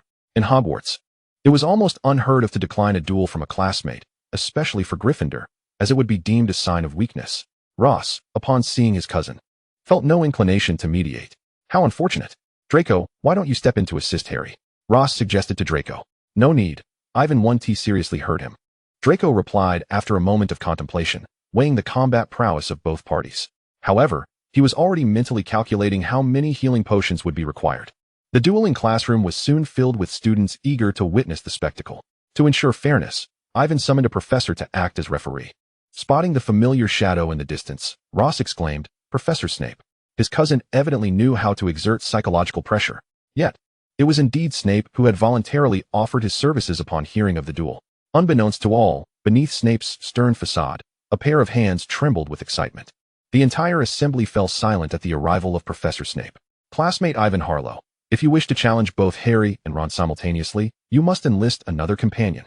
This is the rule of dueling, which must be adhered to. Snape emphasized the last two words with particular gravitas. Ron, clutching his wand and trembling slightly, interjected, Professor, at this juncture, please do not mock me. I am still a student of Hogwarts. Upon hearing this, Ivan furrowed his brow slightly. Ross, Ivan called out, drawing attention to Ross, who stood at the back. Cousin, I am your relative. Please do not continue to place me in such predicaments. Ross lamented inwardly. If you do not wish to participate, simply refuse, Leon suggested. Ross, wearing a facade of a smile, shook his head in a manner that was more of a grimace. He stepped forward from the crowd. Ross, do not be like this. Are we not friends? Ron refrained from voicing the latter part of his statement. The ensuing duel seemed to blur the lines between endless conflicts and this particular contest. Fear not. Nothing will happen, Ross murmured. With a flick of his wand, Professor Snape declared the duel to commence. After both sides exchanged polite bows, Ross was levitated to a corner at the rear. He watched in disbelief as his cousin conjured a protective shield around him, which conveyed a singular message. Here, S.A. Shield. Do not impede my endeavors. This maneuver left Ross and the onlookers in shock. Thank you for the shield, Ross said, half laughing, as he shook his head with a sympathetic gaze toward the two combatants. It became evident that the Harlow family, often lauded as the most formidable fighters, were not to be trifled with. From his advantageous position, Ross witnessed fire dragons soaring and water serpents assaulting, occasionally punctuated by critical hits. The duo's defenses crumbled during the initial wave of attacks, leaving naught but debris in their wake. With a resounding thud, both were sent sprawling to the ground. Why is it always me who gets hurt? Ross lamented. After Harry suppressed a scream. Hold it in, Ross, you cannot laugh. If you do, you shall lose your friends. Ross attempted to divert his gaze. But upon seeing Leon smirk, he could no longer contain himself and chuckled softly, pinching his own cheek and feigning ignorance of the incident. As the battle concluded, Ivan exhaled deeply. The victor is Ivan. Snape proclaimed the undeniable truth. Once the protective shield dissipated, Ross hurried to assist Harry to his feet, while Neville helped Ron up. Ivan did not immediately depart the arena. Instead, he handed each of them a vial of potion before stepping down. This potion is remarkable. I feel significantly better, Ron remarked, shaking his head. I can see it. Your pig-headedness is dissipating. Neville replied candidly. Jerry family potions, you deserve it. Ross quipped, echoing the tone of an advertisement. He then released Harry, clapped his hands, and prepared to dine with Leon, as most of the crowd had already dispersed. Leon, cousin Ivan possesses a sense of propriety. He knows how to mend Harry and Ron, Ross commented. Indeed, if I were in his shoes, those two would likely be confined to wheelchairs. Leon's final words were barely audible. Ross assumed it was a jest, while the two standing nearby suddenly felt a chill at the nape of their necks. Upon hearing of the incident, Hermione was initially concerned, but her mood lifted considerably once she learned that both boys were unharmed. Ross, where's your entourage, Leon? As both a roommate and friend, Leon and Ross were nearly inseparable, a fact that had become customary over the past few years. After Harry felt the ache subside, he ventured to the long-neglected library, as the potion-making quiz loomed. If he did poorly, Professor Snape would undoubtedly not lend him a hand. And it would be a miracle if his failing grade was not adjusted to merely 1 point shy of passing. While Ross was not an uncommon sight in the library, Harry sensed something was amiss. Draco, do you feel something is off? Harry inquired of his companion. Leon is absent. Draco replied matter-of-factly. Ross, where's Leon? Was he not always by your side? Draco asked quietly as he took a seat. He mentioned he had business at the Room of Requirement, Ross answered. How rare. That he would venture so far from you, Draco teased. Isn't the Room of Requirement without a fixed location? Harry questioned, puzzled. I am not sure. Leon should be able to find it. Ross continued. Harry, do read. Otherwise, Professor Snape would be more than willing to offer you some extra tutoring. Harry extended his hand. No need for that. Ross, Draco, save me. The heavy potion-making tome rested heavily on the table. Outside the herbology classroom, Ross inquired, Leon, what troubles you? The distant look on Leon's face was unprecedented, causing Ross to fret. I am fine. We can discuss it after class in the dormitory, Leon replied, his pallor only heightening Ross's concern. Hill was chatting with classmates in the common room, pondering the challenges faced by the younger students, who, despite residing with upperclassmen, missed out on much of the camaraderie of their peers. The newly adorned curtains, featuring a forest motif, harmonized beautifully with the view outside. Ross set his book aside, listening to Leon recount his experiences in the Room of Requirement that day. I discovered the mirror of Ariste, the one that reflects the deepest desires of the heart. I do not know who placed it there, but upon entering, I immediately saw it. Leon spoke steadily about the day's events. Are you comfortable sharing what you saw in the mirror? Ross asked, sensing that Leon's demeanor hinted at something troubling. I saw my father and myself living together. Along with you, Leon forced a smile, though his gaze remained fixed on Ross. As the candlelight flickered, Leon did not close his eyes as he usually would. His mind replayed the scenes of the day. Upon seeing the mirror's frame, he stepped forward without hesitation. At first glance, he beheld the towering mirror, its height seemingly reaching the ceiling. The golden frame bore its full name inscribed at the top, the Mirror of Ariste. The mirror of Erased, Leon murmured, captivated by its allure. No one could stand before a mirror that could foretell the future without being ensnared by its temptation. It was said that many had succumbed to the mirror's enchanting world, losing their will and resigning themselves to their fantasies. Thus, the mirror had been designated as a forbidden object. Typically decisive, Leon found himself hesitating this time. The mirror's revelations were unknown, shrouded in uncertainty. The very idea of inner desires struck fear within him. Yes, fear. In the cold, emotionless orphanage, facing the dark wizard who had departed in his youth, Leon felt no fear, yet here he was, gripped by it. He dared not confront what lay within the mirror. Or perhaps he had already uncovered some of his innermost secrets, elusive yet undeniably real. Alone in the room of requirement, the clock on the wall ticked away, marking the passage of time. He slowly approached the grand mirror. It reflected his figure clearly, even the lines etched on his face. Leon held his breath as the mirror began to shift, revealing a small vortex that sparkled with light, magic swirling within. First, a woman appeared, one long forgotten, or rather, sealed away in the heart. With long black hair and an unremarkable appearance, her gentle gaze upon the child in the crib radiated love. "Mother," Leon whispered, gazing intently at the visage of the mother he had long since forgotten. The mirror shifted once more, revealing a man with serpent-like eyes adorned with the emblem of Slytherin. Leon's father, now in the twilight of his years, stood in a warm, brightly lit room, where portraits of his mother graced the walls. "Leon," his father called out into the room, at which point the adult Leon emerged, almost an exact replica of his present self, albeit a touch more mature. If only this were not a mere illusion, Leon mused wistfully. He gently placed his hand against the mirror's surface, the icy sensation pulling him back to reality. Yet, he did not withdraw his hand. The mirror settled into stillness. Was it over? A sense of melancholy and uncertainty spread within him. Suddenly, the mirror began to shift again. A figure appeared, with golden hair, striking features, and captivating blue eyes. Rose. Leon felt a void within him fill. The person he longed to see was there.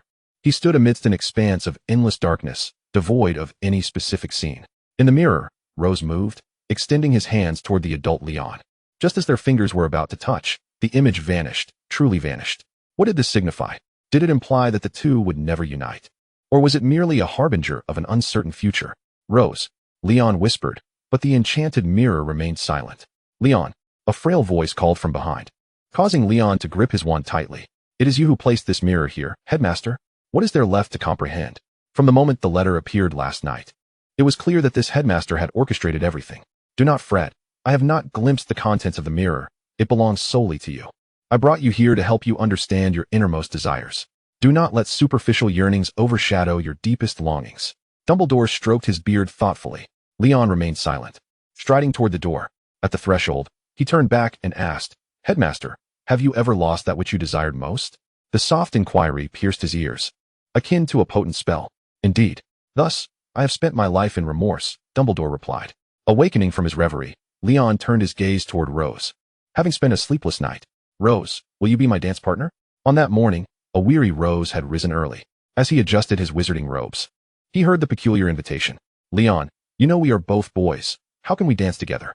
Rose stammered, his face flushed with embarrassment. "I must take my leave," Rose said, slipping away as if caught in a misdeed. With only half a month until the Christmas ball, he knew he had to invite a lady to be his partner. Despite his wandering thoughts in class, he couldn't shake off Leon's morning words. "Rose, get a grip." Leon merely mistook some feelings for love. "You've read books like that, haven't you?" He attempted to reassure himself, oblivious to the conflicted expression reflected in Leon's eyes. After class, Rose approached a fellow student, a girl with similarly golden hair, albeit slightly dulled in hue. "Cassie, do you have a partner for the Christmas ball?" he inquired politely. Cassie's heart raced as Rose approached. "Not yet," she replied softly. "May I have the honor of inviting you to be my partner?" Rose continued with a smile. "Of course," Cassie exclaimed, her eagerness evident. "I mean, yes, that would be lovely," she quickly added. Thus, Rose secured his dance partner as the charming figure of Hogwarts. News of his invitation spread rapidly. "Rose, are you certain about dancing with Cassie?" Draco questioned, puzzled. "Absolutely. Cassie is an enchanting classmate. It is my privilege to have her as my partner," Rose answered with conviction. "But you haven't interacted much with Cassie," Draco remarked, scrutinizing Rose as if searching for a hidden truth in his eyes. "Does a dance partner require deep friendship?" Rose countered, shifting the subject. "By the way, Draco, who is your partner?" "Pansy Parkinson," Draco stated plainly, betraying neither joy nor displeasure. "Is that so?" Rose mused, having matured somewhat. Rose had begun to sense emotional tensions among his friends, creating an atmosphere of unease or distance.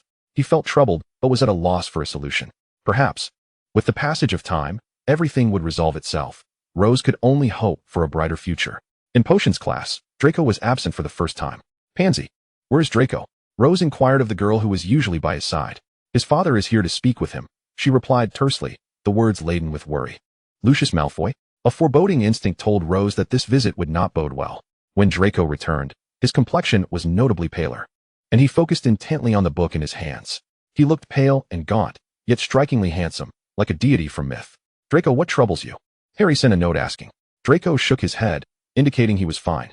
Rose noticed Draco's demeanor had grown noticeably colder toward Harry, his tone reverting to its former arrogance. Had Lucius Malfoy come to school to emphasize the purity of bloodlines? 1, 2, 3, 4, 1, 2, 3, 4. The empty ballroom became the perfect venue for practice as Cassie held Rose's hand and waist, dancing gracefully to the music. Having received proper education in dance, neither of them stumbled over each other's toes during their initial awkwardness. After overcoming that phase, Rose made not a single misstep. Cassie twirled lightly, her gaze locked onto his, suppressing her excitement. Rose, shall we take a break? Cassie suggested. Ah, yes. Rose replied, somewhat distracted. How can you be so absent-minded while dancing with a girl? How rude. He chastised himself internally. I'm truly sorry, Cassie. Rose apologized earnestly. Cassie smiled gently, saying, Rose, I can see you do not harbor feelings for me. Why not seek out the person you truly like? As she spoke, her hands clenched behind her back, yet her smile remained intact. In the dimly lit ballroom, illuminated solely by sunlight, the warm rays felt like the searing flames of a sun god, scrutinizing Rose's heart. I am merely perplexed by a question, Rose answered vaguely. That's all right. Let us continue practice. You are my partner now, Cassie said playfully, giving a wink. The Christmas ball arrived amid anticipation and trepidation. Outside the ballroom, clusters of enchanting fairies flitted among the flowers, brought to life by magic. Gentlemen, please come this way, Professor McGonagall announced. Pairs of partners lined up to enter the ballroom, where the melodious strains of a violin filled the air. Above them hung a flower-shaped chandelier, a meter in diameter, and the grand oak tables adorned with intricate carvings were laden with candles and an array of delicacies. Many marveled at the beauty that surrounded them. Rose stood beside Cassie, beaming as they welcomed the compliments and playful jests from their friends. At 15, the young lad had fully blossomed. His lustrous golden hair shimmered. His cerulean eyes sparkled with clarity, and his fair skin complemented his tall, elegant frame. Donning a predominantly white suit, he was truly deserving of the title the most handsome boy at Hogwarts. Harry, Hermione, are over there. Rose subtly gestured towards the staircase, where Hermione, adorned in a delicate pink gown, gracefully descended. Her hair, often the subject of jest, was now perfectly sleek, tied back into a ponytail. She looks beautiful, Harry remarked sincerely. Hermione's dance partner, Ivan, was equally captivating in his light blue attire, showcasing his enchanting charm. Rose observed a rare smile on the usually aloof Ivan's face as he looked at Hermione. The fifth-year wizards reveled in the joyous melodies, embracing the delights of the ball. Rose, shall we take a break? Cassie suggested after a dance concluded. Certainly. Rose acquiesced, respecting the lady's wishes. In a corner of the hall, Rose's gaze was drawn to Harry's awkward dancing. Rose, I'm so glad you invited me. However, I hope you find someone you truly wish to dance with, Cassie said, rising to join other companions. In another corner, the equally striking Draco sat in the lounge after dancing 2 sets, sipping from a cup of juice, his gaunt face betraying no signs of joy. The ball extended late into the night, a rare occasion where everyone breached school rules without facing punishment. As the final tune played, weary attendees exchanged farewells. Rose, may I invite you for a dance? A voice called, familiar and unmistakably Leon's. This should be fine. Rose hesitated, internally wrestling with the notion of 2 boys dancing together, yet a voice within urged him to accept. When the lights suddenly illuminated, Leon tapped lightly, and instruments began to play automatically. You've even mastered such an obscure spell? Rose remarked, recalling that Leon had only shown interest in powerful advanced spells. Had it not been for some basic incantations appearing on the final exam, Rose believed Leon would have skipped all classes without a care. Lost in his thoughts, Rose soon discerned a pressing dilemma. His first thought, how would 2 boys dance? Would they both perform the male steps? Then, realizing Leon had inadvertently led him to accept the dance in the female role, Rose finally understood he had been duped. Rose, concentrate, Leon urged. You should focus. Why don't you try the female steps yourself? Rose retorted, yet found himself surrendering to the rhythm of the music. With simple movements, backward, forward, and twirling, created a unique joy. enhanced by the tempo of the melody. To avoid drawing attention, Leon only illuminated one lamp, skillfully avoiding any missteps.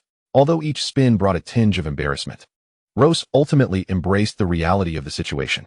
It was a peculiar sensation, delightful and reassuring. Aside from the slight awkwardness, it was rather enjoyable. "Shall we do this again next time?" Leon proposed for the next ball. "Not unless you dance the female steps." Rose replied with a playful huff, reclaiming the moment. The moonlight over Hogwarts remained enchanting and beautiful, and aside from the moon, none knew of the secrets unfolding within the ballroom. The burdensome curriculum of fourth year loomed after the ball, with academic pressures crashing down like a tidal wave. Particularly for Harry and his friends as they continued preparing for the Triwizard Tournament. Professor McGonagall assigned a daunting 16 inches of homework, 2 assignments.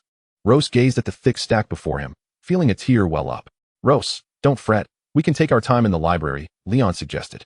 While the comfort was appreciated, the tone felt rather patronizing, and Leon silently lamented. "Rose, have you noticed something peculiar about Draco and Harry's relationship lately?" Hermione whispered.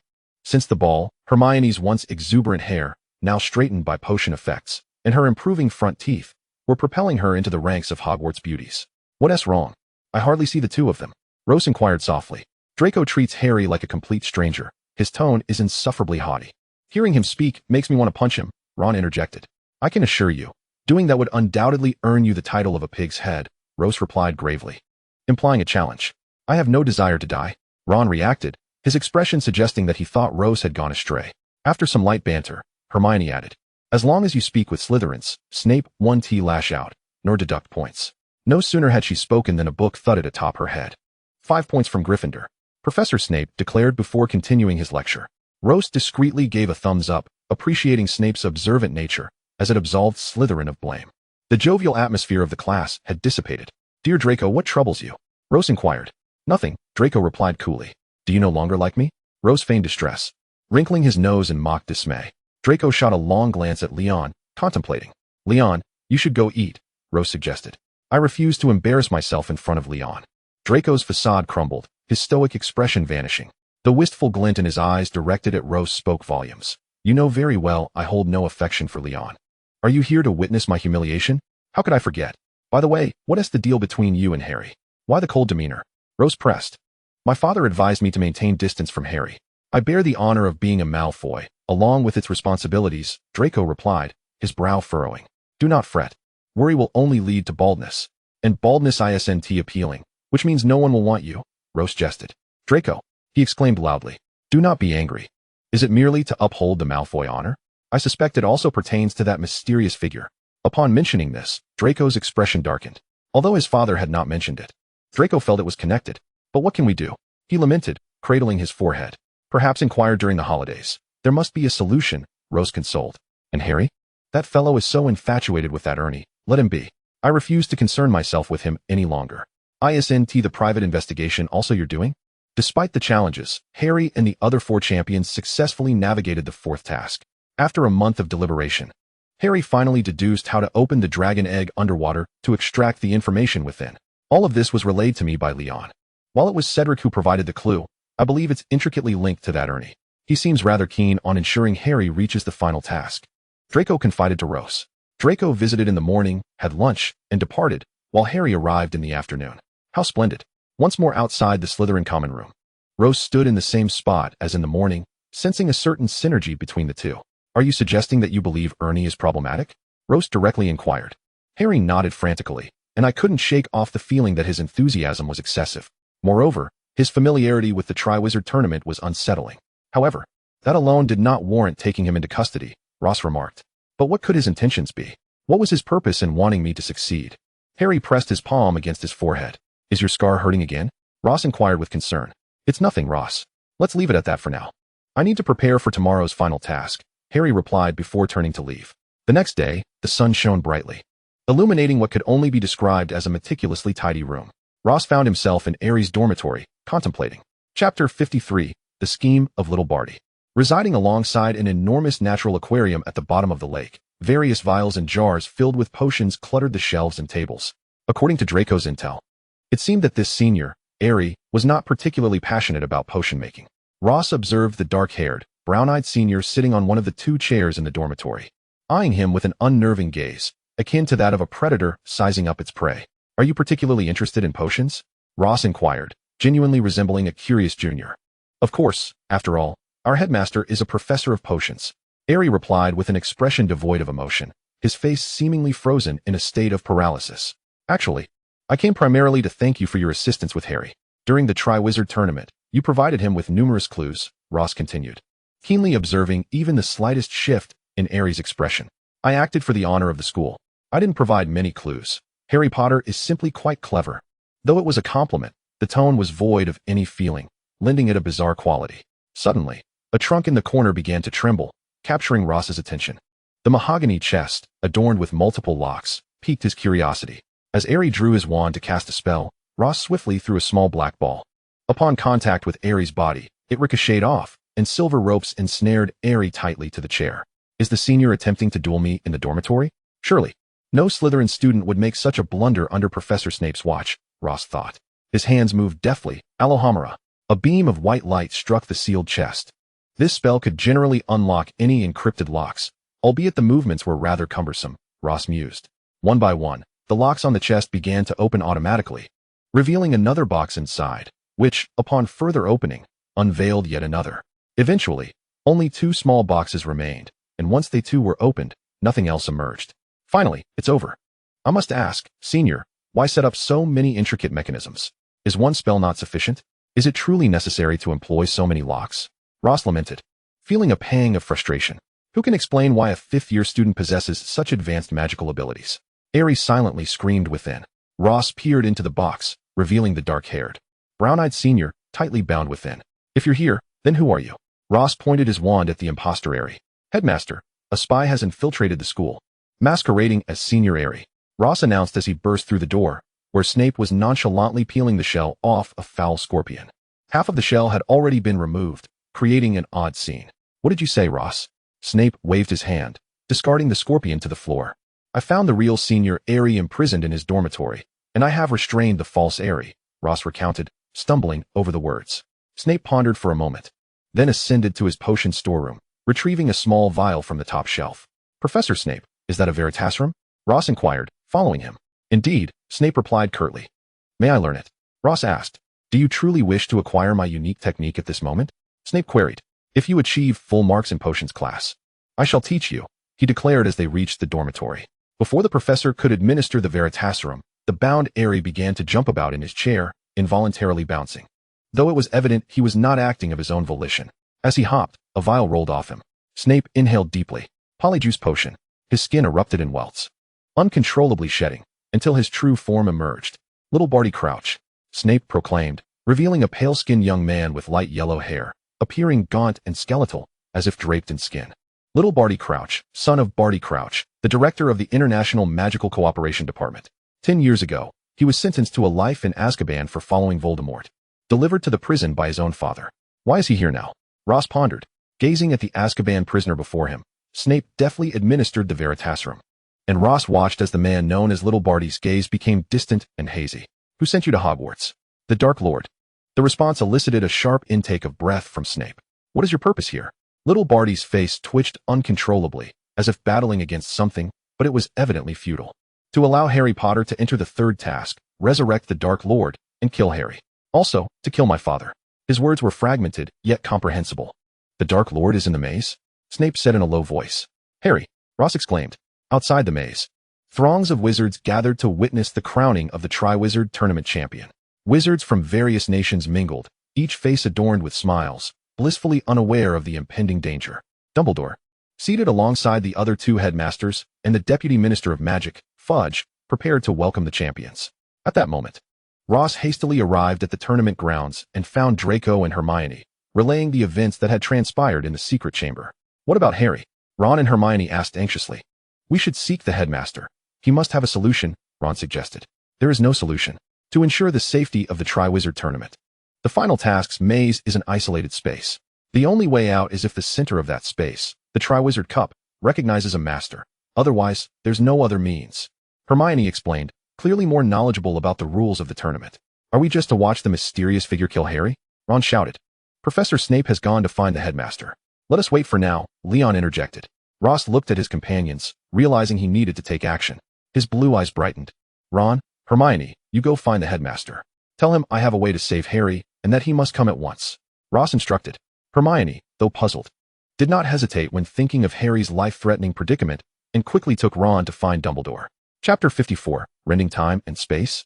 You are insane. You wish to employ the legacy technique. Your magical prowess is nowhere near sufficient for that. Ivan, a fellow heir of an ancient family, was well aware of the intricacies of the Danman family's legacy technique. Ross sighed, is there no other option?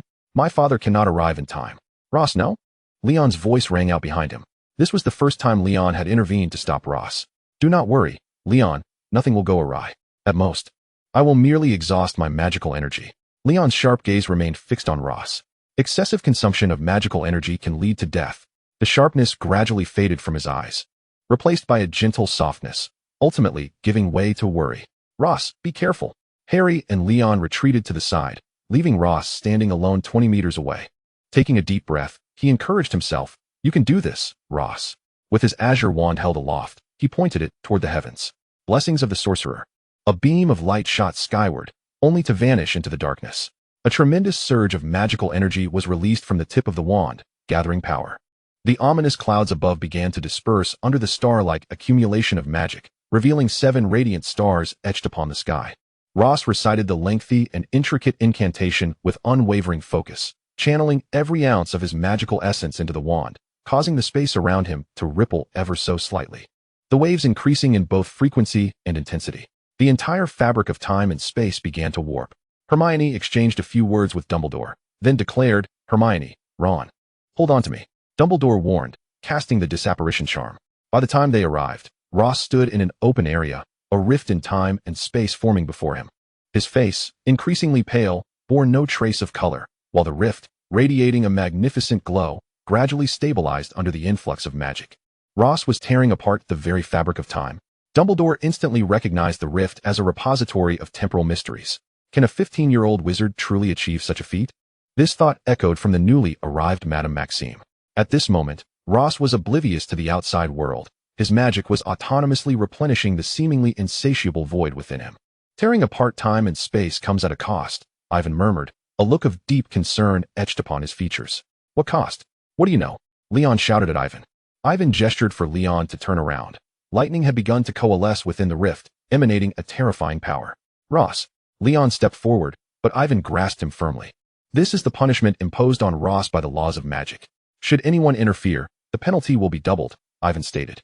Then what can we do? Leon gripped Ivan's arms, but the latter shook his head in defeat. Lightning struck from within the rift, forcing Ross to endure the onslaught. His body protesting as if his bones were being shattered. The lightning that struck him was a punishment from the very laws of magic. Leon, Ivan called out. Unable to bear the sight, Leon's eyes turned a bloodshot red just as a dark curse was about to strike the rift. The stars above brightened exponentially, their brilliance blinding all present. Blessings of the sorcerer. Ross's voice resonated through the sky as he invoked the spell to tear through time and space. The magic emanating from the stars gradually coalesced into a humanoid form, an elderly man with kind eyes, adorned with gold-rimmed spectacles, his long, grizzled beard cascading over his shoulders. He extended his hand, and a torrent of magical energy converged into a protective barrier. This was the sorcerer's safeguard, a boon from the legendary sorcerer himself. Leon gazed at the apparition of the sorcerer, but his focus remained steadfastly on Ross. Under the sorcerer's blessing, the chaotic energy within the rift swiftly calmed, and a temporal tunnel linking this place to the maze was established. Dumbledore was the first to step into the temporal tunnel, closely followed by Draco, who had been lingering at the side. Ivan was next, and as the three entered, the tunnel began to tremble. The wand in Ross's hand developed cracks, shattering into several pieces that fell to the ground.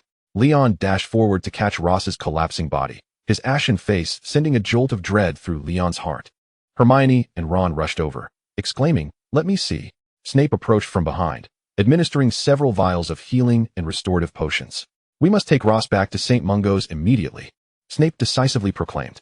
The area where the rift had appeared returned to its original state, leaving Hermione and Ron anxiously awaiting news from within the maze. Meanwhile, within the maze, Ivan had safely landed and began surveying his surroundings. The narrow tunnel was lined with creeping vines. Draco landed heavily, emitting a muffled cry. "Is it just the three of us?" he inquired, looking at Dumbledore and Ivan. The temporal tunnel consumes an immense amount of magical energy. For Ross to have brought us here is a testament to his dwindling strength, Ivan explained casually, his gaze fixated on the gray tunnel. Boys, we must locate those three as swiftly as possible, Dumbledore instructed his two students. Magical tracking spell. A glowing ring appeared atop Dumbledore's wand, launching into the left tunnel. Let us go. Within the maze, the use of disapparition was restricted, compelling the trio to hasten their search for the four brave souls. A massive fireball exploded beside Draco, igniting fiercely. Beware of the dangers behind you, Ivan cautioned. Understood. Just then, a giant spider emerged behind Draco, causing him to gasp in fear. Such coincidences abound. The three stumbled upon the Triwizard Tournament trophy just as Cedric reached out to touch it. Cedric, step back, Dumbledore shouted, flicking his wand to propel Cedric away. Ivan surveyed the graveyard, a cross affixed to the tombstone. An eerie, chilling atmosphere enveloped the scene, and notably, beside Moody stood a church, an unsettling juxtaposition of sanctity and death. What place is this? Ivan maintained a heightened state of vigilance, as Cedric and Harry looked on in bewilderment at the arrival of Dumbledore and his companions. A chilling voice cried out, Avada Kedavra. A green light cloaked a spell, accompanied by a surge of green lightning that struck the very spot where Cedric had stood. Avada Kedavra? Cedric was taken aback, for this was one of the three unforgivable curses, the most formidable and malevolent magic in the wizarding world, devised by that mysterious figure. Harry, be careful, Draco shouted from across the way. The gnarled tree behind them stirred to life, swiftly ensnaring Harry, its branches piercing his flesh. Ah! Harry cried out in agony. Draco rushed to Harry's side, using his magic to combat the tree monster that bound him. Chapter 55, The Dull Life of Hospitalization. Ivan and Dumbledore remained motionless, for as the branches pierced Harry's flesh, a low-hanging cloud gathered above, cloaked in green lightning. A torrent of dark energy poured forth from the clouds. Ivan cast a fire serpent spell, penetrating the dark mist without inflicting any substantial damage. Then, a bald figure emerged. No, it was a bald figure devoid of a nose, with a complexion reminiscent of pale lime, dressed in tattered black robes. The great Dark Lord has returned, shouted a diminutive figure, Peter Pettigrew, as he burst forth from the shadows. Disarm, stupefy. Before Dumbledore could intervene, Draco unleashed a spell taught by Professor Lupin, sending the small man flying several meters, causing him to spit blood as he collapsed unconscious. Draco supported the unsteady Harry. Voldemort, we meet again, Dumbledore declared sternly. Professor Dumbledore. The great Voldemort is immortal, Voldemort replied, stroking his bald head with mock bravado. You have no hair, what's the point of that? Ivan quipped. Expecto Patronum. Seizing the moment, Dumbledore summoned his Patronus, an enormous phoenix. The phoenix soared into the sky, forming a protective barrier as it charged at Voldemort. Avada Kedavra. For the creator of the three unforgivable curses, casting such potent offensive spells was as effortless as breathing. The death curse targeted the headmaster, making the use of disapparition particularly advantageous at that moment. Ivan sheathed his wand and grasped a delicate lavender sword. Without hesitation, he hurled the sword into the air, unleashing a multitude of sword energies that surged toward Voldemort. One must acknowledge that as the foremost dark wizard in the wizarding world, his formidable offensive capabilities could nearly penetrate any protective barrier. The phoenix let out a mournful cry as the Patronus dissipated. Both Professor Dumbledore and Ivan were strenuously resisting a dragon conjured from dark magic. You are merely engaging in futile struggles. No one can escape my grasp, he declared, with the singular exception of Harry. As for you, Harry, the wand relentlessly assaulted him. Voldemort's gaze became piercing, his browless visage striking terror. It is merely your mother's love that formed an invisible shield, the very reason you have earned the title of the Chosen One. This misconception must be rectified. The incantation locked onto both Harry and Draco. Suddenly, a rift appeared in the air, and a whirlwind of magic whisked away everyone except for Voldemort and Peter Pettigrew. Once more, Voldemort watched helplessly as Harry Potter escaped before him. He shouted to the sky, Harry Potter, you are mine. I shall ensure your demise. The familiar sensation of vertigo, as if traversing through time and space, overtook them, landing heavily on the ground. Ah! Draco screamed, as Harry fell directly onto him. After nearly being flattened, Draco rose and assessed Harry's injuries. A simple healing spell staunched the bleeding wounds. Ron and Hermione rushed over, relieved to see everyone present. Harry, are you all right? Hermione exclaimed, spotting Harry, who appeared gravely wounded, being supported by Draco. He has been stabbed. I must take him to find a healer, Draco asserted. What about Rose? Ron inquired. She has been taken to St. Mungo's hospital. Professor Dumbledore just arrived, cast the same spell, and then departed, Ron explained. The hospital for wizards resembled that of the Muggle world, with pristine white wards and tidy beds. the only distinction being the absence of the medicinal scent of alcohol in the air. Clad in a white coat and mask, Raphael wielded his wand to perform an exceedingly intricate healing spell. Above Rose's hospital bed, a magical pattern resembling an octagonal array was slowly operating, depicting various healing magical beasts. A golden light of healing enveloped Rose, gradually seeping into her skin, mending extensive internal injuries, and replacing her pallor with a healthy glow. After Raphael lowered his wand, the healing formation continued its operation. You must refrain from using magic for a month. Furthermore, you must never cast such a self-harming spell before reaching adulthood. Raphael's golden eyes burned with fury. All right, dear Raphael, Roger promptly assured him. Thank you for your help this time, Raphael, Roger remarked as they exited the ward. Addressing the heir of the Monroe family, one of the 7 great families, Raphael turned to his friend. I am solely responsible for the healing, and I possess little knowledge beyond these healing spells. Hence, aside from family gatherings, it would be prudent for us to see each other infrequently. Roger smiled. Nonsense. Your combat prowess is on par with anyone. I believe Blair would wholeheartedly agree. Little Rose likely does not wish to remain in the hospital for a month. If he insists on being discharged, I will go to Hogwarts to provide further treatment. Thank you, Raphael. If you do go to Hogwarts, I believe you will be quite interested in Professor Snape. Considering both of your exceptional talents in potions, Roger suddenly recalled. I have little interest in potions. I must take my leave now, Raphael said, turning away. Back in the hospital room, upon seeing his son's eyelashes flutter slightly, Roger remarked, Rose, if you awaken, do not fall back to sleep. He playfully exposed his son's feigned slumber. Dad, Rose opened his eyes. This formation was set by Uncle Raphael. He appeared as if he were sealed in a cocoon. Yes, Raphael just left. Dear Rose, do not worry. It is only right to do certain things for a friend. Moreover, this is also due to our absence, Roger said, sitting by the bedside. You performed admirably this time, but next time, refrain from using such a tactic. It could inflict irreparable harm on your body, Roger continued. Rose nodded obediently from his bed. But may the wizarding gods bless us, there should be no restrictions. After all, it is merely a prayer. Would the wizarding gods assist based on their mood? This remark successfully elicited laughter from Roger. Raphael understood young Rose well. On the first day, he obediently stayed in bed. On the second day, he gazed around restlessly, attempting to get out of bed. And on the third day, Uncle Raphael, please let me go. It is so dull here. Rose whined, tugging at Raphael's sleeve. We agreed on a month, Raphael replied nonchalantly. Bored, uncomfortable, lonely, isolated. Uncle, please let me go. Rose unleashed a rarely used ultimate technique, a combination of crying and throwing a tantrum. Stripped of his magic and returned to Hogwarts, Rose was treated as fragile. Chapter 56. The Wretched Life of a Magic-less Existence. During class hours, the Slytherin dormitory was exceptionally quiet. Outside the immense glass windows, aquatic plants swayed gently, with an occasional fish gliding by, resembling a residence adjacent to a natural aquarium. As soon as Rose opened the dormitory door, a rabbit bounded toward him and leapt into his arms. Carrot. Rose caressed the rabbit's sleek fur. I am devoid of magic now, and it will take a month, no, over 20 days, before I recover. You will need to take care of me afterward, he said, clutching Carrot as he settled into a chair. Rose. Leon called from the doorway. Leon, you're out of class. I was about to go to the classroom to find you, Rose replied. I have merely lost my magic temporarily. I do not require anyone to feed me, he said, snatching his plate in irritation. Grabbing a knife and fork, he began eating the chicken wings on his plate. Rose. Leon remarked in a tone of exasperation. Everyone was worried sick while you were away. After finishing his meal, Rose was surrounded by his friends. I'm fine.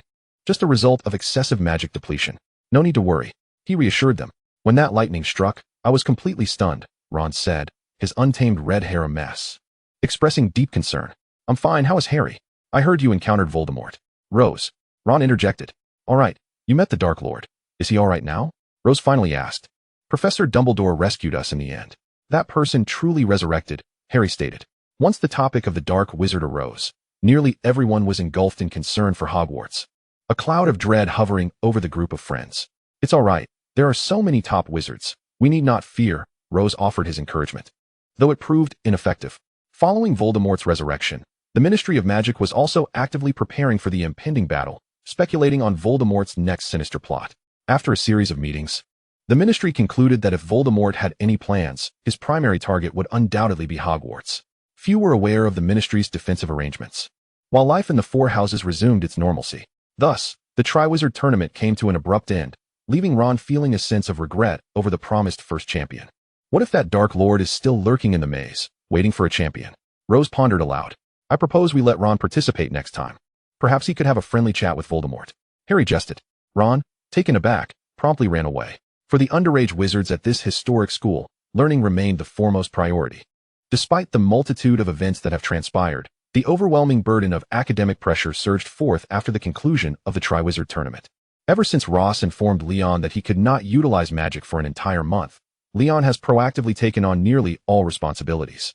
In the library, the upper shelves of books would descend before Ross at the mere suggestion of his desire, accompanied by a feather quill, without him needing to utter a word. The inability to wield magic meant that Leon could not directly practice the spells he had learned, such as the transfiguration spells from his textbooks. As night fell, Leon remarked, I suddenly recalled that our dormitory lacks a fire. How shall I light the candles when you are not here? The dormitory lights were operated by magical means. Fear not, for I shall always be by your side, Leon replied with a smile. Without the use of a wand, he simply pointed with his finger, dimming the light to a more suitable brightness for reading. After saying this, Leon gazed at Ross, his expression seemingly awaiting some form of praise. Well done, Leon, Ross thought to himself, feeling an odd flutter of warmth despite the triviality of the moment. Time passed, and the book in Ross's hands flew from his grasp to rest upon the table. Ross, it is time for bed.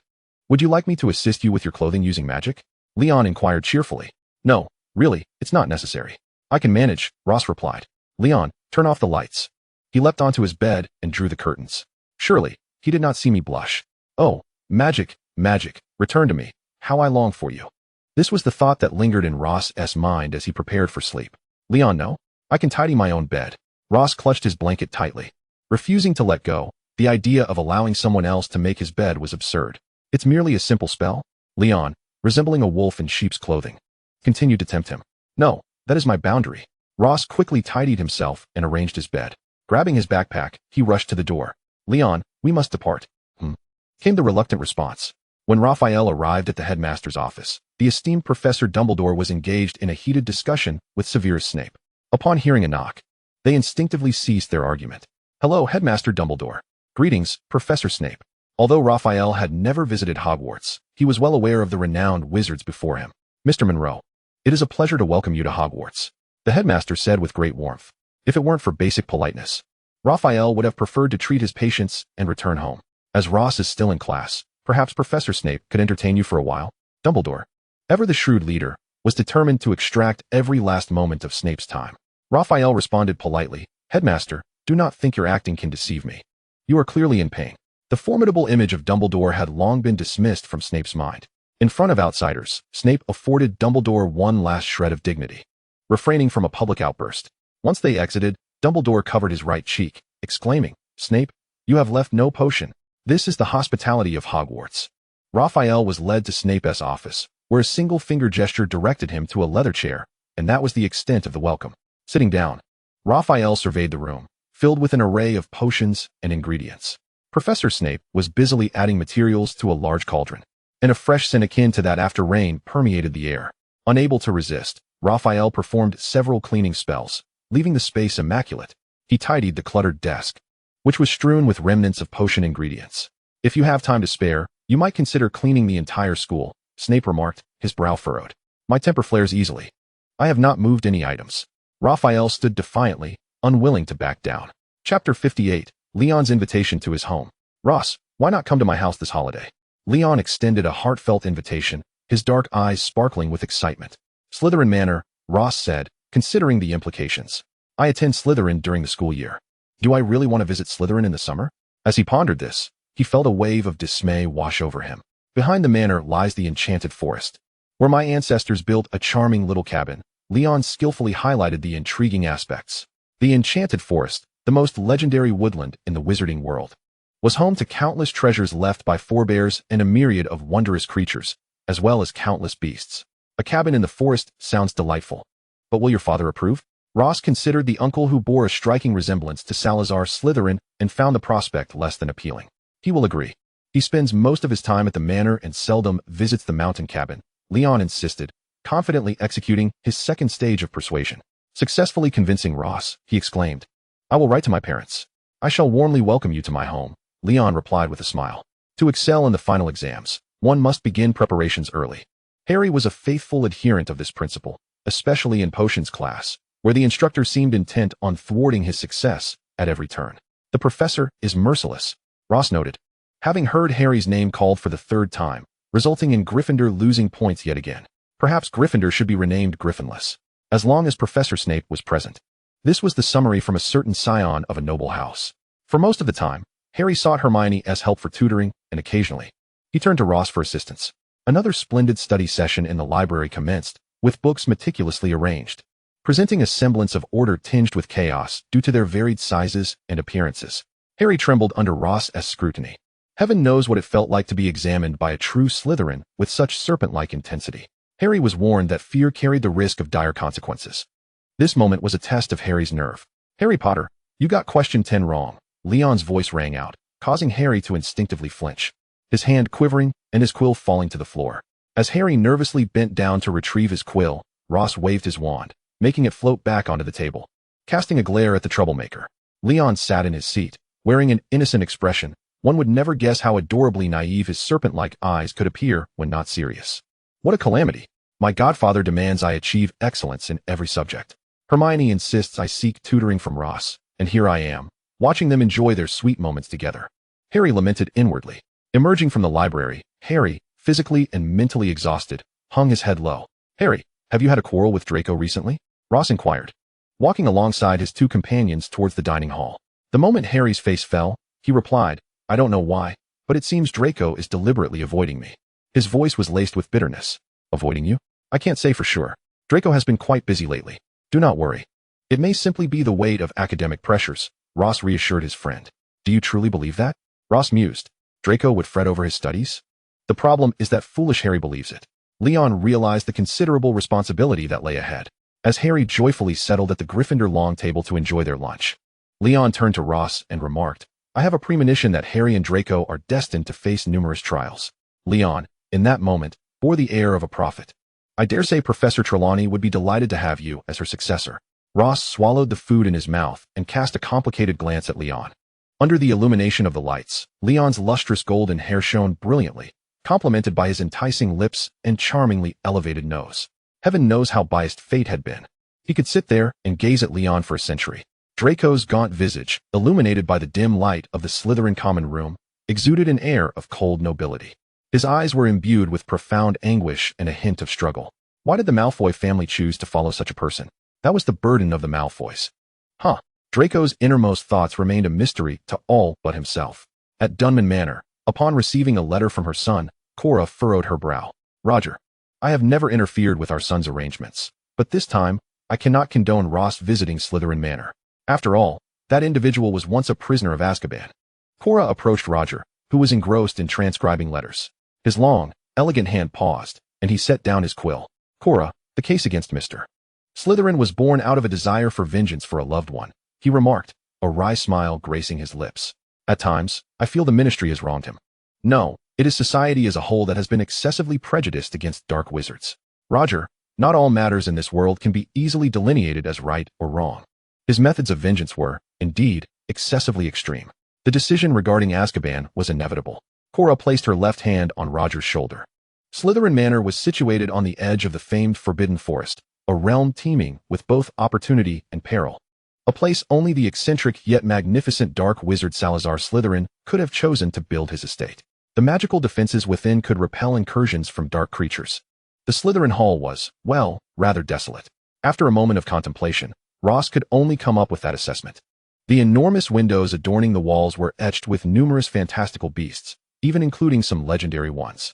Beyond that, the entire hall was devoid of furnishings. Not even a single chair. Welcome, young Dunman, came the emotionless greeting from the suddenly appearing Mr. Slytherin. Good day, Mr. Slytherin, Ross replied. The atmosphere felt somewhat peculiar, accompanied by a sudden commotion from below. In the vast space between Ross and Mr. Balin Slytherin, large sections of the floor shifted and vanished, revealing a rising main table.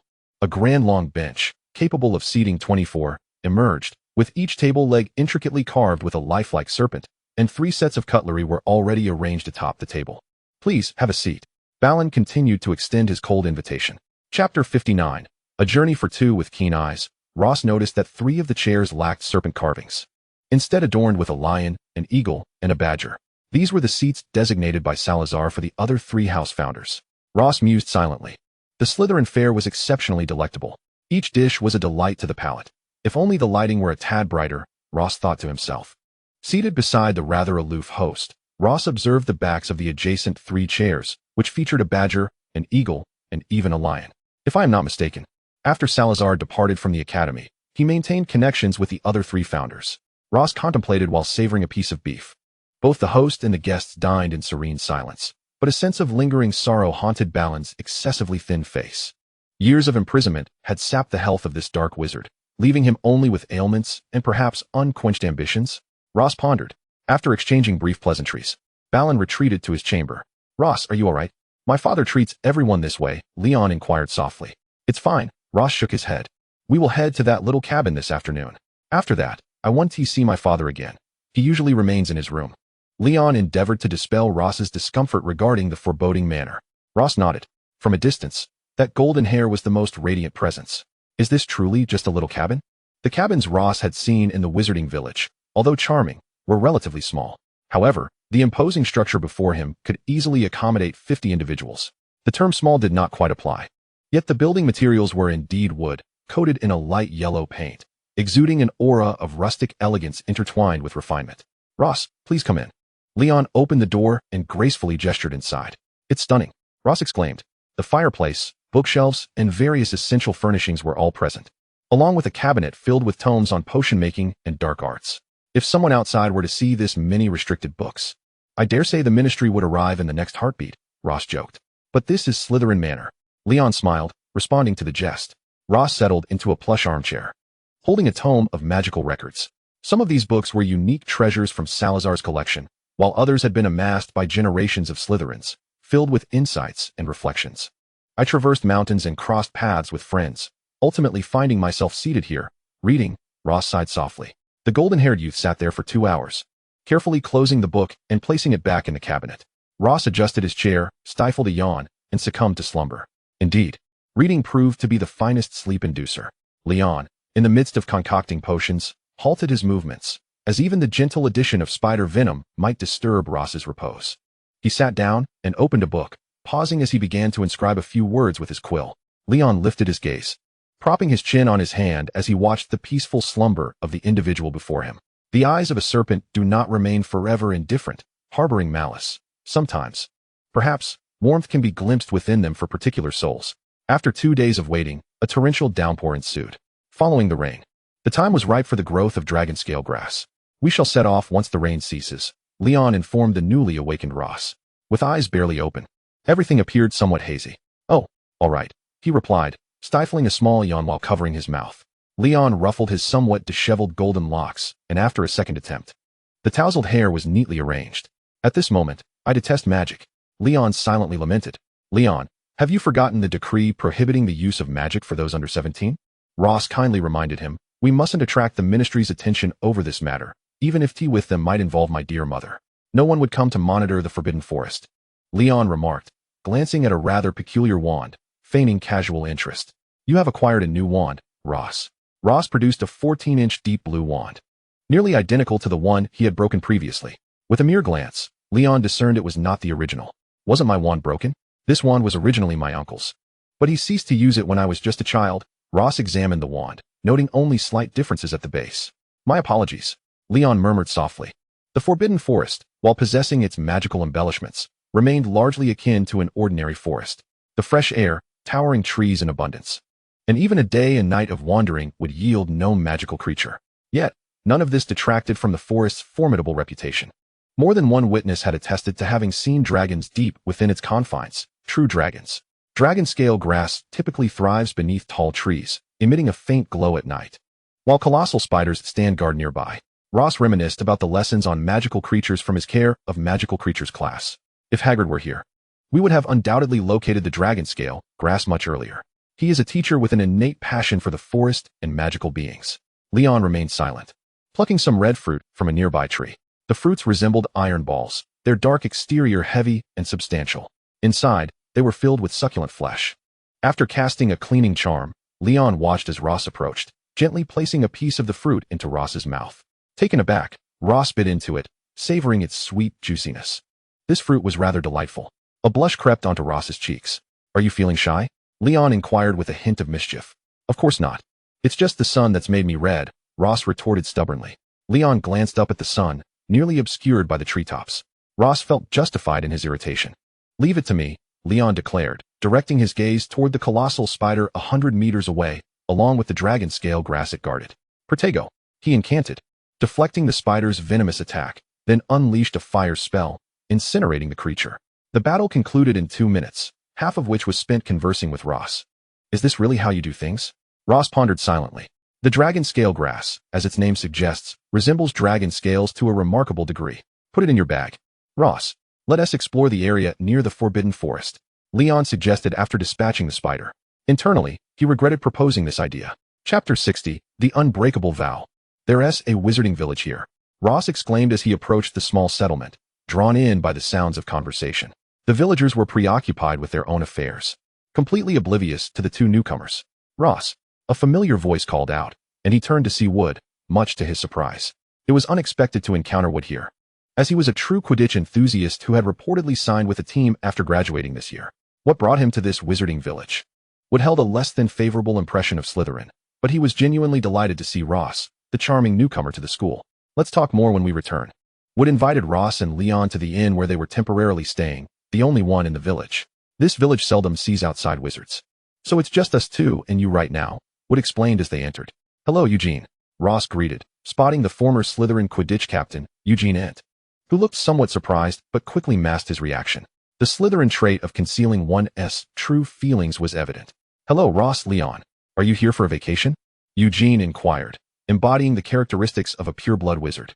Wood, much more extroverted than Eugene, chimed in, sort of. We're searching for a herb and happened upon this village. Ross replied politely. Wood nodded, but a flicker of tension and awkwardness crossed his face. We're here on holiday, Eugene interjected, casting a reassuring glance at Wood. Ross sensed an odd dynamic between the two. After treating his junior colleagues to a hearty dinner, Wood and Ross chatted in the courtyard. This warm-hearted senior clearly had a strong interest in Gryffindor's Harry and his companions. Harry is bound to become an exceptional Quidditch captain. Wood expressed confidence in his well-known junior. Of course, Ross replied. Didn't you join a team, Wood? The question made Wood a bit flustered, and he hesitated. Yes. But the fairies aren't during the match days. I just came to relax. For a fervent Quidditch player, escaping to a remote village without training was a reason Wood struggled to accept. Thankfully, Ross didn't probe further, allowing Wood to breathe a sigh of relief. Meanwhile, the chill inside the house intensified. Watching his friend engage with another person, both felt the urge to intervene. Eugene, you must have put in a lot of effort to convince Wood, Leon remarked. Eugene's blue-brown eyes fixed on the junior before him. Our matters are of no concern to you. Focus on yourself, he replied, turning away. The two in the courtyard lost track of time, engrossed in their conversation. Leon, it's not Hogwarts. Why is there still a curfew? Ross said, glancing at the hand gripping his. Staying up late is bad for your health. We should sleep. Leon replied earnestly. The way adults converse is something those asleep wouldn't understand. After spending 2 days in the village, with Wood reluctant to part and Eugene also bidding farewell, Ross and Leon finally embarked on their journey back to the wooden cabin. I hope they find happiness together. Ross silently prayed as he looked back at the two. Having retrieved the dragon scale grass, Leon placed it into a decorative box. Aren't you going to brew it now? If left for too long, even with proper preservation, the potency can easily diminish, Ross remarked. No need. There's enough potency left. I don't want to miss time with you over brewing, Leon stated. In the following days, Ross immersed himself in reading while completing various holiday assignments set by his teachers, with Professor McGonagall's transfiguration essay being the most extensive.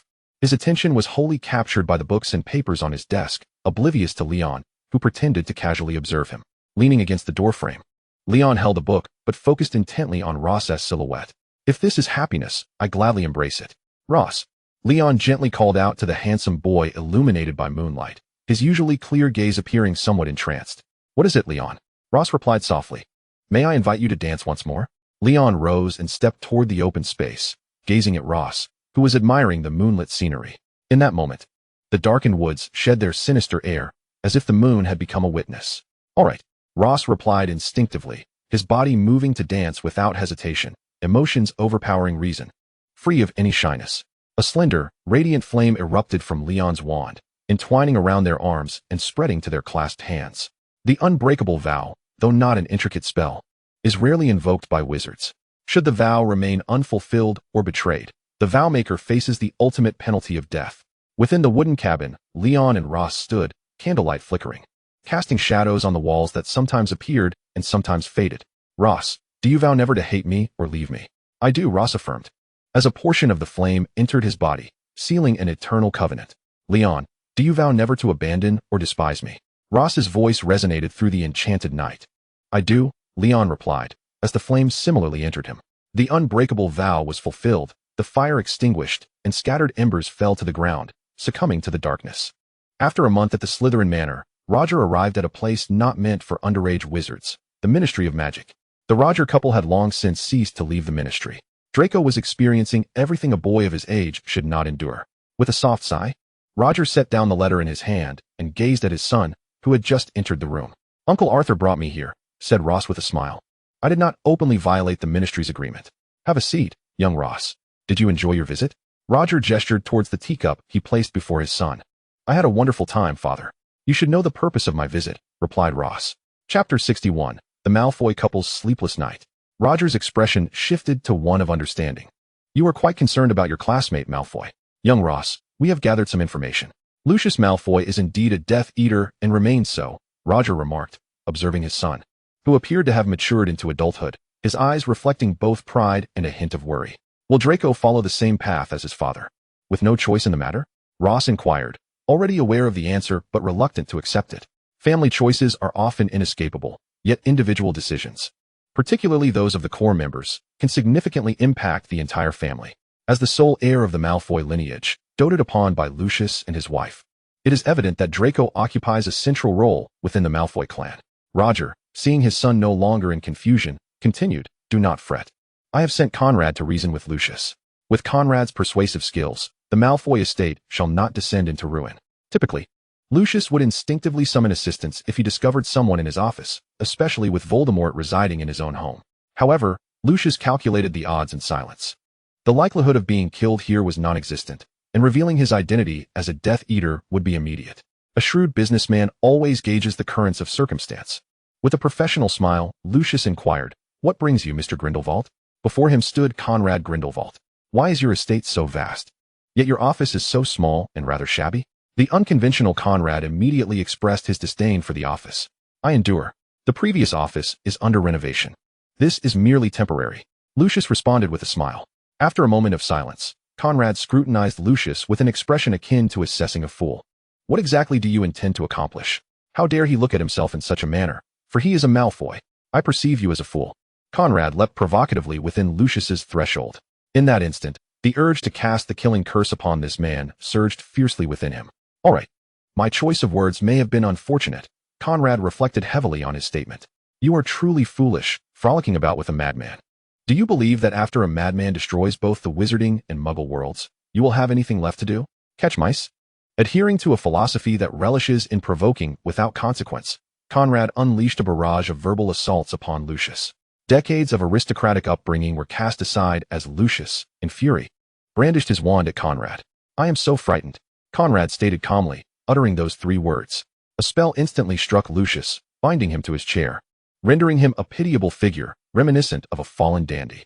Seated alongside him, seemingly indifferent to Lucius's predicament, the two shared an atmosphere reminiscent of old friends reuniting for a candlelit conversation. "You pursued Voldemort initially for his considerable power, strong leadership skills, and clear-headedness. Now, do you see if those small merits still exist? Yet, you continue to follow him. Is that not foolish? Voldemort was once the great Dark Lord. He was not always this way." Lucius recalled his days at Hogwarts, following the young Voldemort, who exuded calmness and wisdom, radiating a kingly aura. Now, Lucius would never admit it aloud, but he knew deep down that Voldemort had truly become deranged. "You may not be aware, but your son Draco has someone he fancies." When he heard this news in the office, Conrad's imagination spun a tale worthy of a 1,000,000-word tragic romance. "Merlin, your fated connections are ever so ruthless." As the conversation veered toward Draco's romantic interests, both men engaged in an exchange of keen interest regarding the topic, one for his son, the other purely for gossip. "How can this be? If Voldemort discovers this, he will kill Draco."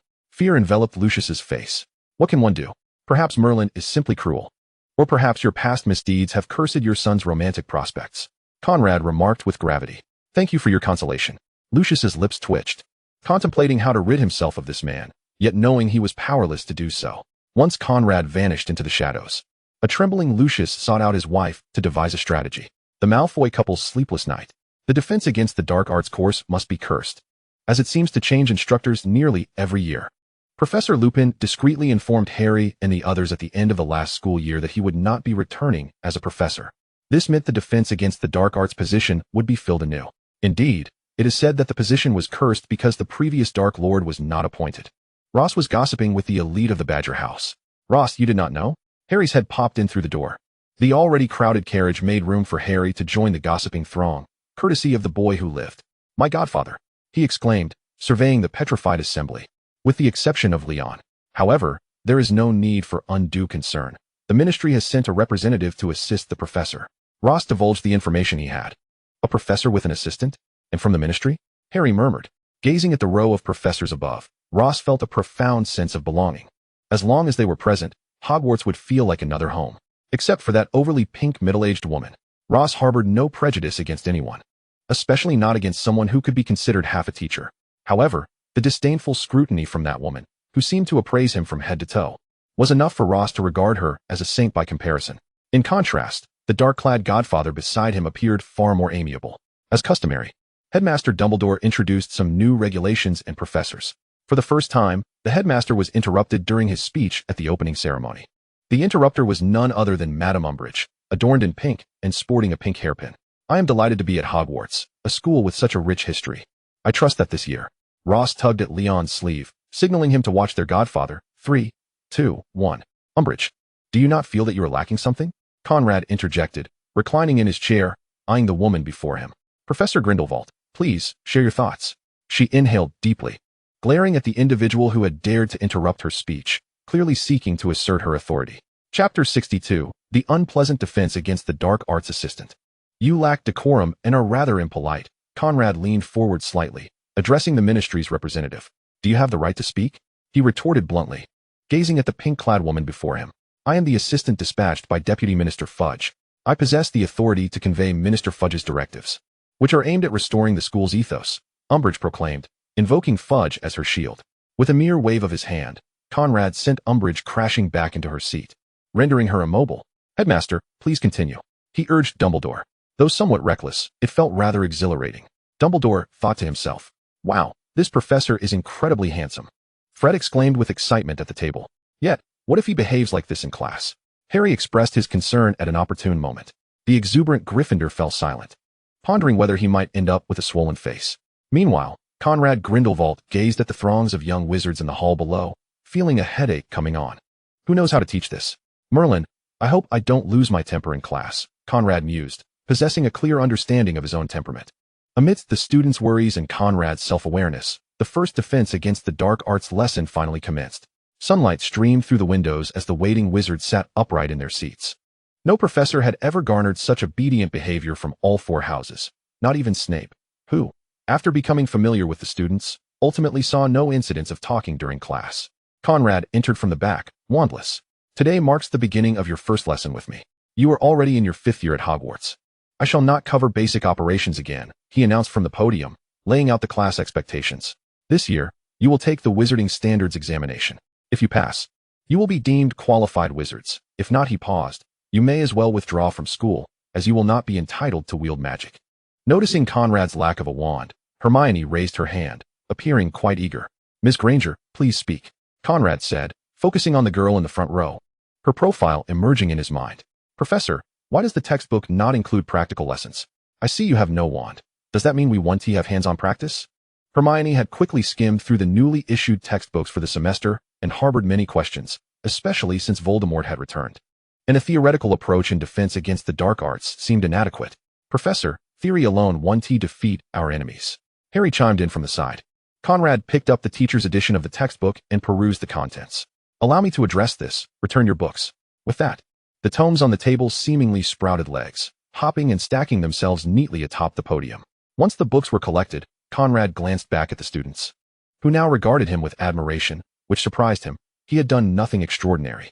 Professor, you can perform wandless magic, Ron exclaimed, his voice echoing with astonishment. For few in the wizarding world could achieve such a feat. Conrad dismissed their amazement with a nonchalant demeanor, recalling the book, How to Be an Effective Teacher, where he had scored the highest in a test that rewarded a professor with the ability to perform wandless magic. As he finished speaking, the room erupted in cheers and applause. In this first lesson, we will discuss the taboo of dark magic, namely the killing curse. The young wizard's pupils dilated in shock. Is it really that intense? Harry and Ron exchanged glances. The killing curse, also known as one of the 3 unforgivable curses, alongside the Cruciatus and the Imperius, was crafted by the second Dark Lord, originally named Tom Riddle, later known as Voldemort. Observing the now trembling students, Conrad cleared his throat, his dark eyes scrutinizing the assembly, and continued, "Young wizards, you must summon the courage within you. As students of Hogwarts, some of you will choose to fight for Hogwarts and for yourselves. I wish to increase your chances of survival." Conrad endeavored to truly embody the role of a professor. Time was of the essence. And if these wizards stood foolishly before Death Eaters, they would be doomed, and so would Hogwarts. Conrad's words proved effective, and after discussing some characteristics of the Cruciatus curse, he proclaimed, "Now let us discuss the ways to defend against this dark magic." This statement piqued everyone's interest. Willpower. As long as your will is strong enough, this curse will have no effect on you. As the first defense against the dark arts class concluded, many wizards found their backs damp with sweat. The professor was terrifying, Ron muttered, wiping his clammy palms on his clothes. Yet it was indeed useful, Hermione and Harry affirmed in unison. It is effective, but it is also frightening. A competent professor was now en route to the Ministry of Magic to exchange textbooks. "Conrad, these books must have been commissioned by Fudge," Roger remarked while perusing the numerous volumes piled upon his desk. "Can we oust Fudge? Or perhaps I should take matters into my own hands." Conrad replied with remarkable calmness. "Do not be angry. Anger is harmful to the body." Roger reassured his friend, noting that ousting Fudge was not a matter to be resolved with a few words. "I will speak to Koff about the textbooks. You focus on teaching," Roger added. Meanwhile, Ross and Leon were dining in the hall. So far this semester, everything had gone smoothly, with no news of Voldemort and no imminent danger. The difficulty of the courses was not a concern. "Strangely, Leon, I haven't seen Harry," Ross remarked the following evening, noting Harry's absence, though Hermione and Ron were still present. "Perhaps Harry has run into some trouble?" Leon suggested. Outside the dining hall, Harry had indeed been summoned to Umbridge's office for 2 consecutive days. "What does she want?" Hermione replied. "Writing. Just some writing, Ross. You need not worry," she assured. "Umbridge has Harry writing. Is that such a simple punishment?" Ross questioned. "We could ask Harry, perhaps when he leaves the office," Leon suggested, taking Ross's hand as they headed towards the office. Unbeknownst to them, Snape had just exited his second-year potions class and paused upon seeing Leon holding Ross's hand, his expression shifting as if he understood something profound. His gaze lingered on their retreating figures. Chapter 63, The Departure of Umbridge. Harry endured one of the most arduous periods since arriving at Hogwarts. The moment he stepped into that pink office, he felt an immediate urge to vomit. He held no prejudice against the color pink, but for some reason, upon seeing the squat, chubby woman before him, he felt nauseated. "Harry Potter, my dear, you have arrived," Umbridge greeted with feigned warmth. "Please, take a seat. Do you not feel guilty?" Fear washed over Harry in an instant. Before him stood Umbridge, a woman who concealed her malice beneath a veneer of sweetness. She slowly set down her coffee. "You have been proclaiming that you have seen the Dark Lord. Is that not a grave error? You cannot be sure he has returned." Umbridge spoke with a disarming gentleness, yet her words were laced with barbs. "Firstly, I have not proclaimed anything. Secondly, he has indeed returned. Not just me, but also Professor Dumbledore and Ivan Harlow have witnessed it firsthand," Harry replied, his mind sharp and alert, warily regarding the woman before him. "However, that does not prove your truth. Or perhaps the 3 of you have conspired to lie." Umbridge's facade of a smile morphed into a scornful grimace. "Harry Potter, you are guilty. You ought to be imprisoned in Azkaban. The Ministry had not declared you guilty. Yet you know the truth within. I intend to punish you by writing." With that, Umbridge pointed to the paper on the desk, beside which lay a quill. Though discomfort coursed through him, Harry reassured himself that writing was no great burden. He took the quill and began to write, only to realize that this task was far from simple. His arm bore a deep, cutting inscription, "I must not tell lies." Each letter he penned tore at the wound, sending sharp pains through his arm. When Harry finally emerged from the office, his entire sleeve was soaked with blood. Hermione and Ron were filled with concern. In an effort to avoid conflict with the assistant, Harry refrained from divulging the truth, merely stating that he was writing. Such a minor punishment did not weigh heavily on his friends' minds. Meanwhile, oblivious to the professor's ulterior motives, the two had already arrived at Umbridge's office. After waiting for a while, they saw Harry emerge, clutching his right hand, which bore no visible wounds but was stained with blood. Fortunately, his black wizarding robes concealed the evidence. Otherwise, the truth would have been revealed. Harry had initially believed that Snape was the most despicable teacher, but he now realized that it was Umbridge who was truly odious. A bitter feeling welled up within him. Turning a corner, he was abruptly pulled aside by Leon. "Hey, Harry." Ross scrutinized him from head to toe, detecting the unmistakable scent of blood. "Harry, has Umbridge been bullying you?" Ross asserted confidently. "It's really nothing," Harry replied softly. "Ross." Leon gestured toward Harry's right hand. Ross gently lifted it, revealing no wounds yet stained with blood. "Harry, what on earth happened? Are you going to explain?" Ross's eyes brimmed with concern. "I don't know why, but whenever Umbridge makes me write, these wounds appear on my arm, as if carved by a knife." Declaring that I cannot tell lies, Harry confessed the truth. "Harry, even a professor cannot punish a student in such a manner. Moreover, Umbridge is not even a legitimate professor." Ross insisted. "Leon, you should head back to the dormitory." "I will seek out my godfather," Ross said after escorting Harry back to their quarters. In Ross's mind, Conrad was undoubtedly the most suitable person to handle this matter. Considering his godfather's temperament, Ross was certain that Harry would receive justice. "All right, I'll wait for you in the dormitory. Come back soon," Leon replied, fully understanding Ross's intentions. Satisfied with the sight of his godfather's bulging veins before he departed, Ross returned to his dormitory. Umbridge was a seasoned enthusiast of pink, and her cramped office was adorned with pink wallpaper and a pink desk. If only a different person occupied the chair, it might have been tolerable. "Professor Grindelwald, what brings you here?" Umbridge regarded the man before her with great caution. Since the beginning, her role as an assistant in defense against the dark arts had never permitted her entry into the classroom. Proud of her position within the Ministry of Magic, Umbridge felt a surge of anger at her significant failures at Hogwarts, all stemming from the man standing before her, a haughty dark wizard. "Umbridge, who granted you the authority to physically punish students?" Conrad picked up his wand after a long absence. Pointing it at Umbridge, who was thrust violently against the wall with a scream, rendered immobile. She felt excruciating pain throughout her body, as though her bones were fractured. With a fierce glare directed at her assailant, she retorted, "Do you understand the consequences of your actions?" "I have not finished speaking," Conrad replied impatiently. "If you intend to claim that you are Fudge's subordinate, I will have a thorough discussion with him tonight. As for you, I must inform you that by tomorrow morning, you will be leaving Hogwarts." Having spoken, Conrad turned to leave. "And by the way, should I see you again before tomorrow morning, you need not leave. Hogwarts is in need of a ghost to guard the underground tunnels." With a proud posture, he departed, leaving her to seethe. "I will not yield." That was the last vestige of her courage. She collapsed to the floor, recalling Conrad's terrifying visage. Umbridge understood that Conrad was not jesting. Should she defy his orders, he would certainly end her life. Just like that dark wizard Gellert Grindelwald, once imprisoned in Nurmengard, one should never challenge their boundaries. Later that evening, as Dumbledore was about to drift into slumber with a cup of honeyed water, he witnessed a letter soaring from the fireplace, landing on his desk. What could the Ministry of Magic want at this late hour? He muttered his dissatisfaction as he opened the missive, which contained only a few terse words. "Suspend Umbridge.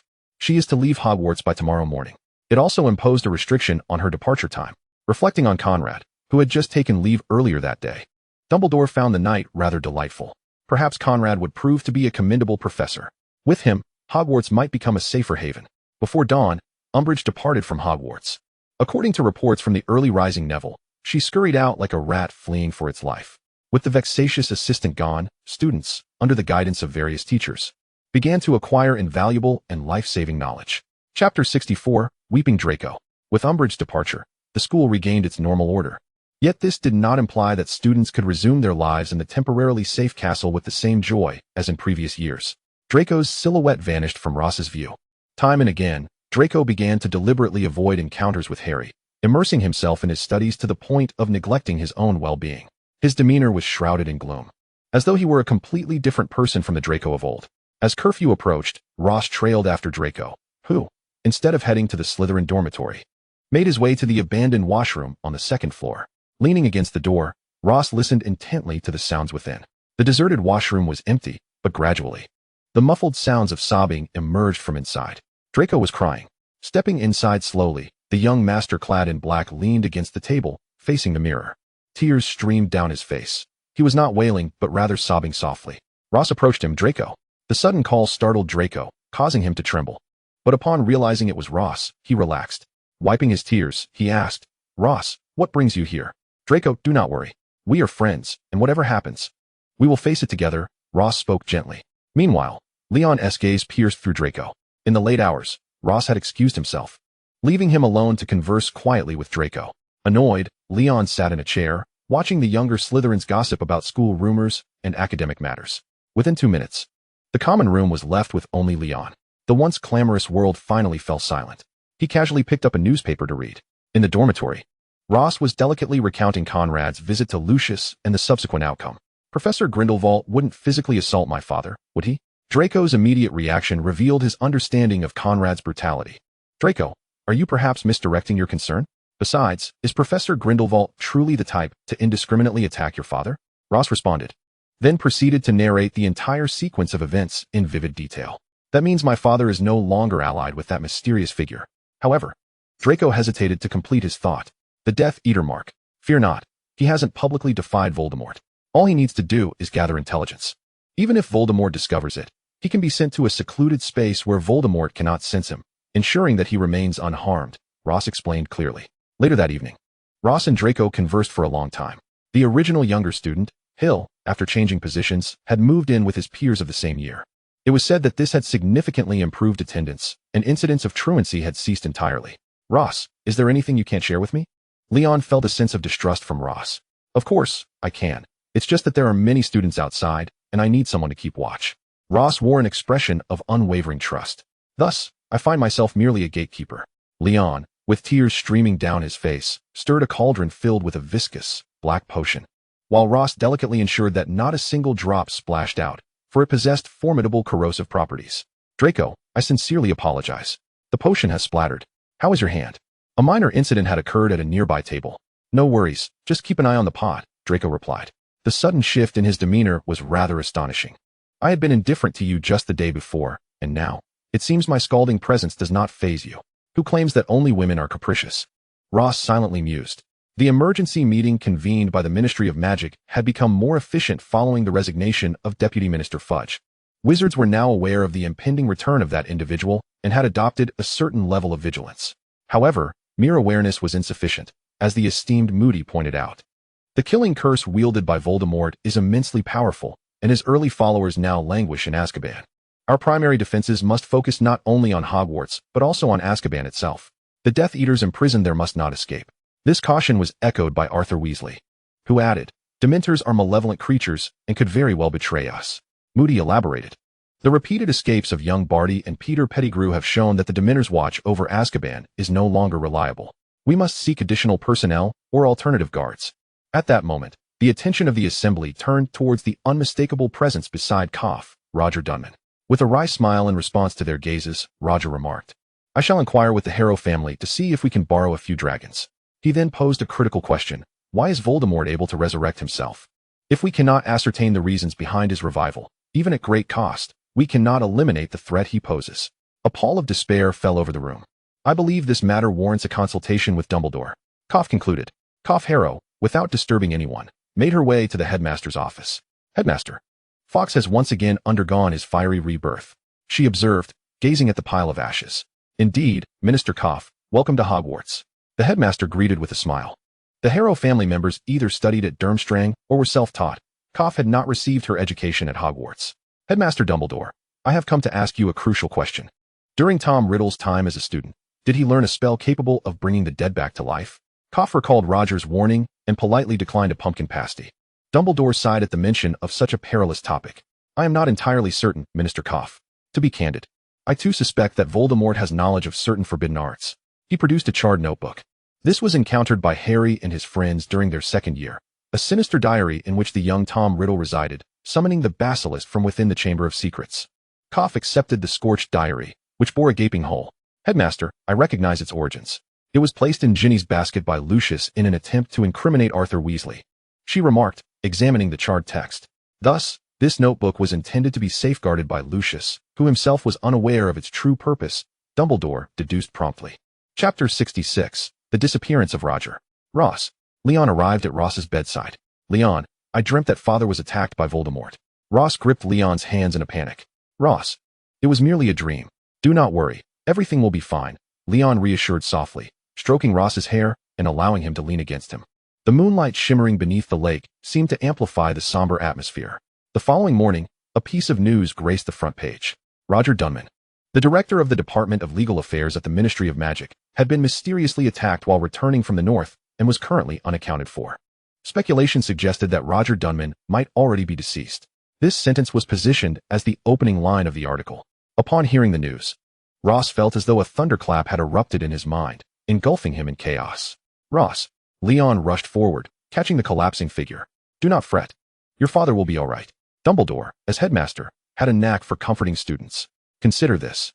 If something truly had happened, given Voldemort's nature, he would boast of it widely. Have you forgotten your family's legacy? Dumbledore consoled. However, Ross refrained from voicing his thoughts about his uncle's demise at Voldemort's hands. Though the worry etched across his features remained palpable, for carriages drawn by Thestrals came to a halt in the Hogwarts courtyard. Uncle Raphael. Ross spotted the striking blue emblem in the corridor. Ross, gather your belongings. I am here to take you away, Raphael said hurriedly before proceeding to the headmaster's office. Headmaster Dumbledore, I intend to take Ross away for a time, Raphael stated plainly. Mr. Monroe, Hogwarts is exceedingly safe. Your student will receive excellent protection here, Dumbledore responded thoughtfully. Headmaster, I assure you that Ross will be safest by my side, Raphael retorted. Harrow had also returned from the north. This assault would likely prompt the 7 families to declare war on Voldemort. Headmaster, we must prepare for the impending battle, Raphael asserted. What? Are we to commence the final confrontation so soon? Dumbledore queried in surprise. It is merely a declaration of war. Before the final battle, we must uncover the means by which Voldemort can resurrect himself, and I entrust this task to you. Headmaster, Raphael insisted. I shall uncover the truth, Dumbledore replied, his gaze resolute. That day, Raphael Monroe departed Hogwarts with Ross Dunman. Conrad did not leave. After bidding farewell to his pupil, he returned to his office. The final battle was upon them, and Hogwarts would undoubtedly serve as a primary battleground. As for those students who were not yet adept at countering spells, it was high time to increase their lessons, Conrad silently reflected. Understanding the struggles of those wizards, he finally comprehended why Professor Snape referred to them as little trolls. Midway through the revised schedule, in the afternoon, students in the 5th year and above received their brand new timetables. 7 classes of defense against the dark arts in 1 week. Are they serious? Harry gazed at the schedule, his expression a mixture of shock and despair. Perhaps it was due to the urgency of the situation. Professor Grindelwald was certainly acting in our best interests. Hermione, ever the diligent scholar, was determined to face the challenges head-on, unafraid of difficulties, and learn various spells. Considering Professor Grindelwald's character, voluntarily adding classes should indeed be a stroke of luck for us. Draco remarked with a hint of nostalgia. Luck? Should we not share this fortune with you? Harry retorted immediately. Such fortune is too burdensome. I cannot bear it. I wonder how Ross is faring. Draco expressed his concern. His safety is assured. But what of Professor Dunman? Alas, Hermione sighed. Do you not think that with Ross gone, Leon has become a veritable iceberg? Harry remarked with a sense of foreboding. Harry. He instinctively turned to see Leon. It was evident that he had overheard. Nothing's wrong. I must be off. Harry quickly excused himself, disappearing into the throng of Gryffindors. Ron and Hermione joined the group of little lions, leaving only Draco and Leon sitting face to face. Who will rescue me? Draco silently cried out. The next day, the Daily Prophet released several editions.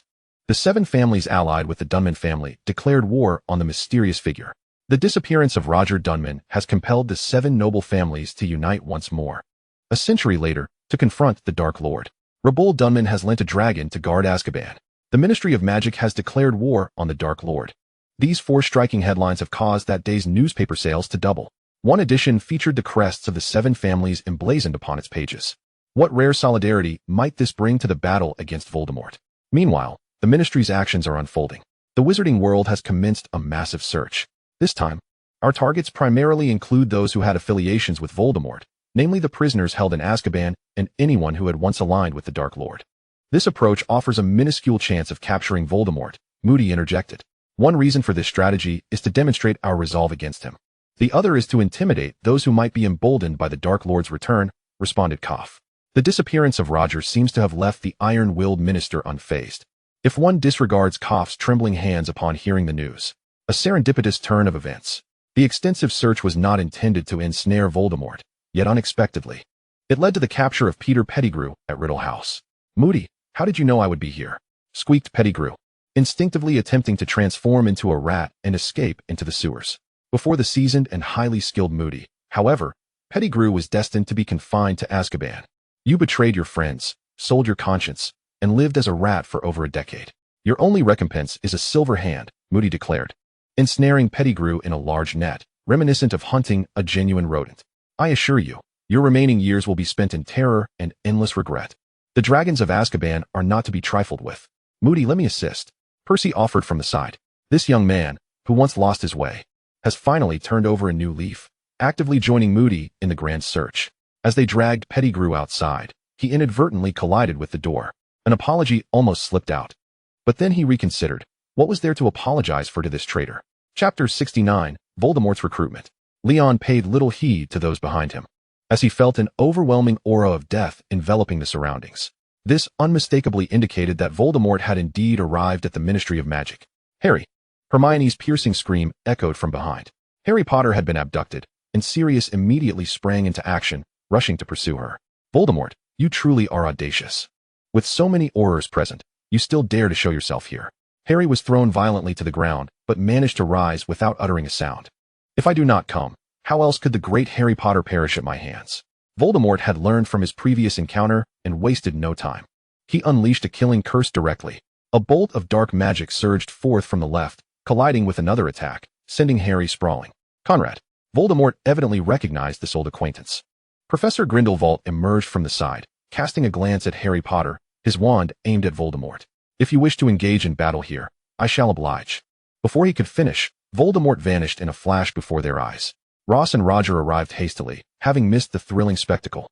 Do you require an explanation for your presence at the Ministry during class hours?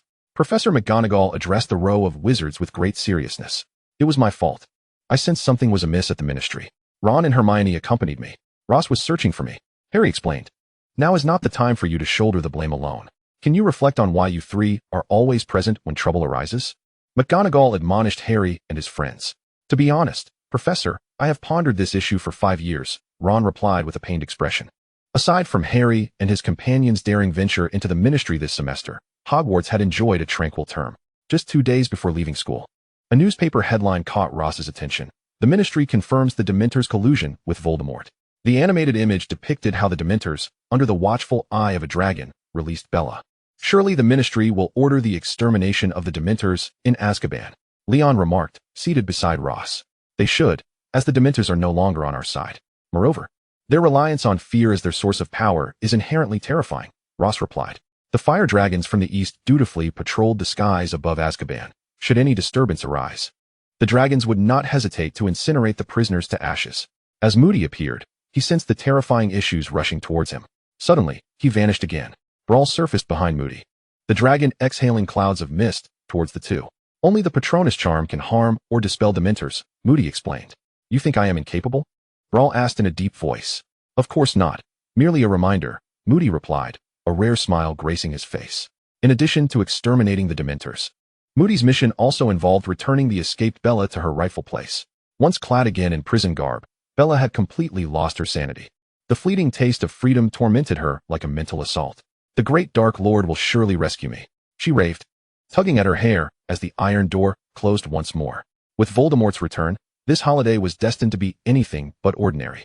Koff remained stationed at the Ministry, orchestrating the grand manhunt. It was certain that Voldemort was actively recruiting followers. The Death Eaters are imprisoned in Azkaban. The only allies Voldemort can summon are a few wicked dark wizards and Malfoy, Moody remarked. Most of these wizards are found in Nocturne Alley. I have already asked Conrad to monitor the movements of dark wizards there, Roger continued. Thus began the history of Voldemort's reluctant recruitment of his minions. Nocturne Alley, a haven for the nefarious, was primarily frequented by the homeless or those who had committed grave errors. While it was easy to gather followers, competent ones were scarce. Once, Voldemort commanded legions with a mere call. Now, he approached Nocturne Alley alone, feeling the weight of his diminished power. In a dilapidated attic, Conrad observed several dark wizards convening together, signaling one another before they entered a house in unison. Would Conrad charge indirectly? No, that would merely exhaust him. Instead, he remained at a nearby establishment, where flames erupted like beautiful fireworks. The dark wizards emerged, covered in grime, scrambling out, yet Voldemort was nowhere to be seen. Conrad raised a cup of water from the table and drank deeply. At the Slytherin Manor, as a descendant of the Slytherin family, Voldemort found himself compelled to seek out Baron Slytherin as his best option. However, the highly fortified Slytherin Manor proved no obstacle to Voldemort's intrusion. Tom Riddle, have you sought me for some purpose? Baron inquired, sitting in the position of authority, gazing at the individual before him who shared a hint of blood relation. You should know why I have come to find you, Voldemort declared. Baron, join my ranks. Together, we shall accomplish the grand endeavor of ruling the wizarding world. Voldemort stated bluntly. As he looked at Voldemort before him, a cold smile crept upon Baron's lips. How audacious you are, attempting to command me after the demise of Miles. He was merely a muggle wizard of no noble bloodline. Yet you are a descendant of Slytherin. Voldemort bellowed. Muggles serve as a mere spark, effortlessly igniting Voldemort's wrath. Tom Riddle, do not forget, you too are a half-blood wizard. Your father was a muggle. You are nothing but a product of a love potion. Baron evaded Voldemort's assault through a deft disillusionment charm, as though he had foreseen it. You altered your surname to Voldemort solely to deny your muggle heritage. You have bestowed upon the wizarding world your own misfortunes 1,000-fold. It is your cowardice, a manifestation of your fear of death. The floor beneath Baron shifted, plunging away and evading the cacophony of Voldemort's fury. Before he could escape entirely, his words resonated clearly in Voldemort's ears, triggering the madness within him, unleashing destruction upon everything in the Slytherin manor. Wherever he tread, ruin followed. As he entered the Slytherin corridor, a solitary portrait adorned the lengthy passage, Salazar Slytherin. That portrait seemed imbued with magic, instantly silencing Voldemort. His countenance shifted from a grimace to tranquility, then to anguish. Memories of the orphanage gradually resurfaced in his mind. A time marked by filth and sorrow in Voldemort's life. The most vivid recollection was of the week preceding his arrival at the orphanage, when his mother, endowed with extraordinary powers, knelt before his father, pleading desperately. In that moment, the disdainful and loathing gaze of that man seared into Tom Riddle's consciousness, an indelible mark that he could never forget. Chapter 70. The professors of the new academic year. The new academic year commenced once more. On the Hogwarts Express, Ross and Leon made their way to the compartment of Harry and the others. A newly released newspaper. Would you like a copy? During this time, they encountered Luna. All right. With the newspaper in hand, Ross entered the compartment. Upon entering, he found Harry looking as forlorn as a frostbitten eggplant, his head hung low, ensnared in a web of anguish and turmoil. What is the matter, Harry? Ross inquired as he took a seat. We heard that Lucius has been imprisoned in Azkaban. Hermione sighed, retrieving the day's newspaper from the table. The front page boldly declared, the Malfoys suspected of being Death Eaters, imprisoned in Azkaban. It's my first time seeing Malfoy in such a wretched state, Ron interjected.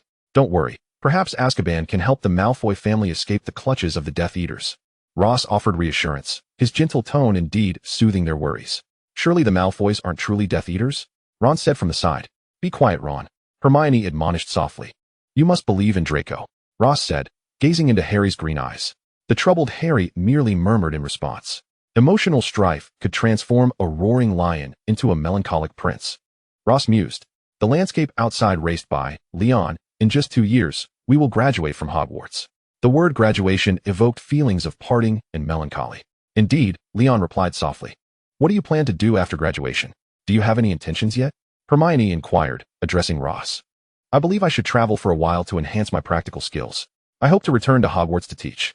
Ross replied, beaming with delight. Returning to Hogwarts? What subject do you intend to teach? Ron suddenly became intrigued. Anything, as long as it's not divination. I excelled in that too. But I believe it requires a strong innate talent, Ross replied. I think defense against the dark arts would suit you best, considering the high turnover rate of its instructors. Ron remarked. That may not be the case, Ross replied enigmatically.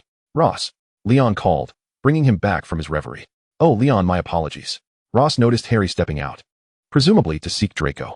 As the train gradually came to a halt, Hagrid stood, as ever, at the station awaiting the wizards. Everyone queued up to depart together. Draco, you're hurt, Ross observed attentively, noting a bruise on Draco's face. I bumped into something, Draco replied. What sort of bump leaves a mark on your cheek? Ross chose not to expose Draco's falsehood. Back to normal. A small flicker of light illuminated Draco. The familiar Hogwarts hall, the customary opening ceremony, the ever-familiar sorting hat, and the familiar song. Ross had now become adept at enduring the various auditory assaults from the sorting hat.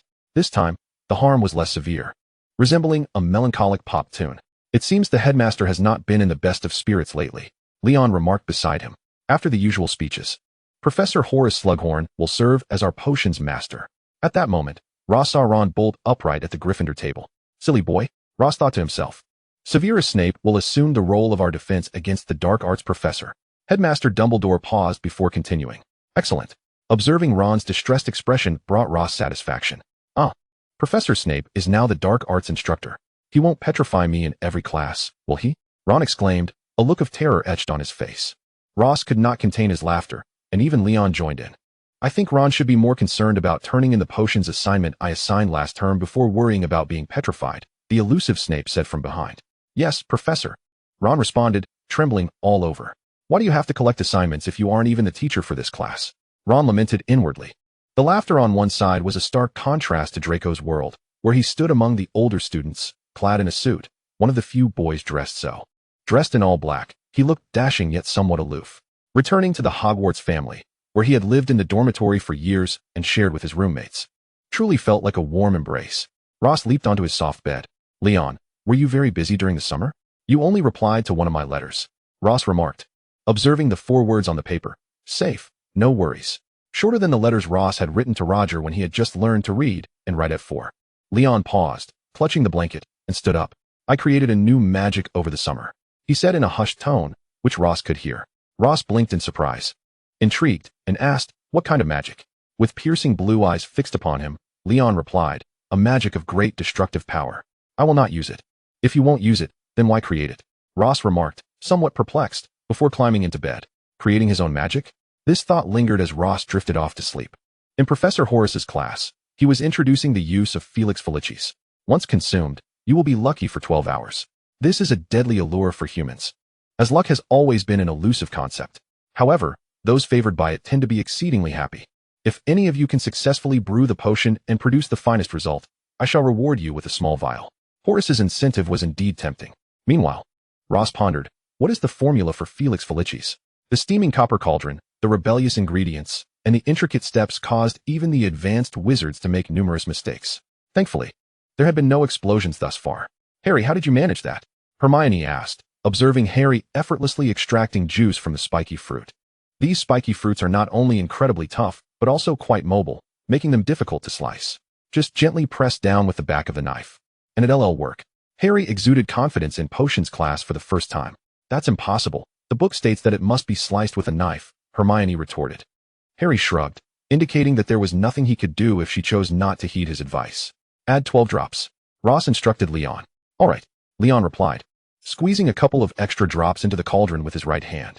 Chapter 71, The Potion Scheme. Leon mused that the textbook on potion making needed revision. This time, the concoctions created by Harry Potter and Ross Dunman were nothing short of perfection, prompting him to decide to reward each of them with a vial of Felix Felicis. As he spoke, he handed the sharply pointed potion bottle to Ross. With care, Ross cradled the light orange liquid inside. Meanwhile, Harry, clutching his own vial of Felix Felicis, discreetly concealed an evidently aged advanced potion-making manual behind him. As the students filed out of the potions classroom, Professor Horace called out, Harry, Ross, please stay for a moment. With warmth, he retained the 2 outstanding students. Your talents in potion-making are truly exceptional, and I wish to invite you both to dinner, Professor Horace exclaimed enthusiastically. Rest assured, it is merely an ordinary dinner, he added. Ross, don't you want to know how I crafted the perfect potion? Harry, standing behind, inquired, gazing at the dazzling blonde youth. I already know, Ross replied. It is crafted with utmost dedication. In Dumbledore's office, Ross comprehended the subtle implications after the headmaster's gentle conversation. Yes, you are aware that Voldemort has returned. We must discover a means to vanquish him once and for all. Dumbledore sat in his chair, as he had for many years. I shall endeavor to accomplish this to the best of my abilities, Ross solemnly vowed, though his gaze inadvertently flickered over Dumbledore's left hand, which bore the unmistakable mark of a curse. Ross, always prioritize your safety, Dumbledore cautioned him at last. Headmaster, please take care as well, Ross replied, glancing back at Dumbledore, who seemed to blend seamlessly with the room's decor. In his heart, Ross silently vowed, Headmaster, you must always protect Hogwarts. At the dinner hosted by Professor Horace, many of his former students, notable figures within the magical community, were in attendance. Ross was relatively at ease as Harry gradually acclimated to the ambience of the soiree under the professor's guidance. Dumbledore, I trust you don't mind. It is merely a small gala, Professor Horace beamed. Not at all. I am just passing through.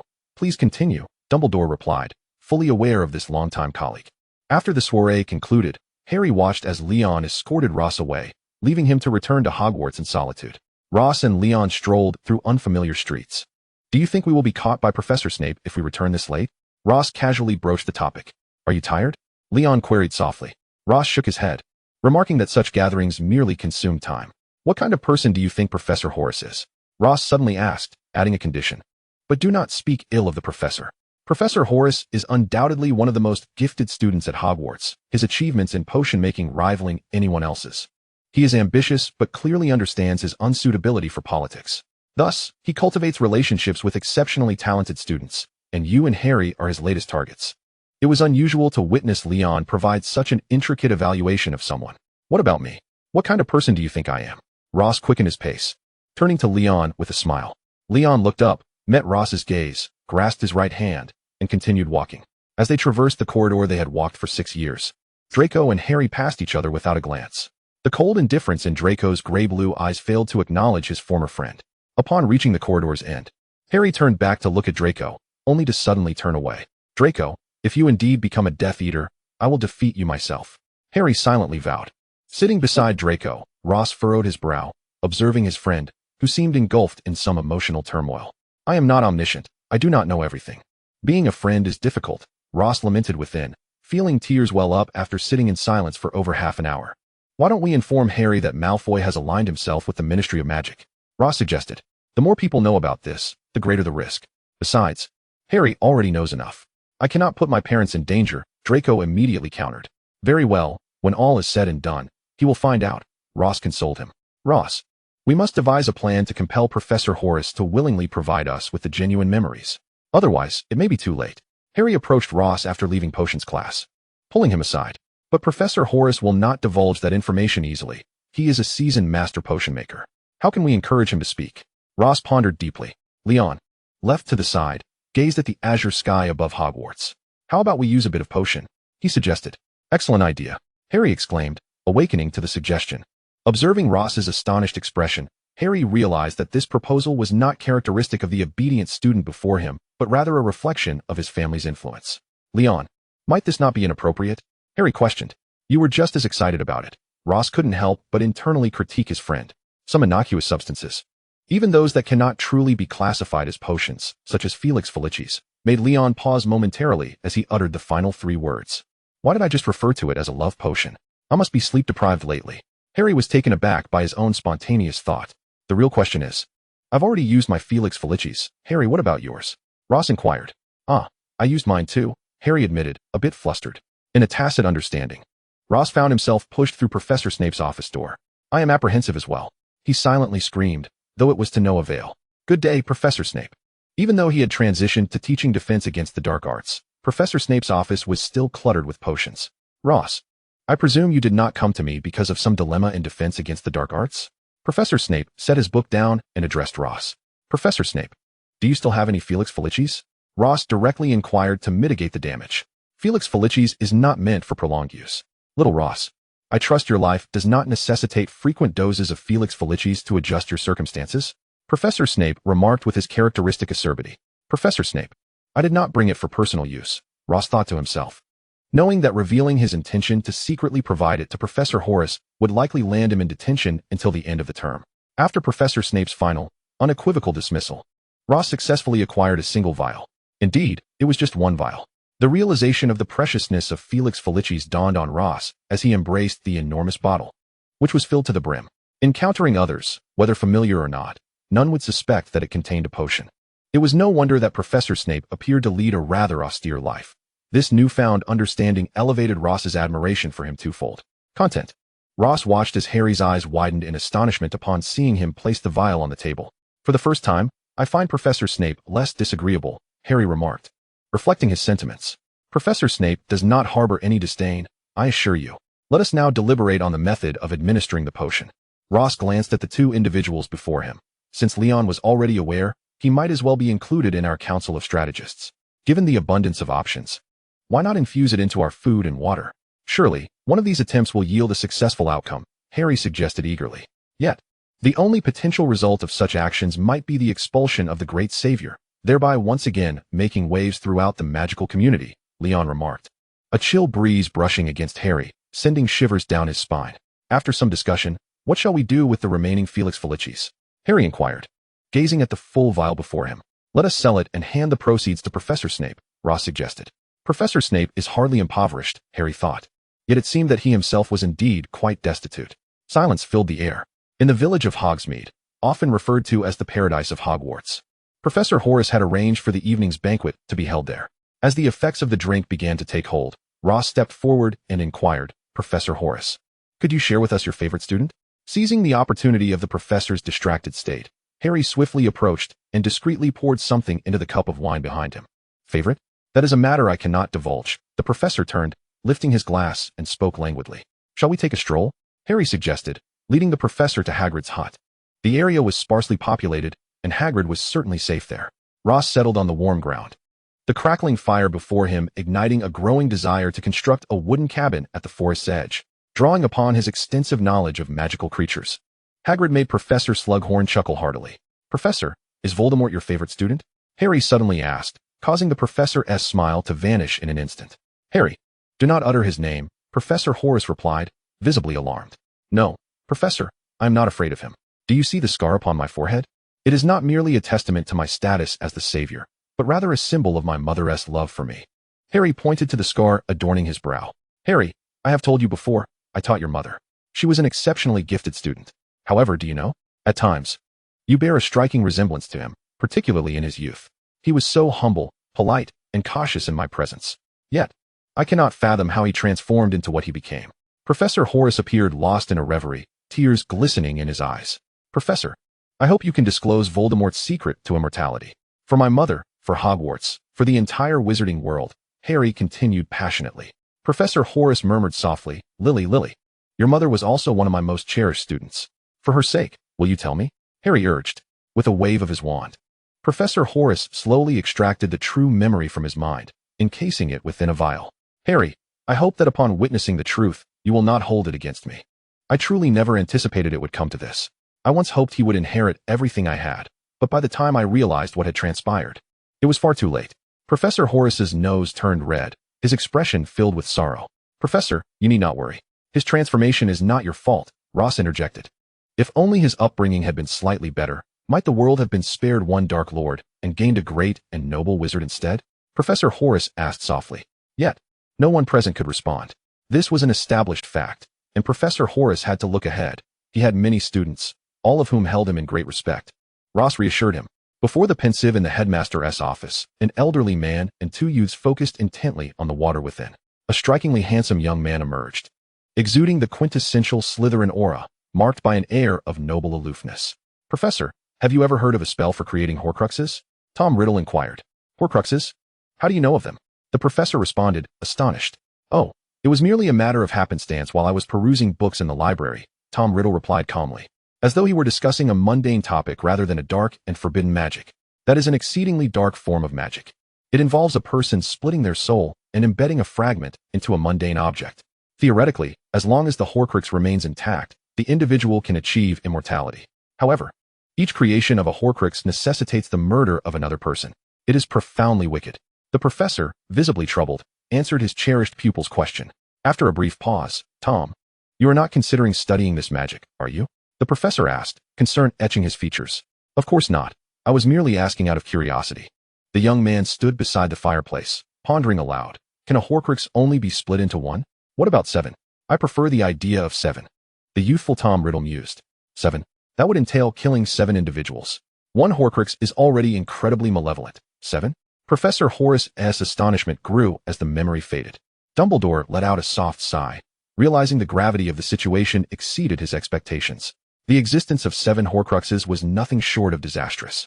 "Headmaster, once we destroy all the Horcruxes, we can eradicate Voldemort entirely." This notion seemed to fill him with renewed confidence.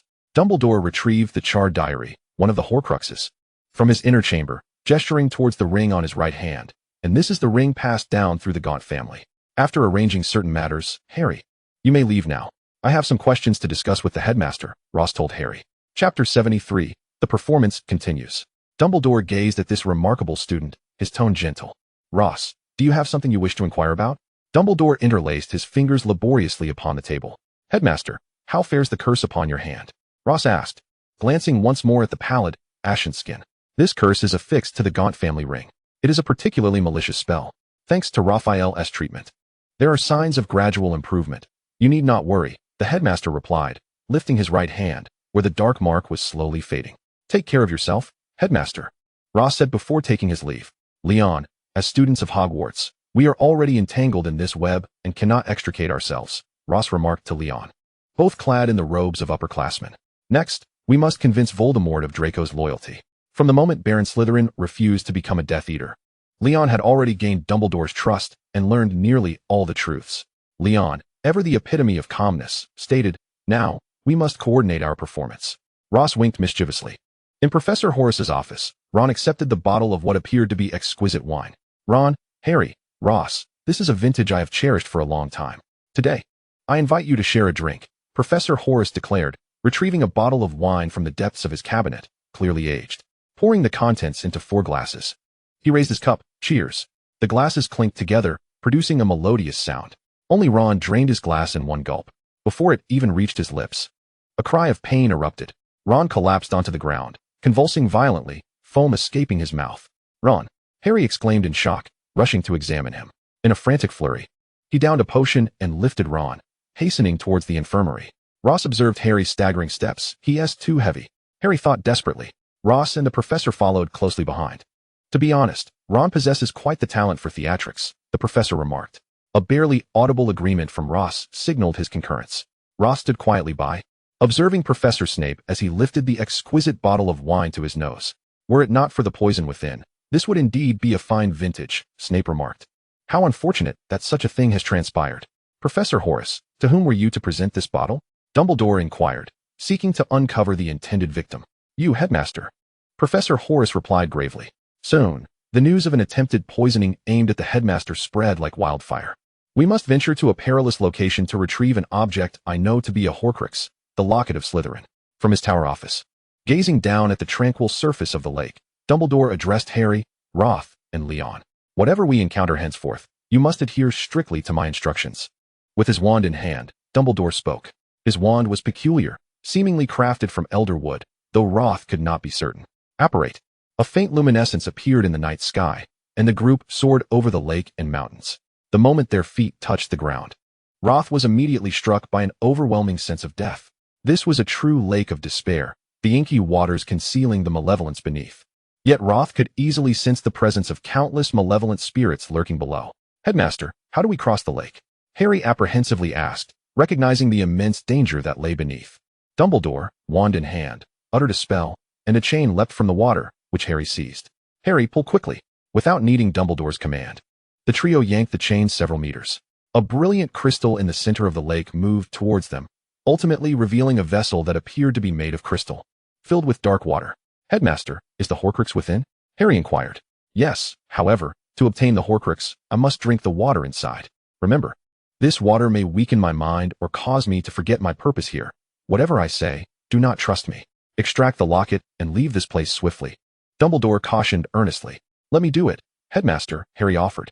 "No, I am the Headmaster, and you are far too precious," Dumbledore replied, reaching for the shell beside the vessel.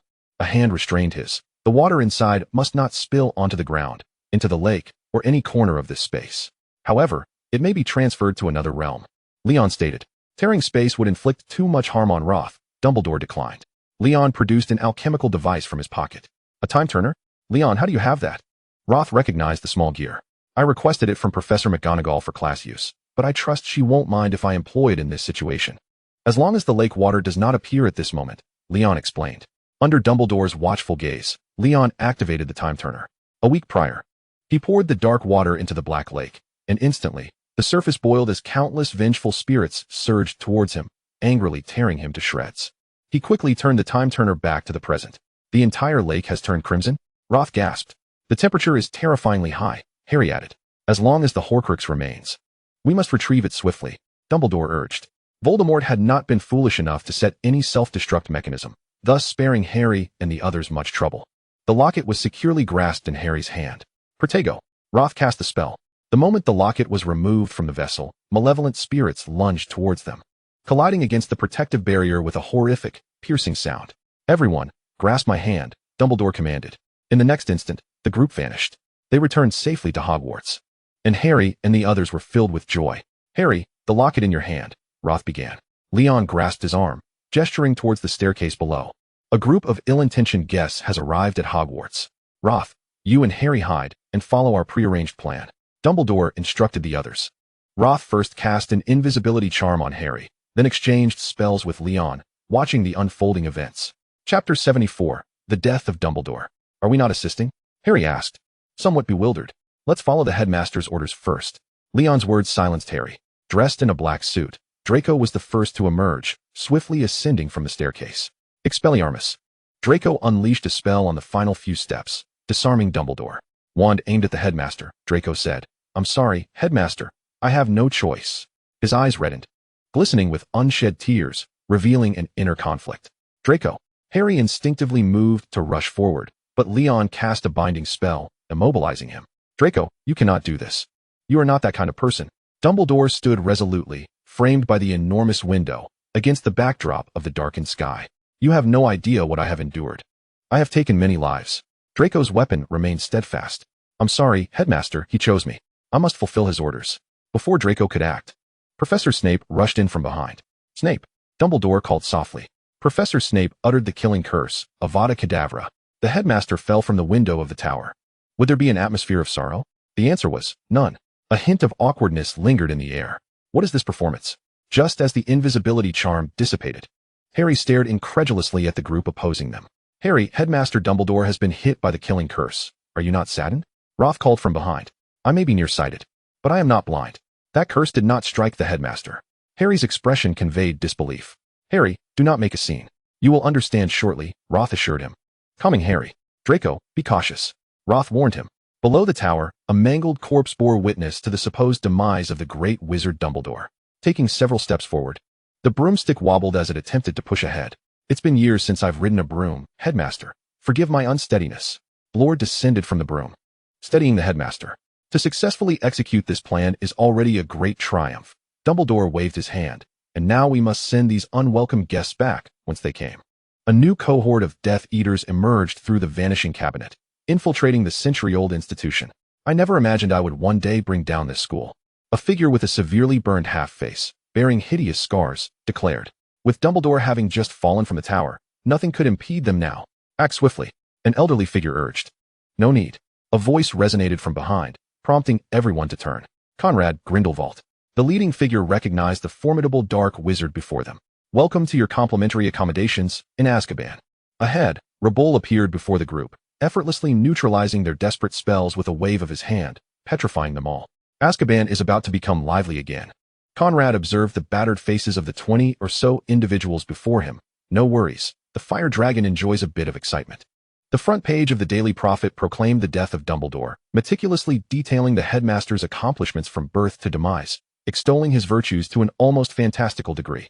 Was Dumbledore already this renowned when he was young? Ross pondered. The newspapers always have a tendency to exaggerate, Dumbledore remarked, raising his hands in a gesture of resignation.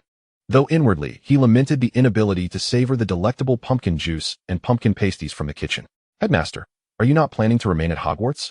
Ross inquired, glancing at the bundle beside the headmaster. The two were situated in the former headmaster's office, where Professor McGonagall, as an informed party, had declared that the original office would remain sealed, even after assuming the role of Hogwarts head.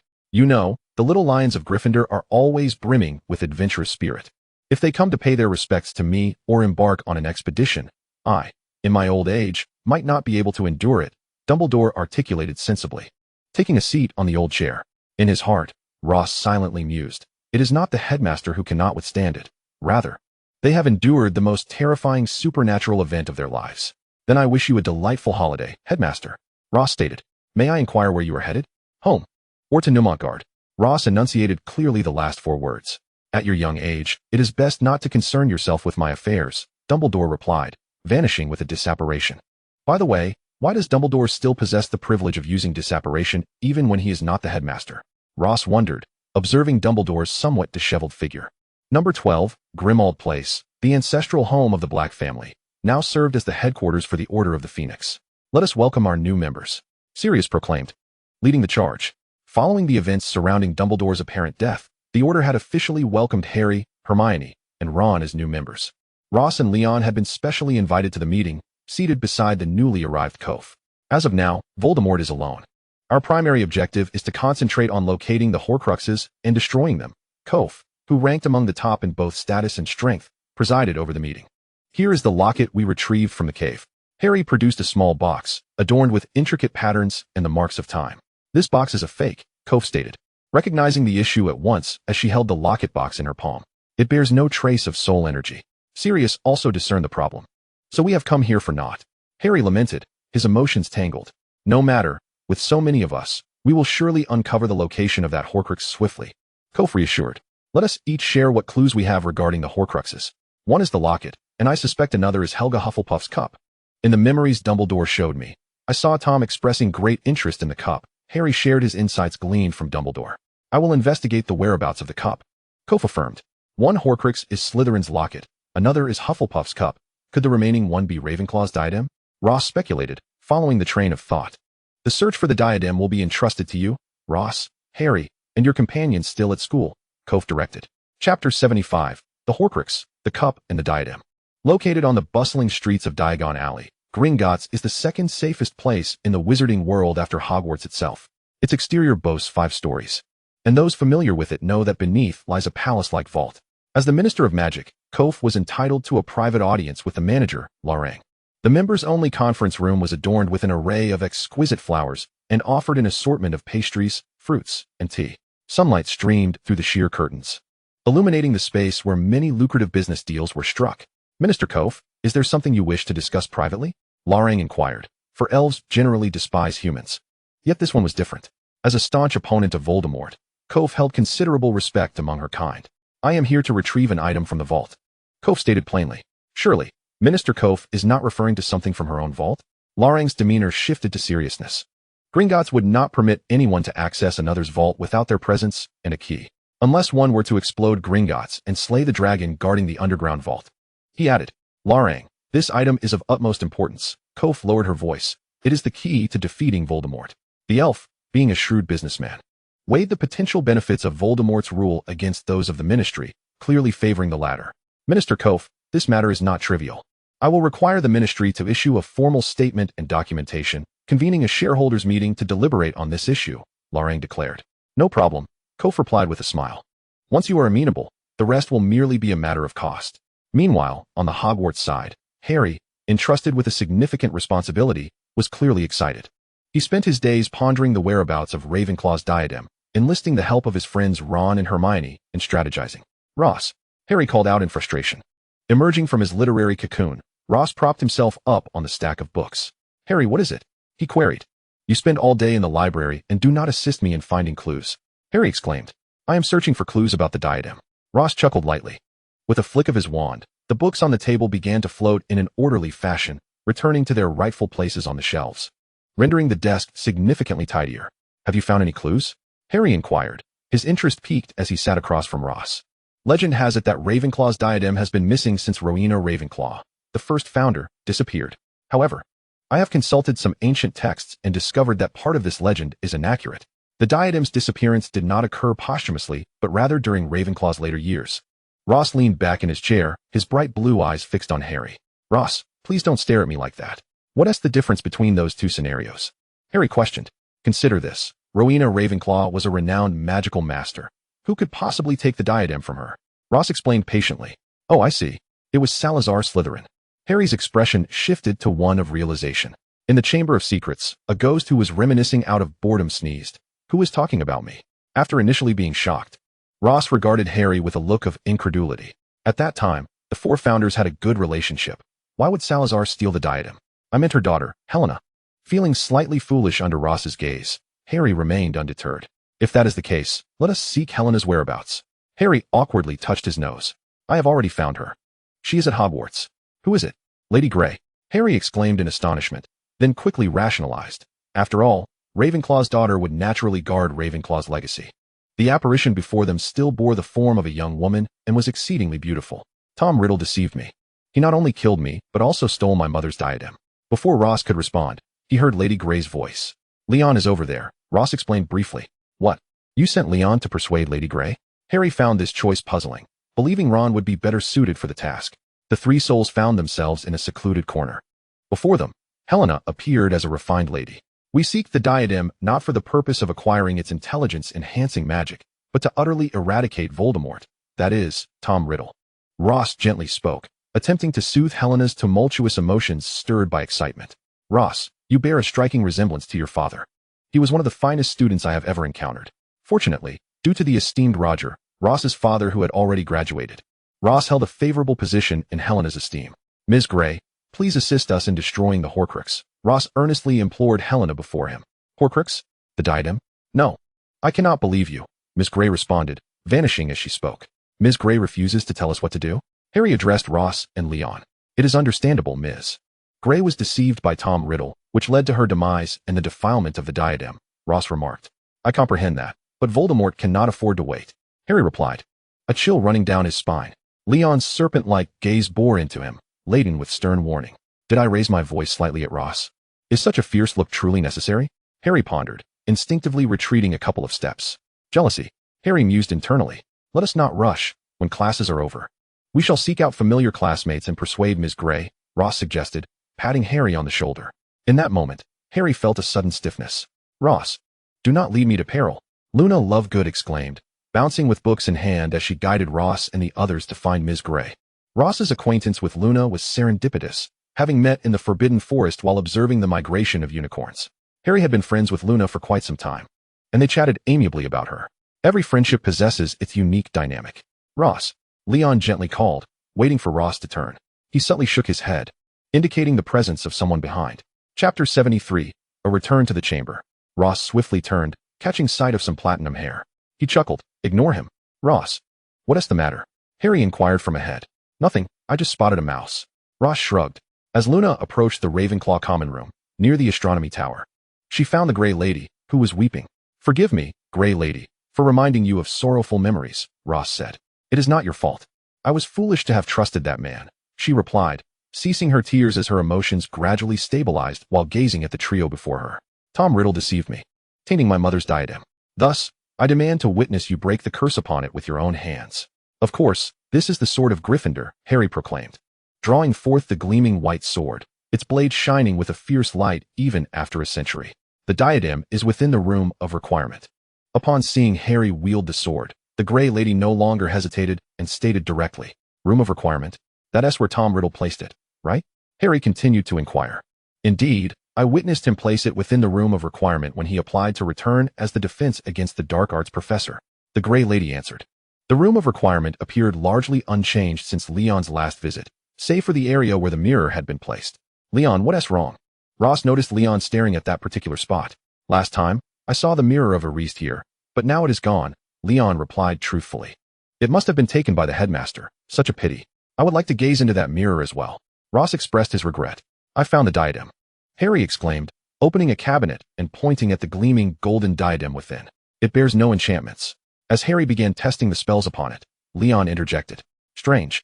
How could Tom Riddle be so trusting? Harry pondered aloud. Phew. Harry sighed deeply. Leon recounted. Last time, I saw the mirror of Erased, in my first year. Ron and I also spotted it here. I suspect Headmaster Dumbledore intentionally placed it here, Ross deduced. Ross slowly approached the spot where the mirror once stood.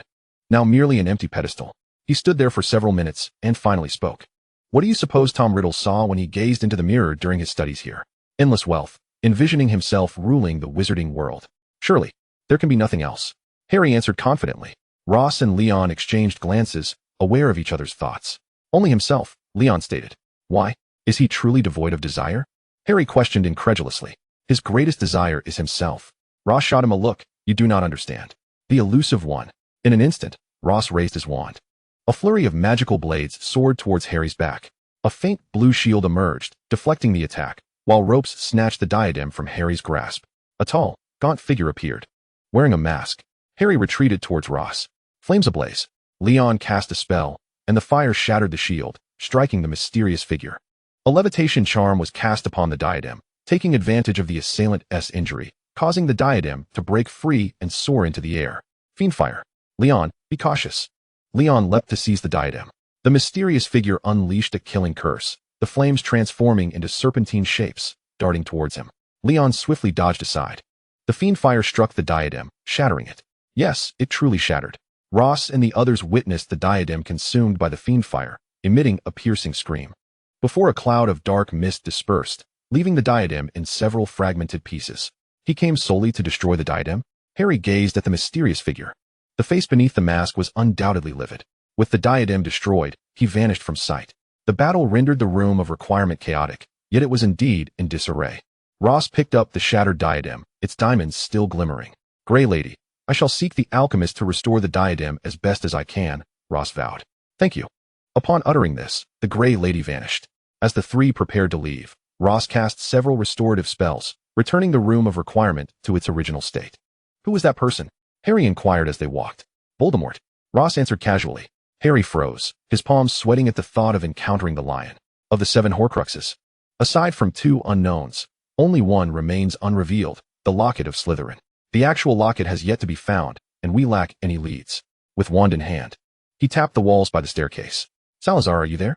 Left with no other option, Ross sought the original owner for guidance.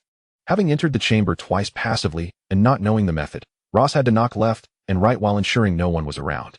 Seeing a black void appear before him, Ross sighed in relief as he was drawn into the abyss. This time, the headmaster's demeanor was evidently unwelcoming, and he felt the shift in temperature. Headmaster, I am at my wit's end. Do you know where your locket is? Ross inquired. No, Salazar replied curtly.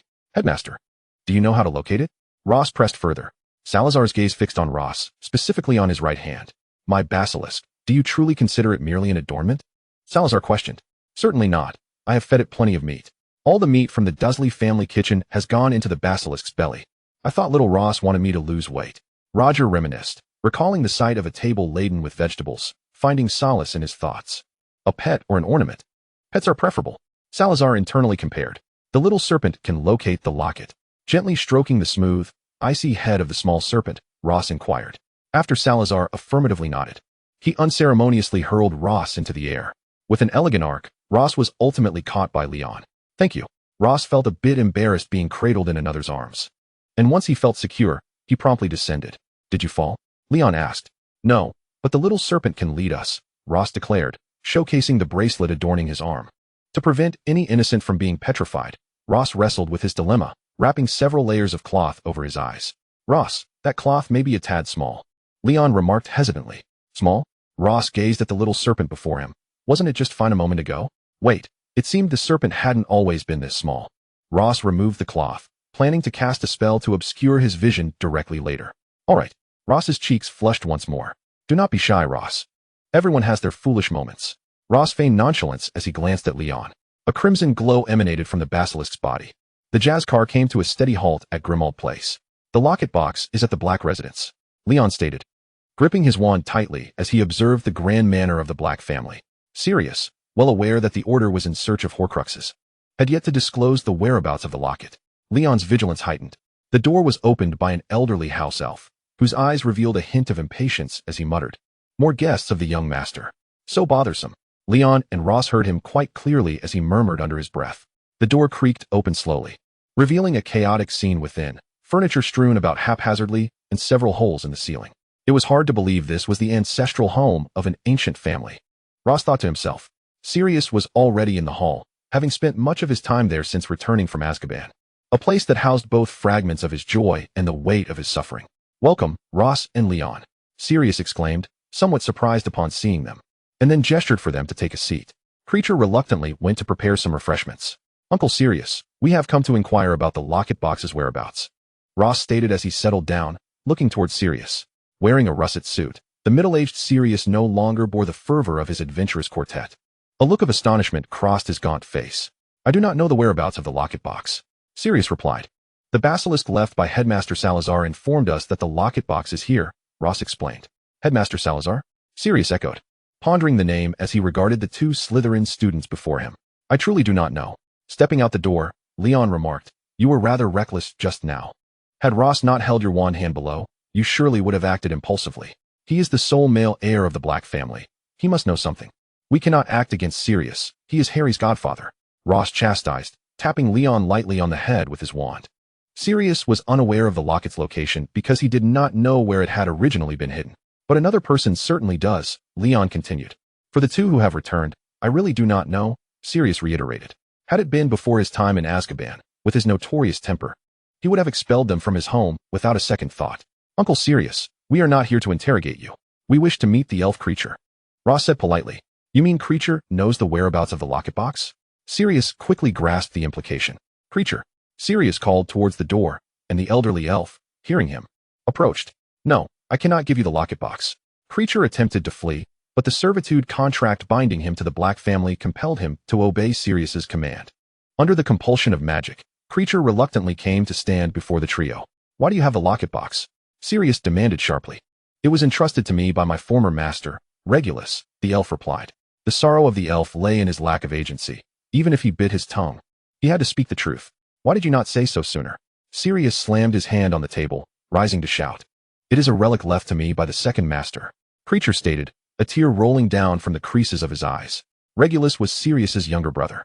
Ross had read the history of Hogwarts.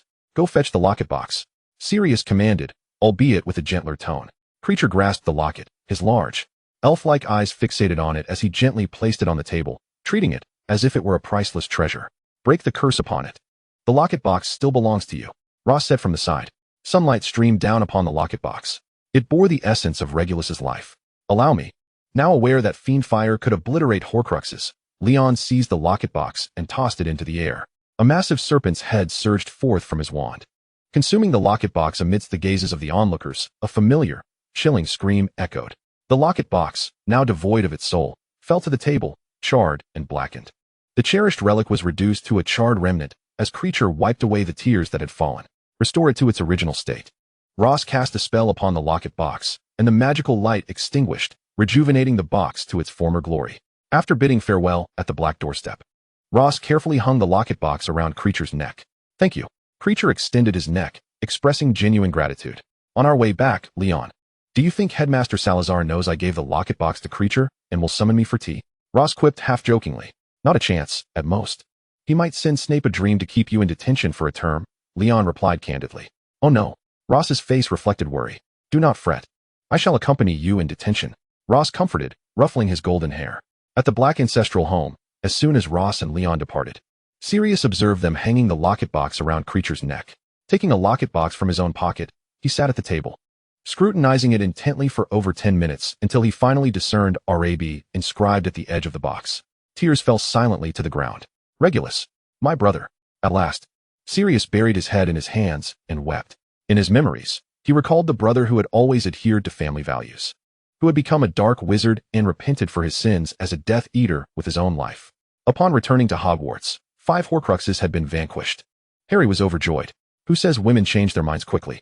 Men are no different, Ross remarked, observing Harry's transformation from exuberance to despair and gesturing for Draco to console him. Draco shook his head. If I intervene, it will only worsen. Inheriting Professor Snape's sharp tongue, Draco was well aware of himself. Where are the remaining 2 Horcruxes? Harry lamented, leaning over the table. Chapter 75, The Deceived Ross. How about this, Draco? Why not test the waters with Voldemort? Harry straightened his back. If you wish to avoid seeing me again, just say so, Draco retorted, exasperated. I was merely jesting. How could that be? Harry soothed Draco's anger.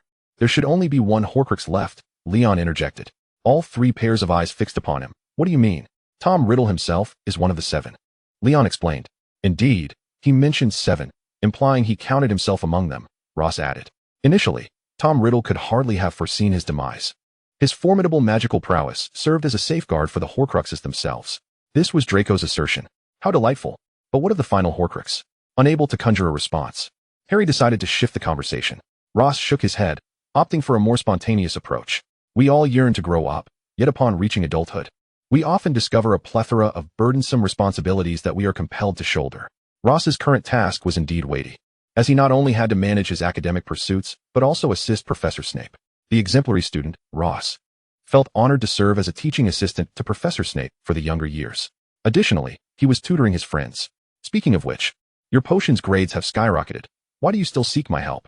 An odd accent, one he could not place, emerged in response.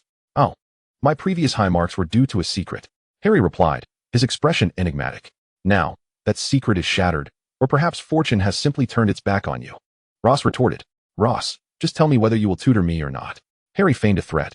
I will. With a hefty stack of assignments in his arms, Ross strode down the corridor to deliver them to the esteemed Professor Snape, his immediate superior. At that moment, Leon was left behind, engrossed in a discussion. Feeling the strain in his arms from carrying the books, Ross quickened his pace. Senior Dumbledore. A bright voice called from the side. With raven black hair and deep blue eyes. Ross found himself at a loss for recognition. May I assist you? He inquired. Senior Ross, this is a gift for you, the girl exclaimed, placing the present atop his assignments before darting away. Taken aback, Ross, despite not knowing her, glanced at the green box for a moment before resolutely deciding to deliver his assignments first. After so many years, Professor Snape, at long last, had the opportunity to prepare his class materials with great enthusiasm. A mountain of 10 stacks of assignments lay before him. The students might find his fervor overwhelming. Ross placed the assignments on the ground, offering a moment of silence for the younger students. Ross, are you going to give me a gift? At some point, Snape, deeply engrossed in his lesson plans, looked up and spotted the green gift box. Instantly, Ross felt a surge of anxiety. Professor Snape. This was given to me by an unfamiliar younger student on the way here, he whispered, revealing the truth. Oh, focus on your studies, Snape advised curtly, signaling for him to leave. There seemed to be something amiss with that box. Snape's instincts warned him, yet he sensed neither soul energy nor magical aura emanating from it. Perhaps it was best to continue refining the second-year lesson plans. After Leon had stared at the box for a good half hour, Ross resolved to return it. However, he could not locate the girl who had gifted it anywhere in the year. How curious. Cedric also claimed he did not recognize the girl. Ross wandered through Hogwarts, clad in the robes of a senior wizard, yet found no sign of her. Exhausted. Senior, did you not open the box? At that moment, Ross felt as if he were in a haunted house. A voice emerged silently from behind him, the girl he had searched for appearing out of nowhere. The atmosphere was thick with tension. Younger student, I could not find you. Ross stepped back, maintaining a safe distance of a meter. I've been ill these past few days. In the infirmary, the girl explained. So that was it. We are not acquainted. I believe I should return this gift to you, Ross stated, retrieving the box from his pocket. Senior, open it, and if you dislike it, return it to me, the girl urged. It's different now, Ross observed as the girl teetered on the brink of anger. She reached forward and seized the box, opening it and thrusting it back into Ross's hands. This was quite the maneuver. Ross was puzzled. Inside lay a dark ring, an alchemical artifact. His heart sank. The ring began to radiate light, and in an instant, Ross vanished from his spot, taking the girl with him. The sunny weather at Hogwarts suddenly turned gloomy, with Leon being the first to notice Ross's disappearance. According to him, he felt no trace of Ross's presence. What a peculiar intuition. Witnessing the dark aura rising, Draco and Harry prudently distanced themselves. That girl must be an accomplice of the Dark Lord, Professor McGonagall calmly declared as she sat in her chair.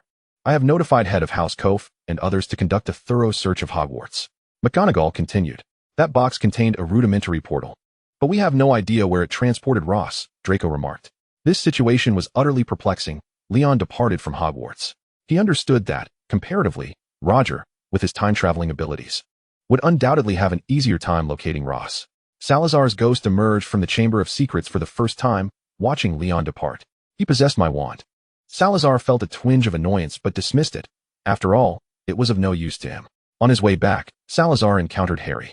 He passed through Harry's body as if he were invisible. This news spread throughout the school, prompting the Slytherin students to embark on a massive search while the other three houses trembled in fear. In Roger's office at the Ministry of Magic, a Wizarding World map and a Muggle World map lay on the desk. Leon, you've arrived, Roger stated, having anticipated Leon's appearance. Uncle, do you know where Ross is? Leon asked directly, not bothering with pleasantries. Roger sighed and shook his head. Kof has dispatched individuals to search the old Gunter family estate and other families previously associated with him, but to no avail. Suddenly, Ross was engulfed in a whirlwind, crashing to the ground. One hand clutched his head while the other held his wand, vigilantly scanning his surroundings. Upon seeing the girl approaching, he yelled, binding curse. A rope ensnared her tightly. Her face began to contort, shifting continuously. Chapter 76, Nagini versus the Basilisk. Had she employed transfiguration? Having previously experienced impersonation, Ross was not particularly surprised by this occurrence. However, he was soon slapped with reality. Her face morphed repeatedly until it finally settled on a visage that made Ross gasp. None other than Umbridge, last year's defense against the dark arts assistant. The original pink of her robes began to resurface, and apart from being slightly thinner, she looked almost identical to last year. You pledge your allegiance to Voldemort. Ross pointed his wand at Umbridge. You should worry about yourself first. The great Dark Lord will ensure your demise is both tragic and painful. With that, Umbridge opened her mouth wide and erupted into a maniacal laugh. Ross wished to waste no more time on this woman. She was merely the one who had brought him here. In this desolate space filled with nothing but graves, his mind was taut, on guard against any enemies that might appear. The sky overhead had been cursed, shrouded in dark clouds that maintained a somber atmosphere, enhancing the graveyard's ambience. Suddenly, Ross's pupils dilated as he was struck with astonishment. The gravestone before him bore the inscription, Grave of Orlando Dumbledore. This was the ancestral ground of the Dumbledore family, a place Ross had visited only as a child with his father. No wonder it felt so familiar. Orlando Roger, age 21, perished in an ambush by Voldemort. This simple phrase encapsulated Orlando's entire life. Yet Ross knew that Roger had been grieving Orlando's death ever since, even to this day. What purpose did Voldemort have in situating himself here? Ross, filled with questions, found no answers. Dark energy materialized in the air, signaling the arrival of the orchestrator of this nefarious plot. Voldemort emerged from the shadows, his dark robes now a shade of gray. Did this signify a diminishment of his power? Ross pondered as he summoned his magic. No one shall know of your presence here. Perish. Voldemort, eager to avoid prolonged torment, swiftly conjured the killing curse. This is dire. Ross silently lamented. Protector of the wizards. He raised his wand skyward, beseeching for a glimmer of solace from the elder spirit. With a flash of invisibility, Ross vanished at the moment the green light descended. It worked astonishingly. The Avada Kedavra was not so easily evaded. Could it be that Voldemort's powers are waning? Regardless of the cause, he had successfully preserved his life. A visage of fury marred Voldemort's face, which was composed solely of eyes and a mouth, as he ground his teeth in frustration over his failure to strike true. Suddenly, Ross realized that if Voldemort was indeed weakened, he could simply seize him. With a flicker of invisibility, he collapsed. Disarm your weapons. Never could he have imagined that Voldemort would evade another's magic so clumsily. The once invincible Duke of Gunter had truly fallen from grace. With 5 Horcruxes destroyed, Voldemort's accumulated magic would require considerable time to coalesce into another killing curse. Nagini. Voldemort uttered a name. A giant serpent, measuring 12 inches in length, materialized before him. Ross's protective shield was shattered in an instant, as the serpent exhibited remarkable speed and aggression. What was even more terrifying was its near invulnerability to magic. Even powerful spells like fire could not harm it in the slightest. Gazing at the green light radiating from Voldemort and the relentless serpent in pursuit, the ominous aura of the death curse descended once more, striking Nagini, causing the green light to flicker wildly upon her. What had just transpired? In a desperate bid to evade Nagini, Ross leaped behind her, inadvertently absorbing the curse himself. The green light extinguished, and contrary to his expectations, he remained standing. Nagini seemed unscathed. What? Not even the killing curse could harm her? Could someone enlighten me as to why? This was hardly the moment for jest. Ross was leaping about as Nagini's attacks grew increasingly rapid. Enough. Do you think you are the only serpent here? Little serpent, rise. He rolled up his sleeve to reveal a red bracelet beneath. The serpent's tail swung, flinging Ross several meters away. Wow. He spat out a mouthful of blood. Feeling as though his liver might shatter, the little serpent had declared its fear. Salazar, can you be more reliable? And what of the young Tom Riddle? Was the basilisk as formidable in your time too? Ross felt tears welling. Little serpent, I thought your gaze turned others to stone. No need to engage him. He spoke to the enormous serpent as if soothing a rather overweight cat. Very well. A reluctant voice echoed in his mind. The bracelet stirred in his hand, and the little serpent flew from him, landing on the ground. Its form rapidly expanded, returning to its true size.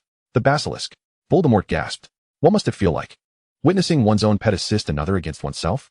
Only Voldemort could fathom such a sentiment. The basilisk was swift, yet not swift enough to outpace Nagini.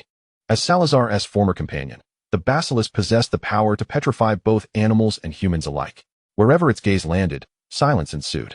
Nagini cast a glance at the basilisk, and before she could adjust her combat stance, her body stiffened, transforming into a stone serpent, collapsing to the ground. Voldemort, you are next. Ross fixated on his adversary. It appeared Voldemort had crushed something in his hand, causing it to vanish into thin air. The art of retreat when faced with defeat. Voldemort had mastered it, Ross remarked sardonically. On the desolate terrain, a solitary figure and serpent stood. Just as Ross prepared to check on his little serpent, he swiftly averted his gaze. Should his little serpent petrify him, he would make headlines across the newspapers. The basilisk returned to its domain, resting upon its wrist. Fear not, where are we? This is my territory. We shall exit shortly, Ross reassured the little serpent. A monumental dilemma loomed before Ross. What to do about Nagini? On the expansive lawns of Hogwarts, a voice rang out from above, move aside, move aside. Subsequently, a statue of a serpent plummeted down, who was casting objects from the heights, incurring points penalties. Hagrid shouted. A broomstick appeared, upon which stood not one, but two figures. Ross. Hagrid's fury dissipated immediately as he approached, enveloping Ross in a hug. In that instant, Ross felt a surge of pain. Ouch! He exclaimed. I apologize, I was overly excited. Hagrid released him, scrutinizing him from head to toe before embracing him once more. Release me, Ross urged, shifting his focus to another individual, Umbridge. What brings you here? Hagrid exclaimed in surprise. Such vibrant colors. How could he have overlooked them? Truly, a giant possesses an innate scanning ability. Hagrid, we'll discuss this later. Please assist me in transporting this serpent to Professor McGonagall, would you? Ross requested.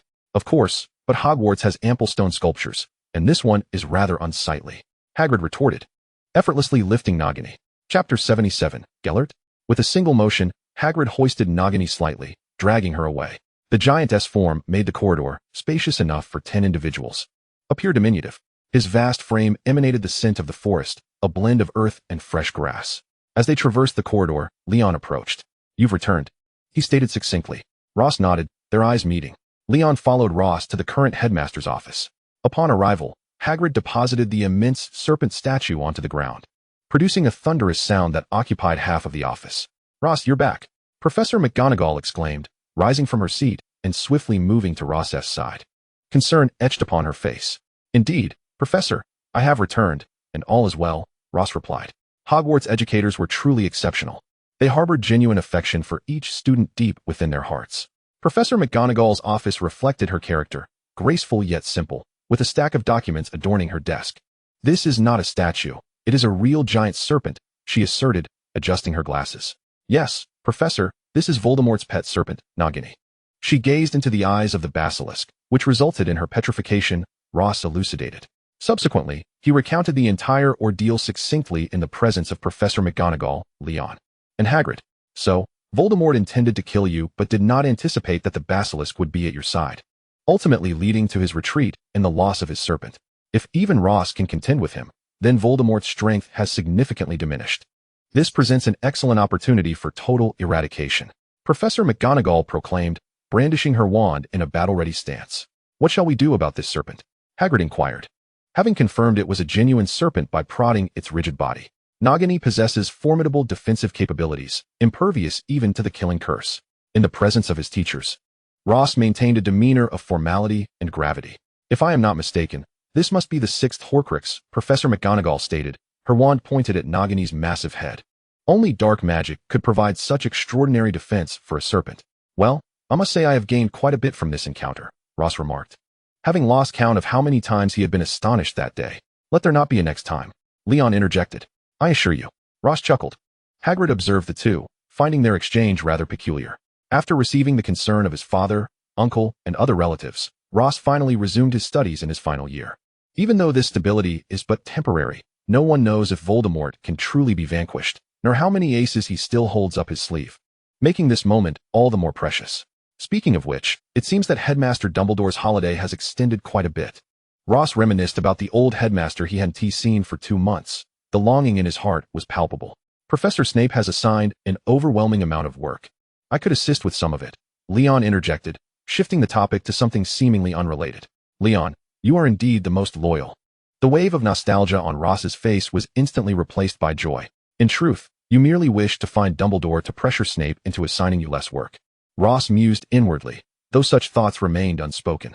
I swear I saw the headmaster's office light up. A first-year Gryffindor named Beck raised his right hand and declared, Headmaster Dumbledore has passed away, Professor McGonagall stated, asserting that no one should disturb him.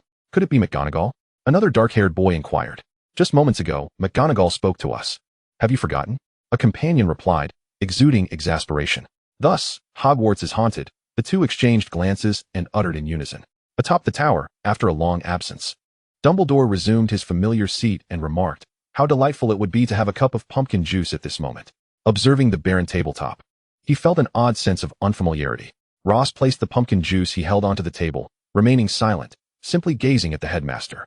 Headmaster Dumbledore, might I inquire about what exactly is transpiring?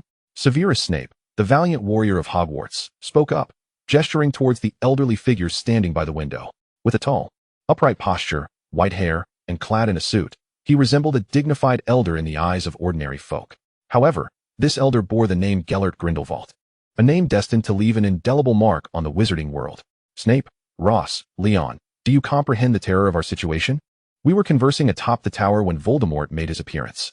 For safety's sake, I brought Grindelwald along as well. Dumbledore's explanation felt rather cursory. The Dark Lord is aware of your presence at Nurmengard? Ross inquired. No, he sought the whereabouts of the Elder Wand and came to question Grindelwald. We encountered him. Dumbledore touched his heart, a look of lingering dread upon his face. Were you harmed? Snape pressed further. No. He is currently weakened in power and is in pursuit of the extraordinary Elder Wand, Dumbledore replied, placing both hands on the table. The dark spots on his right hand having vanished completely. Did they consent to his escape? Snape paused, a rarity for him. Not directly. But I led Voldemort to the guard in charge, and he was utterly bewildered. I inquired if I could take Grindelwald with me, and he nodded. So I did just that, Dumbledore explained with a semblance of reason. Professor McGonagall, who had remained silent, covered her face, revealing her inner despair. Outside the tower, the cold wind howled, and Ross gazed at the elderly figure by the window. He appeared frail, yet his eyes still sparkled with vitality. Reminiscent of Grindelwald when Ross had visited him in his cell years prior. The door to the headmaster's office closed, and the expressions of those present were complex. Ross. Was Dumbledore's previous demeanor merely a facade? Now we witness his true self, Leon pondered, his emotions tangled. Patting Leon's shoulder, he remarked, Congratulations on the collapse of Dumbledore's image once more. In the headmaster's office, the Sorting Hat, do you miss me? Dumbledore addressed the tattered hat on the wall. Indeed. The Sorting Hat replied candidly, I long for your return to sing for me. I wish to hear rap. Dumbledore's smile faded. You ought to remain silent. Resuming his seat, he picked up the pumpkin juice. Consuming too many sweets is detrimental to one's health. As the words left his lips, the pumpkin juice floated in the air before vanishing. Grindelwald, I summoned you not to meddle in my affairs. The joy Dumbledore had grasped slipped away in an instant. You used to dislike sweets. A sigh accompanied the remark. After all these years, it seems I cannot change. Just one cup, Dumbledore negotiated. Chapter 78, the grand finale. Tonight, the moon is exceptionally round. On the way back, Ross gazed at the sky and remarked, The starry sky of Hogwarts has always been beautiful, becoming one of the most recognized scenic views. You seem a bit melancholic, Leon commented, his eyes lost in the breathtaking expanse above, deep in thought. I was contemplating how difficult it will be to see such a sky after leaving Hogwarts, Ross replied. That won't be the case. I will return with you to see it again, Leon assured Ross. It's a promise. Why did the Dark Lord bring you to the ancestral grounds of the Dursley family? Leon inquired, eager to understand the circumstances. I believe it is because my uncle's grave lies there. Should he choose to strike there, the blow to my parents and others opposing him would be even greater. Ross realized, cautioning himself against uttering the word dead under Leon's gaze.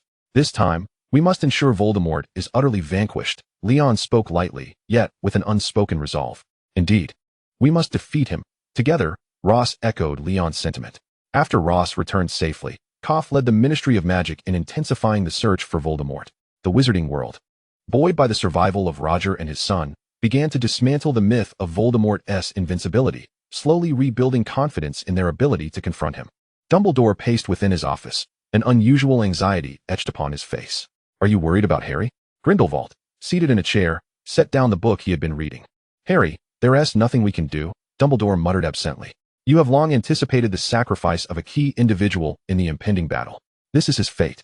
One you cannot alter, Grindelwald stated calmly. Dumbledore waved his hand dismissively. I know. When will you inform them of this matter? Tomorrow. Within the headmaster's office. Harry stood opposite Dumbledore. The headmaster appeared somewhat peculiar today, summoning Harry without uttering a word for an extended period, his face marred by sorrow. Headmaster, is there something you wish to discuss? Harry could no longer contain himself and inquired directly. Dumbledore sighed before speaking. Harry, does the mark upon your forehead occasionally ache? And with each pang, does Voldemort's visage emerge in your mind? Yes, Headmaster, I have mentioned it to you before, Harry replied. When Voldemort cast the killing curse upon you, your mother sacrificed herself to shield you. Moreover, her love allowed the curse to rebound, striking Voldemort and stripping him of his powers. We triumphed in the battle. However, that victory is but half the tale. Dumbledore glanced at Harry, a flicker of guilt in his eyes. At the moment Voldemort was struck by the curse, a fragment of his soul entered your body through the scar on your forehead. In other words, a part of Voldemort's soul resides within you. A part of Voldemort's soul resides within my body.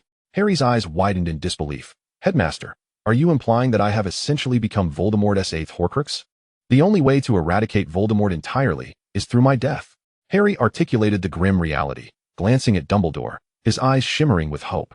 Praying the truth was not as he feared. Or perhaps there exists another way to save him. I am deeply sorry, but this is the truth. Is this indeed the truth? Only through Harry's demise can Voldemort be utterly extinguished. Dumbledore's words became indistinct to Harry, who found himself enveloped in a stark, white void. He gazed deeply at the headmaster, resolutely declaring, I understand.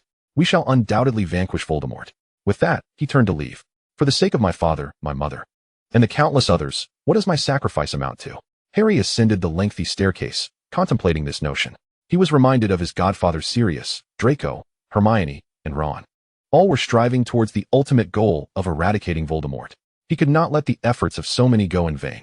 Harry, from the day you became the chosen one, a mission was bestowed upon you.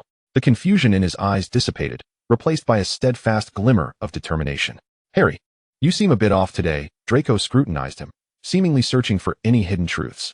Not at all. I merely wish to see you. Is that so wrong? If it is, then forget it. Harry waved dismissively, feigning a desire to depart. Of course not. Draco pulled him back, and they sat facing each other. The small, vacant lounge was usually deserted during class hours, leaving only Harry and Draco in its confines. The young master, now an adult, had traded his black suit for a wizarding robe adorned with a hint of green, lending him a more dashing appearance. Your outfit looks splendid, Goldtail, Harry remarked after a brief assessment.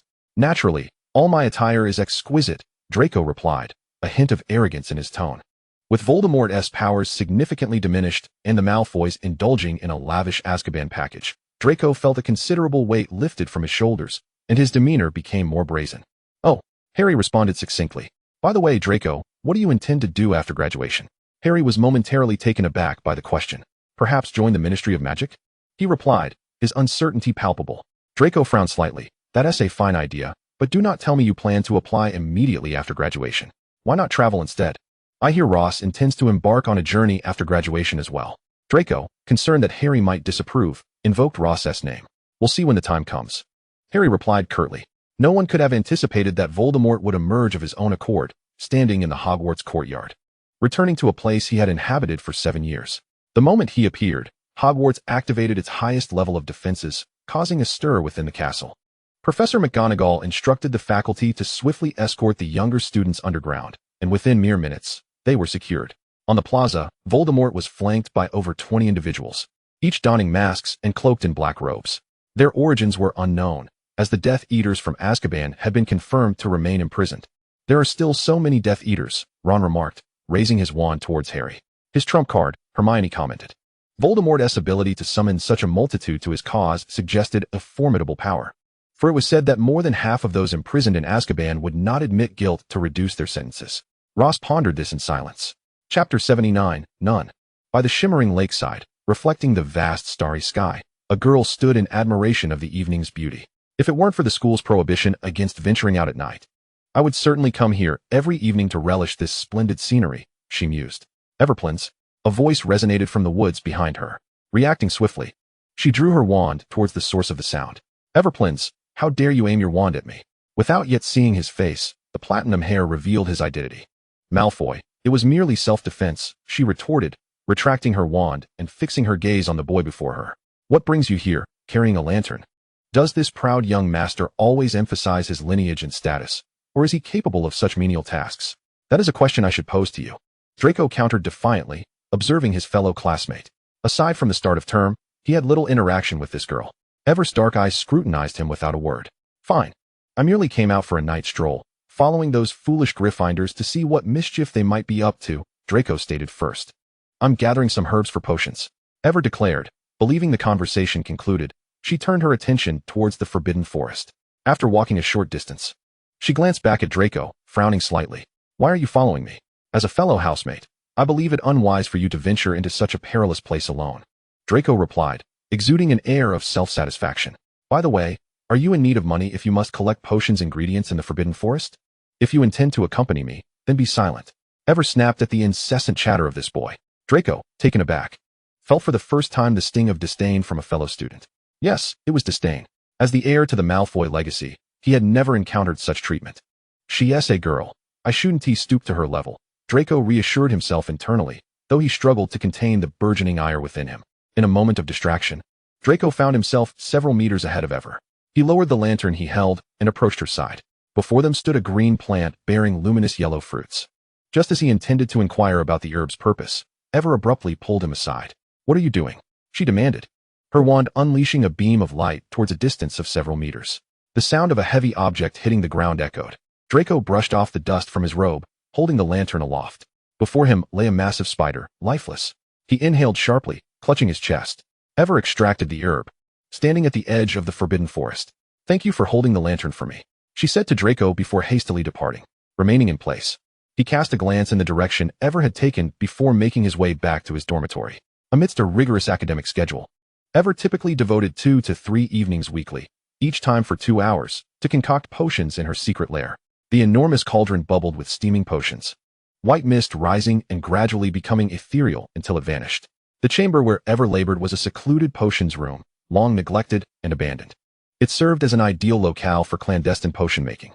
If only Hogwarts lacked a poltergeist, she lamented. A potion bottle, left unattended, was stealthily seized by a hidden poltergeist lurking in the corner. Chapter 80, Short Interlude. A brief tale of Leon and Ross. Leon, my Slytherin, acknowledged as the most potent dark wizard following Voldemort's demise, was immortalized on the chocolate frog cards, detailing his achievements, including the creation of the unbreakable curse at the tender age of 17. The true name of the spell remains a mystery, as does its incantation. The first casting occurred when Leon, my Slytherin, was 26, wielded against Ross Dunman during an assault led by Voldemort's daughter, Susan Addite. Drawing upon a memory prompted by a passing unicorn, Leon, my Slytherin, did not utilize a wand. Golden light emanated from his hand, mingling with his own blood, transforming into bolts of lightning that fearlessly penetrated the bodies of the Death Eaters.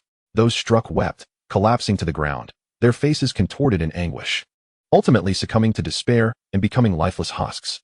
This fate befell all, including the notorious Death Eater Cranabee, recognized as a cold-hearted individual. The Ministry of Magic designated this curse as forbidden. The founder, Leon, my Slytherin, utilized it but once in his lifetime. 2 years after the battle with Voldemort's daughter. At Slytherin Manor, Leon was approached. "Leon, please fetch me some biscuits," called a figure holding a newspaper. A playful gray cat nestled on their lap. As they folded the paper in half, a smile graced the lips of the raven-haired youth as he presented the cookies. The golden locks shimmered even more brilliantly under the sun's radiance.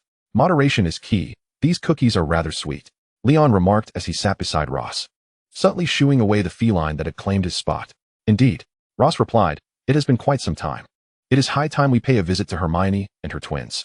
I have heard that the sister bears a striking resemblance to Hermione, which has utterly delighted her. The Harrow lineage is characterized by silver hair and silver eyes, a captivating sight, albeit with an air of innate arrogance. You wish to have Harry and Draco together." Leon anticipated Ross's forthcoming words. "You truly understand me," Ross responded. "Harry seems to be upset with Draco. Are you certain they will join us?" Leon hesitated, reluctant to encounter the pair. "For Hermione's sake, Harry will surely come. As for Draco, wherever Harry goes, he follows." Ross took a bite of his cookie. "True enough. What news do the papers hold?" Leon picked up the newspaper Ross had perused. The dull publication seemed less tedious when shared between two. The mirror of Ariste reveals one's innermost desires, and Leon was fortunate enough to have realized his own. This was a brief tale of Eugene and Wood. From the moment he became captain in his 5th year, Wood had become arch-rivals with the Slytherin Quidditch captain, Eugene. Not solely due to the animosity between their houses on the field, but also because Eugene persistently provoked his ire, particularly during Quidditch matches. Every encounter with him was bound to lead to trouble, until new players joined the Quidditch team, and Slytherin seized the prime spots on the field first. Clad in his Gryffindor uniform, Wood stood with all the players behind him. Perhaps it was the fatigue from strategizing late into the night, but Wood unexpectedly proposed to Eugene the possibility of sharing the pitch.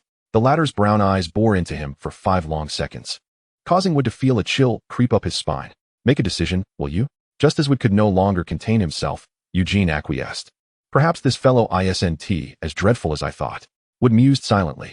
Later, Eugene, under the pretext of discussing tactics, sought him out. A Slytherin wishes to discuss tactics with a Gryffindor? Wood's initial thought was that he must be a spy, intent on stealing their strategies. After graduating from Hogwarts, Wood's luck seemed to have run dry once he signed with the team.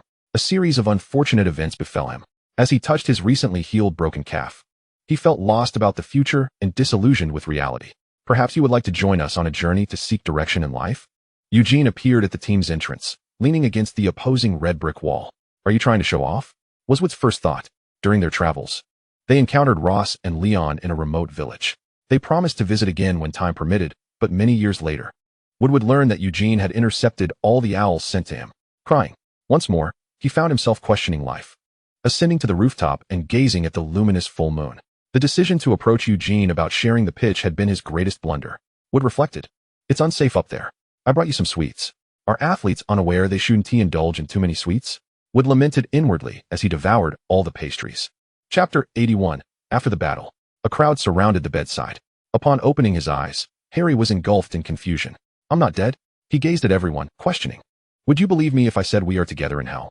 Ron quipped from the side. Harry. Ron stepped forward and embraced his friend, while Hermione followed suit. Witnessing this heartwarming scene, Ross quietly retreated with Leon. What a miracle. Ross smiled at Leon. Every miracle is born of human endeavor. Harry's survival from the killing curse was no mere coincidence. Someone aided him, Leon remarked. Aid. But no one can directly counter the killing curse. Ross was perplexed. The Philosopher's Stone preserved Harry's soul, Leon elucidated, casting his gaze towards the distant tower, where stood one who least desired Harry's demise. Ross stood closely beside Leon, their shoulders brushing. Below them, the once devastated square had been completely restored, with numerous young wizards frolicking about. Draco? Ross called out to the receding figure, but alas. The distance was too great for Draco to hear. The Savior has rescued the wizarding world. The prophecy has come to pass. The front page of the Daily Prophet vividly depicted Harry lying amidst the ruins. Harry's fame had surged once more. Ron, clutching a book, lightly shook his head. This time, alongside the thronging reporters, officials from the Ministry of Magic filled the headmaster's office. The desk was piled high with long overdue documents as Dumbledore diligently inscribed his name upon each one. Ross, this is a sweet burden, compared to the headaches caused by Voldemort. I find this far more delightful. Dumbledore rose, cradling the freshly signed documents, and cast them into the fireplace. Moments later, they would materialize in the Minister of Magic's office. Ross, I sought you out because the school has returned to normalcy, yet the aftermath of Voldemort's influence will not dissipate swiftly. I would like to request your assistance in checking the school alongside Professor Snape. You may uncover unexpected treasures. Dumbledore seated himself. Ross, not fully grasping Dumbledore's intent, acquiesced and departed the headmaster's office. Once Ross had left, Dumbledore paused in his writing, opening the lowest drawer of his desk. Inside lay a collection of letters and a hefty tome on spell theory. Setting the documents aside, he placed the book upon his desk. The light illuminated the scarred leather cover, and upon opening the first page, he discerned the hasty scrawl beneath the title Advanced Spell Theory, which read Tom Riddle. The handwriting was nearly illegible, a jumbled chaos of letters. The memories drifted back to decades past, when Dumbledore was still a professor at Hogwarts. He stood at the lectern, observing students inscribing their names in the freshly distributed books. Tom, will you not write your name? Dumbledore inquired of the student who had garnered immense notoriety throughout the school. He offered a faint smile, his demeanor unchanged as he inscribed his name with a flourish. Even the most malevolent of individuals may find themselves remembered, perhaps by their lifelong adversaries. The recollection ceased as Dumbledore carefully placed the books into a leather case. Ross, even with Professor Snape's permission, do not dare peruse the restricted section so boldly. Chapter 82, Voldemort. Leon placed a glass of juice beside Ross, gently brushing aside the stray locks from Ross's forehead with a tender touch. Rest assured, Ross lifted his gaze, his cerulean eyes sparkling with clarity. I harbor no ambition for immortality. I merely wish to comprehend this dark lord. The tome before them bore the title Horcrux. Have you gleaned any insights? Leon continued his inquiry. According to our knowledge, Tom divided his soul into 7 fragments. Aside from his corporeal form, the other 6 were infused into various objects. I suspect that Tom's later mental instability may stem from the repercussions of soul fragmentation. Ross indicated towards the text. Every spell carries a price. Ordinary spells demand magical energy, while forbidden arts may exact a toll too burdensome to bear. Leon draped his arm over Ross's shoulder. Indeed, thus one must tread cautiously when delving into dark magic. Ross implied with a knowing tone. Leon remained silent, pondering that if he were to lose his looks, perhaps no one would desire him. Ross chuckled, fixing his gaze upon him. Beneath the sun, directly facing the open window, Leon leaned closer to Rose's cheek, which glowed a delicate shade of pink, appearing utterly delectable. The gentle touch was a soft attempt at intimacy. Fortunately, the library was nearly deserted. A thought emerged in Rose's mind concerning the meditation basin in the headmaster's office, where she stood beside it, clutching a petite blue vial. The scene flashed back to the time of Harry's confrontation with Voldemort in the courtyard of Hogwarts, where Voldemort wore a mask of indifference, fully anticipating that this was the culmination of his journey. It was either the demise of the prophesied savior or his own. The moment the green lightning struck Harry, Voldemort felt an unprecedented sense of relief, albeit fleeting. The curse rebounded, and as it hit Voldemort from a distance of mere meters, one could only wonder what thoughts crossed his mind. In his final moments, a solitary tear slipped from the corner of his eye.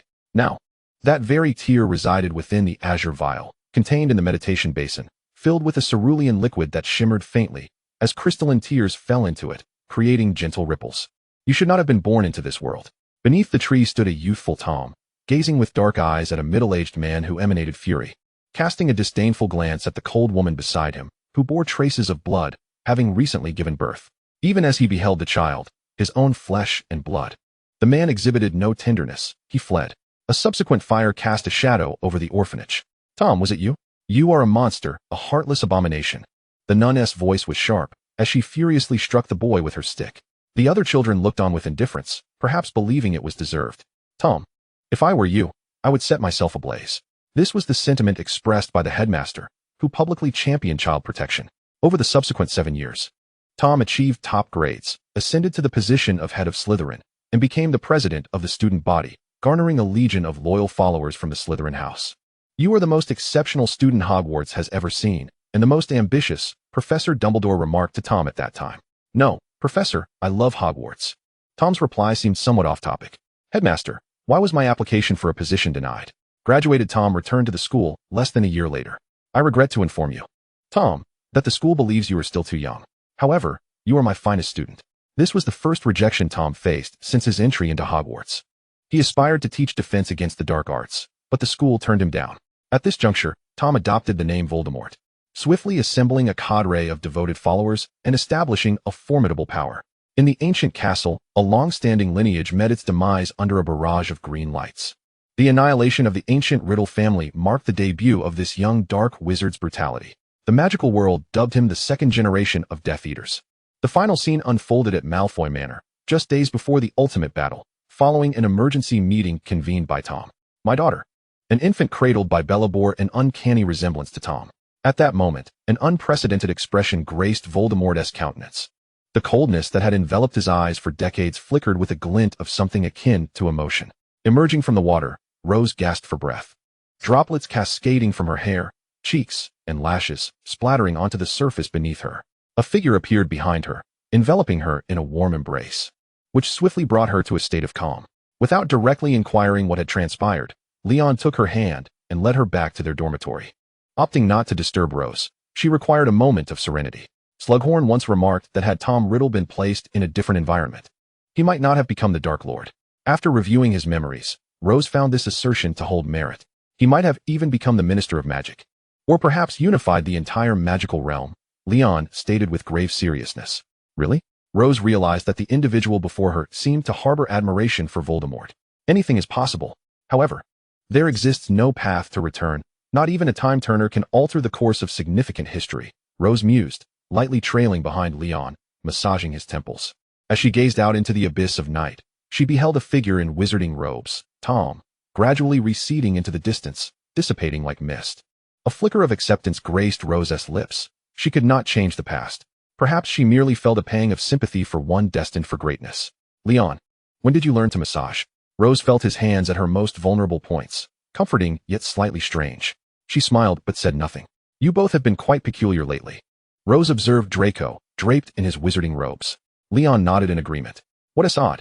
I've merely taken on some family business responsibilities, thus appearing more composed, Draco replied, leaning against a pillar with an air of calm. A lackluster performance. Is that so? Rose retorted. In the final battle, Voldemort was utterly defeated. As the Ministry of Magic publicly acknowledged the Malfoy family's actions as a means to escape Voldemort's control, thus sheltering them in a secret base. Chapter 83. Draco's Engagement. The Malfoys were unaffected by the Death Eaters, and, due to Draco's conduct at school, their reputation gradually shifted towards righteousness, gaining greater acclaim in the magical community. Rose, lovers inevitably encounter obstacles, Leon remarked. You should head to Charms class. Do not forget, you are now Professor Snape's assistant. Startled, Rose suddenly remembered her role as an assistant in the third-year Charms lesson. Leon, I must leave. She hurriedly gathered her books and rushed to the classroom. Setting down her hefty tomes, Rose exhaled in relief upon finding that Professor Snape had yet to arrive. She engaged in conversation with her younger peers for a brief moment. In my classroom, unless given permission, you are forbidden from using your wands, Snape declared, arms crossed, emphasizing his point. In my classroom, you are not permitted to carelessly stir your cauldrons. Memories of her first class replayed in her mind, recalling Snape's words to her and the other students.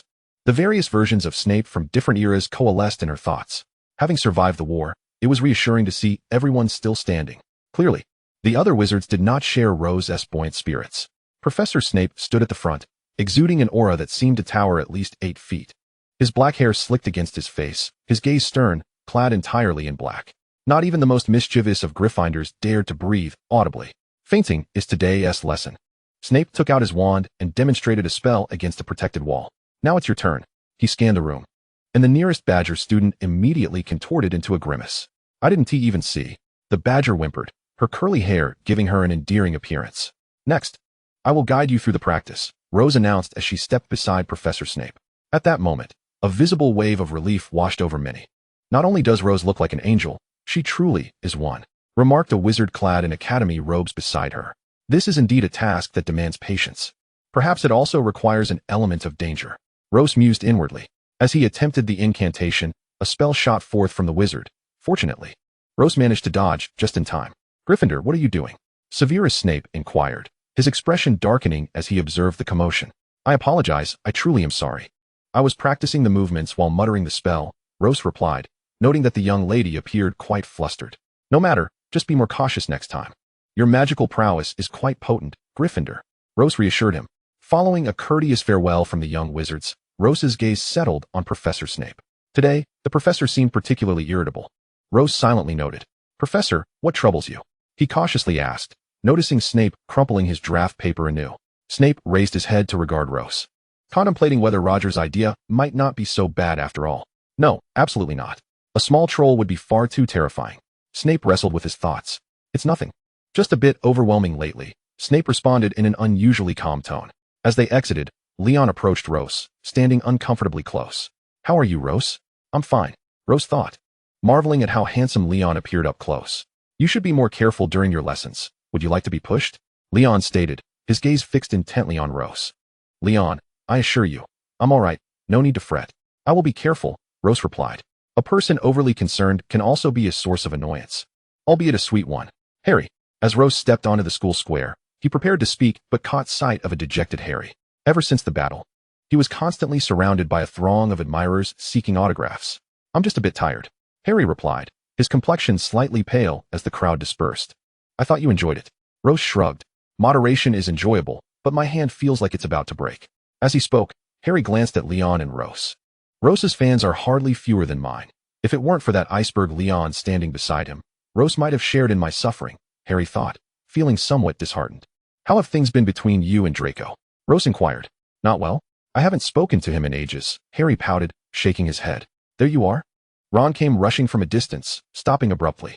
He appeared excited, eager to share some gossip. I've heard Draco Malfoy is getting engaged, Ron declared, oblivious to the gravity of the news. His expression was filled with an intense curiosity to know more. Upon hearing this, Harry's face turned ashen, and he bolted away. Harry, what's wrong? Ron, the only one oblivious to the situation, looked perplexed. Ron, do you often anger your girlfriend? Rose asked, astonished, after processing Ron's reaction. Yes. I don't know why. She's always getting mad at me, Ron admitted. Rose, do you have any good advice? He implored, gripping Rose's hand in desperation. No, that's innate. You're too oblivious, Rose replied, shaking his head with a hint of exasperation. Is he implying that I'm emotionally inept? Ron thought. His mind flooded with images of his girlfriend chastising him, and he blurted out, Ron Weasley, you're hopeless. Leon sighed, suppressing the urge to deliver a good thrashing. He grabbed the person beside him and walked away, wary of catching Ron's affliction. Left behind, Ron felt disheveled in the wind. Why did I react so strongly to Harry's response to Draco's engagement news? Ron felt wronged. Wait, engagement? Could it be? Ron's eyes lit up, suddenly alert. I must find my girlfriend, he declared, striding towards the castle. I saw a small child dash through the corridor. Ron exclaimed, astonished as he reached Rose and the others. A child? You mean a first-year wizard? Rose asked, unconcerned. That child looked only 6 years old, Ron said, brimming with excitement. 4 years old? The minimum age for Hogwarts is 11. Could it be a professor's child? Rose speculated. Impossible. Among the current professors, there are hardly any young ones, Ron dismissed. Leon, what are you doing? Leon had just hoisted Ron up with one hand and pushed him away. You're too close, Leon remarked expressionlessly. Chapter 84, Snape's son? Ron felt utterly bewildered. Leon stood uncomfortably close to Ron, glancing at the almost non-existent gap. I feel like something is choking me. Ron slightly shifted. The child's sudden appearance became the talk of the school. Nearly every student at Hogwarts speculated about the child's origins. The first to uncover the truth was Rose, the charm's teaching assistant. One noon, as he approached the office, he heard a cacophony of crashing sounds from within. Instantly, Rose sensed something was amiss and swiftly pushed the door open. What greeted him was a little rascal, looking quite mischievous.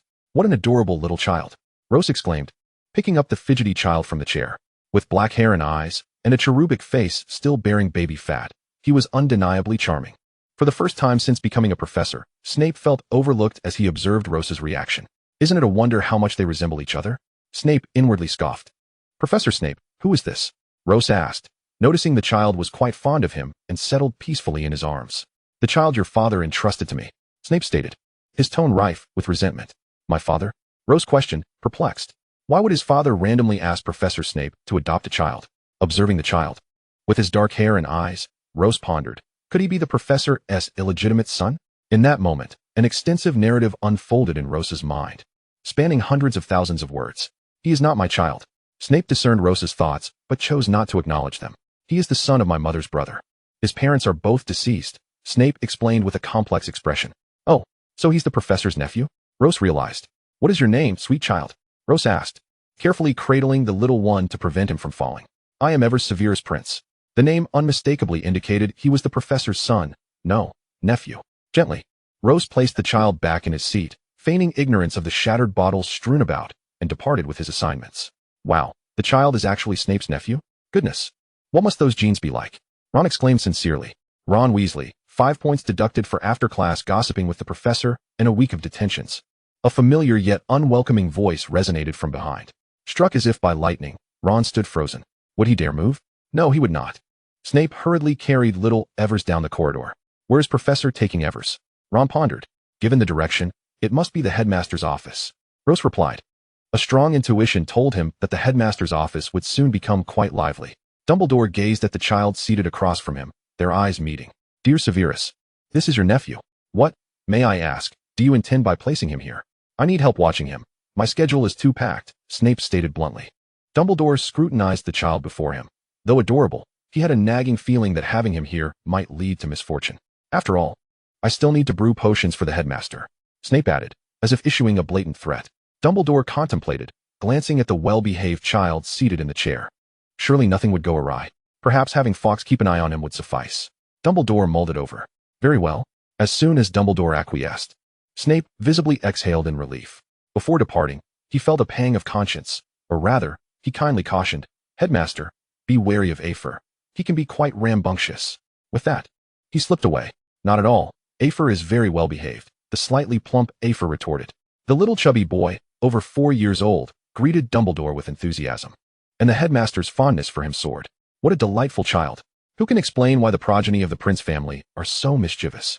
This is not the expected replica of Severus. Rather, it is an enhanced version of a Gryffindor lion. While Dumbledore attended to some correspondence, Afer had already ascended the towering bookshelf. What are you doing? Chasing a bird. A fiery red creature. Come here, little bird. Afer deftly pursued the flying creature with remarkable agility. Realizing the impending danger, Fawkes fled to the highest shelf.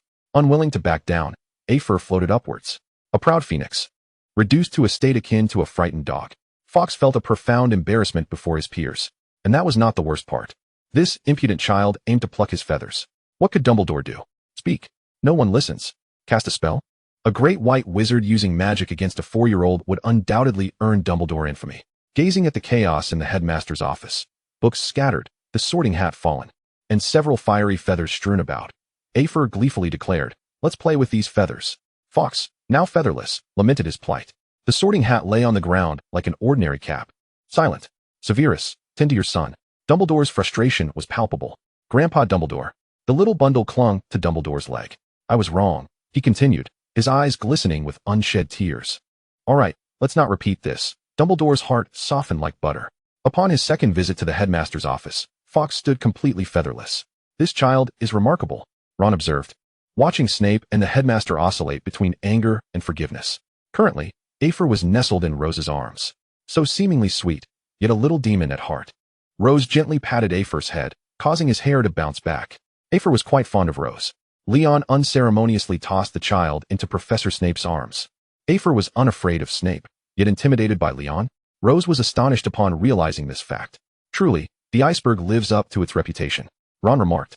I never expected to witness the future ruler of Hogwarts in 6th grade. Which house do you think Aphra will be sorted into? He inquired. Gryffindor. Rose and Leon chimed in unison. Then Snape will be furious. Ron was eager to see Snape's expression at that moment. During the summer, despite Snape's evident reluctance, he did not voice any objections to Roger taking Aphra away. They returned to his house, which promised to be a challenging summer. Snape acquired a house elf. Chapter 85. Dumbledore steps down as headmaster. In his final year, Headmaster Dumbledore stood on the stage, surveying the students below as he had for the previous 6 years. The only difference was his completely white hair. Today, we gather to embark on another year of magical adventures. Esteemed professors, students, I have an announcement to make. Dumbledore's expression was gravely serious, his glasses greedily scanning the hall. I, Albus Dumbledore, will be stepping down as the headmaster of Hogwarts. The wizards below were left in stunned silence. Ron gazed up at Dumbledore, bewildered that the guardian of the school for over half a century was about to depart. Silence, Dumbledore commanded, and as before, the hall fell into utter quiet. Life is a series of gatherings and partings. The direction of your magical journey lies in your own hands. In times of confusion, seek clarity within yourselves. Dumbledore's gaze seemed to pierce through the crowd, as if he wished to see each and every student. This is unbelievable. Dumbledore belongs to Hogwarts, Ron exclaimed enthusiastically as the opening ceremony concluded. Yes, he once did, but now he does not. The headmaster has his own life. After all he has done for us, he deserves to enjoy a pleasant retirement. Harry glanced at his friends with his bright green eyes. We should be happy for the headmaster. He can finally live for himself. Rose continued Harry's thought. All right, I accept that. But why? Can anyone tell me? If Snape becomes the headmaster, I would much prefer Professor McGonagall, Ron exclaimed, visibly agitated. Harry fell silent at this. Are you questioning the authority of our house's head? Leon's tone was not harsh, yet Ron felt a chill rising from his toes. How could that be? Ron shuffled slightly behind Harry. Snape will make a fine headmaster. He loves Hogwarts dearly, Rose asserted confidently. You know, I'm just worried about Gryffindor's scores. With Snape as headmaster, Gryffindor won't be the first house in history to score 0 or even negative points. That depends on whether you two cause any trouble, Hermione interjected, casting a warning glare at her two friends. Dressed in a flowing green gown, Hermione had blossomed into a stunning young woman. The three were still as they were in childhood. Whenever Hermione spoke, Harry and Ron dared not utter a word. Rose, are you tired? Leon observed as Rose seemed to be busy late into the night. After Snape's promotion to headmaster, the position of Charms Professor remained unfilled, leaving Snape to take on both roles. The potions assistant Rose was even busier. Actually, it's not too bad. I'm not overly tired. Spending time with the first years is quite enjoyable. Rose yawned. Clearly, she was preparing to return to Hogwarts soon. Leon joked, a smile never leaving his lips. Leon, you should sleep. I'll read for a bit longer, Rose said. The warm, golden light cast a delightful glow. Rose spotted Draco's figure as he raced toward the tower. Draco, what is happening? Rose inquired from the corridor. Draco, now standing in the sunlight, replied calmly, nothing much, just enjoying the view. He gazed out the window, avoiding eye contact with Rose. Before reaching upper years, each time Draco saw a good friend come to find him, he would break into a joyful smile. However, as he matured, he gradually lost that inclination to smile. Would you mind sharing your troubles with me? Rose slowly approached Draco. I told you, I have no troubles. Draco turned away, almost shaking off Rose's attempt to grasp his hand. Rose, we are not of the same kind. A flicker of tears shone in Draco's eyes. Perhaps even unbeknownst to him. Please, tell me what is wrong. Draco, we are friends. Rose pleaded, looking several meters away. I'm sorry. With that, Draco turned and fled down the stairs. Stunned and helpless, Rose stood rooted in place, a pang of sorrow striking her heart, as if something was about to transpire. Yet Voldemort had been vanquished. Why was this happening? Rose whispered, with no one to answer. Rose, what are you doing? Harry watched as Ross dashed about frantically. Harry, have you seen Leon? I haven't laid eyes on him all day, Ross inquired directly. Leon? Isn't he usually by your side? I haven't seen him, Harry replied. Before he could grasp the full extent of the situation, Ross had vanished. Professor Snape, do you know where Leon has gone? Ross burst into the office, gazing at Snape, who stood solemnly beneath the window. Last night, Leon left Hogwarts without bidding anyone farewell. I've contacted his father, but so far, there has been no response. Snape divulged all he knew. What? No word from Uncle Slytherin either? Ross's heart brimmed with anxiety. His instincts told him that something dire had befallen Leon. He hurriedly exited the headmaster's office. Draco, do you know anything? Ross called out, stopping Draco just as he was about to slip from view. The long corridor was deserted save for the two of them. Draco's face, turned away from Ross, bore traces of tears. Ross stepped forward, grasping Draco and turning him to face him. I'm sorry, Ross. Tears streamed down Draco's face. What on earth happened? Ross gripped his arms, demanding answers. Leon is at the Gaunt Manor. Draco finally revealed. Gaunt Manor? What is he doing there? Speak, Draco, Ross urged, sensing Draco's impending breakdown. After whispering something in Ross's ear, Draco implored, you cannot go alone.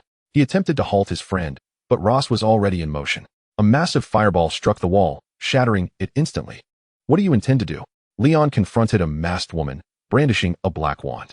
I shall first eliminate you and your father, then proceed to slaughter everyone at Hogwarts. The woman declared, darting behind a statue. The statue stirred to life, a colossal stone creature awakening, its claws sharper than any blade. Chapter 82, Separation. The creature's yellow eyes glimmered with a repulsive green fluid, and chunks of stone fell to the ground as it charged forward. Leon cast a disapparation spell, instantly relocating to a corner. The creature's claws slammed into the wall, leaving a gaping half-meter-long and 2-meter-deep dent. If a person were to be caught by it, they would undoubtedly be torn to shreds. Leon, be careful, called his father, blood trickling from his shoulder to the ground. The creature, despite its enormous size, moved with astonishing speed. Meanwhile, Ross approached the door to the basement. The black door was adorned with the likeness of a basilisk, its eyes glowing green, eerily lifelike. Suddenly, flames erupted from the door, searing Ross's hand. Blood dripped from the burn as the pain pierced deep into his bones. He bit his lip to stifle a cry. The magic emanating from his left hand was unable to mend such a wound, the dark aura thwarting the healing spell's efficacy. Threads resembling iron wire emerged, unlocking the door to reveal an extensive staircase. As he ascended, the seemingly endless staircase induced a sense of vertigo. The architect of this manor was truly remarkable, Ross mused. Quickening his pace, brilliant, fiery red magic burst forth from his wand, coalescing into flames that enveloped the chamber, the temperature soaring to an astonishing degree. The flames took on a tangible form, advancing towards the masked figure. A piercing scream echoed as the fire effortlessly pierced through the protective barrier, engulfing the figure and rapidly spreading, turning the mysterious assailant to ash amidst agonizing cries. This was the first time Ross had wielded such magic in battle, and its power exceeded his expectations. Clearly, Leon's situation was far more critical. Leon was locked in fierce combat with the stone creature, its remarkable defenses rendering it nearly immune to harm. Binding curse.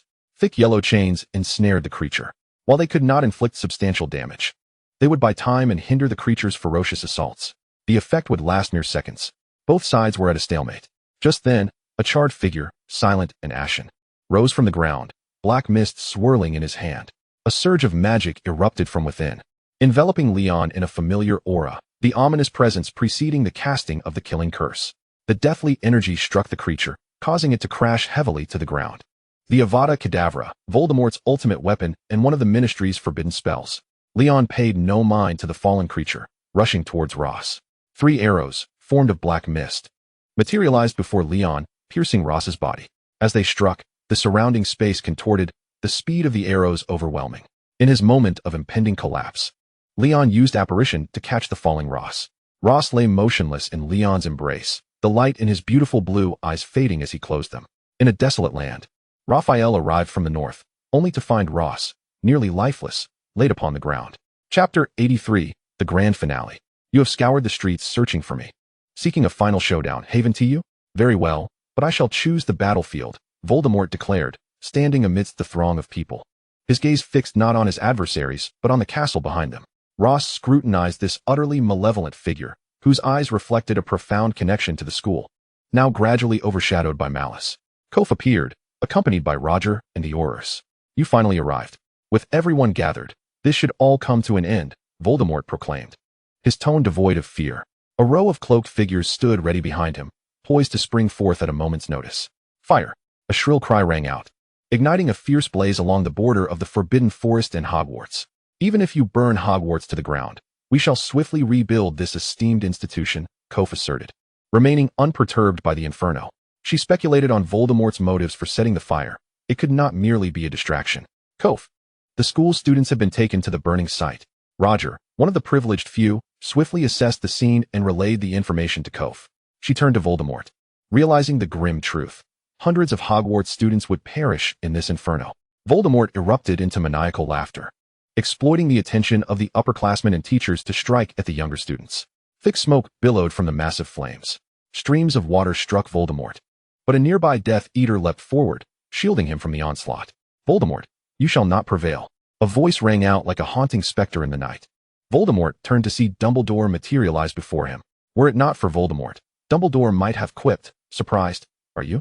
You feigned your death." Voldemort's grip on his wand tightened, veins bulging. "Voldemort, if I were dead, how could you possibly be alive?" Dumbledore countered. The remaining Death Eaters showed no hesitation as Voldemort commanded them to attack.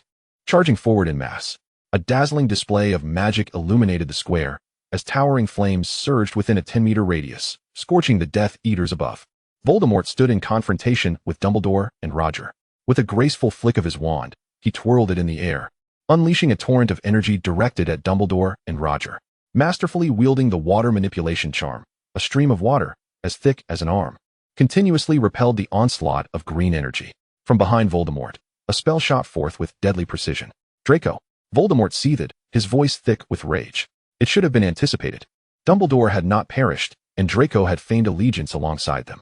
Now, Voldemort found himself unable to spare the time to cast the Cruciatus Curse. A nearby Death Eater unleashed a spell that sent Draco flying. Just before he hit the ground, he was caught by the backward-flying Draco. The force was overwhelming, and both Draco and Harry fell to the ground. Clutching his bleeding left arm, Draco helped Harry to his feet, inquiring, "Are you all right?" "I'm fine," Harry replied weakly, heightening Draco's concern. Raising his wand, Draco repelled a Death Eater who attempted to seize the moment to pounce. "Draco, promise me one thing," Harry said, joining the fray while unleashing spells. "What is it?" Draco responded. "After the battle, find me a serene place. I wish to reside there." Harry articulated a peculiar request. "Weren't we supposed to travel together?" Draco asked. "I'm weary. I need a place to rest first." Harry's words bore a hint of sorrow. Draco silently vowed to uncover whatever Harry was concealing once the battle concluded. "Harry!" Draco shouted, witnessing Harry breach the protective barrier he had erected. "I'll return shortly." Harry deliberately stated to allay Draco's suspicions. "Headmaster, I am prepared. I leave everything else to you." Harry addressed Dumbledore before plunging into the conflict against Voldemort. As Voldemort's destined greatest adversary, Harry's mere presence captivated all of Voldemort's attention. The devastating defeat from over a decade ago, coupled with the Horcruxes he had created, rendered Harry nearly his nemesis. "No, I am the great Dark Lord. The concept of a nemesis cannot exist. If I eliminate him, the prophecy of the Chosen One will crumble. The dark magical energy amassed within me is merely waiting for Harry's arrival. Harry Potter, today you shall surely meet your demise here." With dark mist emanating from his body and his wand raised, he uttered the familiar killing curse. "Leon!" Harry called out at that moment. As Draco dashed forward, Leon ensnared him with shimmering golden ropes. "Leon, release me!" Draco yelled, his eyes reddened and voice hoarse. By the request of another, the killing curse struck Harry, and the smoke gradually dissipated. Just as it had over a decade prior, the reflected lightning struck Voldemort, leading to his definitive demise. The figure that slowly rose signified a new beginning. Chapter 84, The Absent Graduation. Raphael's eyes dimmed slightly as he moved beside Ross. A gentle white light scanning his entire form. "Is there a way?" came the 4 words, as Leon knelt beside Ross, his gaze fixed intently upon him. "The damage from the magical energy within is far too severe. The bloodline of the witch god within him will assist in gradual recovery," Raphael stated. In that instant, Leon lifted his head, his black eyes regaining a glimmer of brightness. "He can be healed." He grasped Raphael's hand tightly. "I don't know how long it will take. If not for the bloodline heritage of the Dunman family, he would have perished long ago," Raphael replied directly. Within Ross, his fragile organs were solidified by encroaching dark energy, with only a flicker of white light in the center of his heart. Ross's final hope. 69 crystals were arranged according to a formation on the ground, as Raphael channeled all his magical energy into them, enveloping Ross in a mist-like aura. This was a healing formation, a legacy of the Raphael family, and the only method he could conceive to aid this descendant. In the Hogwarts headmaster's office, Snape stood atop the tower, observing the clusters of young witches and wizards below, animatedly discussing recent events, their faces illuminated with excitement. "Headmaster Snape, Leon has not returned." Professor McGonagall entered the office, her expression complex. He will not return. Hogwarts holds no allure for him, Snape replied solemnly. But this is his final year. Leaving midway means he won't receive his diploma? McGonagall continued. The Hogwarts diploma holds no significance for him, Snape stated, his calmness reflecting the truth. Professor McGonagall refrained from further discussion and turned to leave. In a single night, the fate of a remarkable Hogwarts student remained uncertain.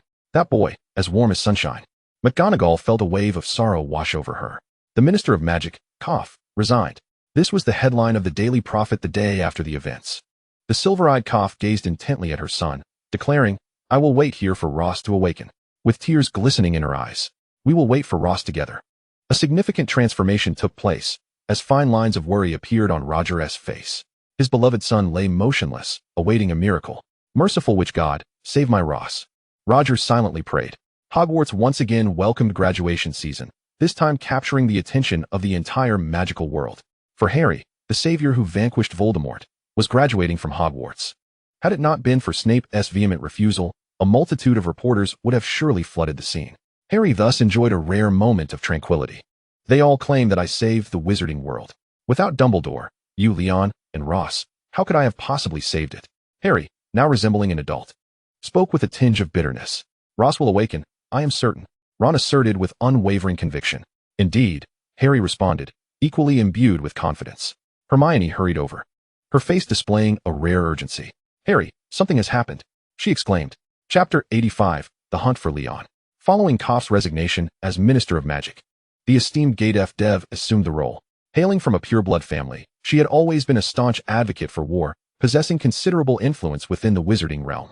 At 56, many wizards held high hopes for her ascent to this position. During a joint meeting convened by the Ministry of Magic, the rotund Dev surveyed all those present with her small eyes. Mr. Weasley found this gaze particularly odious, to speak candidly. It felt not merely like a warning, but rather akin to surveillance.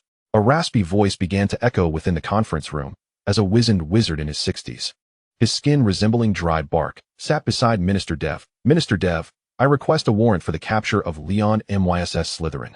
Imprison him in Azkaban for eternity. His mouth revealed repugnant yellow teeth as he spoke. However, Weasley could no longer afford to be concerned with such matters. Why? What crime has Leon committed? He demanded. Minister Dev scoffed. He is an evil dark wizard. He will become the next Dark Lord. Her voice was sharply discordant, in stark contrast to that of her most loyal subordinate. This is merely conjecture. Are we to apprehend a formidable wizard based solely on an unfounded accusation? Weasley clenched his hands tightly beneath the table, utterly perplexed as to why the newly appointed Minister of Magic had chosen to target Leon. There are indeed valid charges. He cast the killing curse in the basement of the Gunter Manor. According to the law, he must be imprisoned in Azkaban, said Duff coldly. That was to save Rose Dunman, and moreover, Leon Myss Slytherin played a pivotal role in the battle against the Dark Lord. Weasley retorted, merits do not negate transgressions. Furthermore, this Slytherin is highly likely to become the next Dark Lord. A glimmer of intent flashed in Duff's eyes, a fleeting moment unnoticed by most. Very well. I am the minister. I hereby issue a formal warrant for his capture, Duff stated assertively, forcefully interrupting any further arguments and delivering his final command. After the meeting concluded, Duff departed, leaving Weasley and Moody behind. Why did you not voice your opposition? You realize this could unleash a catastrophe. Weasley gazed at Moody, the esteemed Auror, hoping Duff might heed his counsel. Moody smirked slightly, retrieving a leather flask from his waist and uncorking it with a flick of his thumb, releasing a waft of alcoholic fragrance into the air. Will he listen? That arrogant fool. He was involved in the case concerning Leon's mother's murder. He merely seeks to protect himself, attempting to eradicate any perceived threat at its inception. He fails to comprehend that such actions may yield intolerable consequences. Weasley continued. Hermione held a newspaper aloft, its pages unfurled to reveal a photograph of Leon, those serpent-like eyes exuding a palpable menace. A wanted criminal by the Ministry of Magic. Ron exclaimed, aghast. They have lost their minds, pursuing Leon. Harry declared. In a single night, Leon's warrant spread throughout every alley and street, with the Ministry's young Aurors tirelessly seeking him. When a group of Aurors arrived at the Slytherin estate, the lead Auror's brown eyes fixated on the black stone bricks. Though seemingly innocuous, they evoked an unsettling illusion of being stained with blood. Despite their rigorous psychological training, fear lingered in the hearts of the Aurors. I felt a shudder rising from the depths of my being upon entering here, one of them remarked. The others nodded in agreement, sharing the sentiment. Be cautious. Something is amiss. Safety is paramount, the captain cautioned. The group remained in the grassy yard, the ominous black door looming ahead. A swirling gust of wind emerged from their wands, attempting to forcefully breach the door. Upon impact, a faint wisp of dark mist emerged, completely absorbed. The captain held his breath, fixating on the door, where a black void materialized, flames erupting from within. Forewarned, the Aurors conjured 4 protective shields to safeguard the group. Chapter 86. The 20-year-old Draco. For formidable defensive arrays capable of withstanding advanced magic proved utterly ineffective against the inferno that seemed to devour all in its path. The shockwave from the explosion hurled the group backward, perhaps by Merlin's final blessing, allowing a few of them precious moments to escape. Those who vanished from sight were violently flung to the ground by the force of apparition. Blood spilled from the captain's mouth. All the Aurors dispatched by the ministry failed to locate Leon. It was as if he had evaporated from the wizarding world entirely. Where could he have gone? Duff listened to report after report, none yielding even a modicum of satisfaction. Meanwhile, discontent brewed among many within the ministry regarding Duff's directives. In contrast to the reckless individual who outwardly claimed to eliminate danger yet was inwardly a coward, they rallied behind Cough. The crimson wine in the goblet resembled fresh blood. Duff slumped in his chair. Cosin. Duff called toward the door, relieved to receive a response.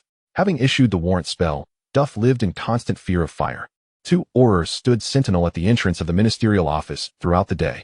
If it were possible, Duff would have powerful Aurors encircle the entire office. However, he knew he could not do so without provoking the ire of the entire wizarding community. Presently, whispers of mockery about his courage circulated behind his back. After nearly 2 years of relentless pursuit, under pressure from both within and without, Duff finally halted the manhunt. The human and material resources expended had nearly plunged the somewhat affluent ministry back into a state of destitution. Reluctantly, Duff found himself compelled to seek the support of wealthy wizarding families, the first being the Malfoy family, known as the Platinum family. Following the Battle of Hogwarts, Lucius had largely withdrawn from the family's affairs, with much being managed by his son, the young Mr. Draco. Standing in the reception room, which was lavishly adorned compared to the ministry, Duff felt an unsettling chill. No matter how exquisite the gold and silver artifacts, they emanated a frigid aura. In the setting, Duff felt an inexplicable unease. The 2 Aurors behind him provided slight reassurance. Esteemed minister, the Malfoy Manor welcomes your arrival, came a cold voice. Ostensibly welcoming yet devoid of warmth, making Duff feel as though he were in an ice cellar. The source of such discomfort was this 20-year-old youth before him. Draco appraised the minister, his expression one of indifference, devoid of respect or flattery. Minister Duff, may I inquire as to the purpose of your visit? Draco feigned ignorance. In recent years, the Malfoy family had undergone corporate reforms to better adapt to the rapidly evolving Muggle world. Concurrently, their collaboration with the ministry had gradually diminished, their overt cooperation merely serving as the ministry's financial reservoir. The look of displeasure on Minister Duff's face was unmistakable as he departed, Draco observing him leave Malfoy Manor. Resting his right hand lightly on the cold window sill, a figure in dark clothing behind him remarked, "Young master, the ministry will not relent." Humph. Draco scoffed lightly. Does the current ministry dare to confront the Malfoys openly? Just wait.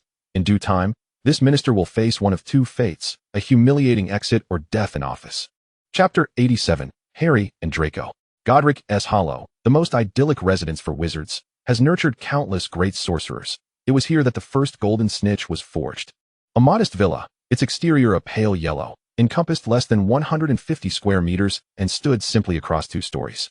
Such a dwelling would have exhausted the entirety of Harry, the Savior's, 2-year salary and depleted half of his parents' inheritance to acquire. During the intervals he did not teach at Hogwarts, Harry generally resided here. A mahogany dining table occupied the center of the living room, flanked by a plush leather sofa near the bedside. The entire house was bathed in warm yellow hues. Harry. This voice caused Harry, holding a fruit platter, to pause momentarily, his eyes fluttering shut before he turned. Draco, it has been a while. Welcome to my home. Harry endeavored to present a courteous smile. Before Draco could respond, he entered the living room where 3 others were already present, Hermione, Ivan, and Ron. Ron, holding a glass of orange juice, stared at Draco in astonishment, coughing twice. The previously serene atmosphere grew somewhat strained. Harry, since everyone is here, why don't you speak? Hermione suggested. Ivan, how is Rose? Harry inquired first, addressing Rose's cousin. Ivan looked up at Harry, his internal injuries nearly healed. Is Rose about to awaken? Ron suddenly stood, his expression brimming with excitement. In theory, they should be keeping watch. Ivan continued, his words imbued with a hint of joy. Harry, of course, felt elated at Ross's improvement. Yet his mind was preoccupied with another matter. What would happen when Ross awoke and learned of Leon's predicament? A wave of guilt washed over him, as he reflected on his inability to assist his friend during Leon's crisis. In a few days, we shall visit Dunman Manor to see Ross, Harry announced, garnering agreement from Hermione and the others. Any news about Leon? He inquired of the group, only to be met with a chorus of head shakes. We shall surely see him at the manor, Hermione remarked with a bittersweet smile. For 2 long years, no word had reached them from Leon. Harry Potter. Hermione and the others, aware of the brewing conflict, made a discreet exit, leaving the 2 quarreling individuals behind. As Harry sought a feeble excuse to depart, Draco called out, "Is there something else?" Harry maintained a calm demeanor, though his eyes betrayed a glimmer of sorrow as they met Draco's. "I am truly sorry for what happened back then," Draco confessed earnestly, his words crisp and sincere. "What good is your apology?" Harry retorted, his voice laced with barely concealed anger. "You revealed the address of the Gant Manor to Ross, yet kept it from the rest of us. Did you not consider Ross your closest friend?" The final words escaped his lips through clenched teeth as he shut his eyes and inhaled deeply before turning away. Tears fell silently to the ground, reflecting the anguish that enveloped Draco's heart. The burden of remorse he had carried for 2 years could not erase the guilt that haunted him. Yet, he thought of the entire Malfoy family, his parents. How could he possibly disregard their plight? In a barren landscape, where not a blade of grass thrived, tiny grains of sand danced through the air. "Is that Leon?" Hermione's voice broke the silence as she pointed. There stood Leon, cloaked and poised beside Ross. "We all knew he would come. Why the surprise?" Ivan chuckled. "But what if the Ministry learns of this?" Hermione's apprehension was palpable. "The Ministry would dare to arrest anyone here?"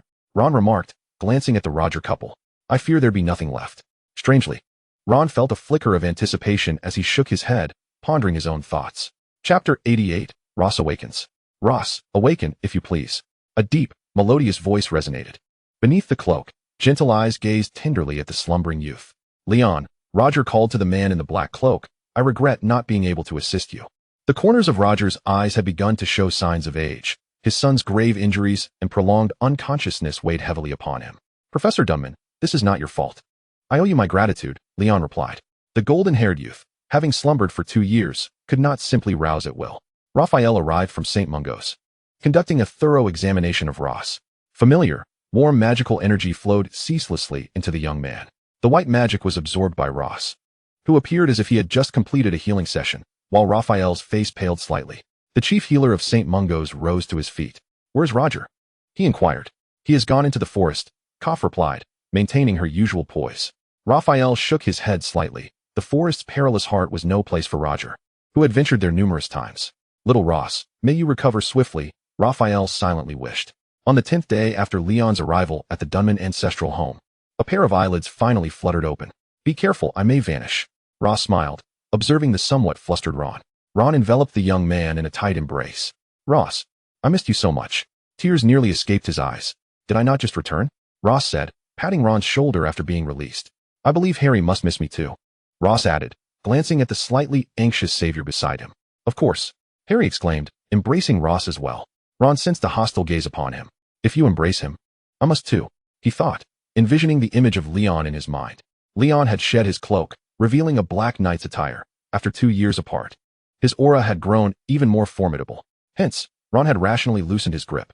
"Those favored will always act with impunity," he mused, as Ross directly pulled Harry away, leaving Ron and Leon alone. "You two can whisper sweet nothings. I do not mind being left with this fellow. Are you certain you will still see me again?" Ron silently lamented, gradually distancing himself from Leon, remaining composed. "Ron," Leon's voice rang out. "We're doomed," Harry thought, feeling anxious about the ongoing Cold War with Draco. "This is my fault," he admitted to himself, though he had already surmised that Ross's visit was due to his conflict with Draco. Yet Ross's initial apology had caused his face to flush. "No, Ross, this is not your concern," Harry quickly responded. "Harry, you know, Draco's parents are being held captive at Malfoy Manor. He cannot disclose this to you. He has his responsibilities." Ross turned to him, seriousness etched on his face. "I understand," Harry said, having matured into adulthood, though he still felt like the naive savior when embarrassment struck. "Because of me, you endured a 2-year Cold War." Ross's expression was laden with guilt. "Ross, it was not because of you. Dumbledore had informed me of Draco's parents' situation. I feel it is unlikely we can reconcile." Harry's eyes reflected his disappointment, the verdant hue of his emerald eyes shimmering with unspoken feelings. "Harry, you are the savior," You saved the entire world. What is there to fear? Ross encouraged him. Poor Draco, left in the cold for 2 years, unaware of the true reasons behind it all. Ross mourned for the young Malfoy who had been absent for so long. Chapter 89, Together Forever. The moment you return, you seek out Harry and the others. The two walked side by side. Leon halted, gently grasping Ross's hand, his tone tinged with displeasure, a hint of jealousy lurking beneath. Good friends have not seen each other in 2 years. They worry for me too. Ross seemed to understand more than he let on. While Leon's face bore a trace of indignation, he pinched Ross's cheek playfully. I know you, like my parents, long for my awakening. Do not fret, henceforth. We shall not part. His voice was gentle and clear, reminiscent of a divine vow. A bird, resplendent with a striking red feather, sang beautifully at the end of a book. Leon embraced the figure before him tightly. This is your promise. Do not renege. His eyes sparkled with newfound brightness, as if dispelling all shadows. Of course, unless you wish otherwise. Ross laughed, his angelic smile blooming once more before Leon. I can endure the presence of those few for a while, Leon thought to himself. Yet Leon bore another identity. He was a fugitive wanted by the Ministry of Magic, a heavy burden to bear. Though he had largely disregarded this fact over the past 2 years. Now that Ross had awakened, it was imperative to resolve the matter concerning Durv swiftly to minimize disturbances between them. At Malfoy Manor, 2 years had passed, and Leon's father had grown increasingly gaunt, though his piercing gaze remained as intimidating as ever. In the presence of Leon, Mr. Malfoy had slightly tempered his demeanor. He seldom spoke to his formidable son, yet this time he had summoned him back. Mr. Malfoy rose slowly, picking up a photograph from the table. Its frame seemingly fused with the surface. The wall behind emitted a sound, slowly revealing a grand oil painting. The canvas depicted an exceptionally ordinary woman. This is Mother. Leon spoke with a tone of certainty. The flicker of hope that had briefly ignited within him was instantly extinguished. The oil painting before him exuded no essence of the soul. It was merely a canvas, devoid of his mother-esque spirit. Death killed your mother, Mr. Slytherin calmly unveiled the truth of that fateful day, yet his tightly clenched hands gripping the chair betrayed the simmering hatred within him. After Leon departed, he raised his right hand, revealing a palm marred by crimson patterns, reminiscent of blood, instilling a sense of horror. These were the lifelong scars left by the Slytherin family's forbidden magic. Tragically, even with his entire being devastated, he could not reclaim the wife ensnared by the whirlwind curse. Mr. Slytherin gazed at the painting, where the term mundane was perhaps the most fitting description of the woman depicted. Her complexion was somewhat pallid, her nose rather flat, and her mouth lacked beauty. The gentle glimmer in her ordinary eyes was her most notable trait. It was hard to fathom that the once mighty Mr. Slytherin could have fallen in love with her. Leon Ross tenderly stroked his soft, dark hair, offering solace to those beside him. Upon returning, Leon had learned the harrowing truth of his mother's demise. A young Auror, eager to achieve success, had callously slain the sister of Slytherin's wife and captured her parents, coercing him to reveal himself. After forcing Mr. Slytherin to surrender his wand, he reneged on their agreement and murdered Leon's mother. At that time, however, Slytherin was no longer on the wanted list. The Auror, realizing his grievous error, became increasingly twisted inside. That Auror was deaf, now the Minister of Magic. Chapter 90, The Revenge Plan. This night, Slytherin Manor felt exceptionally frigid as Leon stood atop a high platform, affording him a panoramic view of the estate. He felt no profound emotions for the mother he had never met, save for the faint connection that pulsated from their shared bloodline. Regardless of the circumstances, Leon was resolute in his quest for vengeance. His penetrating gaze surveyed the distance, where a vengeful serpent stirred from its slumber. A hand reached out and grasped his left hand. Leon, I am here, Ross said, the warmth of his palm transmitting comfort. Upon entering, Ross had suddenly felt a disconnect with Leon. The murderous intent in his eyes rendered Leon unrecognizable to him. Leon reciprocated the grip. Did I frighten you? He asserted. Tell me what transpired. Ross whispered. From Hogwarts to the battle that had rendered him unconscious, Ross had not yet faced significant conflict, save for that final confrontation. Leon would not withhold any truths from Ross, even if recounting the tale meant reopening a festering wound. As Leon narrated, Ross's eyes brimmed with compassion. Unsure of what to say, Ross, having never experienced such horrors, could only stand by Leon's side in silent support. This, in turn, was precisely what Leon needed. Ross, do not leave me, he implored. I never will, Ross replied, drawing him closer. Beneath his stoic exterior lay a heart riddled with scars. Leon, do not take Death's life directly. We must vindicate Uncle, revealing Death's true nature to the entire wizarding world. Ross gazed into Leon's eyes, which sparkled with the vastness of the cosmos. Leon nodded and embraced the young man before him. The Ministry of Magic was originally accessed through a toilet, yet nearly all Ministry employees utilized apparition to enter. The former Minister of Magic, Koff, had altered the entrance to a red telephone booth, which saw far greater usage than the toilet. The patrolling Auror stood dutifully at the entrance, exhibiting no signs of laxity. Will Def double the Auror's salary for serving as a doorman? Ross mused, cloaked in invisibility. 2 Aurors remained vigilant, yet Ross's sudden appearance startled them. Before they could react, a flash of light struck them, rendering them unconscious. Professor Snape, eternal be thy spirit. You have invented such useful spells, Ross silently praised. Unbeknownst to Def, who was engrossed in signing documents, a subtle shift in the atmosphere went unnoticed. The quill skated across the parchment until it fell, and in the next instant, he vanished from sight. The ropes showed no mercy, binding the Minister of Magic so tightly that he could barely move. Ross swiftly tore away the cloth, gagging Def. The large fabric caused him discomfort as he tried to speak. Years of vigilance allowed Def to scrutinize the youth before him without revealing any emotion. With his brilliant golden hair and striking blue eyes, the boy's beauty was indescribable. You are Roger Dunman's son, Def recognized. The resemblance sparking memories of this young man's unusual connection to Leon. Leon instructed you to do this, young Dunman. I trust you understand the price of kidnapping a Minister of Magic. If you release me now, I may overlook this transgression. Azkaban is not a pleasant place. Chapter 91, Professor Potter. A slight smile graced Ross's lips as he regarded the disheveled minister, his wizarding robes dusted with grime. Def, do not doubt. Azkaban shall indeed become your eternal abode. Ross spoke with a solemnity that weighed heavily upon the air. A small vial containing a green liquid floated before Def, casting an eerie glow upon his face. The truth serum. Def exclaimed as the liquid, animated by magic, flowed into his mouth. The office was steeped in shadow, the tightly drawn curtains admitting no hint of sunlight. Def's pale visage resembled a wretched creature tormented by unseen forces. Just as Def was about to speak again, the main door swung open, admitting a throng of individuals. The editor-in-chief of the Daily Prophet and all the reporters followed, the aged wizard, with his silver spectacles perched upon a prominent nose, exuding an air of erudition.